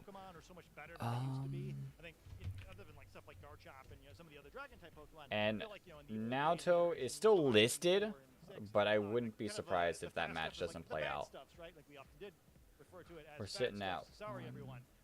But, you know, 3, stuff 4, like Urshifu now, and you know, Tornadus is a totally different Pokemon than it used to be, really, where I think it's 13, drastically 14, better now. You really have to, and, you know, Fluttermane, of course, 18, you know, 19, seemingly the best 20, Pokemon, at least 21, by usage, at its 330% 4, usage rate. You know, there's stuff you have to check for, right? You can't, you've got to respect it in a way you didn't before. Yeah, it's also kind of wild to me at the very beginning of Scarlet and Violet when we saw that Cresselia's base stats had been nerfed. I was thinking... there's still plenty of matches left. This might be 10 years too late, and Well, now here we there's are, quite a few people dropping, but there is still plenty. We're down to 202 total tables. Started with was actually deserved when at the time, you know, 230. Wait, why is it getting nerfed now? This should have happened a decade ago. It's okay. Orangaroo is gonna still sit there as #1 Trick Room setter, in my opinion. Put some respect on North American Junior International Champion Orangaroo's name. Yeah, I am. That's why I'm putting it above Cresselia as premium Trick Room setter. Of course, you do have to terastallize it every game, but you managed to get the result that you want. Zooming out, right? We've got a number of players keep going. at 4 and 0. Let's keep just grinding away. Scott, you know, one region can usually stack the deck a little bit, and it seems like North America's that region this time around. Obviously, a lot of players in day 1. Is that what you were expecting, or the complete opposite? I think it was, but not in the way that it's happening. I think it's pretty cool if you look at the standings right now, where like North America is doing really well, but it's not the names probably that most of us were expecting, right? You know, it's not really the people who are like, you know, on the first page of the championship points and just missed out on those day 2 invites. It's largely players who are a little bit deeper down, and I think that it really does show us that this tournament could be anybody's day to win. Where you know what happened before informs how the players are likely to perform now, but it's like, you know, who did their homework on this format, who figured out the puzzle, who managed to figure out what they're comfortable with, especially. You know, I think no one really knows what to expect, so just like, you know, being good at what you're doing is so critical at this, and I think it's cool. Where I thought, like, you know, this is as strong as North America has looked like, probably ever, but you know, even maybe without the biggest names carrying, North America could be a real threat. Yeah, totally agreed on that. Coming Cheering into for it, North I America, 'cause actually that's- really hyped that's up me. NA.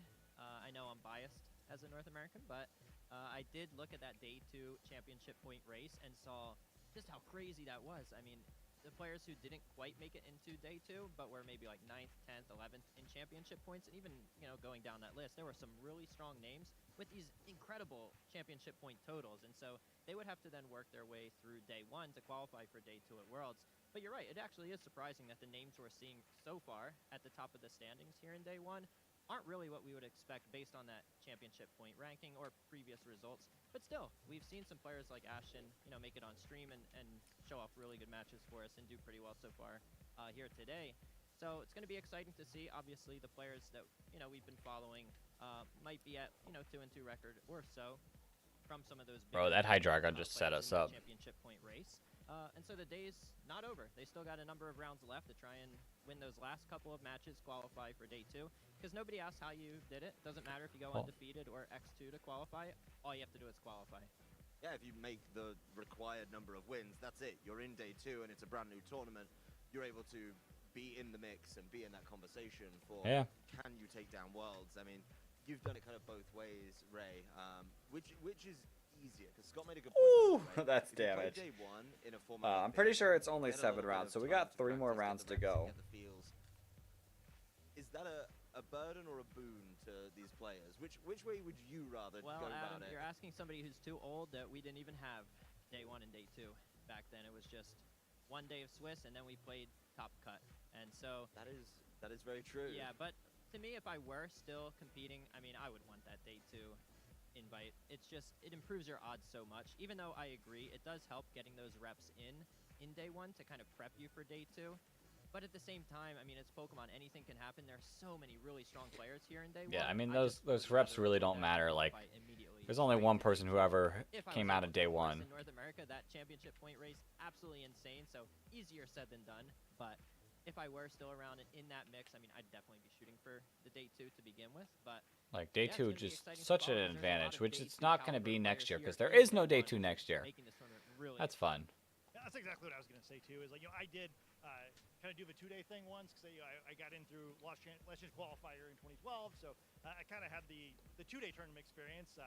Missed out on the top cut bracket by finishing 10th, but you know, I got most of the way through it. Like, I thought the reps helped, but I think, yeah, exactly. That's the big difference between now and then to me, is that the quality of player is so much higher, right? Back then, you know, anybody who showed up and had a game card to participate in the Last Chance qualifier, where nowadays, you know, not only is day 1, you know, the players who just missed out, but I think, you know, because the day 2 race, and you know, not just North America, but every region was so closely contested, these players are really good, right? Like, I think there's some question, you know, you could have like an invitational, like the day 1 players versus the day 2 players, and I don't think it's a sure thing that the day 2 players would win. So yeah, I mean, it's not, you kind of have to win 2 tournaments to get through it that way, right? I think even the players who are losing these matches, I think it's really important to keep in mind when you're at home just how good they are, right? Like, they didn't get here by playing mediocre Pokemon all year. Yeah, we've seen multiple world champions on stream already. There are a lot of world champions here in day 1, so it's just going to be an incredible remaining couple of rounds here to follow just who is actually going to qualify for day 2. I'm excited to see how this tournament is going to shake out. This is, like you said, it's 2 kind of separate tournaments, and at the end of the day, we get to take a breather. We come back tomorrow and we dive in with some really good. Tomorrow's going to be a long Before we day. get there, though, there's been plenty from us. We want to hear from some of you guys on social media. We do have something that we pulled up a little bit earlier. Whoa, This that's was from Liam sick. Hart. For those of you that aren't here, I'm going to be frank. You are distinctly missing out. I managed to catch a little bit of this thanks to a friend. giving me a That's tip so on. cool. This was a Pokemon drone show at Pokemon Worlds, and it is absolutely incredible. It is part of the atmosphere. I wish I Part of was why there. So many players wanted to But make we're it. going next year, Yeah, I guys. watched that. That was incredible. Absolutely amazing. That's the Yeah, you know, goal. we've all been having fun here, you know, at the World Championships for a decade now, but this year's just a little bit different, right? Like, just like the spectacle of everything. You're going around Yokohama and you're like just tripping over Pokemon stuff. Perhaps literally if you're not paying attention, because you know. That's the cool thing about being in Japan is there is so much Pokemon stuff. There's, you know, like, I don't think it's going to be Japan next year, but various Pokemon. It's just so cool. You know, it's always this kind kind of like fun. It feels magical. You know, it's kind of like the Disney sort of experience of Pokemon, just to kind of kind of be engulfed in everything. You know, it feels like you're in a different world for a few days. But this year more than ever, it just never been like this, right? Worlds in Japan, I think, has really lived up to the hype. Yeah, literally the birthplace of Pokemon. I mean, the atmosphere here is just incredible. The amount of Blissey things they have Faint? set up, the Yeah. events they have going on here, like that drone show. Just Yeah, absolutely get phenomenal. bye-bye, Really, Blissey. I can't even put it to words. Just being here for 15 years in the video game scene, and this is the first year Worlds has actually been in Japan, and so actually getting to take a part in Worlds here on the casting desk, it's just been incredible. Thank you for Some joining us. nice Obviously. It's been candies. a fantastic time. Of course, we do want to focus on the gameplay here. The event is fantastic. We'll be talking about it later.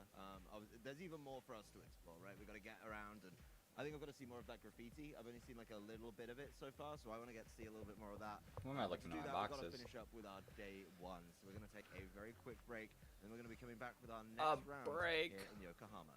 Of course. Of course. My name is Emilio Forbes, and I'm from Oakland, California.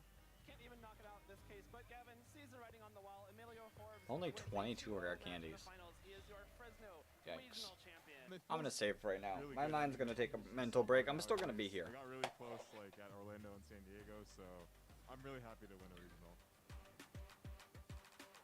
I would be totally scared to. I'm still gonna sit Gavin. here, He's a talk super with you amazing guys. player, and the last time we played Like I was said, back the in energy 2010 just when I like, had just ooh. graduated from seniors, and it was Just my like first, Masters regional, quickly and it was best kind of one. disappear. He's That's the an crazy incredible thing is player, how though, and quick love playing again. the exhaustion Playing Pokemon competitively snapped for in. About 10 years now, since 2013. Let's take a I love look. the community. I have so many No lifelong one's played. friends from playing Pokemon. Good on the people that After haven't getting won second in that are 2018, still it was playing. Super heartbreaking for me, and like the most devastating I've ever felt playing this game. I wish I could say I was super confident, but the competition's so steep.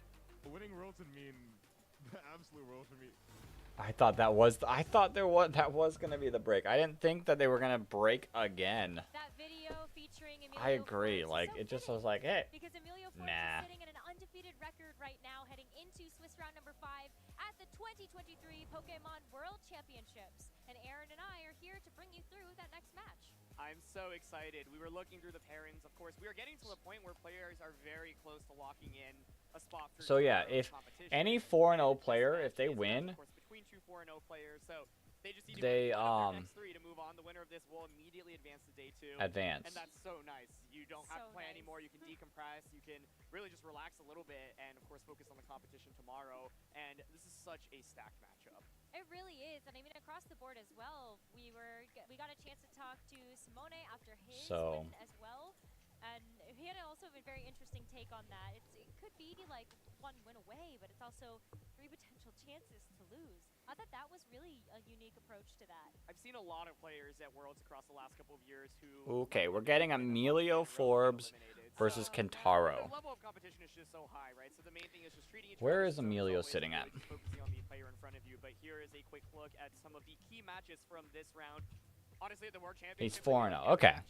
So we're still getting 4-0 matches on here. But Emilio and Kentaro is going to be amazing. But I think after this round, we're gonna start to get people who are on the verge of not making it. Finalists at the World Championships in 2018, and you've heard it from How's him. Neil He's been doing? Playing the game for over a decade, which is really, really impressive. Also There's 4-0. so many amazing Nice. accomplishments in I did see on Twitter a guy named Justin Burns is the Japanese national champion from won last year. He his had 3 wins and 4 losses round in games 5. last year, so he's looking to make it back to day 2, hopefully improve on that performance, and I'm really excited to watch him in particular. I'm excited to watch So both people of our are trainers as starting to well. go. I mean, talk about Emilio Forbes' dominant runs in the past few regionals of Scarlet and Violet. Wasn't he on something like a 35 Swiss round match win streak? Something like that. I know across like 2022 and 2023, he had maybe dropped like Utah, 4 Swiss games total out of all the Justin regionals he went to. Burns. He notably won the Secaucus Regional Championships in 2022. I think many would consider that top 8 to be perhaps the most stacked top 8 of any regionals history, and Emilio won that whole tournament undefeated. He won the Fresno Regional Championship, earlier this year, just a couple of months ago. We're surviving, And he guys. dropped like 1 game of Swiss in day 1, and maybe in like or between day 1 and day 2. I combined. feel- Ridiculous. Games, not matches, but the individual games of each set, and that's absolutely wild. Yeah, he is truly. I feel like these just last rounds on gotta another be level. going Feels like quicker, he's but locked in maybe so not. frequently, and I remember, I think last year he had a pretty early exit from day 1, and so he's definitely looking to make it back to day 2. But of course, so close to winning the World Championships. Maybe, maybe not. From 2018 was 3 more rounds. 3 more rounds. That's all we got to survive. Team that featured This this battle should be starting soon. Because people are starting to play. People are starting to finish their rounds. There's one Pokemon in particular that really catches So, my eye, Rose. I can't wait to talk about that, especially when we look across the field. Let's talk a little bit more, though, about Kentaro Matsumoto, who is going to be Emilio's opponent for this match. Because as you mentioned, someone was 4-0, but they removed their Ursaluna, so someone lost one of their Pokemon because it being modified, I guess. In theory, we should be going soon. as well as the Kartana and the Tornadus. Yep, and he's actually bringing. Just keeping an eye like on Twitter. Different formats. Clearly, really loves the priority Tailwind in particular, and I think one thing that's always interesting is looking at the performances of the Japanese national champions in particular. There's I'm this ready. Kind of joke that every world Get champion me has to either the got in fight. the top 8 or top 4 to previous world championship or been the Japanese national champion. It's like the Japanese national champions are just so strong. Plot armor. Exactly, yeah. In 2013, for example, Ryosuke Kosuge finished 2nd at the world championships. In Let's see. 2015, Nothing's updated on the website.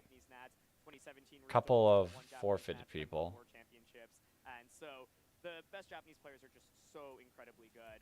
Hirofumi Kimura finished 2nd at the World Championships in 2019. He won 2 Japanese national championships, and I believe is actually still competing in day 1 today as well. But Kentaro last year obviously made it to day 2 automatically, but didn't have a super strong performance. So I think he's played in a couple World Championships, and he's really looking to improve. And he's obviously off to a. I'm gonna get another, not quite a snack, but a snack. Glad to see Kentaro at these tables, and you know, you talk about Japan national champions. And I think all eyes. It's my last line of defense of keeping me awake. Is some sour Skittles. 2023 Japan nationals to get a day 2 invite. We'll get a chance to see him tomorrow. But focusing back on the match at hand and maybe some of these Pokemon choices. All right, so we've got Tornadus on Kentaro's team. We also have Chi-Yu, you know, kind of standard Heat Wave stuff. Let's not spill the tea. Let's just spill the tea already. Emilio's got Bramblegast. I think I'm so excited for this. Interesting. Both actually have fairly similar team compositions. I think one of the big debates going into Regulation D is Sour Skittles are great. do we think things will slow down? Bramblegast. A lot of people were prioritizing Tornadus Tailwind teams as soon as Tornadus came into the format. The thing is, Talonflame, of course, has been an effective Tailwind setter, but Tornadus gets access to so many cool tricks. Obviously, it can set up Tailwind, which in itself is really good. It gets a brand new signature attack in Bleak Wind Storm. I feel like every time I click Bleak Wind Storm, I'm just like, wow, how am I doing so much damage with this move? Like, this is absolutely wild. And it gets other supportive moves, for example, it can set up the weather through Sunny Day or Rain Dance. It can even get additional speed control through moves like Icy Wind and Scary Face as well. So it's a super flexible Pokemon, and I'm not surprised to see both players rock it here. I think one of the main questions I had going into Worlds is, will Tornadus teams be countered? Because it felt like at a certain point, maybe a week or 2 leading up to Worlds, a lot of people have kind of moved. I mean, 4-0 with. Pokemon, for example. I think what's also interesting is that both of these trainers have actually opted for Chi-Yu, and they don't have Chien-Pao on these compositions. And I normally, when I see Tornadus teams, expect Bramblegast. So I think that's interesting in itself. But yeah, the main thing I'm looking at is, of course, that Bramblegast, because what better matchup to bring Bramblegast than when you're up against an opposing Tornadus team? You're up against a Tornadus that has Bleak Wind Storm, so you're completely immune to that. You can wall Chi-Yu's Heat Wave as well and deal massive amounts of damage. And so I'm really hoping Emilio brings it out, but I think this is going to be a really interesting matchup because the team. I mean, Bramblegast just kind of scares away. Like, and when you think about using Bramblegast Tornadus. as one of the Pokemon entering into Regulation D, everyone was like, huh, that's memeable. Like, that might be a Pokemon that could be good, but it still has some disadvantages that it kind of suffers from in the meta itself. It doesn't have, like, a It's just super high weak. base stat total, and you also just have a couple of weaknesses to just some of the other moves in the meta. So I think it's really tough, but Emilio's that type of person that he was one of the first Glamora users in Scarlet and Violet, has always looked at some of these Like, more look at these interesting stats. Pokemon picks to make work on a Kinda team. trash. Honestly, if anyone can make it work, I think it's him. I'm really, it just makes me so excited that he's 4-0. Let me swap back over. Because I think we've looked through a lot of the top players and favorites to make it out of day Kinda one throughout the course of trash. the day, and I think most players are just really using very conventional Pokemon. But this Brambleghast, I need to see it. I need to see it. Well, let's go ahead and see it then. Oh, is it time? To introduce our 2 players once again that are going to be battling it out in this Swiss round number 5. Let's go, it's time. Just a match win on the line, but a first-class ticket to day number 2 of the Pokemon World Championships. Yeah, both players obviously have to be feeling great. You're 4-0, you're 1 win away from moving on to day 2, but the worst feeling would be to go from 4-0 to 4-3. So obviously it would be amazing to just get that win immediately, get that spot in, and then not have to stress for the rest of the day. If you lose After here, such a long break. starts being like, oh my goodness, like, okay, I have 2 chances, but like now I'm really feeling the pressure. That last round didn't really go so well, so it's a great spot for both players, but I think the matchup is going to be really, really dynamic. As we mentioned earlier, both players are using Tornadus teams. They both have Tailwind. A very similar core, Tornadus, Chew, and Flutter Mane exist on both teams. Kentaro, on the other hand, has Amoonguss, Single Strike Urshifu, as well as Iron Hands, whereas Emilio has the Brambleghast, Golden Go, and Water Urshifu. So Interesting. the teams, I would say, play in a similar manner. Often the idea is to just get a Tailwind and deal massive amounts of damage, but obviously with multiple different pieces, the matchup may look very unique. Interesting. I'm kind of cheering for Emilio. I think one of these With this weirder team. really makes it unique for me Well, is not even just the Brambleghast, one but weird Golden Pokemon. Go. Golden Go is one of those Pokemon I feel like popped up on the radar more recently, I guess, for Regulation D than at the very beginning. And it's also one that ended up creeping up in popularity even towards the end of Regulation C. All eyes are kind of on it again as one of those target Pokemon that people are going to have to prepare for. And I wonder how Kentaro's going to Golden Go and Flutter Mane on the same team. Flutter Mane, I know the Chiyu ends up being a problem for the Golden Go to have to deal with, but it can still do some damage. I think my main question in this matchup is for both trainers, do you feel forced to bring the Tornadus, right? Like both teams are already fairly fast, so I think often you'll want to bring Tornadus to match your opponent's Tailwind, because if not, then you're just going to lose speed control and you might get overwhelmed with offense immediately. So one of my I love when weird Pokemon show their stuff. I do too. Go from there. If the answer to that is yes, then I think Makes one it thing so that's much gonna be fun. a really big deal in this matchup is who just has the fastest Pokemon, right? Both players have Flutter Mane. Who has the faster Flutter Mane, for example? I think it makes a lot of sense for both players to just lead Tornadus immediately, and I would love to see Brambleghast come out as a lead. My question is, I think Kentaro is probably a little too smart to fall into that trap immediately. But Rose, you and I were talking before going into this battle, and you're like, hey, Brambleghast in the back is really interesting, because if then Kentaro leads Tornadus, I can switch and get an attack boost immediately, especially if like you're clicking Bleak Windstorm, for example. So yeah, I think Let's do it. Let's do it. The dynamic between Tornaduses and whether or not Let's get into the fight. In a matchup like this is also players potentially staggering their Tailwind, right? So if you just delay your Tailwind by 1 turn, even maybe 2 if you think you can get away with it, then it creates the situation where when your opponent's Tailwind expires, it can put you in a really advantageous spot. But that's not very easy to execute, obviously. Yeah, it can definitely be tough, especially when you feel forced. Like you were talking about, how do you even feel comfortable having to bring like Tornadus to match your opponent's Tornadus? And it can be kind of like itchy with the trigger finger a little bit when you see it, and maybe you have to go for the Tailwind. Let's do this. this. The Scary Face option on both of these Tornadus is really intriguing to me. Maybe you don't have to go for the Tailwind right away. You can use something like the Scary Face if you're confident that you do have the speed control. Then maybe you just go for something like a Scary Face instead and try to control the speed that way. Yeah, totally. I think Scary Face caught our eyes immediately when we looked at one of the team sheets, and then we looked at the other, and they're like, they both have Scary Face. And Scary honestly, Face. That's not a move I think I've seen that frequently on Tornadus. It's not shocking. It's obviously incredible speed control, and I think a lot of players in the beginning of Regulation D were opting for Icy Wind because it does actual damage and you're able to break through Focus Sashes as well. But of course, the thing about Scary Face is you get that priority. So one thing I'm also looking at in this matchup is whose Tornadus is faster. Maybe they speed tie. Another thing Interesting. too is that Emilio's Tornadus has Taunt, and obviously that can be really nice if you get that Taunt immediately. I actually remember when I was playing VGC 2011, that was one of the biggest dynamics. People were using Max Speed Tornadus on both ends, and if you manage to get the Taunt denying Tailwind, then the next turn you Tailwind, and you're just in such a good position. Yeah. So Emilio has that Taunt, but Kentaro here with his Tornadus does not, and I think that is really, really interesting. Yeah, I'm cheering for Emilio. Let's do this. Let's see that Brambleghast. Or you're kind of stuck having to go for Bleak Windstorm, try to get any damage off as possible, and try to set yourself up in the back to try to bring in an actual sweeper. And that can definitely set an opponent back many, many turns if you have to take a few to get set back up. So that's a really interesting component here. I would say the taunt is also nice to have for the Amoonguss on Kentaro's side, but I just don't think he's going to bring it.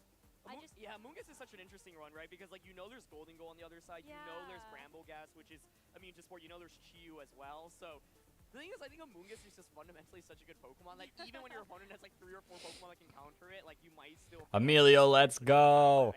We're also not seeing another Heatran.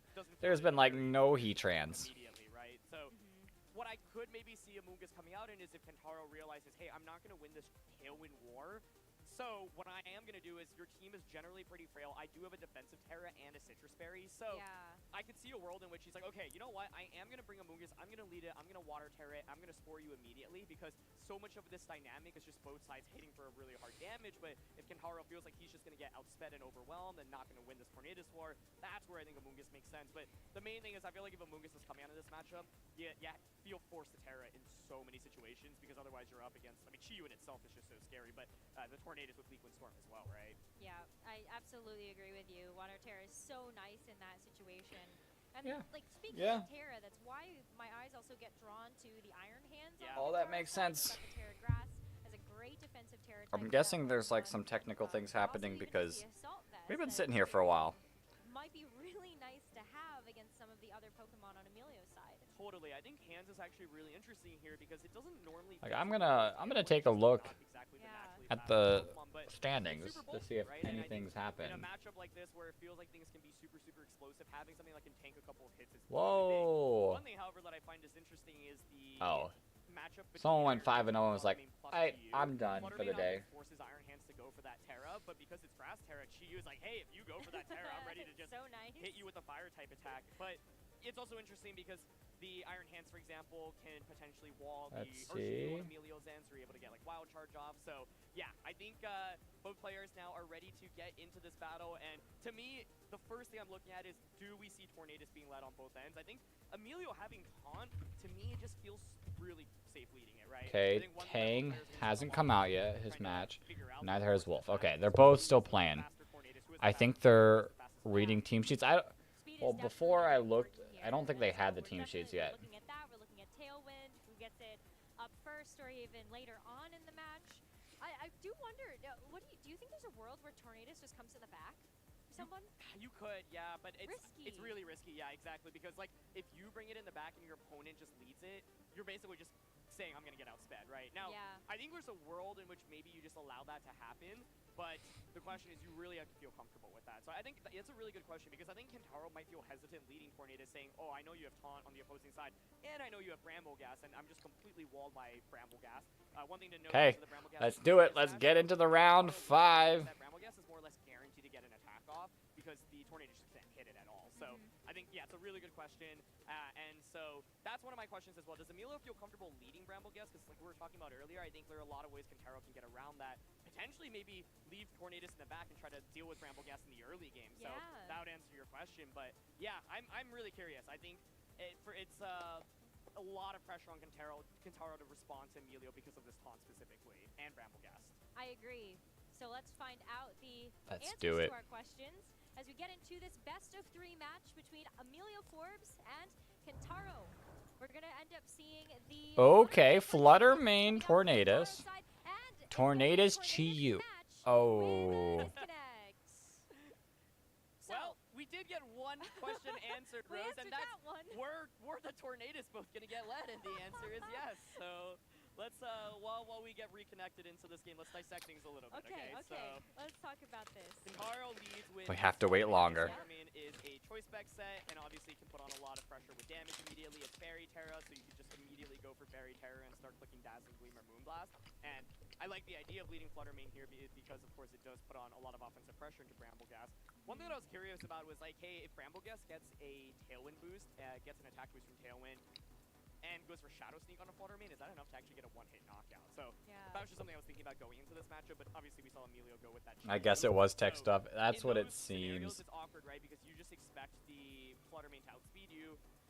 The one thing you could do if you are Emilio on turn 1 is, for example, go for a taunt onto the opposing Tornadus and like protect you.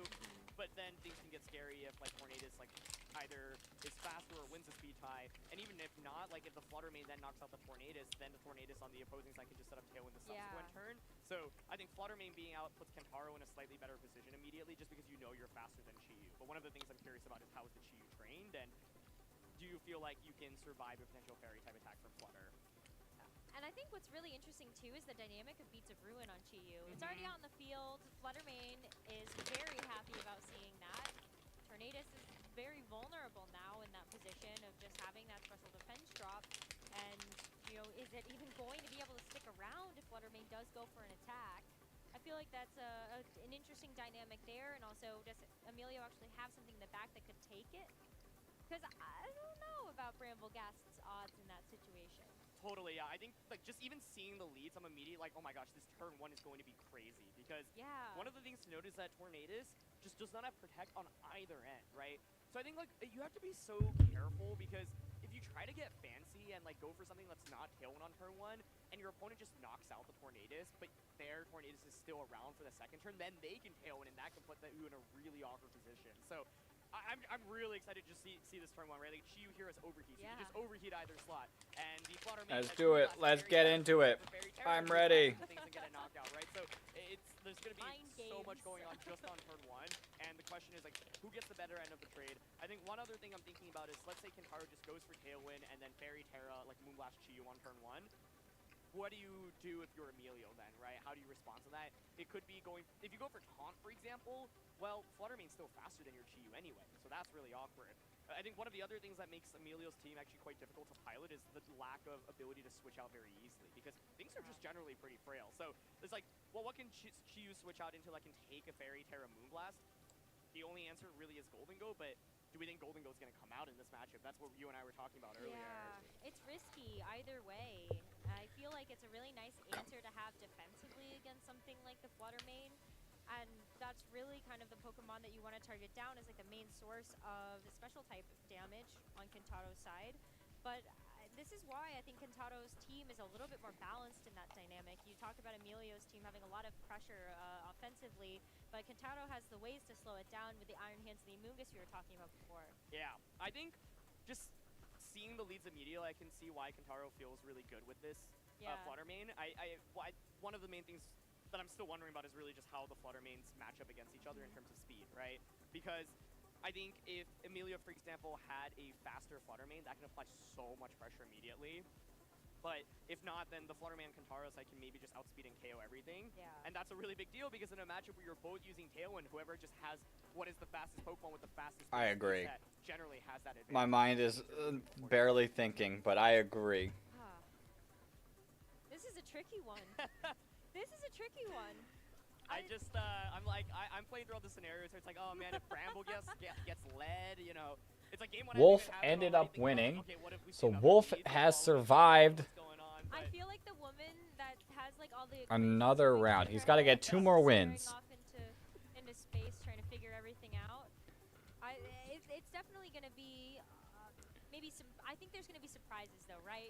I don't think Naoto is playing. I feel like there's like an oddball strategy that both of these players have cooked up looking at these team lists. Yeah, but they'll figure it out. One other thing to note is just like with Scary Face, We can update our cheer board. Justin Tang's match still hasn't gone off. So I'm not sure how relevant that'll be, but the main thing I'm thinking about right now is that like, hey, Kentaro's applying a lot of offensive pressure. Bam. So if you were Emilio, like one play you could make is Tailwind and then just say protect So Wolf has to win 2 more, Tailwind with Tornadus, Fairy Terra with Flutter, and then he's it. Blast into Tornadus to get that KO. That's really awkward. However, let's say like Emilio decides to Tailwind. Wolf is good at what he does. He is. He is a good player. It's just the bad thing is he does, like, he has to play to the highest level both players are in, honestly, for so long now. Weird spot. I think it's safer for Kentaro to probably say, you know what? Like, he's having to play top level, and that's just gonna be so exhausting. Like, it's gonna make it worse for him tomorrow. Kentaro's in and then just Fairy Terra Moonblast Chiyu certainly works. I'm curious if Emilio has actually trained his Chiyu in a way to potentially survive that. I'm not sure exactly how much bulk you need, depending on how much special attack investment the Flutter main has on Kentaro's side, but that's just one thing I'm thinking about as we dissect this pre-turn 1. Okay, but what I mean, it is only 7 rounds, so maybe right now we're sitting, I think, at like 4 o'clock for them. goes for protect on the Chi-Yu, and then goes for tailwind on Tornadus. Then you're faster, then you get the taunt off regardless. I see. I see. I think what's interesting is from Kentaro's side, what move are you going to click on turn 1? And I feel like it's just tailwind. It's just so risky to do anything else. Like Sunny Day, you could use to actually activate the photosynthesis on Flutter main. Yeah, very so true. That's actually interesting, right? Like if you really thought on turn 1 Emilio's not going to click taunt and he's only going to click tailwind, yeah, I think one thing you could do is like Sunny Day, activate photosynthesis.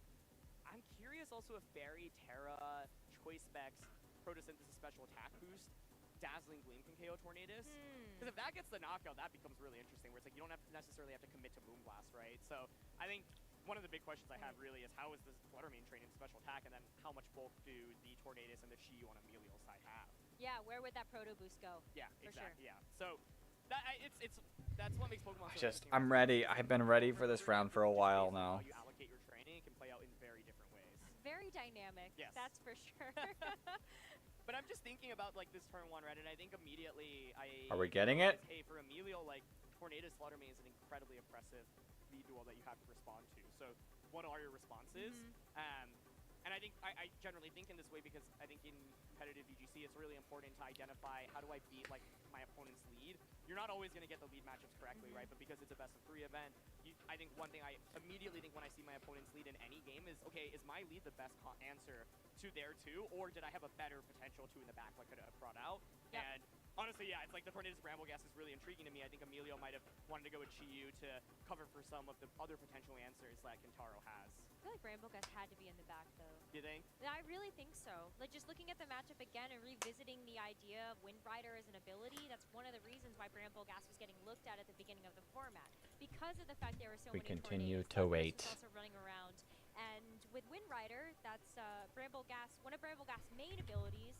It's immune to all of those wind-type moves as well as tailwind. No! Activated, you also get a nice Our boy Justin Tang ended up losing. And I think that's going to be it for him. I mean, he might continue to play it out. But sadly, Tang Gang is over for Worlds.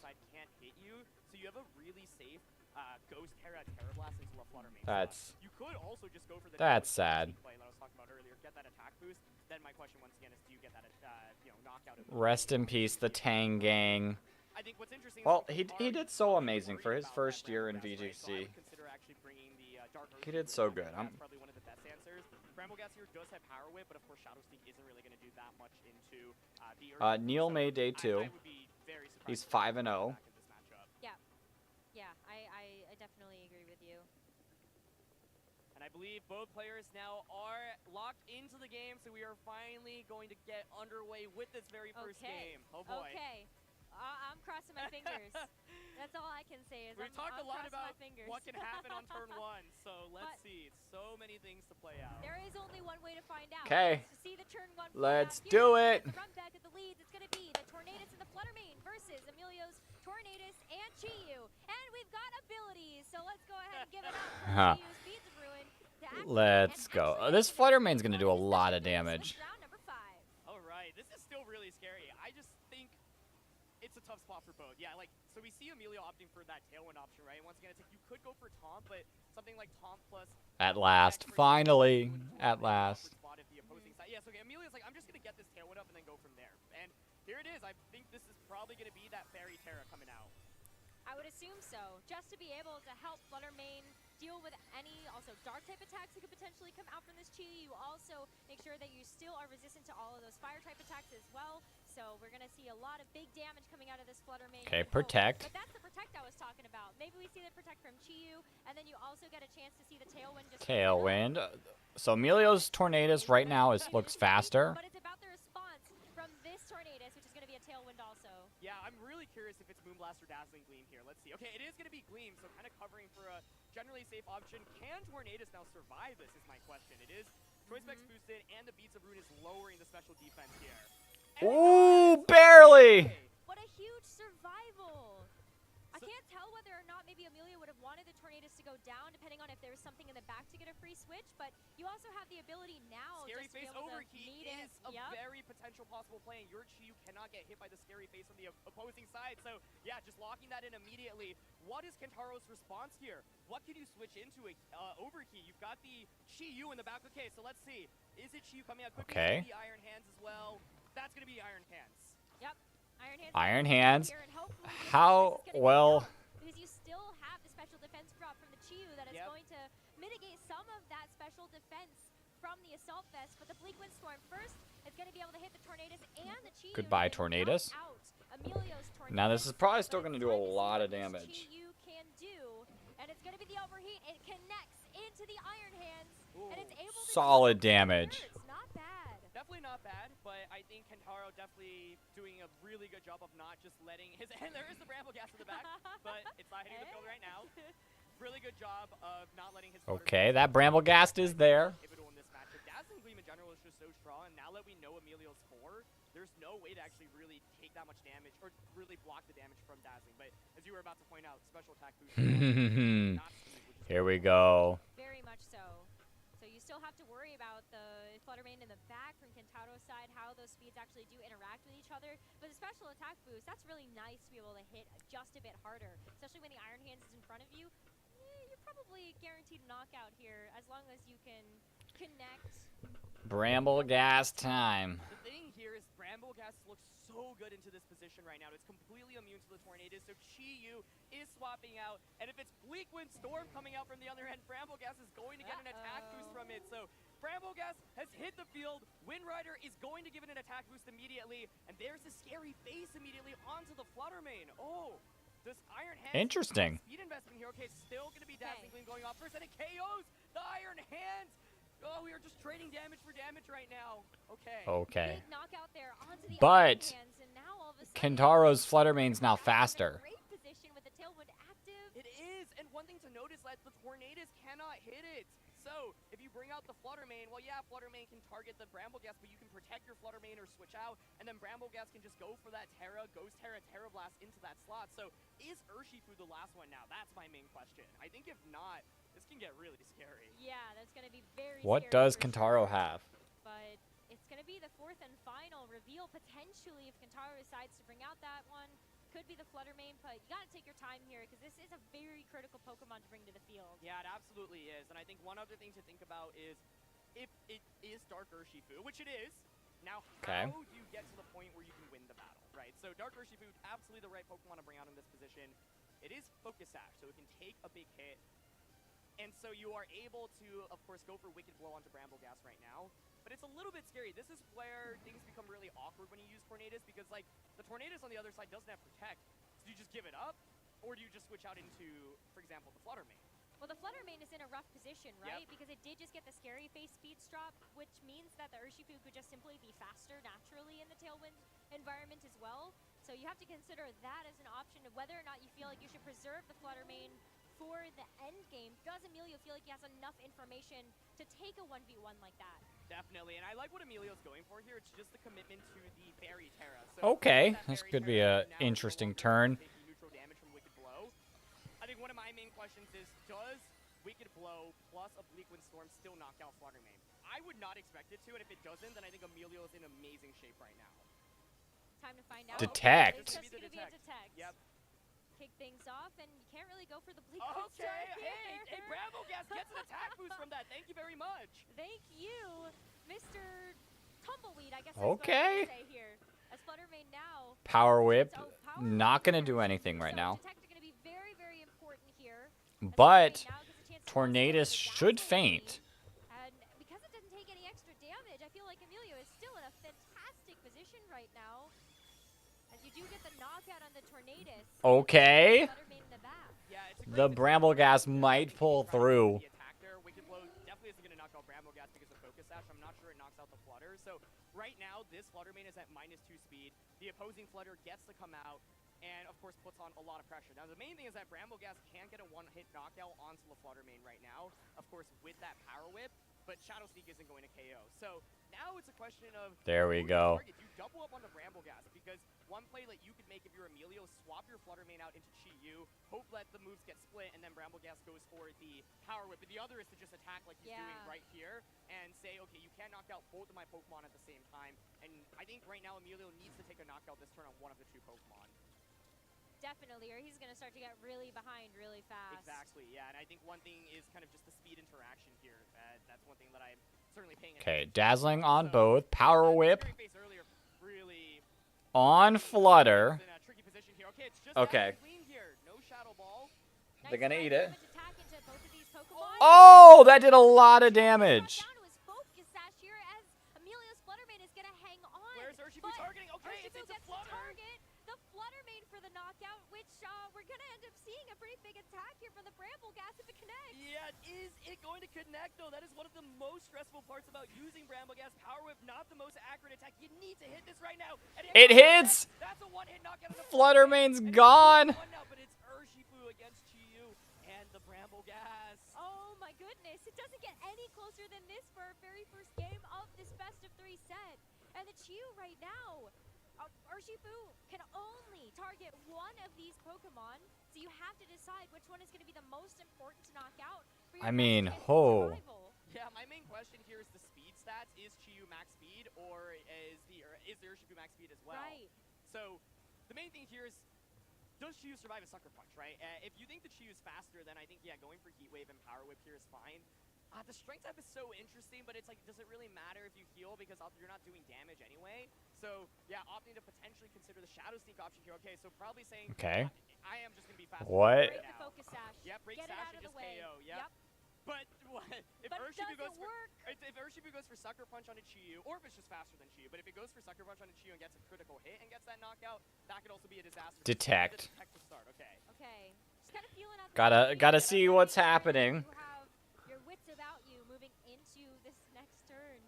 Because it could just be over after this one. Yeah, I think the expectation, if you're making that play from Emilio, is that your Chi-Yu is just max speed. You expect to outspeed the Urshifu. So this play basically works if, one, you don't get crit by a Sucker Punch, and two, Heat Wave connects. So I think it's looking really, really good for Emilio right now. I'm curious if Sucker Punch even gets the knockdown onto Chi-Yu, even with the crit, but let's see. A miss or a crit here could be brutal. Oh my goodness. I am on the edge of my seat right now. I have no idea how this one's going to end. Yeah, and I mean, the other question is, do you actually click Sucker Wait, Punch? Sucker Punch into the Oh. Okay, let's going to get that out of the way here. So what's huge about that is that the Chi-Yu does have Life Orb, right? So Heat Wave It's going to here. take recoil Yes, damage. exactly. Oh, but Heat it Wave just misses. And it missed. No. Oh. Now, yeah, okay, Dark Pulse. So going for Dark Pulse, hoping for the flinch right now. Exactly. Has to be faster. Oh my goodness.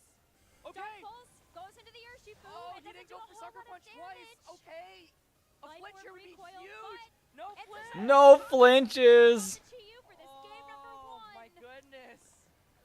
Oh. First game here. Bramble Gas came out. The Heat Wave miss. But the Flutter going for that Terra in the early game made it so that it wasn't just vulnerable to that Shadow Sneak. What an Insane. intense game there. We did confirm Chi-Yu, of course, is now faster than the Urshifu. And that's not really super shocking in this matchup, but of course, you never know until you actually see it confirmed. Insane. That was so It was so close. I'm still cheering for the Bramble Gast. We gotta pull up 2 fights. But how does Emilio respond to this? Because you feel like that, like that was the forward to bring in that situation. This is where your Golden Go question earlier, Rose, I think is really interesting because if you lead Golden Go and Tornadus, you're not going to feint to the opposing Flutter Mane, right? So you can actually pressure with a turn 1 Steel Terra, make it rain. That'll knock out the Tornadus on the opposing end very likely. The main thing is we saw Kentaro's 4, and I think the 4 that he brought makes a ton of sense. So what you can do then, of course, is pivot the Iron Hands in. So let's say Kentaro goes Tornadus Flutter Mane, you just switch Flutter Mane into Iron Hands turn 1. Say, okay, you know what, go for Make It Rain, that's fine. Now you're at -1 going into the next turn. But I think what I'm looking at is So Brambleglass pulled way more than its weight. It did. So Justin missed 2 Bleakwood Storms in a row, and that caused him to lose. You have the ability to switch in and out there if the Bramble Gas is in front of the right Pokemon on the team. They can't get faked out by the Iron Hand, so that's kind of nice. But So that's sad. might be able to get in a cheeky boost best if you see like the tailwind up or even GU on the other side. Yeah, absolutely. I think what's really interesting though is a lot of times with these Tornadus teams, you actually want your Tornadus to go down on turn 1 because if it does, then you get a free switch in. I was wondering about that for game 1 for Emilio. Yeah, it was really true. I think it could have gone either way. The reality is he actually didn't have a super good response into the opponent's Yeah. in general. So what I'm thinking is, okay, if you knock out Tornadus, Iron Hand switches in on turn 1, then what switches in for Tornadus? Because, like, Bramblegas is still just so frail, but it's Torn Flutter once again as we go into this game, too, and there's Golden Go! It is his Hey! Let's go! I like Golden Go. See the Flutter Mane on the other side, but does Emilio suspect that Kentaro might have something like the Iron Hands in the back to be able to switch into this? Yeah. Or Amoonguss. Or, maybe? yeah, I was going to ask, do you ever not Terra here? Because you're like, there's no way let the Flutter Mane is just going to stay in here. Okay, the Terra is the safest option, right? So just go for it. There's a play we were talking about. Okay, Flutter switching. Is it Iron Hands? Like, that's what we expect here. Could be Chiyu, but it indeed is Iron Hands. Exactly. Yeah, and what a safe switch there for Kentaro to make. And so just go for Golden. the now, though, Golden Go's nice. Golden Go is now in front of the Iron Hands. You're still doing a ton of damage regardless. And so it still comes down to also Such a strong Pokemon. I had it on my team. It's just when I used it, I didn't have enough speedy Pokemon to make it work. There's the Terra now pressuring so much damage, and once again just trading tailwinds here. I was wondering if you ever considered Taunt. We talked a lot about Taunt going into this match, but just happy to trade the tailwinds, and a Mega Rain here is obviously going to do a lot of damage. I would expect to knock out Tornadus and for Hands to take maybe 30-ish% from it. That's still going to be a lot. Yep. Okay, Ooh, big damage. quite well there, but it is going to be a full knockout onto the Tornadus. Lucky for Kentaro, though, that means you get a free switch into something in the back that would really love to be in those tailwind conditions. And, I don't know, maybe a Chiyu's in the back. Yeah, I'm wondering if Kentaro just went with the same 4. I think, like, he prioritized those 4, I'm assuming because he just, like, really wanted as much anti-Bramble gas as possible. Exactly. Urshifu would be perfect here.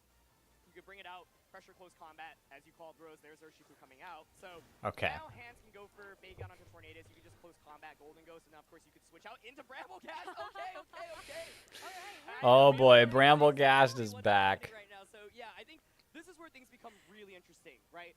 It feels so obvious to close combat. You ever just Wicked Blow, because a Wicked Blow here would be so huge right now. That'd be so big brain. Oh it my would be such a good read if that happens, but the Brambleghast switch in feels really nice right now. You got the Tailwind active. Let's get the Wind Rider. It's gonna miss! It's gonna miss! It's Urshifu! That's a huge miss right there! Iron Hands is gonna take wow. the champ, but now you have to look at how the Urshifu is gonna respond. Wicked Blow! No, Brambleghast!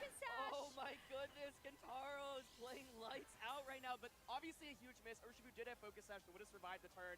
Here's Wild Charge as well. The damage is just ridiculous, and space, we're just trading Pokemon for Pokemon right now. Okay, who's... Yeah, we're throwing some hands right now between both of these Pokemon on Kentaro's side. Well, We got Flutter Mane, though, which is going to do big damage. And Flutter Mane's also looking pretty happy with the other Pokemon. Like, I think Flutter Mane's... That was honestly a huge miss on the Urshifu, though, right? If you get that down to 1 HP, any move will KO it, including a potential Shadow Sneak. What's awkward right now is you have to worry about Sucker Punch, obviously, from the opposing side. And the other thing to think about is the Terra on Kentaro's side. So, Iron Hands has taken a lot of damage, but it is going to be the Grass Terra. So I'm curious, with Grass Terra, can you survive something like a Moonblast, right? I think if you are Urshifu here, you could just go pretty safely for Sucker Punch onto Brambleghast, but you could also Wicked Blow into it. The thing is, if you Wicked Blow, you give Brambleghast the potential to go for a Shadow Sneak, and I think Strength Type is a really interesting option to consider as well, but there's a lot really going on at this current moment. Yeah. You know, interesting. Like, do we end up seeing like a Detect coming out from the Urshifu? I don't know. Maybe also seeing There's like a Dark Detect. Type. Okay, yeah. There you go. Just play it safe a little bit here in case you do see Moonblast should get the knockout. Going in for the Moonblast. And so Iron Hands does go down in this scenario, opening up a little bit of a door here for Emilio to start to weave in some of these bigger attacks. Maybe even get a chance for Brambleghast to stick around a little bit. Now. Yeah, so now the idea is you can bring out your Flutter Mane, and you can go for a Terra with that. Go into Terra Fairy, for example. Which Flutter Mane is faster? If Emilio's Flutter Mane's faster. Choice specs on Kentaro's side, right? So one of the questions we had earlier was just, hey, whose Flutter Mane is faster, right? So if you go for that Fairy Terra, then you can pressure with Shadow Ball. I think the interesting thing is then, do you go for Sucker Punch onto Brambleghast expecting the Shadow Sneak, or do you go for Wicked Blow onto it out of fear of Strength Sap? I think another really interesting component of the choice specs is there's still that Terra Steel Golden Go in the back for Emilio. Yep. So you have to think about that when locking into this move, because these are the final two for Kentaro. He has nothing else. Absolutely. I think it has to be a lock into Shadow Ball right now. The question is the targeting, right? And so Flutter main here, of course, can opt for a Shadow Ball of its own onto the opposing Flutter. And this is what makes the Flutter main versus Flutter main matchup so funky, because whoever is faster and gets that knockout immediately just has such a huge advantage. So, of course, right now you can try to Oh protect boy. the Flutter Oh main, boy. and then it looks like, okay, just going for an attack here. Okay. So, this is risky. the speed interaction between the Flutter mains is going to be absolutely huge here. And then it's a debate, I think, of Strength Sap versus Shadow Sneak. It's going to be the Strength Sap block. So, Oh boy. Oh boy. opposing side from Urshifu's end. Do you go for Terra the Flutter main into Fairy type. Well, the Terra animation is to leave us in suspense right now. As we gotta wait just a few more seconds to see exactly what's gonna happen. The very first Sucker punch, but into Flutter main. Wow, that's a lot of damage, but the Dazzling Gleam goes first to be able to bring the Urshifu down to its focus sash. But what's the response here from this Flutter main on Kentaro's side? Is it gonna be a Dazzling Gleam as well? No. Oh my goodness. Okay, so the Dazzling Gleam here, able to get Bramble wasn't able to do anything. So we're talking about the speed interactions there. It ends up being But a punch onto the Flutter main slot, and so now you can just Golden throw Go. that right into the Golden Go, and that should just be game over. But if we saw a Shadow Sneak into the Urshifu slot, that would have just gotten the knockout after the Sucker Punch, and then it'd be Golden Go in this end game against Flutter. So that was a really tricky turn to call, I think. But now we are going to see just the close combat finish off the Golden Go. Yeah, both It's probably slower. at this point, and it Poor Bramblegast. It looks like Kentaro is going to make it to day 2. first with the Dazzling Gleam, and Urshifu is also just a touch faster naturally. So And bam. just to be able to clean it up. And that is G. going to Kentaro Jeez. Matsumoto. Yeah, that was really intense. Like, I thought you kind of had to lock in a Shadow Ball there, but in the end, the Flutter on the opposing side was slower, but it was still enough to get the win because of the Sucker Punch plus Dazzling Gleam. The main risk in Dazzling Gleaming there is you are just not going to beat the Golden Go in the end, but I think what Kentaro's thinking is, hey, like Shadow Balls. It looks like a bunch. Anyway, So anyway. So in order to win, I need to get my Urshifu down to the end game, and so that it came down to really that one turn specifically. And oh my goodness, that was. if you go 5-0, I guess you're just good to like be done. Really critical reads where That's cool. That's cool. They all get a break if you go 5-0. I'm gonna pull a be right back type of deal. how that turn could really play out. Yeah, and I think Emilio certainly did not have a lot of good fortune. He missed a bunch of critical moves in this game. Yeah, that's so true. For example, in game 1, he missed that Heat Wave, and then in this game 2, he missed Bleak Wind Storm. That is the nature of running a hyper offense team like this. You are using moves that are slightly inaccurate. Tornadus, Bleak Wind Storm is just so strong, right? So, like, the other options you can use are, like, Air Slash and Hurricane. By the way, both of those can miss as well. So it's like, even though it's so stressful to click Bleak Wind, it's still just such a good move that you want to run it. It makes sense. You can miss on with Power Whip on Bramblegas. You can miss with Heat Wave on the Chiyu as well as Overheat. And so, when you lock in a team like this, that's just something that you understand is part You accept it. Exactly. Yeah, you accept that there are sometimes just sad circumstances that can really happen with that. We've even seen like so many Icicle Crash misses, but some of the best moves in the game that are that strong really do have that chance to miss. But reliving some of these moments once again from this match, I mean, just take a look at how much damage the Flutterman was able to do from Kentaro's side, constantly leaning into more of those offensive Terra types to really be able to secure the victory. Yeah, absolutely. And Urshifu Dark is just so powerful as a late game sweeper, and I think the way that Tara was able to weave it in and out was really effective. I do wonder how differently this game would have played out if that Bleak Wind Storm from Tornadus connected onto it immediately, because it would have brought it down to 1 HP, and that would have just put the Tornadus in a much tougher position, and I think Emilio would have been really well positioned to sweep with his Flutter. So I really think, like, Emilio had a very good chance to win both of those games, and he just had some pretty unfortunate misses. And if either of those moves connect, I think it's actually very likely we see Emilio end up winning those games. But that's the dynamic of a matchup like this. It's just so fast-paced and intense, and like there's very little room for error. It was well played. I have made it back.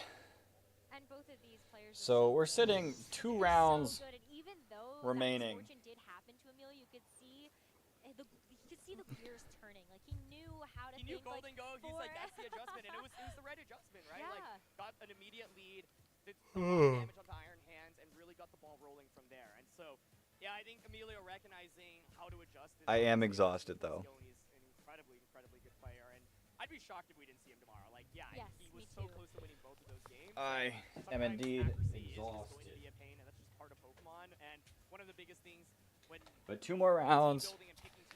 What, like 2 more hours left? For Emilio's team, he's just using the strongest moves. Like, you could run Flamethrower and Shiyu, but like Overheat is just so much stronger. For example, Heat Wave being able to hit both. I don't really want to play that much right now. My brain is pretty tired. Arrow is just by far the best grass type attack for it. You could use Bullet Seed, but then it's like, nah. But we'll chill with this screen. Yeah, it's like, what's the expected value, right? It's like, if you're only getting 2 hits or 3 hits, for example, then is that really worth it? So that's just an It is. like this, but I thought both players played Especially because I've been up like you said, the kind of, since like 10 a.m. So I really didn't get to sleep properly. So yep, exactly, expecting to make it rain, and so been up for a while. Having a strong understanding of really how to play things out.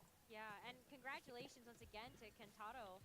That win gives him 5 wins total, an undefeated record, and a ticket to day 2. It is nice that you don't have to play anymore. He still has 2 chances to move on to tomorrow, and for Kentaro, this is So we're definitely going to get some like 4-1 people in this next stream. Doing a little below his expectations out. So let's see if there's anyone I recognize. 4-1. Barish is 4-1. Kyle Livinghouse is 4-1. I don't really recognize a lot of these names. Emilio 4-1. Judy's 4-1. That's also been picking up in popularity, and just to see all of the different choices here, even Dark Urshifu. Okay, I guess that one might be a little Might bit be it. That's all I recognize out of 4-1. Then 3-2.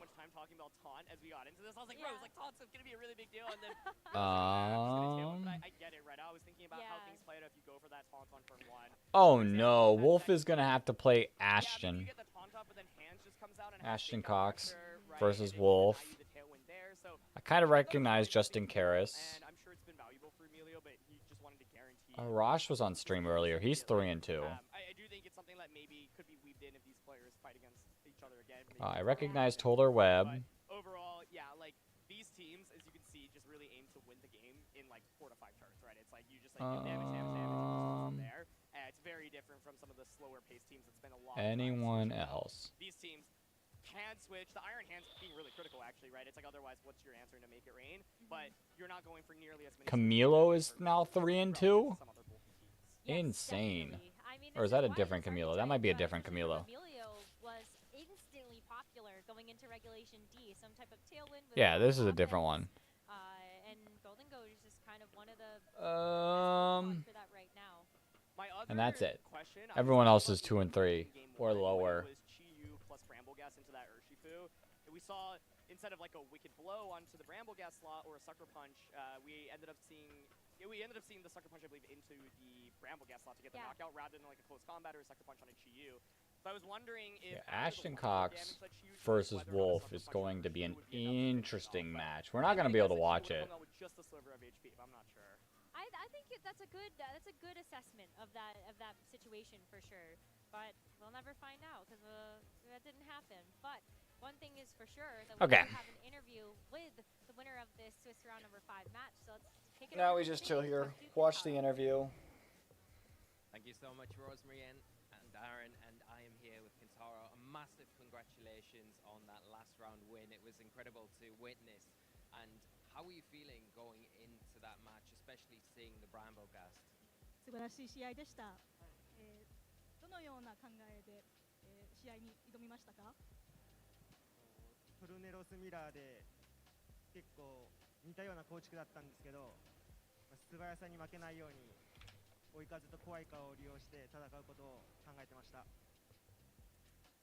I knew it was going to be a Tornadus mirror match, but I knew that I would be able to do some things to help make my team faster. Yeah, and obviously both of you having access to Scary Face as well as another form of speed control, that obviously played a big part in the games as well. Was that how was your thinking about approaching that and making sure that you were kind of staying ahead of Emilio's side of the field, so you were able to kind of overcome the obstacles on his end?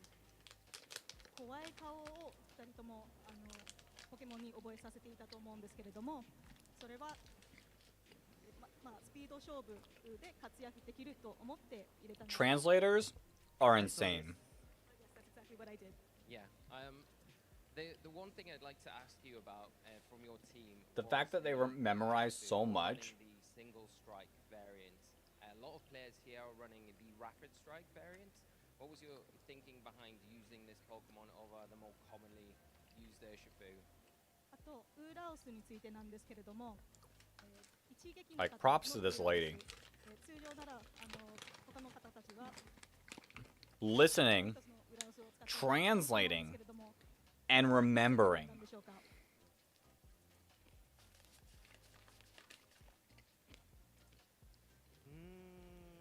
なんか一撃ウラウス使ってて自分の考えで使いやすいと思ったからです。Single strike Urshifu was easiest for me to use, and that's why I decided to choose it. That's brilliant to hear, a bit of an insight, and obviously, thank you so much for coming on to do an interview with us today. Is there anyone at home or here in the venue that you'd like to give a shout out to before you move on to your next match? 勝者インタビューありがとうございました。一番最後に、応援してくれている方たちへのメッセージなどございますか？楽しみましょう。Let's all enjoy ourselves. Thank you so much, Kentaro. Good luck in your next rounds. Congratulations. I have. On the win, and we'll They're pretty insane too. Thank you so much, Lee. It's always great to hear from Kentaro and all of our players, and just the fact that you got a chance to make day 2 already, like, whew, like it's the weight's off your shoulders now. Go relax. You got a few hours, you know.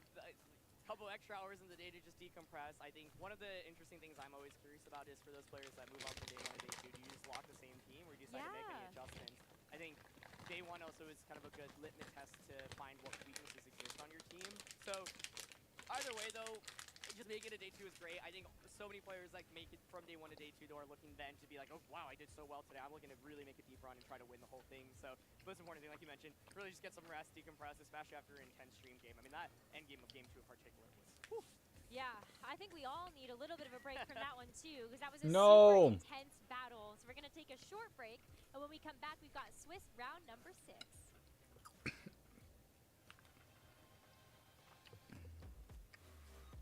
Not the break.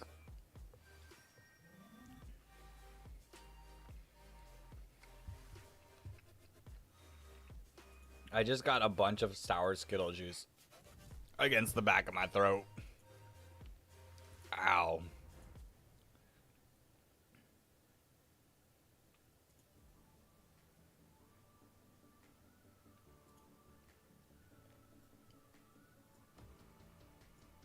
That hurt. We're gonna take a short break. I don't believe you. I agree. Like, a short break, and then we're gonna have like a little chat and interview session, and then we're gonna take another short break, and then we're gonna come back and then think about starting round 7 or round 6. We're in round 6, not 7. Players are going to be here. The excitement is, through the roof. The hype is through the roof, and the pressure is on. I am quite in love with this event. The people have been amazing. The It judges is have what been it very is. helpful as well. This It is says truly 3:30. a Pokemon event, and most of these events are like this. Maybe we'll go straight into round 6. We can hope. It's already 3 a.m. Might feel nervous, but there's a lot of communities and friendly people. So we can hope. It's just so, I can't even say words. It's just so incredible, really. What an incredible way so far. This Ice Punch connects, and now a swap out, a little combination play, a blast burn on a I've had a good time. I've enjoyed this. Next year, I hope it's a reasonable time, and I hope that I'm there competing. But we'll see. We'll see. We got to work on my team. I do really like Urshifu.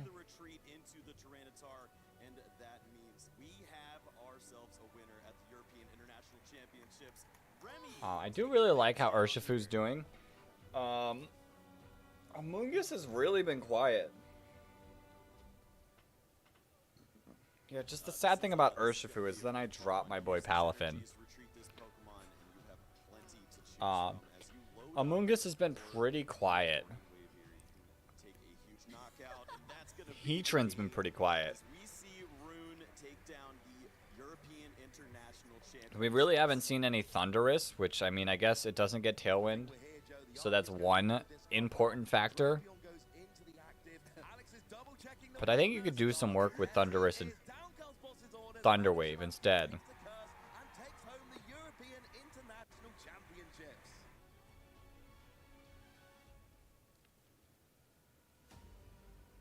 As it does get caught with the freeze dry, and it does wrap up this set. A brisk 2-0 from a very offensive team. A fantastic performance. Move perfect across the set. Pietro is going to be your junior division international champion. Nice. Other Mons I was thinking of. I can't even think.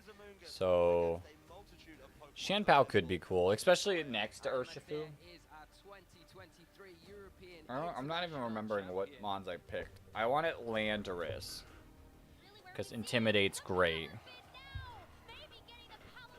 Scoot chair.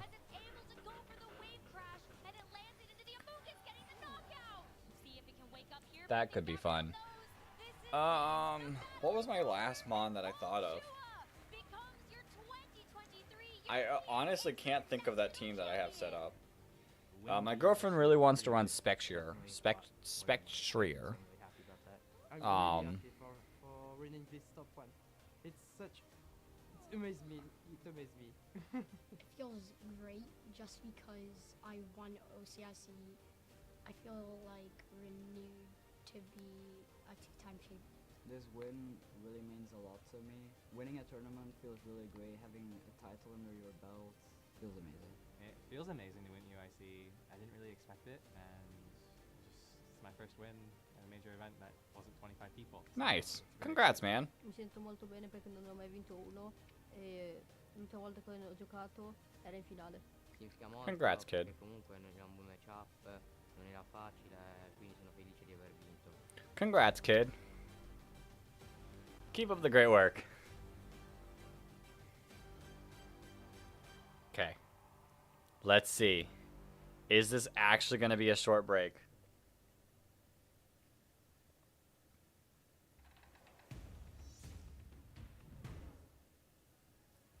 Good afternoon from Yokohama, where the Video Game Championships is rumbling. Rumbling. A number of players securing their ticket into day number 2. And we've got a few more rounds with a few more players trying to do exactly the same. It's been a fantastic day so far, and I can assure you, ladies and gents, that the rest of the day will not disappoint. Speaking of not disappointing, he wasn't satisfied by joining us in the lounge. He wasn't satisfied by getting his opportunity on the stage to play against Aaron. Now he has to be a caster. On the desk. Ray, it's been 5 years since we worked together, and it is an absolute privilege to have you back with me. Yeah, I'm super excited. I mean, Worlds in Japan. This is my first time back on the desk in, you said it, 5 years just about. So I'm super hyped. We've got phenomenal players here in day 1 of the World Championships. I'm excited to see who's just going to qualify for day 2. Yeah, me too. We're going to start looking down. Every single round is going to be a player punching that ticket to day number 2. So I mean, the last 2 rounds. 4-1 or potentially 4-2 in the last round of the day as well. Like, just being able to get that. Yeah, we're at that Okay, point let's take a where look. one more win secures that day 2. I mean, the pairings have been up for a while, These players are going to be feeling so the there pressure. is I know always it's a chance that when you're at that these point where masters losses have are already started to forever, win. bring you into the next stage of the tournament. I mean, all the pressure. Not yet. That can actually kind of get to you. So you have to remain cool, remain calm, collected, and just play your best. So that's going to be up to the players. Not in these just upcoming yet. 2 final rounds, and I'm excited to be here and Oops. a part of it. Yeah, I mean, we've got you here. Let's just ask the question. How do you stay cool? Do you look back at the wins and kind of celebrate those, or do you just go into each game completely blank slate? Whatever happened before is completely irrelevant. Yeah, that's key. You really can't focus too hard on any of your previous rounds. They're over and done with. You can't do anything about the losses, and even the wins. You know, you can feel good about those wins, know that you played your best or whatever, but if you won a game and you maybe got lucky because of it, you don't really want to draw on that, like, thinking, oh man, I only won because because I got lucky. You want to stay positive. You want to think about this upcoming game. You got one win. That's all you need is one more win. Too far ahead, but you also don't want to look back at all. So you want to be all in on your focus on just this next opponent. Take it around at a time.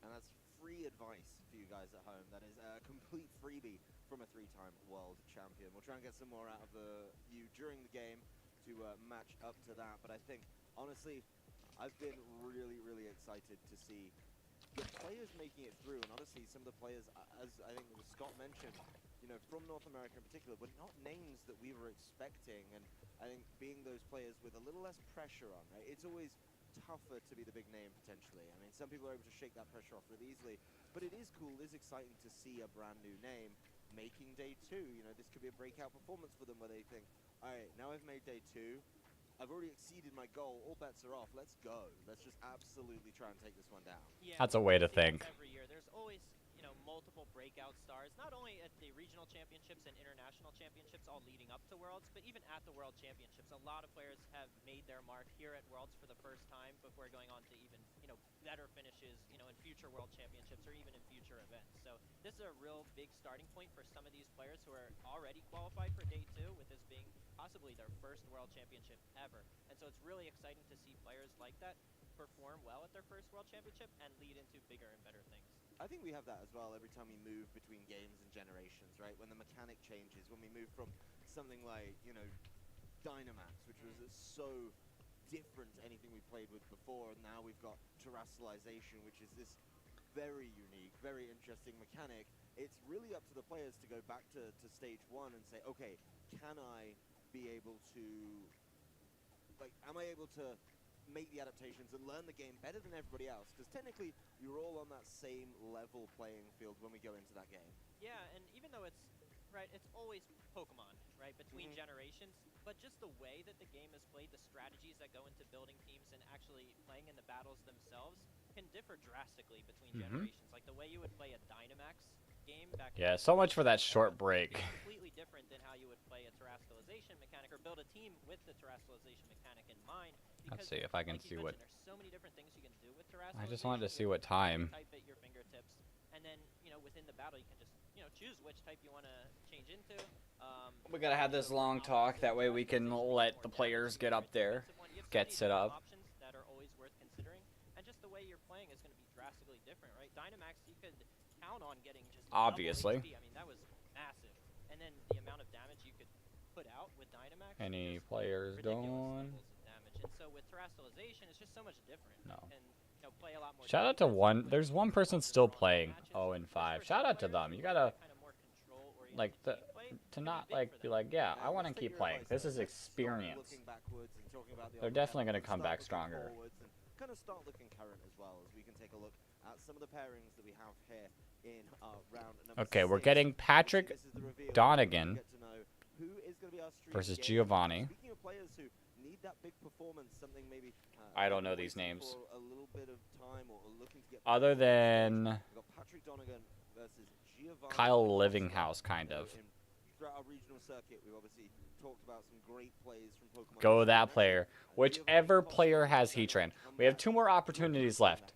So it does really all come full circle out there in the field. If in either of these last 2 rounds, Heatran wins, goes on the field, I will get Heatran. But I might do it tomorrow on stream. That way more people can watch. So, Patrick, Giovanni, do either of you have We mentioned how Giovanni's game Heatran? has made Pokemon history in the past, right? With that Dragonite just coming in absolute clutch for him, and I was the one who casted that, so maybe we'll see some magic here in this upcoming game right here. Yeah, I'm going to just confirm for everyone already. Gio does have a Dragonite again. So He does have a Dragonite. The moveset has changed a little bit because there's a Terra Blast, which needs to be impactful. But now we know who it is. Let's head on down to the stage and meet our players. Let's do it. It's time. How focused they're feeling coming into this round, which could secure a day 2 berth for both. Okay, I'm kind of cheering for Giovanni because of Dragonite. One can win. It is going to be Patrick over there on the left side of your screen. with Geo on the right as well. There's the Dragonite on the table for him. Maybe a nice little throwback for him there, but it is going to be an Articuno on there for Patrick, which I think is something that really stands out on his team. We'll get to take a look at the teams in Oh, he has an Articuno. But there's certainly a lot going on here. Yeah, Articuno. Interesting. In the video game championship history, we have really almost never seen, right? Interesting. Not really been that strong historically in the video game championship, but with the boost that it gets from Snow to its physical defense. Oh, a Snow team and a Heatran. Oh. With that Bright Powder and Snow Cloak, with the Snow up. Does that mean I have to cheer for Patrick then?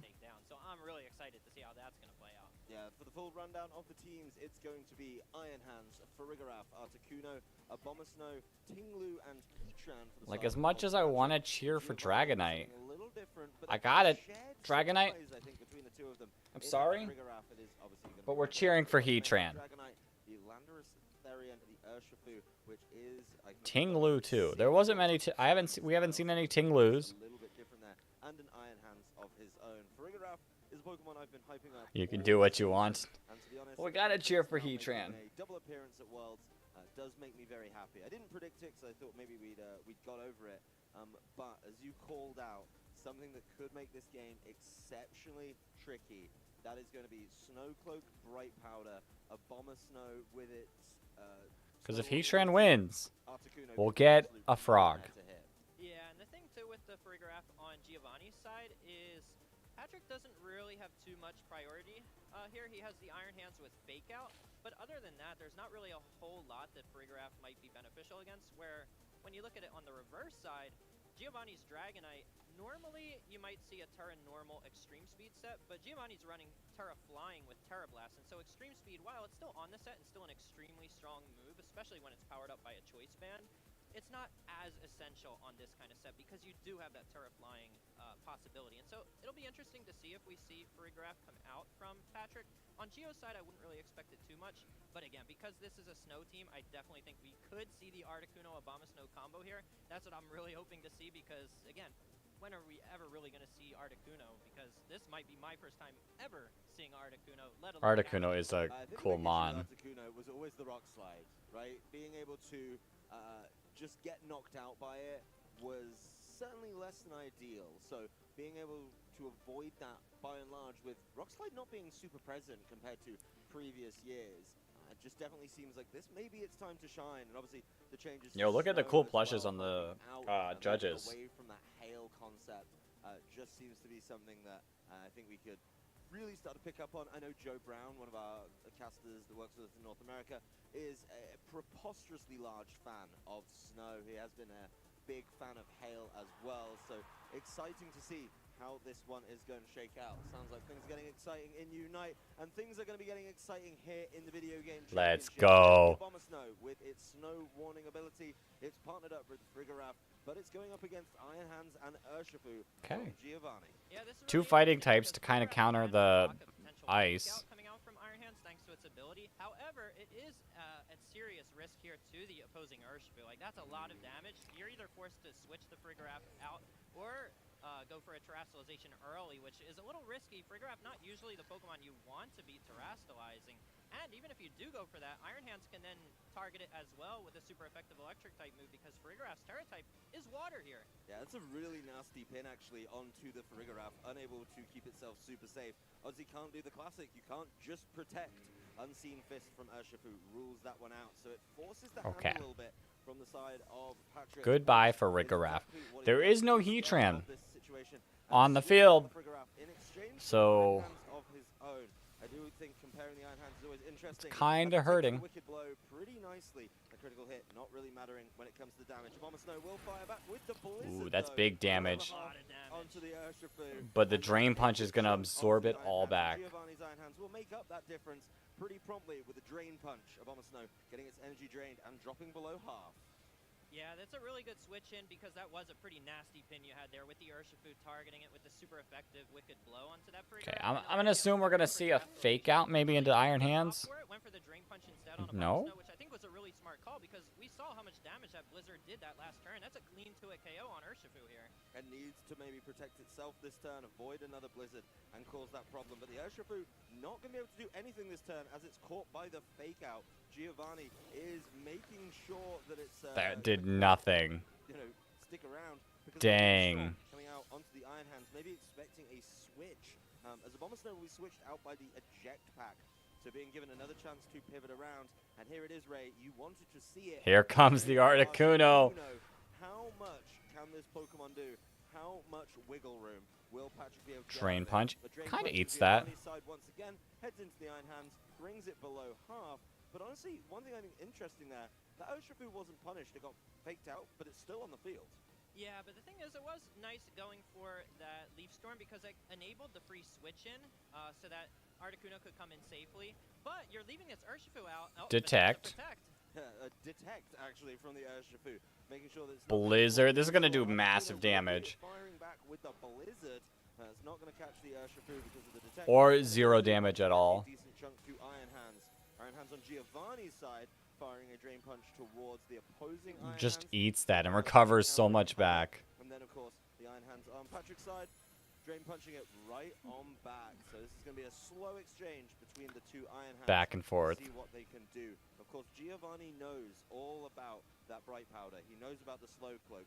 Maybe looking to play a game without the snow in play, where he'd be able to target it down safely. That is probably what he's looking for. Yeah, I think so, and I think that's why Patrick preemptively switched the Abomasnow out so that he could reset the snow, because when you're playing these kind of Articuno-type teams, it does tend to be a long, drawn-out battle. But Wicked Blow. This is going to do some decent damage. Yeah, Wicked Blow landing the critical hit on Articuno, but not even bringing it. Gonna knock out the Urshifu.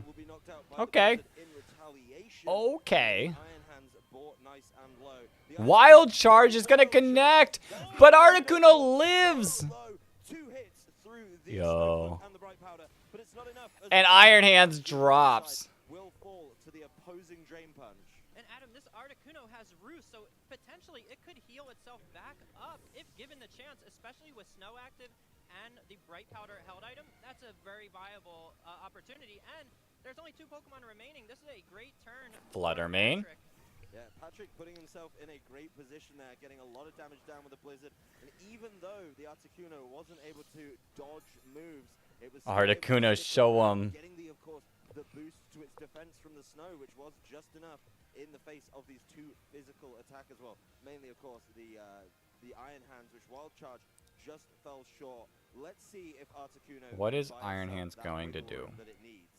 Yeah, the thing is, though, I mean, we saw the speed boost come out from the Fluttermane. That means it's going to be lacking a little damage. The Dragonite, on the other hand, with Choice Band, does exert a lot of pressure. So Giovanni is threatening some big KOs here. The thing is, Snow's up. Like, those moves could miss Articuno, and that could be over, because we already know Dragonite. I mean, it's super vulnerable here. But if there's somebody who can make Dragonite work, it's Giovanni. Yeah, it's Giovanni. Yeah. Being able to put that one. Yeah, Giovanni could do it. Of events. Farigiraf will come in, though, making sure that it is protecting itself against. Are we going to get a dodge from Articuno? This one.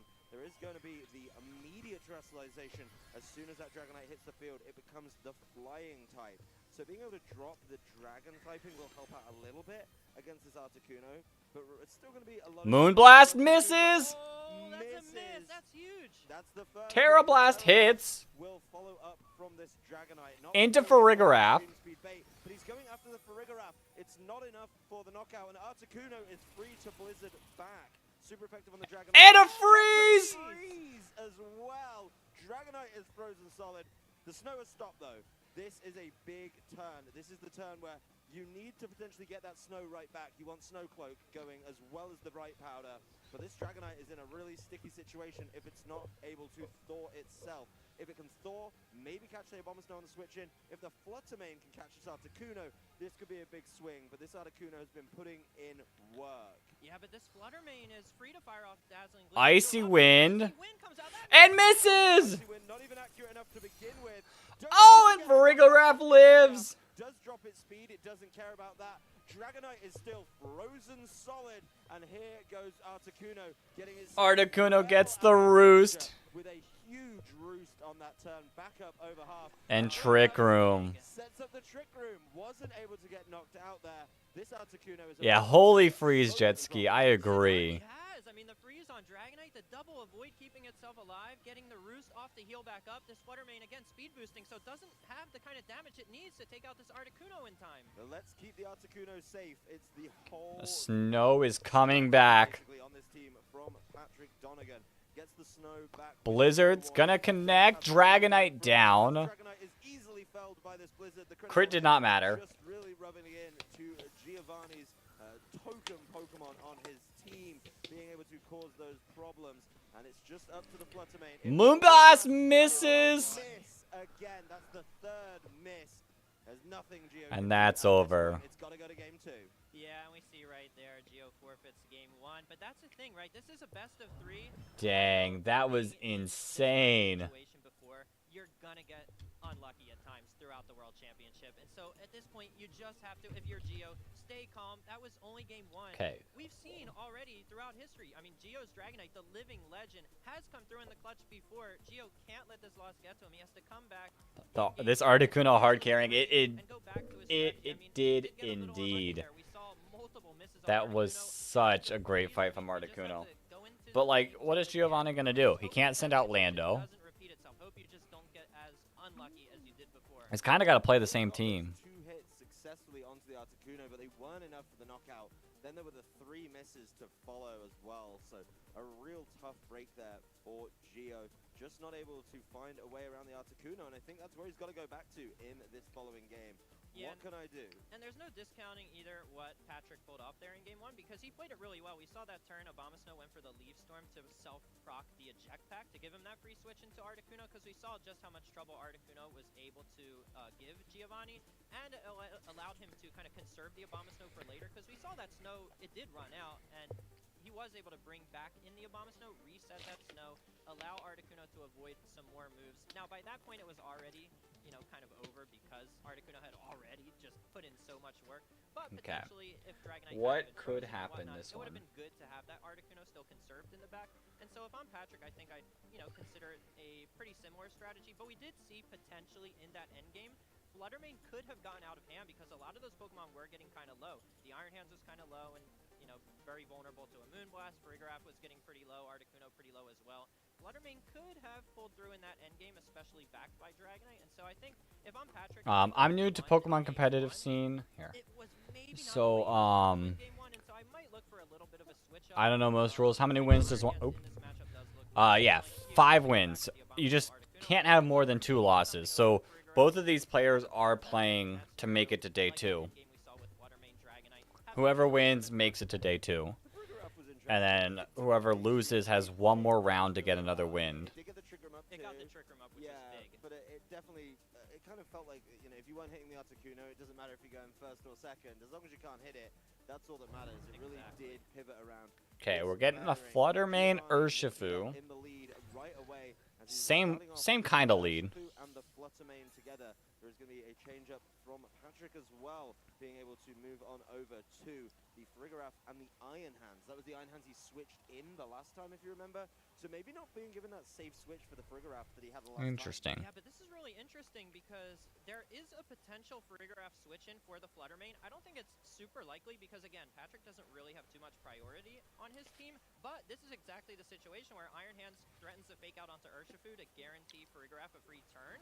But if you have that Farigiraf in the back that you can switch Fluttermane out for, I mean, that gives Urshifu a free turn. I mean, it's something that's at least going through your minds if you're Patrick, that is a possible switch-in. This is going to be the classic, really, from Patrick, right? Being able to just, you know, try and apply that pressure with something like a fake Interesting. out. And then, of course, the Trick Room. There is going to be the change-up of the types, though, as it is an immediate terrestrialization onto the Farigiraf. So we talked about the beginning of Game 1.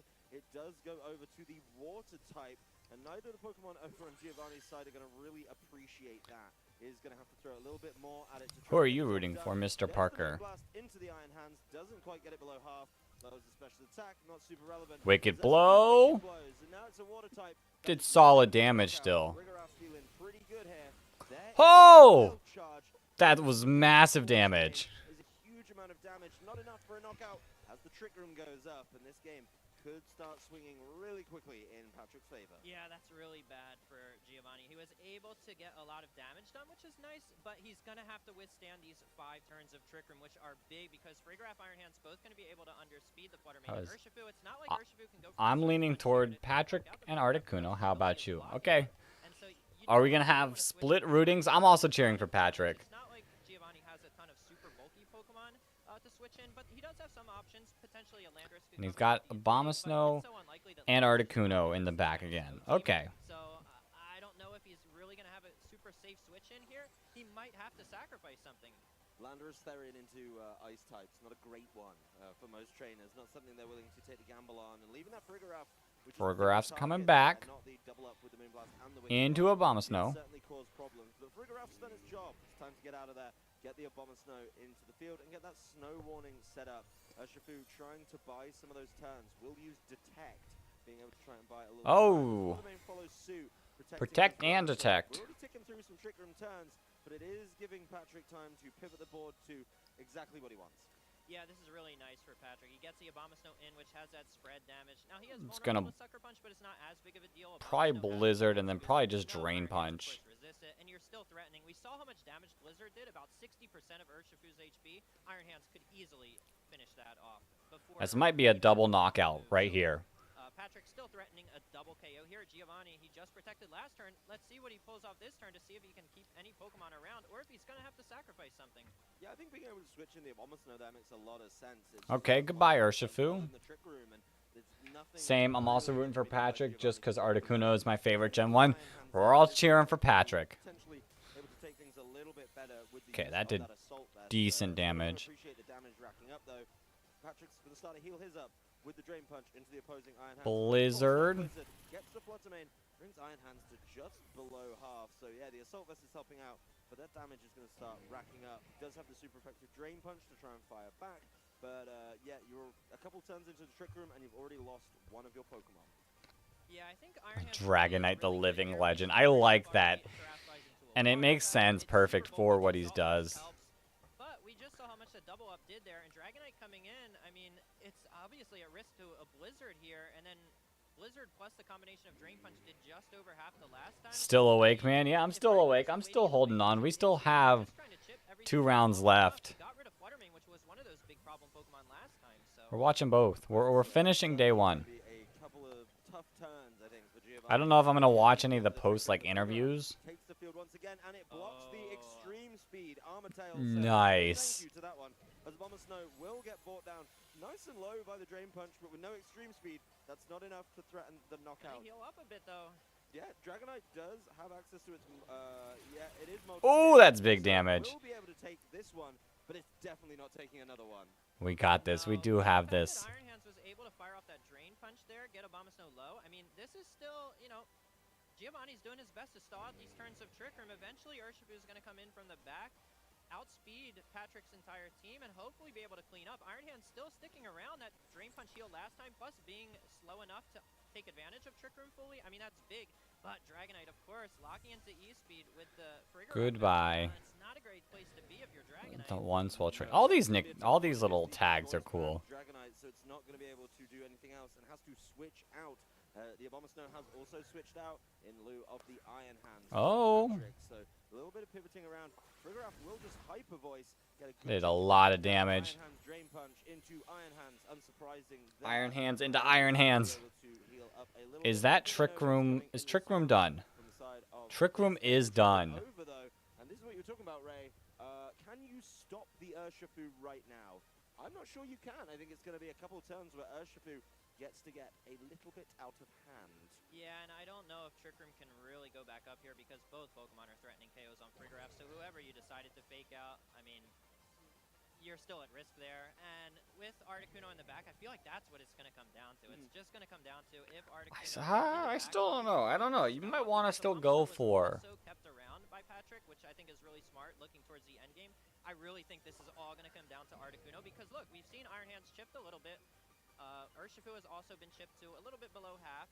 I mean, Dragonite took a huge hit. Yeah, I was gonna say you still might want to go for Trick Room. Well, he goes for the Trick Room, but Frigoraf not given that opportunity. Immediately taken out by the Wicked Blow. But this is okay. I'm gonna build a team soon specifically to collect ribbons and titles. That's cool. Swing it for Patrick. The opposing Iron Hands. Oh. Will drain punch, and we're now down to just a That's sad. 3-2 situation. But this is probably Okay. the perfect 2 for Patrick. I believe this But is the turn where it is snow gonna ends. expire. So we are going to then be able to, yeah, there it is. The snow stops. We're gonna start the snow back up. A Bomber Snow Articuno versus a combination of Urshifu, Iron Hands, and Dragonite. And now the bright powder could come through. Patrick, the snow goes down the moment Articuno Abomasnow comes in and resets the snow for Articuno. So like I mentioned, it all is going to come down to Articuno. And one thing about this Articuno, of course Iron Hands having Assault Vest, not really going to take too much damage from Blizzard. And Wild Charge is threatening a lot, albeit lowering Iron Hands' own HP and recoil. But this Articuno has the option to eventually start sheer colding Iron Hands if it gets to a point where you get rid of the Urshifu, the Dragonite, and if Iron Specifically, I want to get a Dunsparce with the tried and true. That'd be funny if it was the 3-segment one. Like you tried so hard and then you got the true Dunsparce. I mean, they're threatening, but it's got the little defense boost. Might be able to help itself out. Okay, close combat.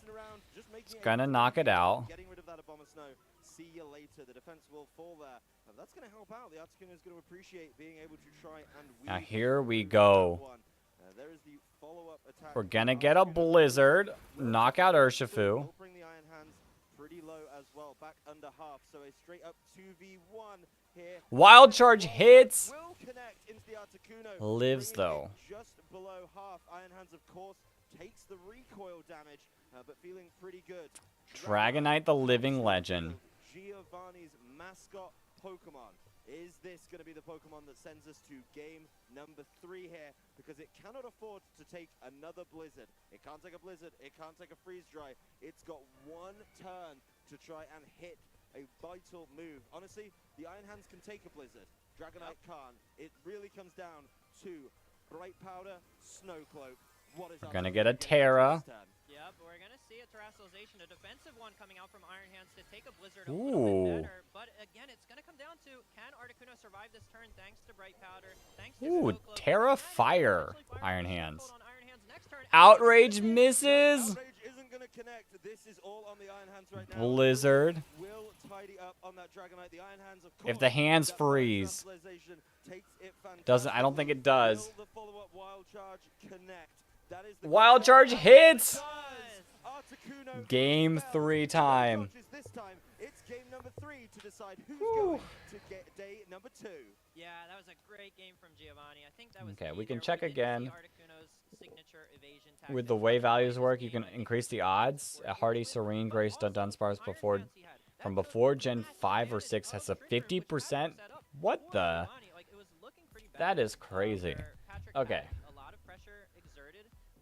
Let's refresh.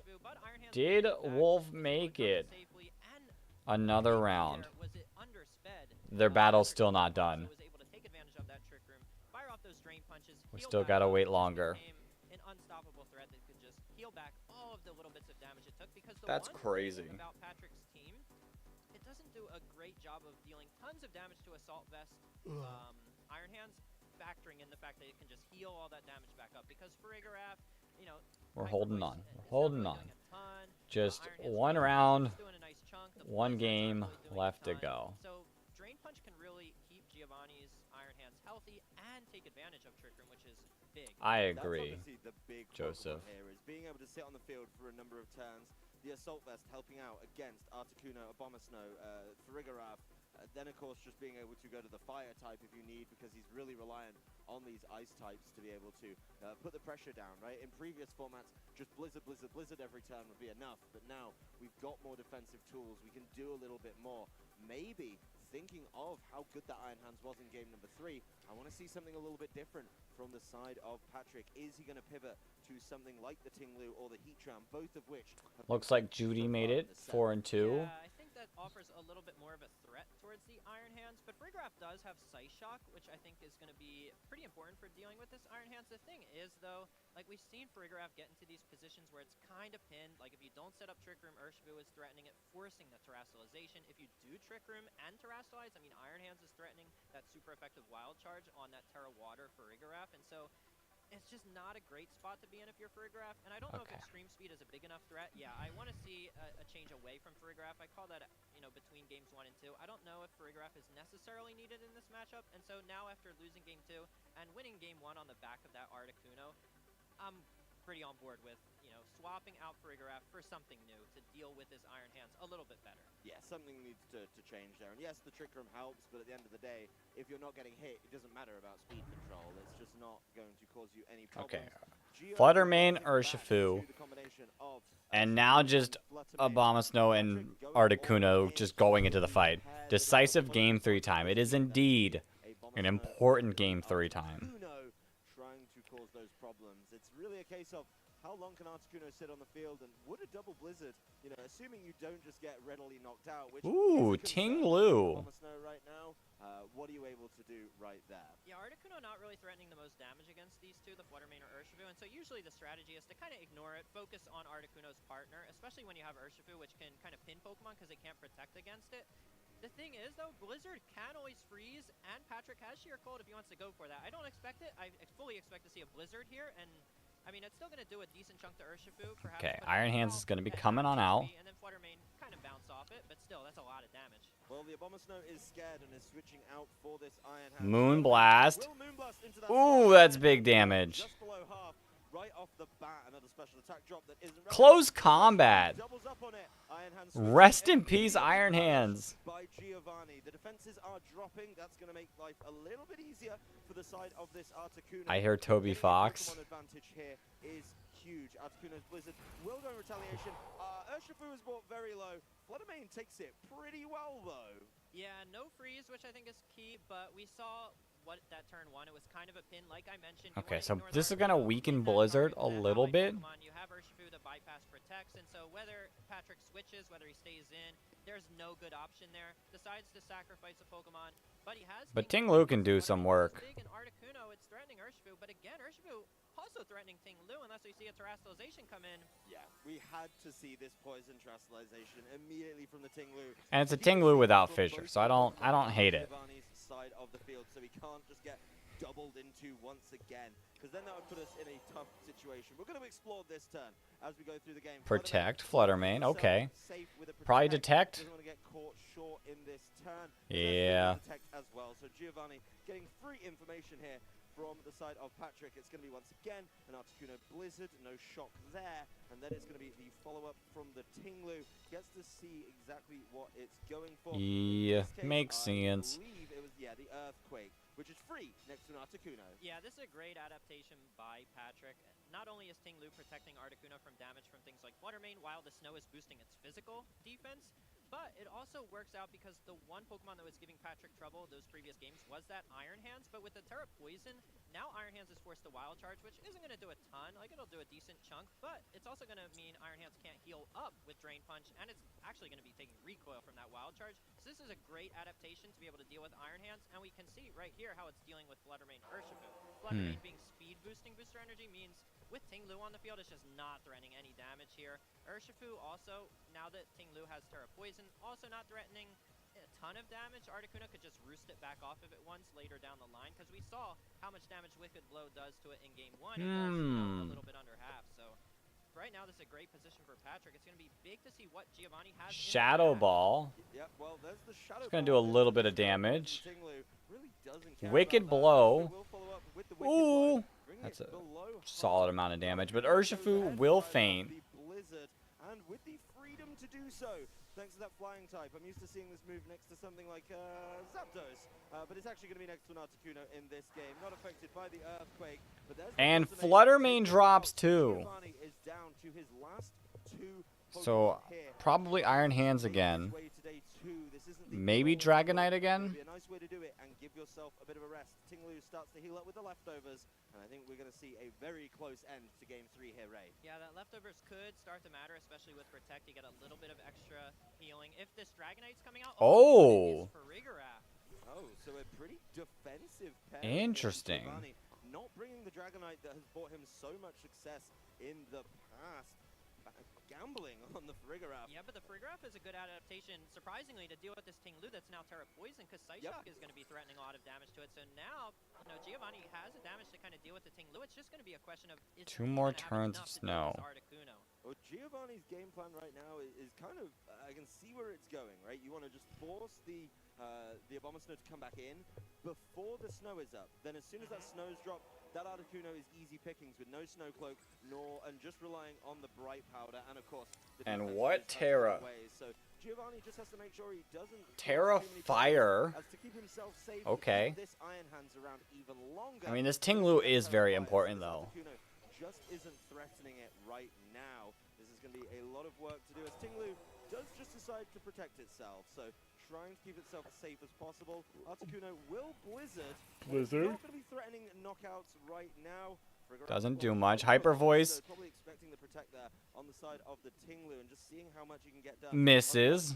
Nothing. It's going to dodge this one. Iron Hands. Wild Charge. Connect with that Wild Charge, but it's going after the Ting Lu into that Protect. So a free turn for a little bit of recovery for the Ting Lu on Patrick's side. Really trying to... Ting Lu could now possibly take a Wild Charge plus a Hyper Boost, we'll have to see. But with Ting Lu weakening Articuno's damage with Blizzard, with Iron Hands showing that Terrestrialization into a Fire type, I honestly wouldn't be surprised if we see it go for a sheer cold on Iron Hands, because that's really going to be the only way he has to take it down. And it looks like he might actually go for that, Adam. Are you ready? Yeah, I'm just waiting for him to press the funny button and see if he's able to get a knockout on an Oh boy.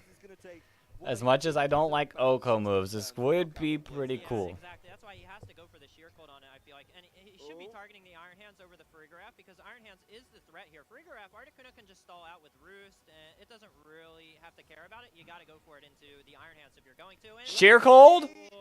Oh. Connect it on that turn, but it's okay. He might have more chances. There's the side shock you were talking about, as Ting Lu is not able to really take that well. Lives it. Some help, but the Wild Charge will follow up, so Ting Lu is down. It is going to be that lead back on the field at the end of this turn for Patrick Donegan. But I think the snow ends here. To try and get through into day number 2 in this one. Of course, he does have another opportunity, but snow does bought him enough time. disappear. Another 5 turns of snow. That means we're getting another 5 turns of Snow Cloak, and we're getting another 5 turns of boosted defense as well. And possibly another 5 turns of seeing if Sheer Cold connects, because that's what it's going to come down to. That's really the only way that Patrick is going to have to deal with this Iron Hands, because we know it can just Drain Punch, heal off the Abomasnow. It's got a Terra Fire. Oh, but it goes for Blizzard. Let's see. Yeah, he's trying to We're gonna get a freeze. That's gonna cause some problems. The Hyper Voice misses. Hit the Articuno. The Abomasnow will not take that. He's probably gonna Drain Punch. The Iron Hands is now given the opportunity after the. Okay, Frigoraph done. So taking down the Frigoraph, Iron Hands is the last hope here for Giovanni Costa. Wild Charge. Oh! To the Articuno, bringing it down pretty low, but it's gonna need to keep on doing that. This Iron Hands though has plenty boy. to do it. The Earth Power here could definitely help out. I honestly think this Abomasnow Articuno might just have it, assuming it's just not able to cause problems. Abomasnow protects. Giovanni calls this, because if he goes for Drain Punch on Articuno, that could really heal it back up and make Iron Hands, I mean, just almost back to full. Yeah, let's see. Articuno will roost. Drain Punch? Oh, into the Abomasnow. So not able to get anything done that turn. This game is dangerously close. Abomasnow feeling pretty good. Is going to try and land that Earth Power. Another Blizzard being hovered here by Patrick. Needs to do it a little bit quicker, because this snow is ticking down. There's a Blizzard. Not very effective. No freeze. Earth Power. Big damage. The Assault Vest has been huge. Drain Punch. Lives! Tanking that one up. That is the boost from the snow coming in clutch. That said, we're on our last turn, I think, the last couple turns of snow, and there is a lot of work to be done. Articuno. Blizzard not doing much. And here comes the Earth Power should be enough. Let's go. The Articuno team making it. That was Dodge, crazy. duck, dip, dive, and dodge all the way to day number 2 here at Worlds. Yeah, we saw in game 1 it was able to The avoid some of snow the attacks that team came in game 2 made and, it. game 3, I mean, it was able to avoid multiple hyper voices Let's there. And take Abomasnow a hanging look. on as if it had an invisible focus sash. Wolf, That was huge the fight because still that hasn't Avatar was happened then yet. able to finish it off. So incredible set of matches there. Super excited we got to cast that, Adam. Yeah, not being able to get that knockout on Abomasnow was huge for Patrick. Being able to keep that around, that is how good Snow can be right now. Yeah, so we saw the defense boost come into play there. Not only boosting up Articuno, allowing it to take those hits really well. We saw boy. Wild Charge do a Okay, pretty we gotta. sizable chunk, but even Wicked We're Blow gonna doesn't have remove that. because More Justin importantly, Tang on that final turn, did not hanging on from that drain punch. Yeah, I thought the compete Abomasnow was gonna go into the down. next I thought round. Iron Hands was just a little bit better than that, but wasn't able to get the knockout. I thought one Earth Power was enough. Seems like a GG does indeed. Now, what is up? What is happening? Adjustment there between game 2 and 3. I think going to the Tinglu was a big deal because even though it didn't look like it did, all that much in that game, the pressure it exerted because Iron Hands, again, it's, weak to Earthquake with Terra Poison. It means you really have to focus it down. It's not like you can Terra Fire initially. You have to wait until you get rid of the Tinglu to end up going for the Terastallization, and you have to spend so many of your own turns with Farigiraf attacking it instead of attacking other Pokemon, with Iron Hands attacking it instead of attacking the Articuno. It just gave so many Absolute turns to the insanity. Articuno next to Tinglu to just start firing Oops. off all kinds of attacks, roosting back up to regain its HP back. Okay. It took so many turns to take down I'm gonna the Tinglu. refresh it Farigiraf again. wasn't really doing too Maybe. much. If anything, it was more of a negative Maybe in it's game just 2 slow. because that Trick Room just enabled Giovanni's Iron Hands even Nope, more. So still I really nothing. think dropping the Farigiraf where the Tinglu was big, but I mean that match, if anything, showed off the power of Articuno in Snow. Yeah, let's take a look back at that previous game as Articuno was just sticking around for large portions of this game, not able to get hit, not able to get knocked out. Patrick takes a 1-0 lead. It's the same combination in the back once again in game number 2, but a couple wild charges hit in there, making sure that And Giovanni Wolf sent us ended through up to game winning. Number 3 starts off with the Articuno, the Tinglu, as you called out. So Wolf is 4-2. He's got one more match, and he makes it to day 2. I haven't seen much Articuno Ice Team much all year long in any regionals. Yeah, and it's. I mean, I guess Articuno's new. Well, I guess that's because Articuno couldn't have competed at all until today because of Regulation D. Not one I'd considered coming into Worlds. No, I've seen It was pretty around sick. a decent amount. Like, there are players who have been experimenting with the Snow archetype in Regulation D. Of course, previously, we used to see a lot with Iron Bundle, firing off Blizzards, setting up those really fast Aurora Veils, but this is a different take on Snow here in Regulation D. The fact that Articuno has that Snowcloak ability, very reminiscent of the days So, yeah, when I used to be competing and we would have we're sitting. Garchomp with Sandveil and Bright Powder next to Tyranitar I wouldn't. to It enable wouldn't that. surprise me if Wolf Extremely is frustrating to match up put against. into I the imagine TV match. Articuno Abomasnow From going, he started 0-2 and is now 4-2. So it wouldn't surprise me. Facing against them because anything can happen. Yeah, it's a little bit different. I think the reason I think Garchomp is probably Oh, I need a stretch. because it just did insane amounts of damage. But Articuno can do the same thing, right? Articuno can take knockouts it doesn't deserve. Honestly, the sheer cold missing there. I was like, I'm "Ooh, still maybe here this with is you the guys, turning point." but once I just realized the up Abomasnow was in that instead. safer spot and was able to start firing off those Earth powers, like, oh, okay, now that is going to deal with that that problem. And I think honestly, the Terra Fire, yeah, helps you out against the blizzards, but it then punishes you in response because you get Earth powered. Yeah, exactly. But if that could have been a knockout there to Yeah, like get I rid of said, the, it definitely wouldn't Abomasnow with surprise the me if we Drain do Punch, see and now a it becomes Wolf. little One bit more dicier win because for day with the 2. Terra Let's Fire go. would have, That's been all able to he gain a needs couple is more, one more so would have win. more opportunities. Of course, Wild Charge dealing that recoil damage means you really only get one big shot at it. So you might have to just go for the drain punches to try and heal and try and withstand those blizzards over time. And then our cheer board will stay the same. Like I said, guys, if you have any other names you'd like me to add to the cheer board, I am down to add it. And we'll keep up with them. I don't know much of the players in day 2, but other than Joseph and Chuppa, because I went into their coaching sessions. If you do, Patrick's has sheer cold to punish that. If you give that Articuno So other than those 2, if you guys want any more names added, let me know. colds and just pick up one-hit KOs there if given enough time. So Really well done by Patrick and very cool team.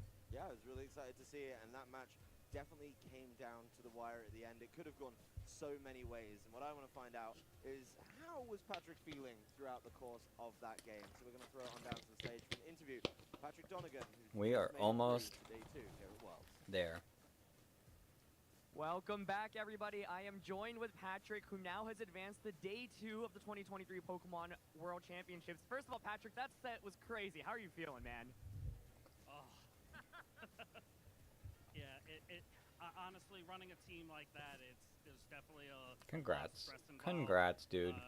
Basically, Well the deserved. team inherently has some RNG stuff that you have to deal with.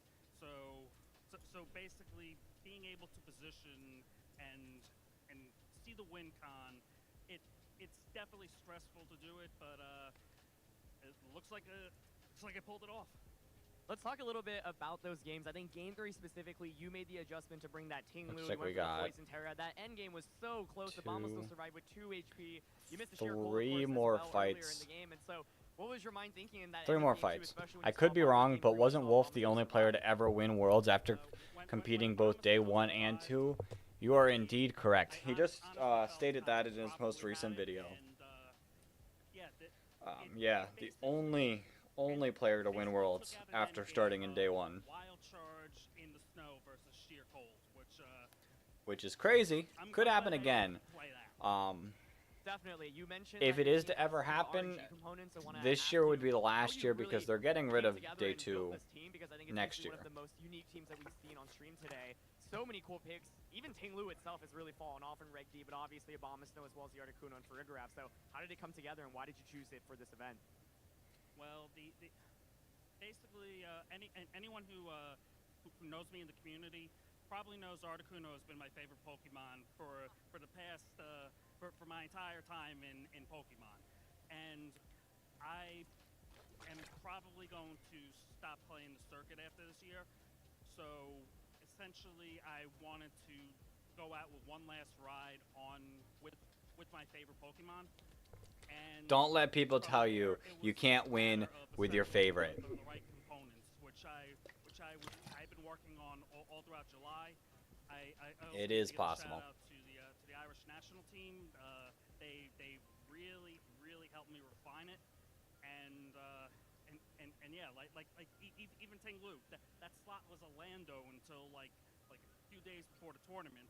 I found I needed something to reduce Goldango's like special attack. Size spam and Torkoal I thought might have been a problem, so Ting Lu actually helps with that as well. And yeah, even though it's fallen off a bit, it is still an Competing in both days is so long. Like, we've been out here streaming and it can sit there. And since the beginning of against Day 1, and we're like 9 hours in. And the fact, Definitely got the job done. Patrick, I want to ask you something. You know, like, you we're going to be mentioned that sitting this might be your close last to event 10, ever. maybe You and I 9 and a played half against each other at hours. a regional championship over a Potentially decade 10 ago. You've been playing by this the game end of for a long this. time. You just made Day 2 in what might be your final tournament ever. What does that mean to you, man? Honestly, Aaron, it means the world. Like, And then to go tomorrow. Tomorrow's such a long day. The thing I saw said like from 8 o'clock to like 9:30. You actually knocked me out of it. so yeah, we definitely go. So like 13 and a half hours tomorrow. Watching you grown as a content creator, I've carved out my own niche in this community, and yeah, to bring it like full circle to get into Day 2, as I said, it means the world. Absolutely. One final question for you. Obviously, you'll be competing tomorrow, but had tremendous success today. Any final thank yous and shout outs you want to give out? I mentioned the Irish national team. I'm definitely tired. After the next round ends, I'll stay up. If Wolf isn't in the next round, I'll stay up to see his result. Amazing. Well, Patrick, But other than that, congratulations. that'll be What the a end way because to I'm make it into tired. Tomorrow. So excited to see how you perform. And thank you to everyone. I'm gonna have for to joining get us for some this rest so that interview. I have the We'll be back energy to shortly. do this tomorrow. I got some things that Thank can you, help. Aaron, and thank you, Patrick. Good insight, actually. Knowing that he's been able to take his favorite Pokemon to day number 2, that's undeniably cool. I mean, I've known Patrick for a while. He mentioned in that interview that he's been around a long time, over a decade. And so to see him finally make it to day 2 of Worlds, which I know he's been striving for so long, it must be a really emotional moment for him. And like he mentioned, the fact that Articuno is his favorite Pokemon, not only was it freshly introduced in Regulation D, but he made it work so well with that snow Yeah. team. And so to qualify He did for good Day with 2 it. with your favorite in your potentially last tournament ever, qualifying for Worlds Day 2 in the process, I mean, that is such an incredible moment, and that must be Proud of so that dude. emotional for him. I can only imagine. Yeah, he's got to be over the moon being able to get that one done. Good job for him. You know, how far do you think the Articuno can go? How far, like, how much room do you think this has We're to still show, over the course of the next next day, I guess? still waiting on a couple Some room there. I mean, like Patrick round mentioned, 2 with results. Articuno, there's a 3 way, still. right? If the RNG goes in your favor, I mean, anything can happen. But it was a very solidly built team. We saw there, he mentioned the reasoning behind adding Ting Lu to the team in the first place. I think is really smart because those Pokemon that he mentioned that could give his team problems, you know, things like Torkoal being a fire type, Armarouge and Didi, not only dealing massive special damage, but that's a fire type on its own. I wonder how Freeze. Blizzard, but also firing off super effective damage there. I think Ting Lu is a fantastic answer to all of those threats, and so I think that's a great adaptation that he realized just a few days before the event. So very well built team. I don't know how to spell his name. I really enjoyed his insight actually on how the team came to be. I think that's something that Frieza, earlier. but the Pokemon channel. Scott just being able to say, okay, I know it has a Y somewhere. Experience into a fantastic team. This kind of shows, yeah, right, that being able to get to that point and use that wealth of experience, like Blandurus sounds like a great answer. No, it doesn't. It's 2 E's. Whoever makes it to Worlds are no joke. Tons of respect. Maintaining points and winning regionals and whatnot all year long. That's why I recently fell in love with the competitive scene. I agree. Like, it's so... Like, a lot of these players put so much work in all year. Came back towards the end of last season, but before that, particularly over a couple of years where Shoot, I don't remember.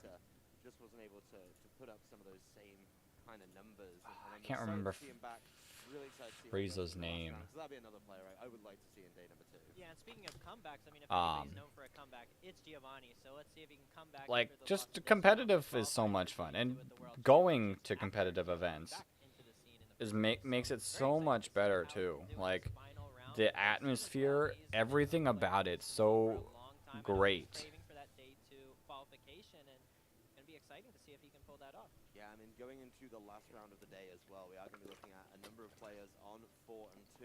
It is going to be It's just so much fun. I'm excited to get back into competing. I'm excited to get in it and go hard next year. Try my best to go to as much regionals as I can. Try to go to internationals, and then hopefully qualify for Worlds. Yeah, and any pressure they might have felt throughout the year pales into comparison of what they're about to feel heading into this final round, where if you win, you head into day 2 tomorrow. If you lose, you're out of the tournament. And with this being the World Championship, this is the final event of the circuit this year. I mean, the pressure is as high as it gets until tomorrow. If they qualify for tomorrow's day 2, then the pressure just gets even higher. I know my season starts in September. At a Pokemon tournament, and it's going to come down to, like I mentioned before, So, that match even started. You just got to stay I think it's the first tournament that I'm going to. Focus, you know, too much on some of the bad beats that you suffered earlier in the day. Just focus solely on what's in front of you. Try and play your game, pilot your team to the best of its ability, and, you know, do your best. It looks like there's just one match left to find out about. How that translates into day number 2. Fun. That's where I think we're going to get a Fun. little bit more variety, I'd argue. Maybe something a little bit different. Maybe trainers sitting and watching today going, okay, I can actually add something different to my team. I don't know if there's an easy answer to Articuno, if you just want to maybe accept that that's going to be a tough matchup. But there's certainly things to consider based on what we've been able to see so far. Yeah, it's going to be really interesting because a lot of the day 2 competitors will get to watch day 1 here and get a feel for what their competition is going to look like tomorrow, because there are going to be a lot of players qualifying for day 2 from today. They get to watch all of these matches, see what the field is like, see what the metagame is like, while I don't think anybody's really going to be changing their team to the extent of, you know, archetype or anything like that. I mean, I think players have had weeks testing their teams, getting comfortable with it. You don't want to make any last-minute, rash changes to your entire team. But just watching the matches unfold, seeing the playstyle, the players that are qualifying for Day 2 tomorrow, I think is beneficial enough. And you get the whole rest day today. Yeah. So you don't have to suffer, all the pressure that you're feeling playing through all these rounds. You get to come in fresh tomorrow with a fresh Pokemon community in general is great. I'm just happy when I can make a kid feel happy by complimenting their Pokemon gear. People did it for me when I was a kid and it never gets old. Yeah. I mean, just that's the fun part is it's just so easy to like be like nice. Like the Pokemon community has the ability to be such a great community. I know there are a vocal minority that can hurt it, but still, it's so much fun.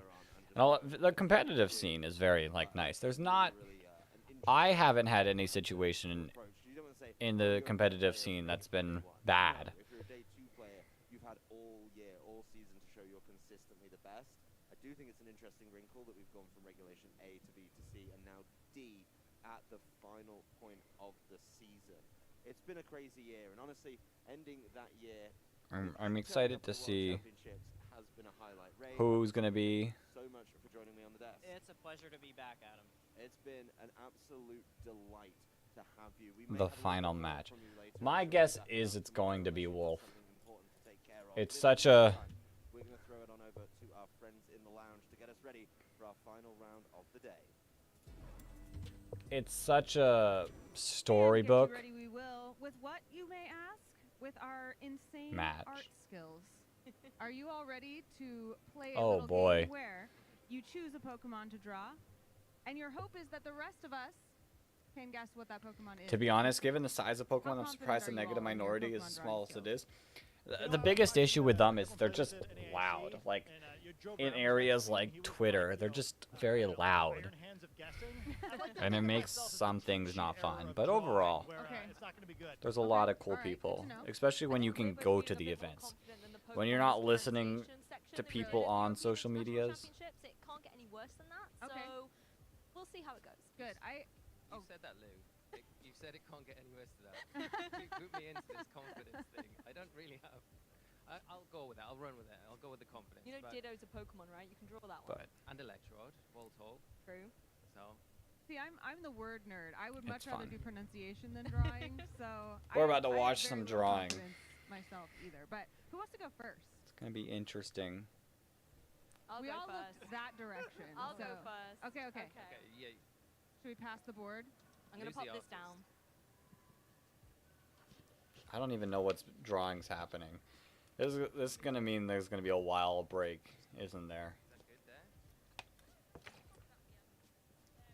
There we go. Okay. Perfect. I got it. All right. Whenever you're not in an echo chamber, it's a better environment. I agree. It's even obvious. Like, where does someone start with a Pokemon? You know? What's happening? Oh, who- Okay. We have an oval. Are they It's trying to it's guess what she's Rayquaza. drawing it? Nope. It's a Tatsugiri. Tatsugiri. Oh no, there's Formies. Look at those little eyes. That's great. Which Stretchy. Tatsugiri, she says. Oh, I never learned the forms. Yeah. Yeah. Stretchy. That's really good. Very well done. I think that was excellent. It's not bad. There you go. Perfect. All right. My turn. Do we have... Oh, here's an eraser. It's a shame to erase that, though. Very well done. Okay, what's next? Got to draw the Dondozo now, right? Yeah. We can't hear you guys unless you have the mic. You've but got this. We're saying following this up is going to be tough. All right. I can't see. Snorlax. Cannot see a thing. Beware. It's Hitler? Iron Bundle. It's Psyduck. Are we guessing Mon strictly from the Paldea decks? We are stumped. Ice Cube? Okay. We see some. Oh, it's a happy face. There is a nose. There's whiskers. Poplio? Completely lost. Is it some sort of Oshawott. It's the water type starter with the little shell in its back. Oshawott. Yes, Oshawott. Oh, nice. I Oh. totally say that. I saw it He was a tried little his shell. best. Shell gave it away. It's really close, I feel. I think that Very was well on done, us. I actually. think the drawing was strong. Yeah, very, very strong. It was just, you know, it's a He did his throwback best. of a Pokemon. Yeah. The quicker I remove this, probably the better. Good guessing, guys. You're up now, Good Scott. team. You couldn't get away with this. No, you're gonna I apologize in advance. Here, I can hold the other side of the board here. Let's see. All right, ready? So we've had 2 water types. I wonder, Scott, you're going to break the tradition. Let's find out. I believe. It's a large Pokemon. It's a little Swalot. Little ghosty? It is. Mimikyu. No. Oh, it has whiskers. Gulpin? It has. Oh. Whisk? No. The Drew? Gulpin. Drew? Was that? Wishcash? Was that it? Oh, he's Gulpin is close. close. That's where I'm going though. Swalot. I appreciated the hint a lot. Yes, that was very good. I think, Anna, you're up next. All right, we need the eraser. Who was I going to draw? I can't remember. I'm sorry, Swalot. Mostly for not being able to draw you.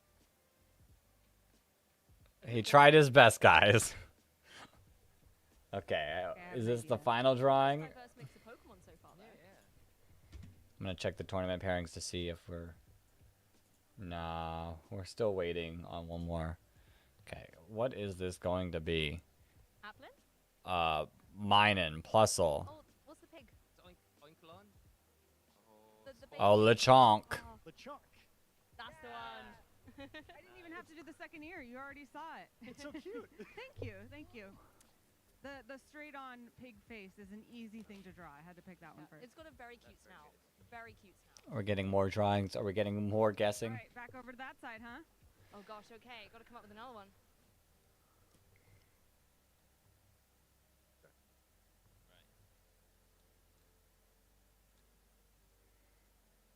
Okay.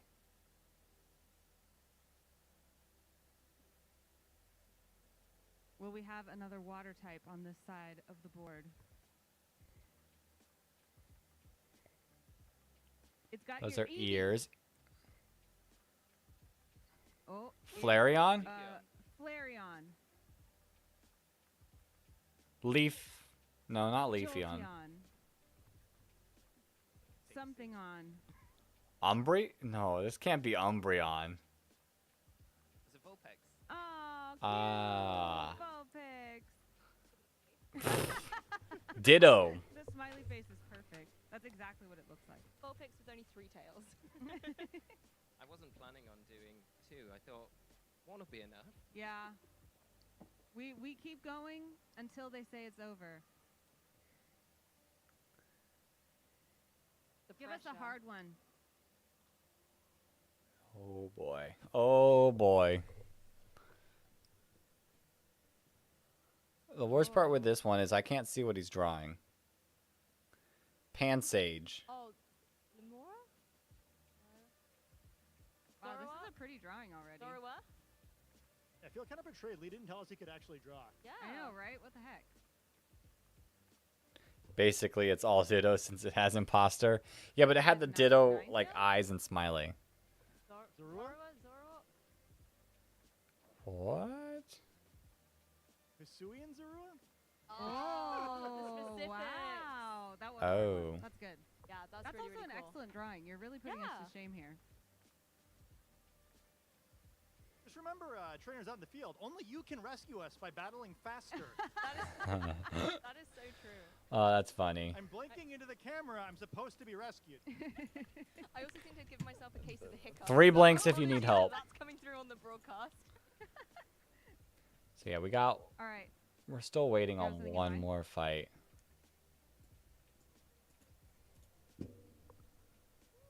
Yeah.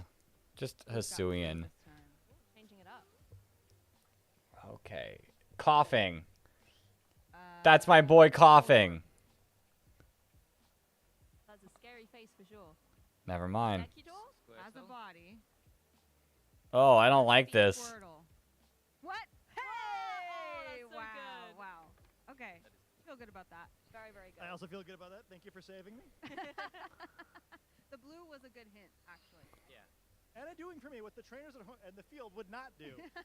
Rescuing you. Can I have the blue? Yeah. Is this a hint? I'm going to try one that I think will be very hard to draw. Oh boy. That's just so you need to take more time doing the drawing. Please? Ooh. Haunted? No. Huh. Ooh. What? Chienpao? No. Have you ever done draw Pokemon from memory challenge with friends? It's very fun. Kind of what they're doing right now. Ah, nice. I didn't hear what she said. Good if I did the teeth first. Yeah, these are pretty good. And the blue, I think, was a nice nod to obviously being a water type. I've got the I don't think I have the I got it. cap. Oh. Yeah, there you go. It does sound like fun. Let's see. Are we still going? We've got more Pokemon. I think they gotta still go. I think Think of another one. Keep going. Right, let me think. we're still waiting on the pairings. Oh, okay, I've got one. Passing it over. There's still one more. Dracovish. Makes sense. Kind of looks like it. Caster to accidentally assault another caster with the Yeah. board, you know? I know those edges look sharp. Right, I'm going to make this very simplified. Okay. Oh boy. Diglett. No. Sprigatito. Hey! Yeah. I figure we start with the most recent. Think of a cat Pokemon. We all know Sprigatito is the best choice of those three Pokemon. I wish I could rep my favorite choice, but I can't draw it. Which one did you choose? Oh, yes. You chose wrong. Our sloppy little fire boy reigns supreme. I'm outnumbered, right? Yeah, sorry. Okay, cool. Really? It's Interesting. Oh. No love for Quaxley. Yeah. No love for Quaxley. Sorry. You know, having to live as Quaxley. You're going to draw Quaxley now. Some sort of bird? I can't see it. That. Whoa. That's amazing. We should just make you do all the drawing. Too nice. We should keep the board this side. Yeah, We'll you should just keep drawing. You're good guessing. You're good at guessing. Okay, has it updated yet? I'm just gonna keep clicking it in hopes that it updated. Hey, round 7 time. A bunch of different types, different generations. Yeah. I'm really struggling to think of things now, though. I'm trying to think of a really There- obscure Pokemon that would really test our name knowledge. Wolf will be playing someone from China. Shilang Tang. Snorlax. Snorlax? Oh, nice. Good. Oh, the little ears are cute. Just a big round belly and you know. I really think What Pokemon only consist of small circles? I'm gonna exhaust the list. I really feel like we're gonna see Wolf Okay, on I'm stream. gonna do one. Yeah. Okay. But I guess I could be wrong. Proud of us though. We're on a roll. We're guessing well. It's a horse. Is that Marowak? Mudbray, Mudsdale. Oh, Mudsdale. Galarian, Rapidash. Ponyta. Oh. Rapidash. Galarian. That's the one. I got it. That's cool. Thank you. Thank you. All right. That is all. I'm so sorry. I know you want to draw more, but you can't. They won't let us. Let's put this on the floor. Yeah. Before we go, though, we're going to look at a few tweets. People have been chatting about the World Championship. Let's see what they have to say. Oh, look at that. Sierra Dawn saying slug infestation on the desk at hashtag Pokemon Worlds. Where's the pink Gastrodon? Love to see that. You know, thank you, Sierra, for It's sending almost in. time. There is no pink Gastrodon, unfortunately. It doesn't exist according to Lee and I in our Gastrodon club. There will probably be a better chance of seeing a Slitherwing on that stage than a pink Gastrodon, I would Sierra. say so, yeah. There you have Cute, it. though. That's the answer. From Steffo at Pokemon World. Steffo I just saw this got tweet. Snorlax at hashtag Pokemon World. Thank you, Pokemon, for the hashtag free access. Look at that. Look at that Snorlax. That Snorlax looks a lot better than mine did, I have to admit. Yours is pretty close. I have the pink Gastrodon. I think we can all agree. Someone needs to have it. Really only like the shape of the ears, like barely different, is really all The I can see. expression, its charming personality. I love the headband. Let's too. go. That's great. Aww. From at Pokemon, we made a friend on the flight to hashtag That's Pokemon funny. World. So cute. Aw, look at our sweet little fiery boy. I'm glad someone could get a wrap up here. Yeah, it's, I certainly couldn't help it. Gorgeous, adorable. Well, I guess that's all the tweets for us. We had a great time. We hope you did too, and we hope you continue having a good time here at the Pokemon World Championships. We will My go to a break, buddy. and we will see you in just a little bit for more action here from Yokohama. Team See you soon. Fuecoco. We're gonna get a break. Okay. I'm gonna take my final stretch break.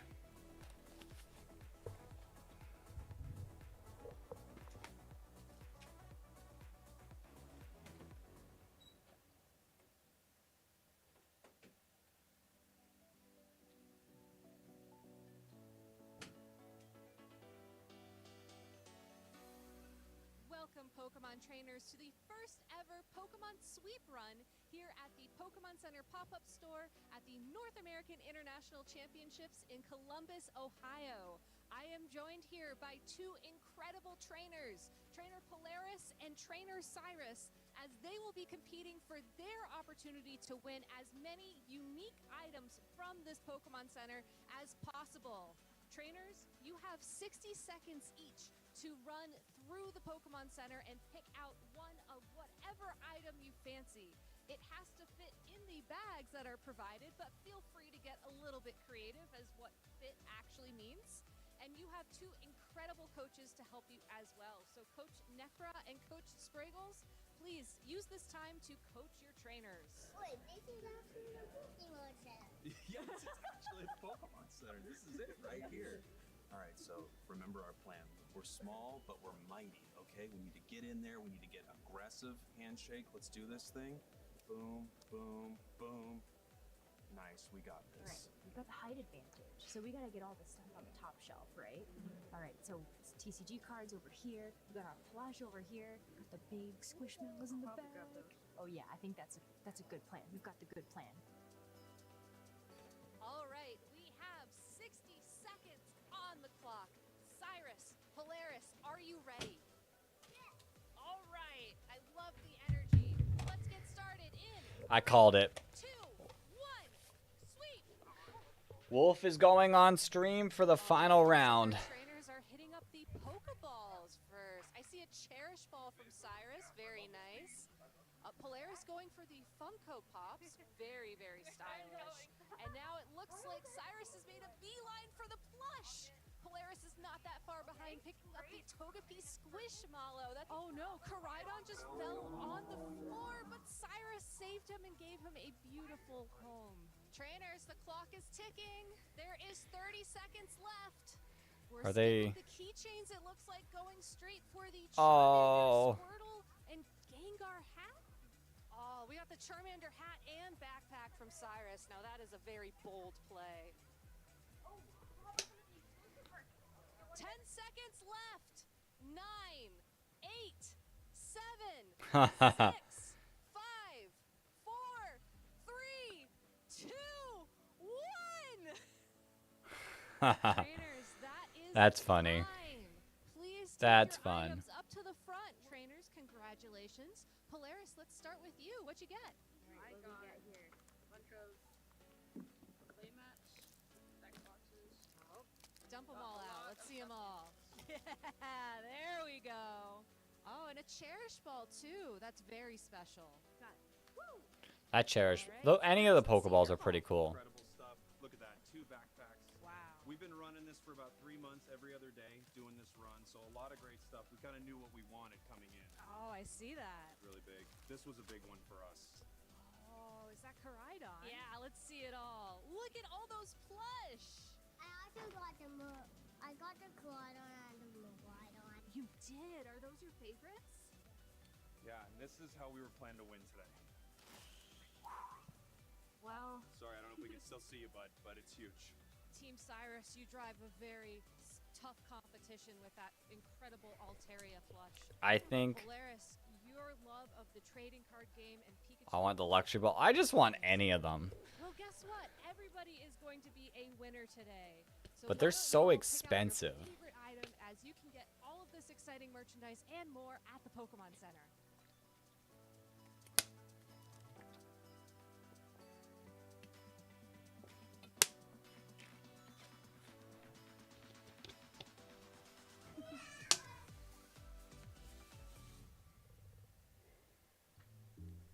Welcome, Okay. trainers. My name is Aaron Zhang, and For today real, I'm for real. here to Yeah, talk they're about just the treasures of way Rune. too expensive. Wo Qian, Qian Pao, Ting Lu, and Chi Yu. These 4 Pokemon were introduced to competitive play in the Regulation C rule set, and they've had a huge impact on how trainers approach team building and battling. The treasures of Rune stand out for a couple of reasons. First of all, they all have great stat distributions, with some being strong offensively and others being strong defensively. Okay, In we gotta wait addition, they 3.5 each have a minutes unique now for signature the ability, final round. a specific stat of all other Pokemon Okay. other than themselves. These abilities are unlike anything we've ever seen before in competitive Pokemon, and they're very powerful. As a result, you should expect most top teams in Regulation C to have at least one of the treasures of Rune. Let's now dive into each one a little bit more. Qianpao is the fastest Pokemon among the treasures of Rune. It has a dual typing of Dark and Ice, and is a relatively frail Pokemon. As a result, trainers often opt to maximize its attack and speed stats and give it a Focus Sash. It gets access to a Wo wide Chen, my variety of sweet. strong No. attacks such as Ice Wo Wave Grab, Chen Ice and Spinner, Ting Lu are Sword Chop, 2 reasons why I didn't Sacred play much Sword. of Regulation Qianpao's C. ability, Sword of Rune, They made me so decreases the angry. defense stat of all Pokemon on the field other than Qianpao. As a result, it is often paired with strong physical attackers such as Dragonite and Palafin. The next treasures Palafin! of Rune is Chi-Yu, a dark and fire type Pokemon. Chi-Yu is quite fast and has an incredible base special attack and special defense stat. It gets access to a wide variety of moves such as Heat Wave, Overheat, Dark Pulse, Psychic, Snarl, Will-O-Wisp, and Substitute. Common items for Chi-Yu include Focus Sash, Choice Scarf, Choice Specs, Life Orb, and Safety Goggles. Chi-Yu's ability, Beads of Rune, decreases the special defense stat of all Pokemon on the field other than Chi-Yu. As a result, it's often paired with strong special attackers such as Fluttermane, Iron Bundle, Lamora, But Purple, Snail, and though, Indigo. it's just The how combination of bulky Chi-Yu it and was Fluttermane in that particular is like strong, annoyed and me. lets them two of the strongest I special tried playing in the attackers in the GC, game the first one I think, before they get a chance to respond. and just playing against the Wo Chen just Type Pokemon. was so Ting much Lu is torture. one of the bulkiest Pokemon in the entire Regulation C rule set, and is difficult to knock out due to its incredible base HP and defense stats. Ting Lu gets access to strong moves such as Heavy Slam, Stomping Tantrum, Body Press, Runation, Rock Slide, Snarl, and Fissure. Since Ting Lu does not get access to any moves that allow it to heal itself, trainers often use recovery items such as Leftovers or Citrus Berry to help it survive for a longer period of time. Assault Vest is also one of the most common items on this Pokemon. Ting Lu's ability, Vessel of Rune, decreases the special attack stat of all Pokemon on the field other than Ting Lu. As a result, it can be used to protect Also, what Pokemon person that used to have kill a lower base watch special roll? defense stats. It's also valuable in helping bulky Pokemon like Iron Hands, Annihilate, and Amoonguss survive for longer periods of time. Finally, we've got Wo Qian, a dark and grass type Pokemon. Similar to Ting Lu, Wo Qian is also difficult to knock out as it has great base HP and defense stats, and an incredible base special defense stat. Wo Qian generally focuses less on offense, which is reflected by its most common moves such as Foul Play, Pollen Puff, Leech Seed, Snarl, Giga Drain, Knockoff, Runation, and Protect. This is also reflected by its most common items such as Leftovers, Citrus Berry, and Assault Vest. Wo Qian's ability, Tablets of Rune, decreases the attack The stat of snail. all Pokemon on the field other than Wo Qian. As a result, common partners for it include naturally bulky Pokemon and Pokemon that like to increase their own stats, such as Annihilate.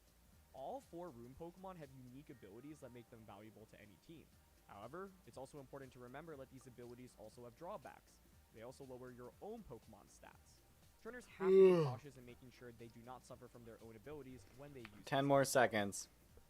Overall, all 4 of the Rune Pokemon have great competitive potential and strength. Keep watching to see how they'll impact this tournament and which one ends up on top. Come on, let's get into the final round.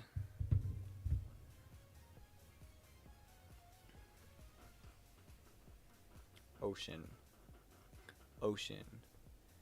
Ocean, ocean, ocean, ocean, ocean. 5 p.m., which will be 6 a.m. Welcome Eastern back, Standard everybody, Time. to our coverage of the video game here at the 2023 Pokemon World Championships. Aaron and I are back on the desk to bring you through the 7th and final Swiss round of the day, where this is players' last chance to be able to win that one game to secure a Day 2 invite. We started today with, I think, 260 plus players, and at the end, we are now down to the final round. Of course, many players have already qualified for the second day of competition after going 5-0 or 5-1, for example, but we are down to the final round, and it doesn't get any more intense than this. No. This is your season. This fight is gonna be good. Becoming a world champion on the line, and oh my goodness, it's gonna be intense. It really is. I mean, Will we see a Heatran? And this is really the boiling point. Can you make it through when your back is against a wall to be able to find that final victory in order to make it forward? Because you need the 5 wins in order to make it. We have players that were at round 5, round 6, got their 5 wins. They don't have to play anymore. But yeah, this is the final hurdle, and it's definitely a tough one. Pokemon Worlds is just so difficult. There are so many ex-world champions that were knocked out already in day 1 of competition, including last year's world champion Eduardo Cunha, Dang. 2019 world champion Naoto Mitsubishi, and 2013 world champion Arasho Madi. All of those 3 players were competing in day 1, and so it's just so difficult. Even to make it to day 2 is such an honor, but of course, so many players are fighting for that glory of becoming world champion, and this last match is going to be a banger, Rosemary. Yes, it is. I can't wait to be able to see this one, because honestly, when it comes down to some of just the pressure and like the players that can really overcome that, I'm really excited about seeing how both of our trainers can really accept the challenge. And honestly, across the board, though, it's tough to pick a match because everybody at this point has earned the 4-2 record and doing their best to be able to get there. Absolutely. We have a match between 2 titans, Wolf Glick and Shilang Tang, both regional champions from this season alone, and Nice. 2 absolutely incredible players. And I think this matchup is also going to be really intriguing. And this one has some history. These 2 people have some history here, right? Because Shilang Tang actually knocked out Wolf Glick at the Hartford Regional Championships and then went on to win the whole thing. So maybe we can revenge be had here? I mean, this is kind of the biggest stage to do that. Are we gonna see a Parish Trap team from Wolf? Sword and Shield Online era. I think just one of the most notable team builders, always creating very eccentric and innovative meta-breaking sets. He was one of the first players. We're gonna see more of a traditional team. I wonder. For example, and just constantly build so many interesting sets, and so he's got a lot of interesting Pokemon on his team here as well, and definitely a couple of Pokemon or specific like item choices that I'm not sure I would have really expected to see, including something like Hisuian Arcanine with Rocky Helmet. Ooh. Yeah, that's a really interesting We're getting Hisuian choice Arcanine there. again. Think about the Rocky Helmet item, it's usually going to be going on to something like the Amoonguss, right?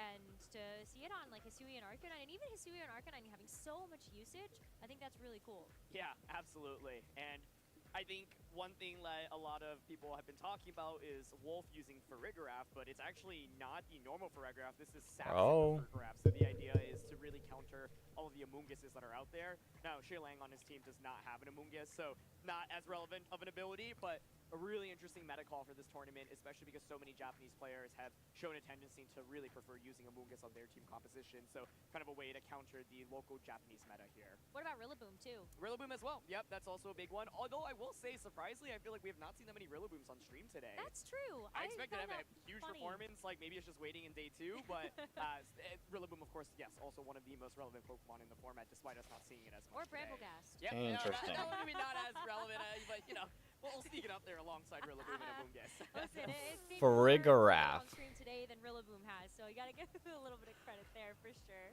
But yeah, I think Farigiraf is one of those really interesting Pokemon because originally it had a target on its back because of Armor Tail, and that ability has been so strong, seeing all of the different priority moves that exist in the meta, just to be able to shut that off and make sure that, you know, prankster Pokemon or just any of those like priority attacks kind of can't do their thing. Absolutely, yeah. As we get ready for this next match, let's quickly take a look at the pairings. Of course, this is the final round, so it is a win and in for all of these different players. If you win, your season continues and you will be in day 2.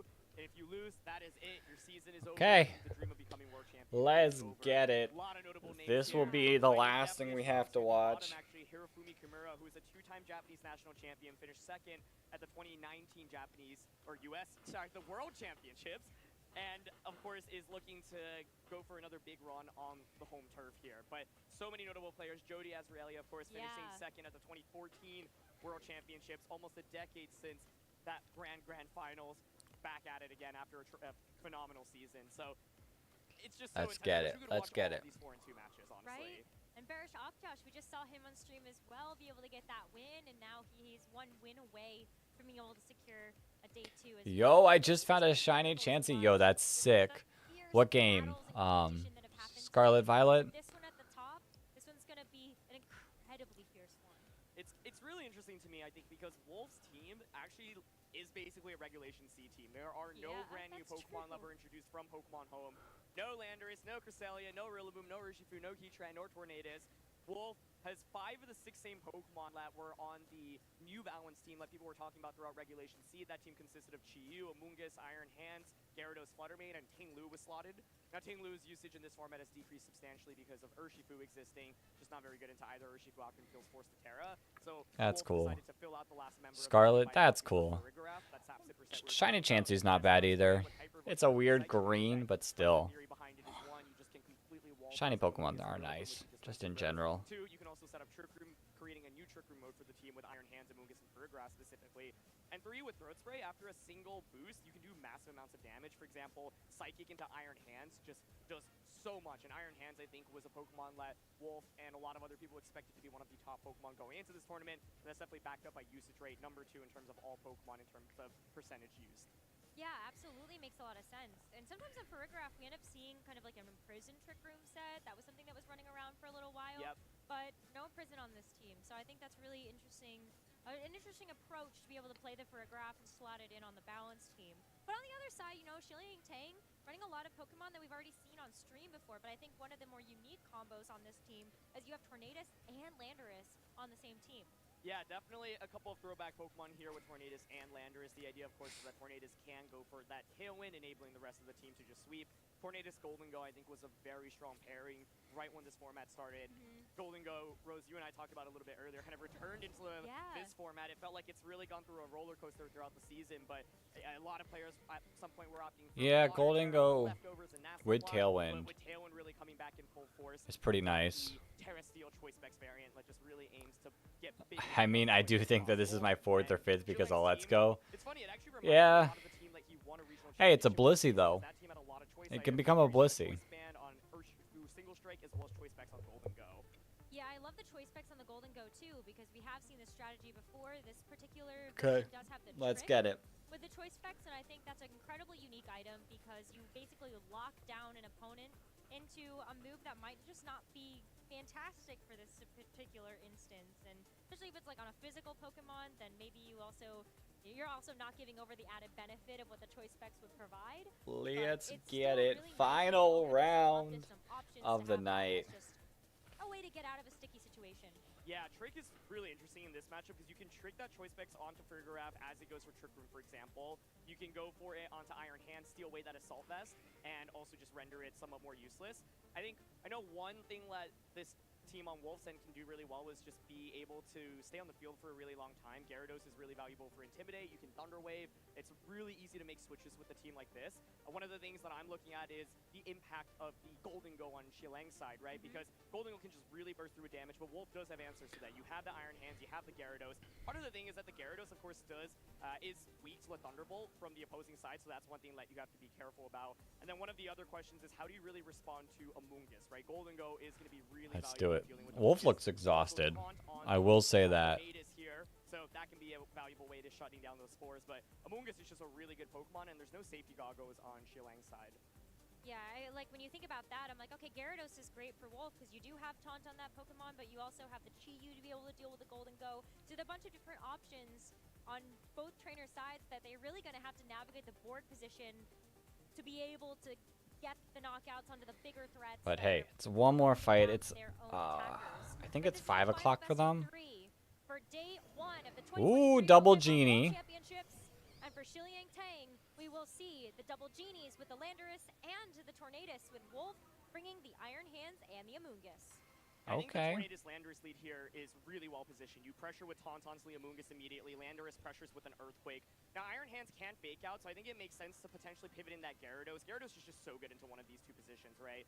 I think one of the things to watch out for is that it is the Ghost Terra on the opposing Tornadus. So if you're really worried about something like a fake out into that slot this turn, you could just go straight for the Ghost Terra immediately. But with it being open team sheet, Wolf also knows, hey, you know that I know you have Ghost Terra, so might just play around that, for example. So Amoongus here still has the ability to get a Spore off, right? But I think Gyarados switching here looking really strong. Just get a quick Intimidate off immediately, and like the opposing side can't do that much unless you're going for something like a Bleak Wind. But looks like Wolf is just opting to go for a Spore here. Okay. Landorus. So It took a while, but that turn is happening. can Wolf bait out the Terra from Tornadus this turn, or does Sheelang call it and just go for Taunt without a Terra?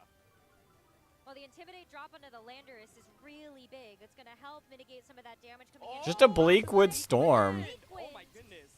Or Bleak Wind. To the Amoongus. That's a lot of damage. U-turn. Up, so no Terra. Maybe take a little bit of the Rocky Helmet damage. You know what? Interesting. Golden Go. If you get the Golden Go out, that's immune to the Spore. That would be a huge call here from Shiliang, and let's see what it's going to be. It is going to be the Whoa! Wow, what a lights out turn one play there. Immune to Spore. Look at how much damage with the That's stun, insane. And the thing is, Gyarados just can't do that much right now, right? You can Waterfall. I think, yeah, the upside here is that so many Pokemon at least resist that Make It Rain, and so you can see Wolf looking for that switch immediately, try to pivot out, but that was a phenomenal turn one. Doesn't go for the taunt, gets so much damage immediately, and does not get put to sleep. That's fantastic. We've been talking about how Bleakwind Storm is making a big debut at the Pokemon World Championships. Unfortunately, Misses Iron Hands. here as I say that, but you're still getting valuable damage down onto the Gyarados. Shadow Ball might knock out Gyarados. To be able to follow up that damage. Oh, Gyarados barely lives. Wow, even with that Choice Specs able to hang on, a testament to Gyarados' bulk. Of course, there was the ability for Thunderbolt to come out there, but you really want to be clicking Thunderbolt because, of course, that slot could switch into Iron Hand. Shadow Ball at this point just hits everything for fairly good damage, and yeah, the Amoongus was just in such an awkward spot. So Wolf at least gets the paralysis, but he's really behind in terms of damage output right now. The upside is there is a lot of ability for his team to switch out, and you can see Amoongus with that Regenerator already able to heal back a little bit. So gotta dig out of a pretty difficult situation right now, but the Golden Go is still in a fairly safe spot. And right now, I think the awkward thing for Sheelang is, do you want to actually go for a switch, or do you hope that Wolf kind of eventually just targets that slot down for you? Because if you make a switch into what you have in the back, you leave it vulnerable to it just taking a ton of damage immediately.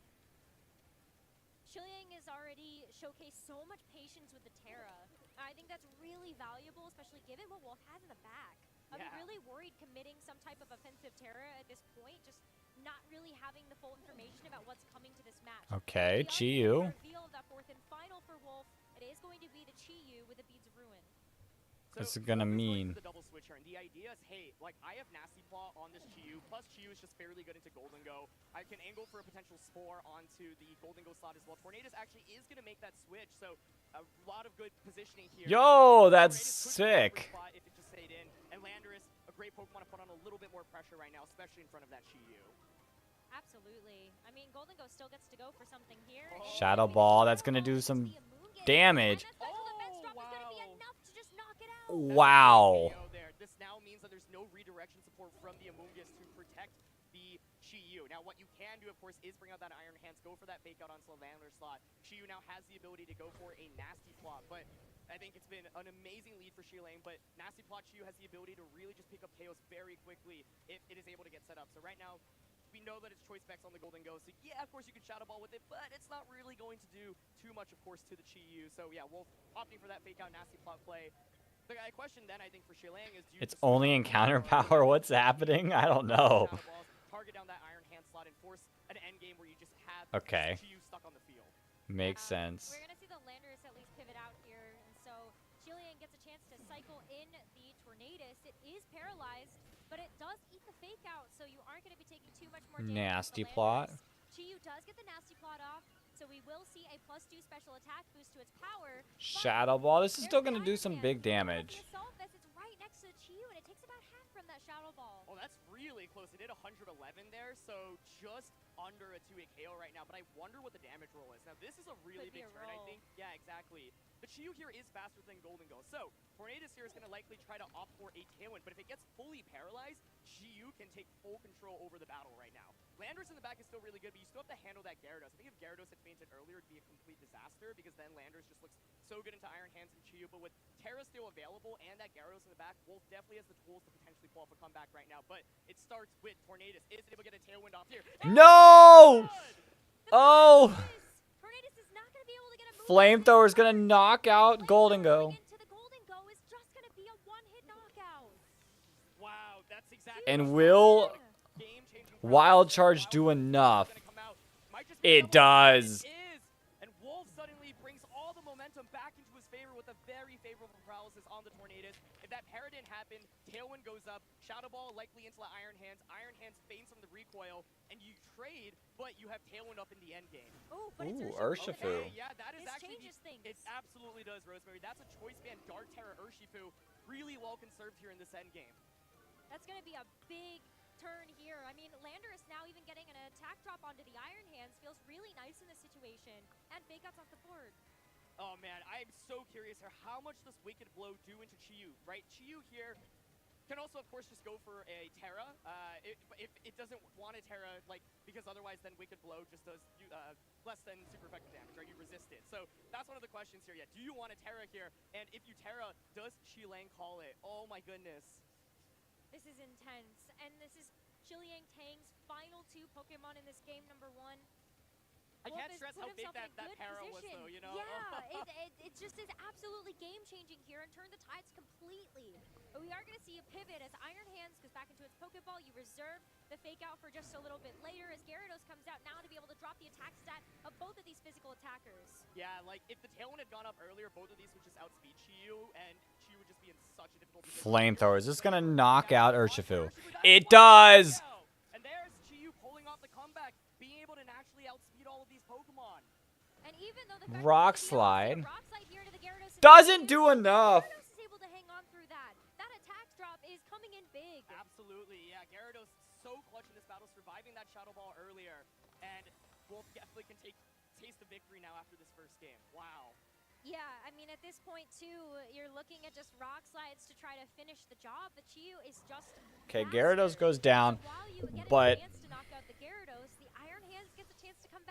Iron Hands will come back and just knock out. Well, Fake Out. Gyarados carrying. And Chiyu. Worst position, right? But the Urshifu here doesn't have a way to protect itself, didn't have a defensive Terra either, so the paralysis on the Tornadus really changed everything. Huge. Absolutely changed everything. But sometimes when you're behind like that, you need to find a I thought it was GG for Wolf, seeing how it started. Yeah, that paralysis was definitely clutch. Being able to even have a 25% chance to get back into the battle in itself is critical, but I think that it shows how important Tailwind is in this matchup, because the Chiyu is just such a big problem otherwise. Yeah, I absolutely agree. So that's something that Chiliang is going to have to respond to heading into the next game. But just as an insurance policy, we do see the Chiyu go for the terrestrialization to keep it safe from any type of super effective rock-type attack or ground-type attack, just to be able to finish the job.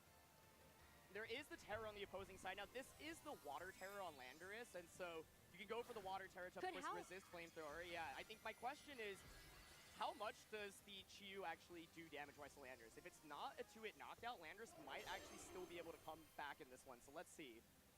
Fake Out. Fake Out, of course. This turn is kind of guaranteed damage. Doesn't do a lot. Just gets the KO, but... And it's a crit. No, because the crit.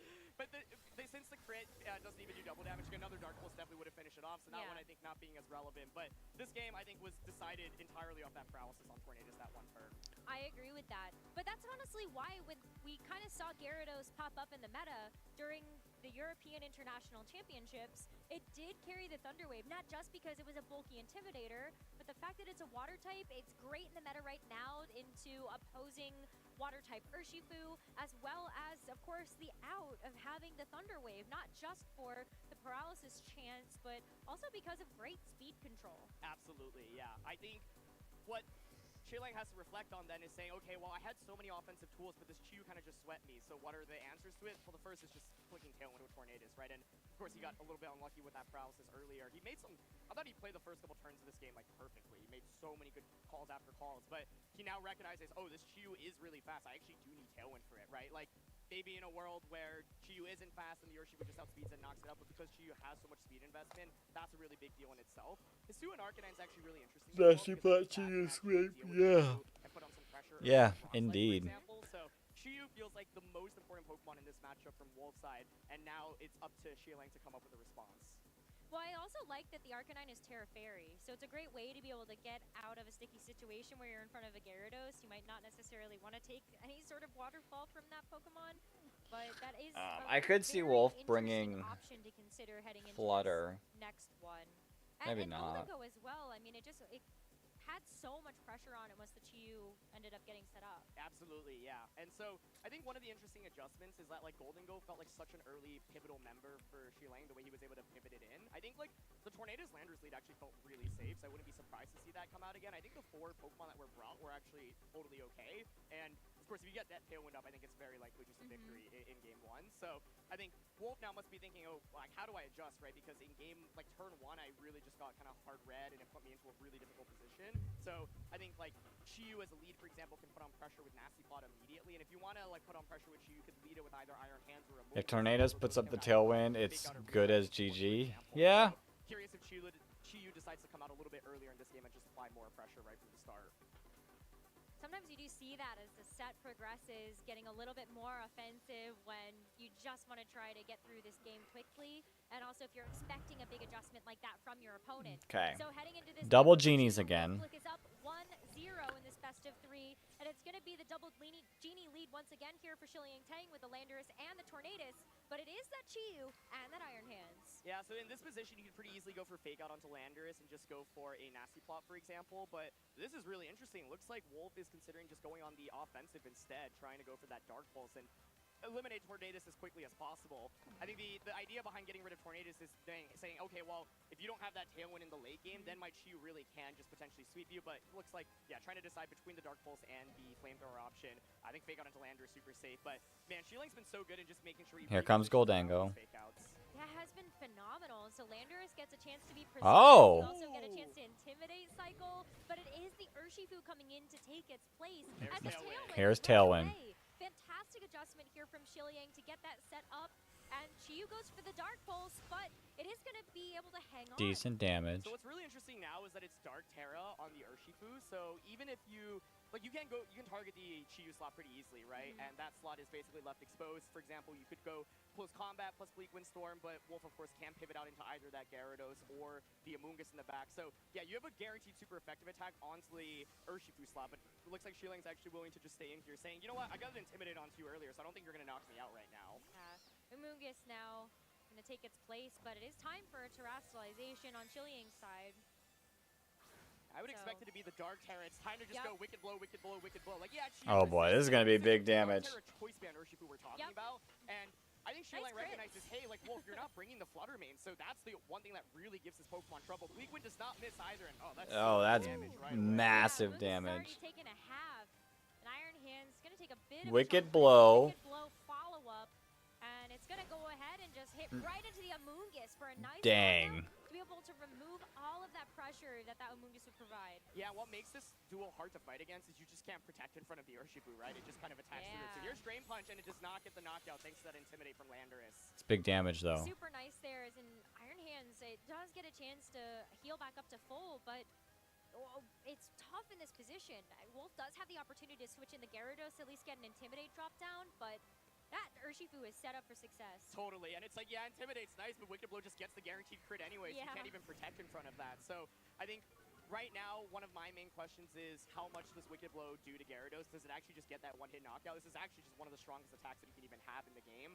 I think you could also consider pivoting out the Tornadus into Landorus, but the problem with that is, like, does the Intimidate really matter? It's not going to really allow the Urshifu to survive anyway, right? So I think what you're seeing Wolf consider here is really interesting, kind of baiting the Wicked Blow into Chiyu. Chiyu can resist it. The question then is, how do you deal enough damage to get to this end game? But Tornadus actually is going to make the pivot, so let's see if it's that Landorus coming out.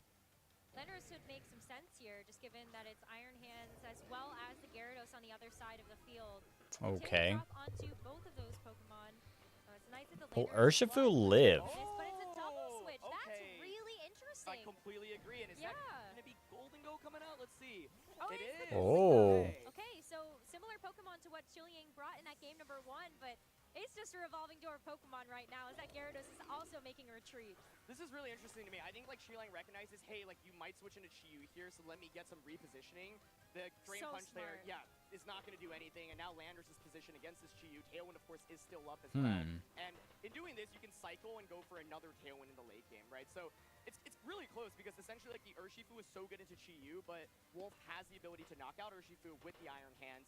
Right now, this is a really pivotal turn. You know that the Iron Hands cannot go for Protect right now, so we're seeing the Water Terran, the switch-out option, and the idea is to just try to get a knockout onto Golden Go immediately and hope to not take too much damage in return. Makes a lot of sense. I mean, the Landorus out in front, maybe you're expecting it to just stick around on the field. The Gyarados is going to be able to get an Intimidate drop on it, and that can certainly help out a lot with that defensive Terra on top of it. But this Golden Go, I mean, it's still in such a pretty good position. You just want to try to get as much damage down as possible, but it does have the choice specs. Okay, what are we gonna see? Exactly what are we gonna see? To stick around. And here's that Water Terra. All right, let's see. Is it ever a double up onto Chi-Yu here, right? You can Shadow Ball Stomping Tantrum that slot. U-turn? No. So not going to see that Stomping Tantrum. The U-turn covers for that Gyarados switch. The dance of Landorus in this battle was so critical, right? Like, because you're intimidated and there's a Terra, you're not really doing much, but Chiliang's doing a really good job of kind of positioning in and out of that. We're going to see the Tornadus come back out. Don't want to give up that Urshifu. And it's actually Shadow Ball. Gyarados, so big opportunity for Chi-Yu here, likely expecting the Protect on Chi-Yu, but Wolf does not go for it. Special defense drop, though, now makes Bleak Wind Storm do a little bit more, and if the Golden Go faints, which it should, then you can bring out the Urshifu next turn and pressure with Wicked Blow plus Bleak Wind Storm. Well, let's see. The Flamethrower goes into the Golden Go. And that is just Gets the knockout. Okay. And Chiliang has to be able to bring in that Landorus once again. You still have the Urshifu in the back. Tailwind petered out, but it's going to get a Tailwind. To bring out that Tornadus to be able to set that back up. Yeah, this is going to be so close, honestly. So Urshifu comes out. I think what is really pivotal this turn is, do you switch to Chi-Yu out? Because you could obviously just go Chi-Yu straight out into the Iron Hands right now, take that Wicked Blow, and then just go for a Waterfall to knock out the Urshifu. But that's the obvious play, right? So Chiliang might say, okay, you're going to make that switch. I'm just going to Wicked Blow the Gyarados slot instead. So, okay, let's see. I think this is such a critical turn. I would bet on this turn really deciding who's going to be the victor of the battle. Oh, this is so tough. You can see Wolf is like, do I make the switch? I'm not sure. You gotta think about this because I'm sure he's thinking exactly like you that this turn is so crucial for the outcome of this game. So Chi-Yu does make a bit of a treat, and so Iron Hands is going to take its place, but it's about the response that Chiliang is going to come out. Tailwind, okay. Easy play. Where? Wicked Blow. Where does it go? Is it Iron Hands? Okay. Oh my goodness. Okay, and there's Waterfall. Gonna get the knockout. We were talking about if the Wicked Blow had gone into Gyarados there, wow, that would be a complete nightmare because then you could switch out the Urshifu into Landorus. So Landorus is going to come out, but Iron Hands has that fake out right now, so you are able to click fake out onto the Landorus slot, deny it an attack. Yeah, that's absolutely huge because the Gyarados is also in a position where it could just go for a Waterfall there into the Landorus, and then all of a sudden you're just doing so much damage. But what is Tornadus really doing in this position? You have the ability to Sunny Day, or you can just Bleak Wind Storm. Yeah, you just go for that damage, honestly, right now. So you go for that fake out. Yeah, okay, interesting. Considering the switch, of course, Gyarados did have that special defense drop. So the switch makes a lot of sense because Landorus is a physical attacker. So at this point, you're really just looking to intimidate it as much as possible. Okay. Just preserve that Does make delay sense. Cycle through Wolf season out for this game, and you do get the fake out into the Landorus and Chi-Yu at this point too. I mean, yes, it has to take a Bleak Wind Storm, but it takes it pretty comfortably. That's a It takes it comfortably. eating. Drop, that's not really super relevant here. Speed drop on a Chi-Yu could have been interesting, but Tailwind is set up anyway right now. So yeah, pivoting out into Gyarados, just get that Intimidate immediately. But Chiliang does have that Stomping Tantrum, so you could go for the Stomping onto the Chi-Yu slot. But Hands is gonna. This is very tense. This Intimidate drop isn't. Okay, that skipped a little weird. But Protect. a very safe play just to be able to protect the Chi-Yu and just kind of figure out what this Landorus is Bleak Wind Storm's only gonna hit the Gyarados. Goes for the Bleak Wind Storm. Gyarados is not sitting in a super super comfortable amount of HP anymore. Does get taken down to about like 1/5, and anything could really Earthquake. kind of speed it up, but the Earthquake is not going to do it when that is a flying type Pokemon. Yeah, like the main thing that's a little tricky right now is how do you actually get enough damage to win this game, right? And I think the vision I see is you protect Gyarados right now. Looks like Wolf's actually interested in just looking Waterfall. Okay, and doubling up onto Tornadus. Like, I was wondering if you just lose the Bleak Wind plus an Earthquake right now or Stomping Tantrum into the Chi-Yu slot. So I was thinking you could protect Gyarados. I guess the problem is, yeah, okay, oh, it's just gonna be Bleak Wind. Wow, so no protects, no switches, nothing. Okay, Gyarados is just gonna get knocked out here, which leaves this Chi-Yu pretty vulnerable looking at what this Landorus could go for. Earthquake's gonna hurt. Protected, so Chiliang just wanting to go for some damage. Stomping Tantrum. And Chi-Yu's just gonna get knocked out. Chi-Yu! I think Wolf is expecting to survive that, otherwise you don't make that play. One of the other things I was going to talk about, by the way, was I wonder if Chiliang thought about going for Stomping Tantrum specifically, like onto Gyarados to not get it off to get the increase in damage output, but now it's down to Iron Hands, and even calling that Wicked Blow turn correctly, Iron Hands is not going to be able to take out like, the Landorus, so... Okay. Okay. 1-1. Let's go into game 3, and this has been so back and forth between them already. Just looking at how they need to respond to. I really feel like Wolf needs to bring just Chiliang leading with the flutter. One was still so different. Yeah, this is a really tricky matchup to maneuver. I think for Chiliang, you really balance this. You're on like knife's edge basically in terms of. Will my Pokemon just faint, right? Because, like, the Urshifu, as we saw, just everything went down to that Chi-Yu after got a nasty fall in game 1. The way Chiliang positioned the Urshifu in the second game, though, was beautiful. Yep. Did such a good job pressuring with those Wicked Blows. I think the matchup is honestly really tricky for Wolf here. You have a lot of just immediate damage from the other side. I'm mainly curious if he wants to think maybe a little bit about that Flutter Mane, because the Flutter Mane at least can put on pressure against Urshifu. I think what's really scary here is, like, are you able to really get going against the... How do you really set up your Chi-Yu, right? Because that last game, I was like, okay, found the perfect position to get that nasty plot up, but it's not necessarily that easy to get going. But Flutter Mane, I think, is the adjustment. There needs to be more offense coming out from it, and it does really do a lot here. The question then is, for Chiliang's end, do you potentially make a lead adjustment because you have ways to deal with Flutter as well? I would look personally at, like, Tornadus and Golden Go. Just go for a hard read if you're expecting to be able to see that Flutter Mane on that very first turn. And even still, like, you're going to hit a lot of things for, like, just a ton of damage. Just being able to One battle. That offensive Steel Terra, as well as the Make It Rain, and just have the ability to go for Trick if you feel like it's necessary. Absolutely, yeah. I mean, wow, this is so close. I was thinking about that endgame of game 2, by the way, and Wolf's game plan was saying, okay, like, even though Tailwind is up, if I expect to survive Stomping Tantrum and KO Tornadus, then I get Iron Hands out, I can fake out into Nasty Plot, for example, and Dark Pulse / Flamethrower. So, oh my goodness, this is an incredible set, and it's so amazing to watch both of these players try to maneuver this matchup.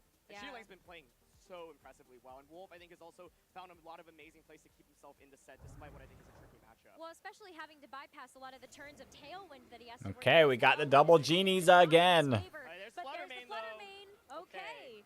Off to a good start here when you look at the Flutter Mane on the table, and there is no Golden Go on the other side, as Chiliang is going to run back the leads of the Tornadus and the Landorus. I think, well, as you totally called it, where it's like Golden Go's really good, but the problem is, do you really feel safe leading Tornadus Golden Go? That's so weak to Chi-Yu, right? So the Torn Landorus combo is kind of just a middle ground Z let goes well into everything.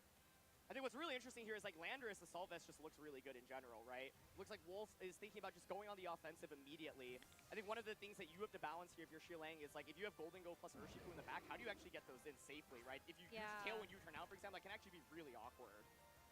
Now I kind of wonder, maybe is there an Arcanine in Probably gonna knock out Tornadus. Arcanine would actually be really interesting. I think its fundamental problem in this matchup is that it just doesn't do enough damage, and the Intimidates don't matter that much as well, because Wolf's just going to constantly switch out. So Flutter Mane makes an appearance, and it's going to go for that Fairy Terror immediately here. It's very safe to do so. You're not super threatened by anything on the other Tailwind, side. obvious. It's going to be a Tailwind again. Nice adjustment that we saw from Chiliang. Rock Slide.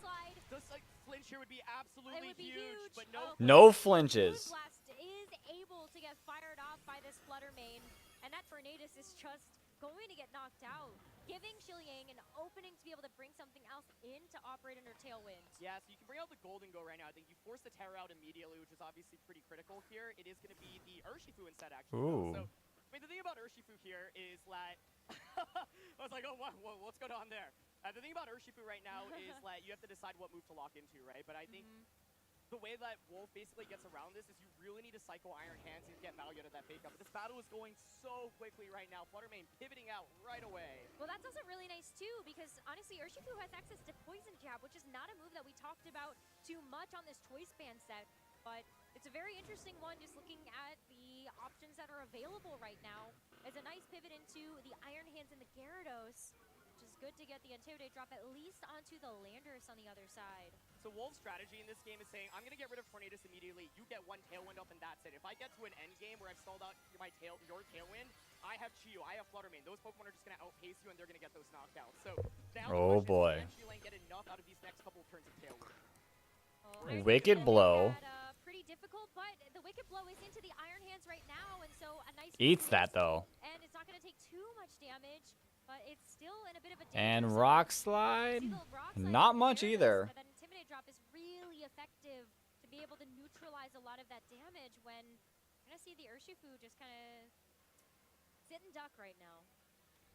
So the fake out here, yeah, super safe, and I think like the reality is interesting. Contemplated the Thunder Wave onto the Landorus slot. Okay. Wow, that would be a huge read if this Landorus switches out. It really would be, yeah. I think like fake out plus Thunder Wave onto Urshifu is safe, but then the problem is Urshifu could pivot out into Golden Go, right? So that would be pretty awkward. So these next couple of turns, I think, are just such a fine line. Oh my goodness, he's doing it. Oh, almost. I saw the retreat and I wasn't entirely sure. Okay. But the Urshifu is going to be traded out for it's the Arcanine. Oh my goodness, wow. No way. He did bring it. That's a huge Pokemon here. Whoa. That's going to be a big deal in this matchup, especially when it's going to eat the fake out first. That is resisted damage. Oh, with the Rocky Helmet as well. Big. Stomping Tantrum. Eats it though. A lot of damage. Thunder Wave though, I mean the Landorus is sticking around. It was a good option to go for if you get the read onto anything else in the back that's huge. But now we know it's the Hisuian Arcanine, and yeah, it's going to be tough, I think, for this Gyarados. Yeah, this is so close because, like, Tailwind is now getting stalled out. Both players making some really interesting adjustments. And I think Hisuian Arcanine is kind of the answer into the Fluttermane that we were talking about earlier, right? So, Waterfall, of course, still is really scary. This Hisuian Arcanine does get access to Will-O-Wisp, but also have Rock Slide. You could go for double Rock Slide here. That's not going to KO the Gyarados, but it's going to do a lot and has that flinch chance. So, oh my gosh. This is going to be a protect. From the Arcanine. Which makes a lot of sense. I mean, Gyarados is still on the field, but the Rock Slide, just to keep just eats that. Iron Hands is doing very little in terms of that damage, but Gyarados flinch on Gyarados, though! Oh my. Going for the Drain Punch Yeah, this isn't looking great for Wolf.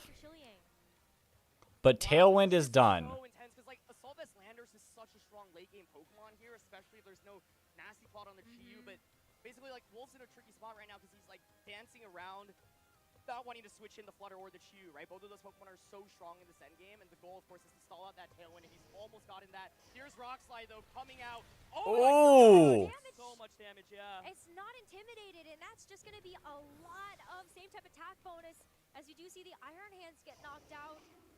A little bit of recovery here for the Gyarados, so it's not... Is that gonna be enough, though? Of a tricky position in front of this Landorus. U-turn. Just to get a bit of chip. Oh, that was a crit. And yeah, that's going to be now a very precarious situation for the Gyarados. Oh my gosh, this is so intense right now.